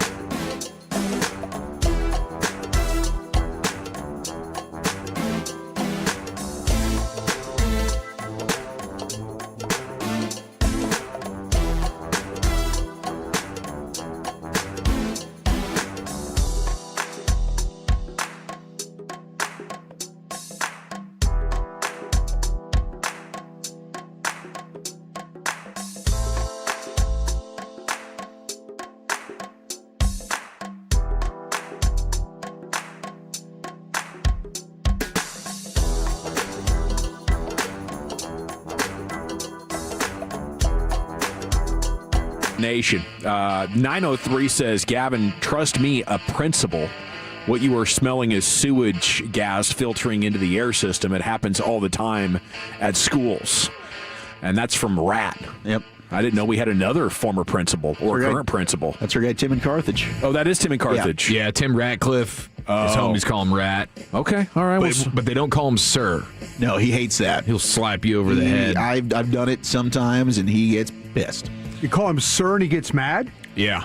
Yep, he doesn't like it. Man, that's tough. Especially because, he deserves a Sir. He'd rather you call him a mofo. I was trying to be respectful, but yeah. I used to like meeting people now, especially people younger. It's oh yes sir, Mr. Broadus, that kind of thing. Mm-hmm. And initially it was kind of like weird. Yeah. Now it's just because of all the Bennett's. Yep. Bennett's friends and stuff. Oh yes sir, Mr. Broadus. Oh yes, thank you. I'm like, you just say, oh no, it's just Brian, and they're. No, they don't want to. Yeah, they're not going to do that. It's a violation for them. Yeah, it's just not going to come natural. No, whatever the case. It's funny, real quick. I'm sorry. Yeah. No. To Jerry to his face, I call him Mr. Jones. There you go. But like on the radio and stuff or whatever, Yeah. I call him Jerry. Yeah. But to his face, I always call him Mr. Jones. Because when you were coming up, he's old enough that he would be a full-grown man. Yeah, he'd be 30, 40 already. I was just always when I was working for him. Yes, sir, Mr. Jones. Yeah, yes, sir, Mr. Jones. I'd never. Well, especially the owner of the company you work for. Yeah. Might. I think it's gonna be weird for Steven to call him Jerry. Yeah, it's got to be weird. Yeah. Jerry. Jerry wants to do it this way. Yeah. And it's like. But if he says dad, it sounds worse. Cause it does. Like dad's effing it up, know? Yeah. Nepo babies would refer to the boss as dad. And that's definitely not what Steven is. Yeah. Here's Wolchuk with that daily football fix. Let's do it. Let's get our fix. You think football is still fun? Yes. Sir. Wrong side! Left side! Wrong side! Left side! I use these for acid indigestion. So what are we going to use these for? Intimidation. You know I got to get my fix, man. The head coaching search, it's abundant. Former Dolphins coach Mike McDaniel, he's going to interview this week for the Browns, the Falcons, the Titans, and the Ravens. All of those jobs are going to be interviewing him. Now, which ones of those have legal marijuana? You do the research. Or a drug test. You let me know. Come back to me, because I think that might matter when it comes to our guy, Mikey McDaniel. We also have the first interview that has been completed for John Harbaugh. It is Atlanta with the Falcons, and it sounds like Atlanta could be a team that has a good chance to land Harbaugh. I know Giants folks are out there, their media members are like, yeah, we still think the Giants are going to be the team, but Falcons might be their biggest competition, but not so fast, as Lee Corso would say, my friends. Matt Ryan, got something to say about that? Mike Garafolo, he's got another team.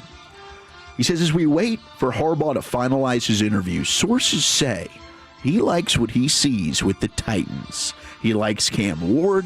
He likes the fact that they have $100 million plus in cap space. He likes the high draft pick. He likes the new stadium. Yeah. And he likes the general manager, Mike Borgonzi. So, not saying he's going to Tennessee, says Garafolo, but he does expect them to be firmly in the mix. Man, that could be like a Patriots type turnaround. They had a ton of cap space to throw around. You saw Milton Williams and Spillane and Diggs and all those different veterans that they were able to add to either side of the ball there, plus a young quarterback that clearly Vrabel believed in. That's paid off. I think Cam Ward, I would be buying into Cam Ward quicker than I would be Jackson Dart with the Giants or Penix off the injury with the Falcons. I'll tell you where I'm buying in if I'm him. Expectations are so low. If you really think about it, they haven't been very good in a while. And you're playing against in a division. Well, Colts completely fell apart. Houston looked a lot better early in the season. They were not very good. You think you can have a chance to be in a division where you can, Jacksonville, maybe you could control it a little bit better there? I just kind of feel like that expectations there are kind of low, and if you go in there and do turn things around, you're like the savior guy. Yeah, well, they were the dummies that fired Vrabel. They never should have done that, and since then they've looked terrible for it. And yeah, I mean, if Harbaugh were to go in there, absolutely, you're now able to resurrect a franchise that seemed like in the playoffs every year, and now you stink. Well, Am I wrong though? I mean, you guys, nobody responded. No, I think you're 100% right about that. I do think the AFC South division is not quite as cheeks as it used to be. It's getting It's not the NFC South, right? Because the Jags are moving in the right direction. The Texans with C.J. Stroud and DeMeco Ryans, like they're clearly going to be solid. Right.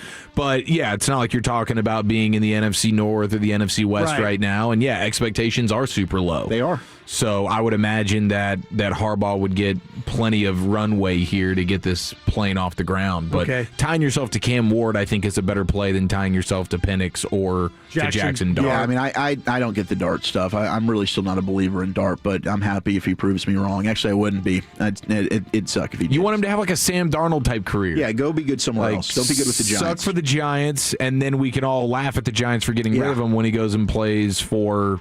Maybe it's the Seahawks. Maybe replaces Sammy D in 5 years. Maybe that ends up happening. Now, Matt LaFleur, does he end up getting canned in Green Bay? Shefty saying the Packers are expected to try and work out a deal in the coming days to keep him. Micah Parsons was very passionate post-game, said, I want LaFleur here. A big part of the reason he signed off on the trade was he wanted to play for Matt LaFleur. I'm sure that was one of the bigger reasons. I'm sure it was. Not the contract, and the $47 million. New president there. I'm sure the offensive play caller had a lot to do with his decision. Absolutely. And just, true leader of men. Does look like he's about to burst out and cry at any minute. That was a criable loss. It was. That was a collapse, dude. It was. I mean, we had the biggest handshakes. We did those guys. Yeah, I know. Those guys' handshakes. The choke job stuff. That's a choke. You're right. That's a Packers choke. You're right. 100% it was, and it couldn't have happened to a better team. Go screw them. F the Packers. Shout out to Ben Johnson. I loved it. I loved the exchange afterwards, and I love rivalries being back. This is good stuff. This is like the old school Jimmy Johnson and Buddy Ryan. I would have gone up to him, but he took his fat rear end to the locker room, right? I'm here for it. Packers, Bears. It's been the longest rivalry. It's been one-sided. Well, guess what? Chicago's back, and they're telling Green Bay, you're on notice. There's new kings in the North. Ben Johnson, people were hating. We got a lot of haters, man. A lot of haters out there. Ben Johnson today had a couple of 24-plus hours to think about it. Do you have any regrets? What'd you think about the locker room? Hey, Chicago Bears PR, they posted it on their media platform. They posted you saying F the Packers. I hate them. Ben, your thoughts? Yeah, I mean, like I said before, there's a rivalry that exists between these two teams, something that I fully recognize and I'm a part of. And yeah, I mean, I don't like that team. So George and I have talked, and we're on the same page. I love it, man. I wish the Joneses just had 10% of that. Could we get that once when you're getting ready to play the Eagles? Not respect and, we're happy to sell our tickets to whoever wants to buy them, yada, yada, yada. Let's give me some toxicity. Damn it, I'm jealous the Bears fans have somebody that's willing to be real. Yeah, there's teams you hate. You want to beat them. And saying bleep them on national TV. I loved it. Yeah, it's legendary. Like, it would get us going if Shoddy, that 21-0 comeback, and I mean, part of it in the post game, he's just like, F the Eagles, F them, I hate them, Philly sucks. Yeah, it'd be awesome. And that's why Sirianni's endeared to some there. Are you doing something? Are you interviewing for a job with WMVP there in Chicago? That was some Chicago sports passion. Well, right there. Look, hey, are you about to leave us? I'm not. He would fit in. I'm not. Did you hear him? He was like he was kind of Bears, Cubs. No, I don't plan on going to Chicago. I've never been. I've heard great things about it. Maybe I need to just visit, and then Chicago's a good city. And then I'll send over my resume. Take a look at that bean. I was going to say something I held back, and probably for good reasons. Let's head to San Francisco. Juwan Jennings. Eric told us he was a dual-threat quarterback coming out of high school. He was ahead of some other big-time QBs in his class. He had more completions, over 15 yards, than one Jalen Hurts yesterday. And boy, was Shanny in his bag. Had one. The best coaching job, in my opinion, in Kyle Shanahan's career. I do think Robert Saleh has a lot to do with that, with what he's been able to overcome. Good on defense, but Shanny's been on it, and this might be the year. Maybe it is. Maybe things are finally falling into place for San Francisco. If they get Fred Warner back, which he says he's good to go, this thing... Super Bowl's in San Francisco. It is, and we've seen that happen quite a bit here recently. Tampa Bay winning a championship, the Rams winning a championship in their own stadium. Maybe things are starting to connect and fall into place for San Fran, but here was the trick play. Shanny, post-game. What was the call? It's called Sky Bang Reverse Pass. Last time we called it, it was called Debo Bang Reverse Pass.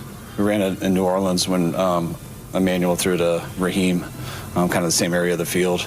We were trying to set it up a little bit. We got a jet sweep to Sky earlier in the game, and I had to be on the right hash for the play because Juwan's not left-handed. So we were just hoping to get it around there.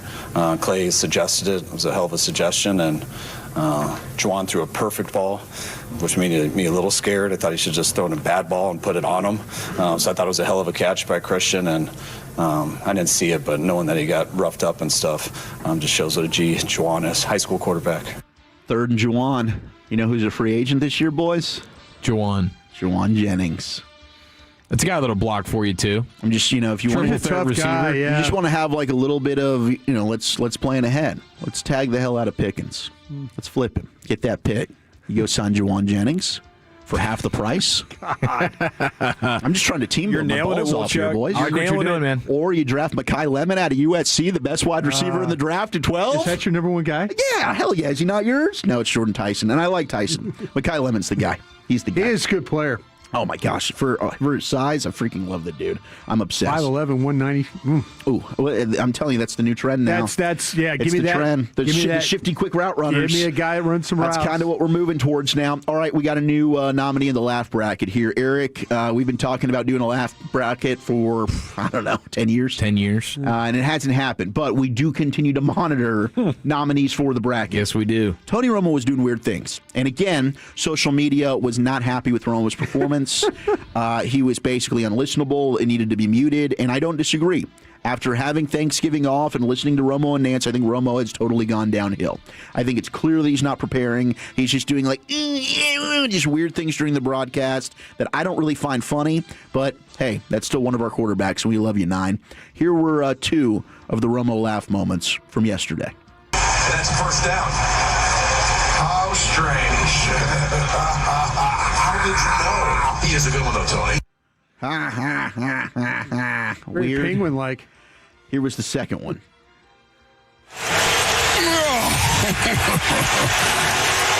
Talk about Shavers doing all the dirty work on offense. He almost did great work on special teams right there, and that's huge for Jacksonville to get that off. It's tough. It's ridiculous. This is a tough job we're talking about, and I think the social media age is killing these announcers. It might be. Let me just throw a little bit of bail to Tony here. I'm not saying he's doing a good job. I'm just saying never before, I'd say the last 7 or 8 years. Like it started with Phil Simms. He got chased out because people were saying how bad that he was. Yeah. But up until that point, you're just kind of listening to the game and listening to 2 guys talk football. You don't relive it, and you don't have their follies go viral like they do now. Mm-hmm. Yeah, no, with like awful announcing. Yeah, it is. People saying Brady's gotten better. People like glazing his description about the ball, throwing balls into the wind. Hold it. Yeah, and it was a good description. I just loved the fact during the broadcast where he's talking about Nick Sirianni and A.J. Brown's relationship and how much they love each other, and in real time they are MFing each other, and you have to have Big Dom with his headset come in between them, and now we've got odds on who A.J. Brown's next team's going to be. Another option, Pickens for Brown. The random in-division trade. I think A.J. Brown's a star. Oh, thank you. No, I want them to have to. I want them to have to be barren of the position. I don't know how else you would get him because I don't think they're trading him to you. I think Pickens for Max Crosby is interesting. I would love that. That'd be very interesting. Yeah, that would be. There's just like a better allocation of all your resources if you want to be great on both sides of the ball. Yeah. Well, the 49ers are a team right now that there's some chatter. Could be interested. And, of course, the Patriots. He played for Mike Vrabel there in Tennessee. But I could see the 49ers being aggressive, possibly pursuing A.J. Brown this offseason. The best move is to, if you were going to do it, is to get draft picks, and then free up all that cap space, take that money out into free agency. There's a lot of ways to do it. But I'm on the camp of let's let the draft play out. Let's use your 2 picks, use all your cap space, and then use 2027 draft assets to go make a move for an edge rusher, whether that's in the summer during training camp or in the first 8 weeks next year. But that's how you do it. That's how you get your cake and you eat it too, and you properly go all in for 2026. All right, it is the Gbag Nation. You're on the Fan. NFL Draft Big Board Report. How you maximize the draft gods smiling down upon you in Chicago. That's coming up next year. Gbag Nation on 105 through the Fan. Tolo means turn it on and leave it on.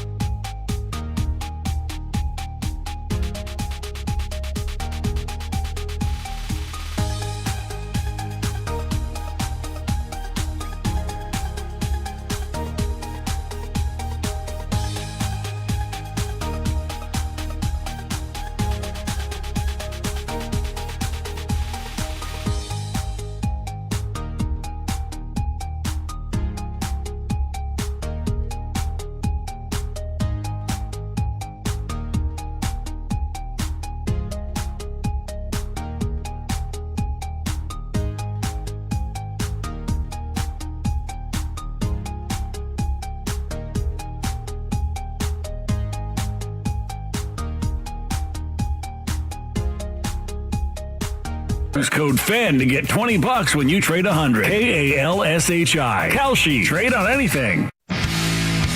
Welcome back. It's time for an NFL Draft Big Board Report. And segment is brought to you by the Frankels. If you've been injured in a car or truck wreck, call the Frankels first, 214 or 817-333-3333. There's never an out-of-pocket cost. They only get paid when you win. The Frankels are the go-to car and truck wreck attorneys in Dallas. I started my draft coverage on my podcast, How About Wow, on YouTube. You can subscribe if you want to. But I'm working with my buddy who played at Kentucky. He was all academic SEC. And I laid out my draft premise like this on a show that we uploaded last night. I want to see if any of the top 3 edges are there. Reese, very long shot. Something crazy would have to go on in his pre-draft process for the Ohio State linebacker edge to get in there. But Bailey and Bain have a better chance, and maybe there's other guys who can join that as the draft process plays out. I'll be interested to see what we learn from the combine and what people are saying and who could get elevated coming out of the Senior Bowl and all that. But that's my basic plan. I want one of the first 3 edges. If they're not there, then I'm looking for best defensive player available. Best DPA, best defensive player available, I think is how I would say that. It sounds kind of dirty when it came out of my mouth, so maybe I want to rethink that. I kind of enjoy that. But if I'm cleaned out, and I don't think I will be, I'm fine. I'm fine taking the best defensive player there. But at 20, there's a chance I could be. So I'm trying to trade down there. But I have a feeling there's going to be either C.J. Allen or a corner or another edge that I like Cassius Howe from A&M or something. So, I guess it first starts, the first domino is what's available at 12, and can I get one of those edges? How would you guys approach this? Like 12 and 20, that's a pretty nice blessing. How do you maximize it? Yeah, I mean, this is one where I think you're going to end up having a player slide to 12 for you that you're going to love, whether that ends up being Caleb Downs. Now, my fear would be Washington for him. Washington does have a track record of taking safeties in the top 10. They did it with Sean Taylor, and they did it with Jarvis Landry, your LSU Tiger. So Washington might be one of those teams that says, like, we like our safeties, and they take the best player in the draft in Downs. I think if Bain or David Bailey slid there to 12, absolutely, I'm considering them, to your point. Otherwise, like Mansour Delane, the corner from LSU, I think he's ready to rock day one, plug and play. Jermod McCoy, I'm assuming the medicals are all going to check out. That's the corner from Tennessee. I think all those guys are in play there at pick 12, and then at pick 20 is when maybe I'd consider, the linebackers. I think that's when the C.J. Allen comes into play. Maybe Sonny Styles from Ohio State if he can make it there, and if the corners as well. I mean, this thing is so deep; it stretches so much when it comes to corners. I think there is a drop off from the top edges to then the next group, that we're going to talk about. But I think corner at 20, if you can't get your guy at 12, would definitely probably be the course of action. Man, edge corner would be amazing. I'll tell you what, I think I'm gonna draft the corner at 12 and stretch the edges to 20. Okay. Is so what I do. You'd go with Cassius Howe. Yeah, I Bain, Bailey, I don't think Messidor. You think those guys, Howe, Bain and Bailey, can make it to 20? No, I don't. And I'm kind of thinking that you can get the fourth one and he's going to be pretty good. I'm thinking these corners might be better players, or might be higher rated players on my stack than some of the edges. Okay. And so what I'm going to do is I'm going to stretch this thing. I'm going to think I'm going to get some pretty damn good value for an edge at 20 instead of maybe having to pick one that I'm not totally sure about. I love Bain. I love Bailey. I think I have less questions about Delane and guys like that. I know McCoy's injury, so I think the Cowboys would probably take Delane over McCoy. But I think that this edge group probably stretches a little bit longer than what the corner room stretches. So you want to get corner out of the way, and plus you think these guys are going to be graded higher than the edges? Yeah, if I could say, I don't think there's I'll be interested. Not everybody's going to fall in love with Bain. His body type is not that for everybody. I had somebody say he's got a Terrell Suggs body type to me, and that's spot on. That's fair. That's really, really fair. Now, if he plays like Suggs was a 10th overall pick, I believe, is what he was. But I kind of feel like, though, that with Messidor, Howell, high. This Mason Thomas, you need to take a peek I like at. our Mason Thomas, and I like Zion Young from Mizzou a lot. Yeah. Okay, that's kind of what we would do. Let's take a look at some of these mocks here in this Gbag Nation NFL Draft Big Board Report. Broadus is going to be doing it once again, heading up our coverage, dominating, giving you the best draft coverage you can find anywhere in the country. PFF did an undrafted, or rather an updated mock coming out of the wild card. Keldrick Falk at 12. I do like him as a player, but I hope the Cowboys err more on the side of elite pass rusher than good end. Yeah. And then, so I would not want to take him at 12. He'd be in the running for me maybe at 20, but I'd like C.J. Allen, the linebacker from Georgia. That's who they went there at 20. And I think Allen could very well have a better career than Sonny Styles. I think Allen is a dog. He is physical, and he gives you the awareness and the smarts of what you would hope for in a green dot guy. I did go back finally and watch the Sonny Styles against Indiana game, and I like it. You guys are right. I think he's a half tick slow to recognize, and part of that is going to cost him more in the NFL. I think there's a learning curve with Sonny Styles, and when he is arriving to make tackles, Brian, he is getting pushed back. I think there's a limit to, wow, he's got all the modern linebacker traits. Where's the physicality? Where's the strength? And I see a guy he's dragging guys and pulling them down. Now, don't get me wrong. If they draft Sonny Styles, I'm going to be optimistic about that. The more powerful guys might be Allen, might be Hill. Sure. Wait till you take a look at Jeremiah Trotter's son play at Missouri. Okay, looking forward to that. These guys, if you're looking for guys that are like Mike linebacker type guys, look at Allen, look at Hill, look at Trotter. Those Rodriguez, I know. Yeah, Jonathan Rodriguez. And the funny thing about it is, and I think I'm right about this, I think that Allen and Rodriguez are the same size. They are. They're both 6'1". 6'1", 235. Jacob, it's funny because Allen looks like he's got more pop to him. Yeah. It looks like he's a thicker guy. So I kind of have an idea of, like I say, Allen, Hill, Trotter, Rodriguez. I have an idea of who my Mike linebacker could be. I think Styles is a guy that's a little bit like, if you're the Dallas Cowboys, what's the thing that you don't have right now at linebacker? Coverage. Yeah. This is where Styles steps in.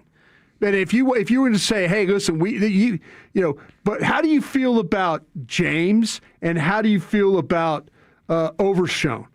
Better cover guy? I don't think James is a better cover guy at all. I didn't think he was a cover guy coming out of Florida. I thought he was a blitzer and a downhill guy. So you got to determine what in this new defensive coordinator is got to determine, like, how do you play your Mike linebacker? Mm-hmm. Do you want a physical guy that doesn't cover? Because I can make a point that Allen, Hill, Trotter, those guys are not great cover guys. But playing downhill and being physical, I'd fight for those guys all day. That's why I love Jacob Rodriguez, because I think he's a blend I keep mixing it up. He's a blend of everything you just described. I think he can cover well. He's always in the right place. He's 100% a green dot guy, leader, and also is a dude that can step up and smack people in the running game and also can give you some blitzing ability. So, like Rodriguez, probably because of the size, he's a day two guy. But he's the same size as C.J. Allen. Yeah. So when you start to fight like, oh, he's a small guy, one of the top linebackers, one of those physical linebackers in the draft, I think, is Allen, same size as Rodriguez. So don't get those two twisted. It's like, oh, well, some people say, well, I don't like his size. Well, if you like Allen, you should like Rodriguez. Yeah, I mean, isn't there something to playing lower, though, and being more leverage, capable of playing with leverage? Yeah, man wins. These guys, I mean, these linebackers I mentioned, Allen, Hill, Trotter, Rodriguez, they will smack you. There's some physicality. Now, Styles, I think, is a little bit different. That's a converted safety. Guy's got great. I mean, he's 243 pounds, but I don't think he plays like Allen, Hill, Trotter, Rodriguez. Yeah. I think he's a little bit more like, and you're talking about maybe a tick slow, but I feel like, though, if you had to play him in coverage... Once he gets going, he's really athletic. Very, very fast. Like, he is going to be that middle-of-the-field linebacker of your dreams with that. And it'll be really interesting to see how the NFL looks at that. Yeah. Like, are you for sure he's even going to be available at 12? I'm not, because he is so traitsy. A team might fall in love with him. I just think that if I'm taking a middle linebacker in the top half of the first round, he better do it all. Yeah, let me do everybody a favor here. Allen, Georgia, Hill, Texas, Trotter, Missouri, Rodriguez, Texas Tech. I just want to make sure that when we're out there, we know that we're talking about, that people know who we're talking about. Draft Network stepped in with their latest mock draft. It is Sonny Styles and Jermod McCoy. Blogging the Boys has a story up here to finish our NFL draft big board report. They give you 3 players that make sense for the Cowboys at 20. Cassius Howell, A&M edge. Keldrick Falk, Auburn. He's 290 pounds. I couldn't imagine the Cowboys taking an end that's not an elite pass rusher at this point. That's the problem I have with Overton that we talked about from Alabama. I don't know. I mean, I don't know how to play this guy. Is he a 3 technique? Does he lose weight? What's he need? He's 278 pounds. I don't see that. I mean, if you need a guy that could rush the passer and play the run, yeah. But how about Dallas Cowboys? How about a pass rush? Yeah, I mean, I like Keldrick Falk, but not at 12 for me. No, I think I wouldn't do that either. I comped him to Clowney. Yeah. I think he's one of those guys, well-rounded player, definitely an outstanding run defender, can set the edge for you. He's from Auburn, by the way. Auburn, yeah. And you can't miss him if you want to watch Auburn play. But, yeah, I don't know that he's ever going to be a double-digit sack guy. Yeah, and you need a fix for that so bad, and you have so many other needs that if you can't address edge in a immediately impactful way, I think you'd be looking at different players until maybe you get to 20. All right, mixed bag coming up, Wolchuk? Yes, let's hit the bag. We got some free agent updates for you. We'll give you a Stars preview and football leftovers. That's next in the nation. But first, Tolos, I want to tell you about my number 1 favorite local family-owned roofing company.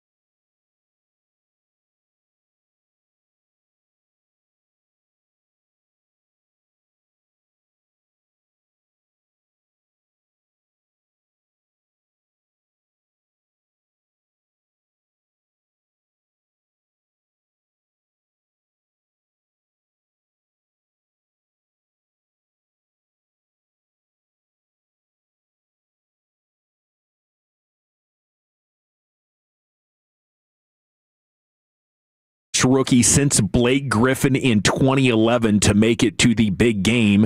The last 2 rookies to be named All-Stars in the association, Yao Ming, who came in, he was giant and he was a little bit older, maybe 24, 25 years old. And then Blake Griffin in 2011, who, if you remember, sat out his first year. So it was a rookie by definition, but he had the injury and then had, a significant amount of time. I don't want to take anything away from Blake Griffin, but he did have more time. This would be, a clear deviation from that, considering Cooper Flagg, 18 years old when he started the season. That would be incredible if he can make it. He did enter this week as the only rookie in the top 20 vote getters for both conferences.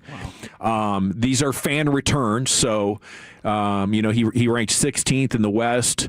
That marks slightly behind what Anthony Davis has gotten, actually. the recognition surprised Flagg, who's rewritten several NBA 2 months as a pro. I feel blessed, obviously, to see that is really cool. I feel honored and blessed just to see my name up there. 45 rookies in the league's 80-year history have made the All-Star team as a rookie, but only 8 since 1985. So this was used to be a bigger deal, I guess, when players consistently played all 4 years in college and arrived at 22, 23, sometimes even 24 years old out of the box, ready to rock and roll.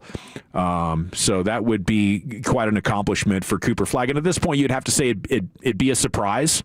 But if he absolutely balls out here over the next 3 weeks and other people get a chance to make their selections, I would not be absolutely shocked by it, just surprised at this point. Harbaugh interviews with the Ravens. Brooks Koepka coming back to the PGA Tour. So I know that's a big deal for golf fans. And Raiola is going to join Oregon as the Ducks await the call from Dante Moore. Is he going to go pro or is he going to come on back? All right. It's time now to go into the Pimp Cup, where Lucius Alexander got it. Check, Michael. Phone check to a sound. There we go. All right. Clear. Thank you, sir. Gbag of the day. We do it every weekday on the Fan, 5:30. All right, my name is L.A. Lucius Alexander. If there's anything you think I should be playing this week, hit me up at Lucky Lucius P. What you guys have been doing, and I have a lot in my folder. I appreciate that. Locked and loaded, bro. Which I already had a lot of stuff in there. Real talk. All right, let's see here. Brother. Gbag of the year winner for 2025 was Bobby Belt. Shout out to Bobby Belt with Them Boys Is Sus.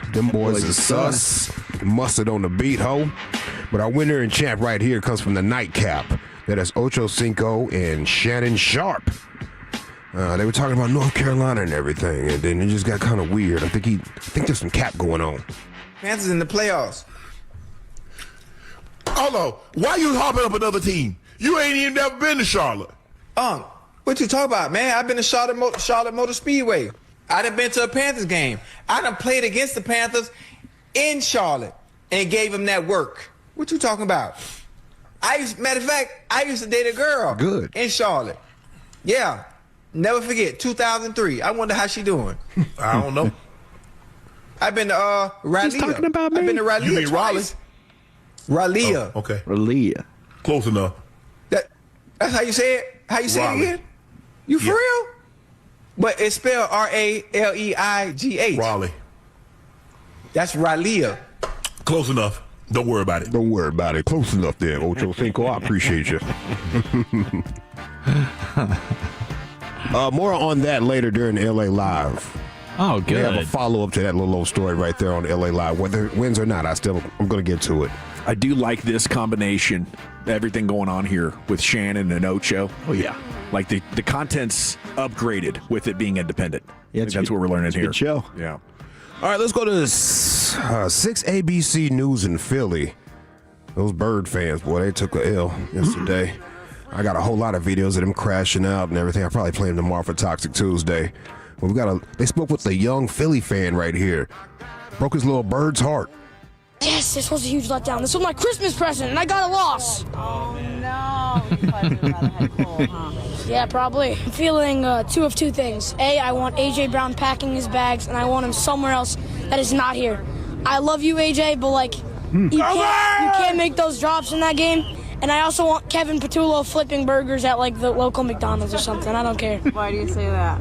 whenever he's an offensive coordinator, it's like he's flipping burgers. One side, he's cooking. One half, he's cooking. And the other half is completely raw. This kid's got material. He does. He knew exactly what he was doing. Completely raw. Give me a quick 5 minutes, kid.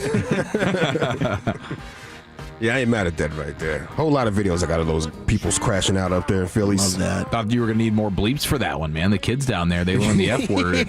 Yeah, they should. It's like their first word. They should do. You hear what Joey said? It's F the Cowboys. Yeah. It's his first words. Trap House Sports. Shout out to Trap House Sports. It was a fantastic weekend of football. Packers. We're not fans of Packers here in Dallas.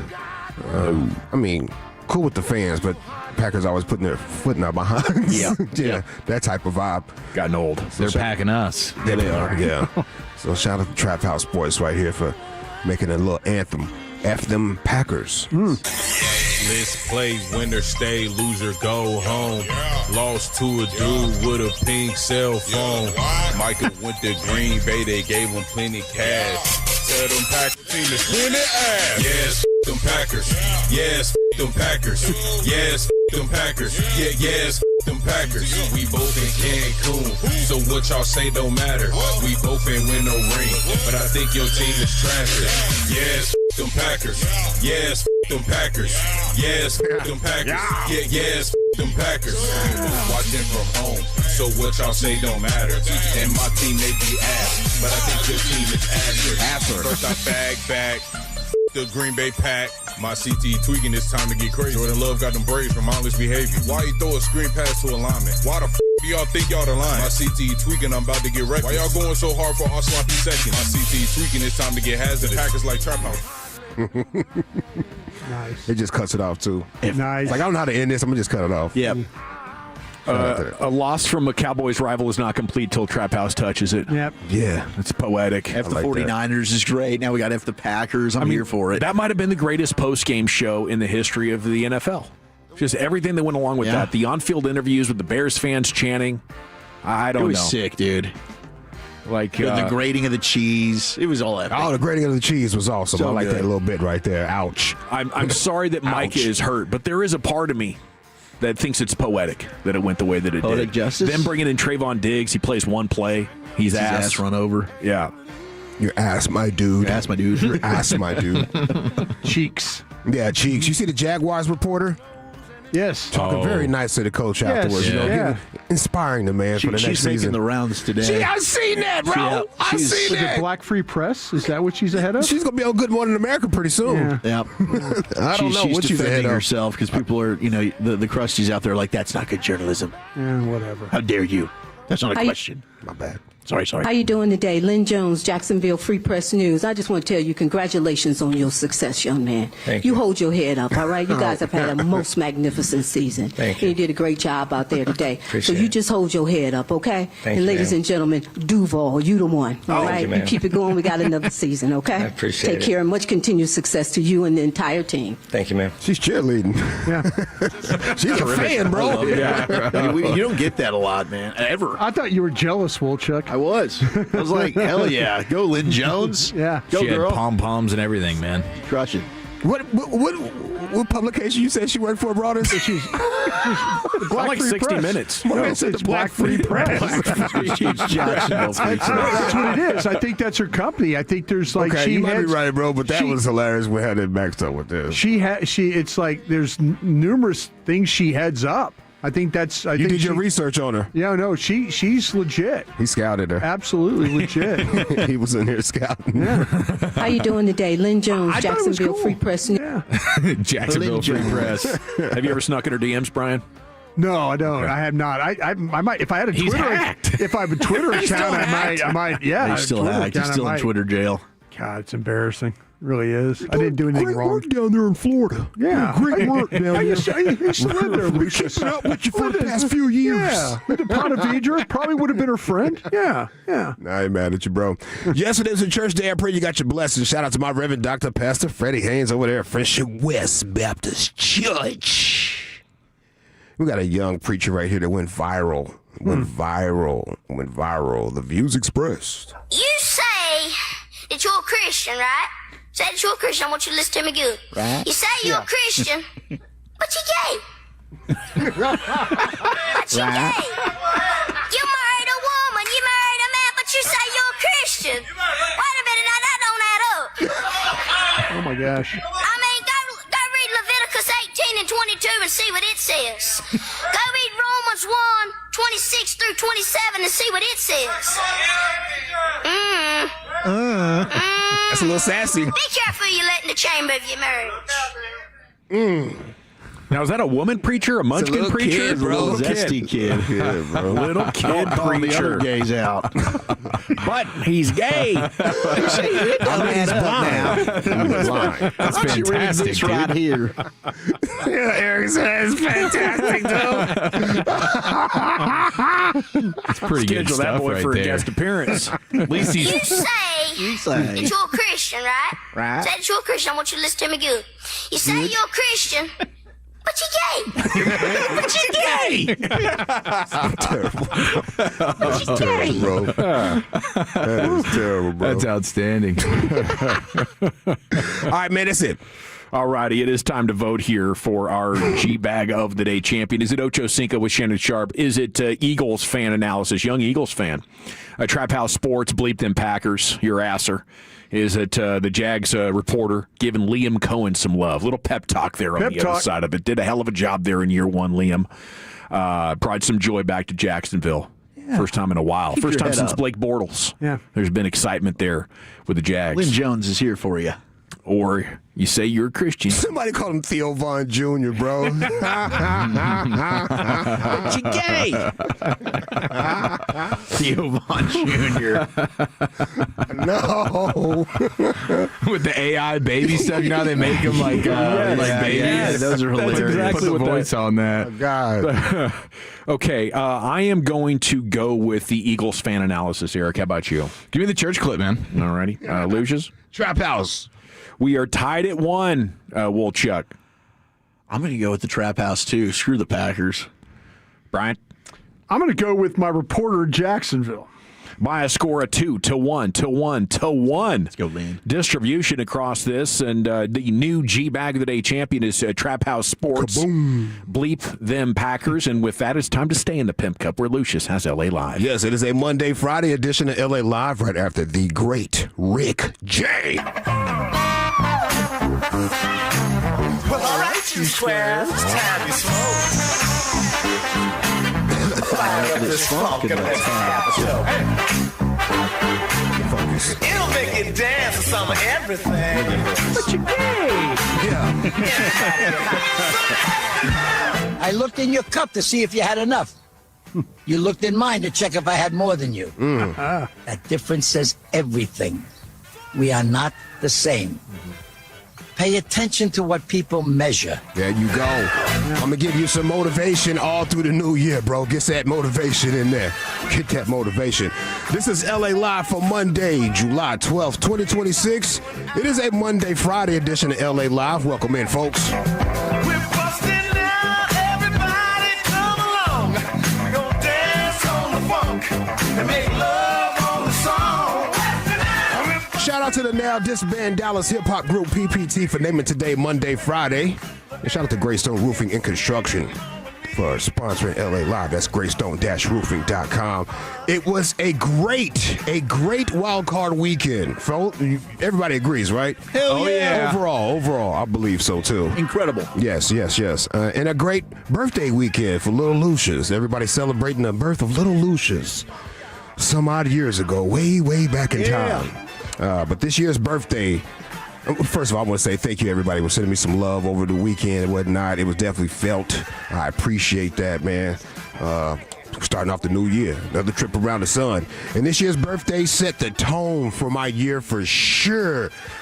I'm sure it did. But let me first say, for the second weekend, my birthday has fallen on wildcard weekend. Yes. And I usually pull up on my pops with my cousins and everything during that time anyway, because you're about to see some of the best football of all time. Right. It's better than the Super Bowl sometimes, it's wildcard weekends and the playoffs and whatnot. So I did, just like I did last year, I just want to watch football, chill with my peoples, smoke some cigars, drink some premium tequila, and eat steaks. Because Dad knows how to cook some fire steaks. It's awesome. Yep, so second year in a row I did that. And, man. So my plan was to just grill steaks, smoke cigars, drink tequila, watch the playoff in peace and love. With peace and love. With the family and loved ones, and shout out to Broadus for his consultant for bringing that tequila along. Yeah. It was great. Dad grilled the steaks. One of my sisters made a sweet potato pound cake. Oh, geez. That sounds fantastic. Yeah, appreciate them. Shout out to my sisters, man. They was giving me a lot of love, make sure I felt good that day. They was, loving me up. I had some friends from high school there. That was cool. Some friends from former radio stations there. Some cousins and uncles. I even got gifts. As you don't expect a gift. You don't expect a gift as a grown man on your birthday. Maybe a card or something. You don't expect a gift, right? I can't believe my dad gave me this, bro. What was it? To the Moon Sativa vape pen. Wow! Look at that. Oh. What, bro? This is the dude that kicked me out of the house because he found some seeds of corn. Things have changed. He found some sticks and seeds of corn, bro. Some popcorn. They kicked me out over this. Opinions have changed. Yeah, things have changed. Yeah, you telling me all about it. Yeah, you need a sativa. Trying to explain to me. All right, man. All right. When I was in my travel nightmare over the holidays, my mom was so stressed. I came back like 10 hours later after driving over the mountain each way. She goes, I was stressed there for a while, but then I got me one of my gummies. It's changing. Yeah. The world is changing. And I got 3 heifers. Dad bought me 3 heifers. Pigs? Okay, heifers. I'm thinking of cows. I'm thinking of a big woman. Yeah. That's why I said it like that. But yeah, man, 3 cows, bro. I didn't expect that, but it gave me 3 cows. All right. Because I'm going to get a bull and make something happen over here, son. That's like biblical. Let's go ahead and prodigal son. Yeah, so shout out to that, man. Yeah, and this year was what, year of the snake? Got the horse now, right? Is it? 25 was, yeah. 25 was it? Well, it still is because the Chinese New Year has not even happened, and I can tell the Chinese New Year has not happened because February, right? Yes, February, I believe so. February 16th. So yeah, keep your head on a swivel for that year of the snake. That means you're shedding things, right? Right. Yeah. You're gonna leave things behind. Well, that thing started shedding. Oh, it started shedding. Oh, the year of the snake was in his bag, and I'm gonna just sit back and let God do his thing, Because I can't. You work in mysterious ways, sir. So I'm gonna let you do your thing. But as of right now, this is kind of how I feel. I can see clearly now. The rain is gone. Johnny Rivers? Yeah, man. I can see all. You get some Cubensis there? Get some Cubensis? Cubensis? What is that? What is it called, the mushrooms? Oh, no. I did have some on deck, but I never got to them. Okay. It got a little weird at the end there, the old parties, and I couldn't really I was like, let me have my head together. I know in the past you've talked about how it squeegees the fog out of your vision in your brain. So I thought that might be why you're seeing clearly now. I'm just letting the year of the snake do its thing. Nice. Peeling That's things the year back. of the horse. Yeah. Oh. What? That's be the year of the horse. What does that mean? We already said it was like magic horse or something like that? Yeah, the magic horse. Yeah. Okay. Fire horse. The fire horse. The fire horse, yeah. Okay. All right. Well, one of my cousins is a Panthers fan, so that game came first, and he was shaking in his boots. You had to be happy the way his team played, though. Yeah, he was. But them knees was knocking. I heard him during the game. Pow, pow, pow, pow. Them knees was knocking. Close, man. Yeah. Shout out to all the Panthers fans. You're one hit away, like Jay-Z said. You're one hit away. Yeah. Now, I'll bring that up because Ocho Cinco was one of our Gbag of the Day champions. Tweeted a video this weekend defending his pronunciation of Raleigh. He, I guess. I can't tell if this is AI or if the news crew at WRAL is in on the bit. But listen to this, dog. Live from WRAL News headquarters in Raleigh, your number one source for local news. WRAL News, coverage you can count on. Good morning, everyone. We're here to get your Friday started. A lot happening. I'm Renee Chu. I'm Chris Luttinger. Thank you so much for watching WRAL News, Raleigh's number one news source for all your traffic, weather. And we're looking at a much better chance for rain. It looks like we could see scattered showers during the day Saturday, especially in Raleigh. It looks like Durham also. What? I love it, man. Yeah. I think he's leveraging AI. That'd be my guess. Is that what that is? I think he said, I'm going to prove myself right here. He's doing a bit. It's got to be, bro. Yeah. It looks so good, that AI. I could not tell if that's an AI video or are they just down with the bit, too. I think they're down with the bit. You think they're down with the bit? This is a real news station. Okay. Yeah, I think they're really down with the bit. Helping their guy out? Yeah. I could see that. I mean, that's going to help you go viral. That's going to raise awareness about you. Yeah. I think it's cool. You think they're down with the bit like that? So they all did them little setup things just to man, come on, to dunk on Unc. Yeah, just have some fun. He's a South Carolina guy, right? Yeah. He's from maybe that's the gal he was dating 10 years ago. Ralia. Yeah. That's a great name for a kid, though. That might be a nice name for a kid. Ralia. Yeah. If anybody has real information on what that situation, that video is, Ocho Cinco tweeted it over the weekend. I need to know if it's AI or if they're in on the bit, bro. Either way, it's good. I like to troll it. I like that. Keep it up. Let me get the vibes right real quick.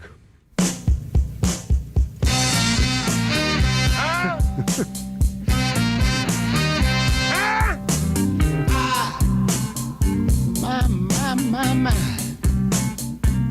Can't see all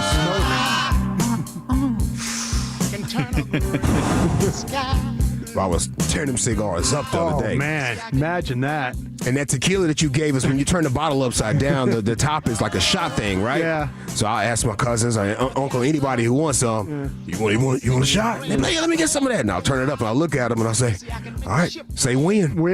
Say win. I'll pull that thing back when it gets to the amount they want, hand it to them. And I said, every man pours his own poison. Yeah. Oh, I was having a good time. That's awesome. Yeah, That's a pretty tequila, too, in that bottle. I'm glad. It was. Hey, they found out who was setting cars on fire in that Southwest Fort Worth neighborhood. Oh, really? Yeah, shout out to the boy dads out here. 17-year-old kid. Oh, no. Damn.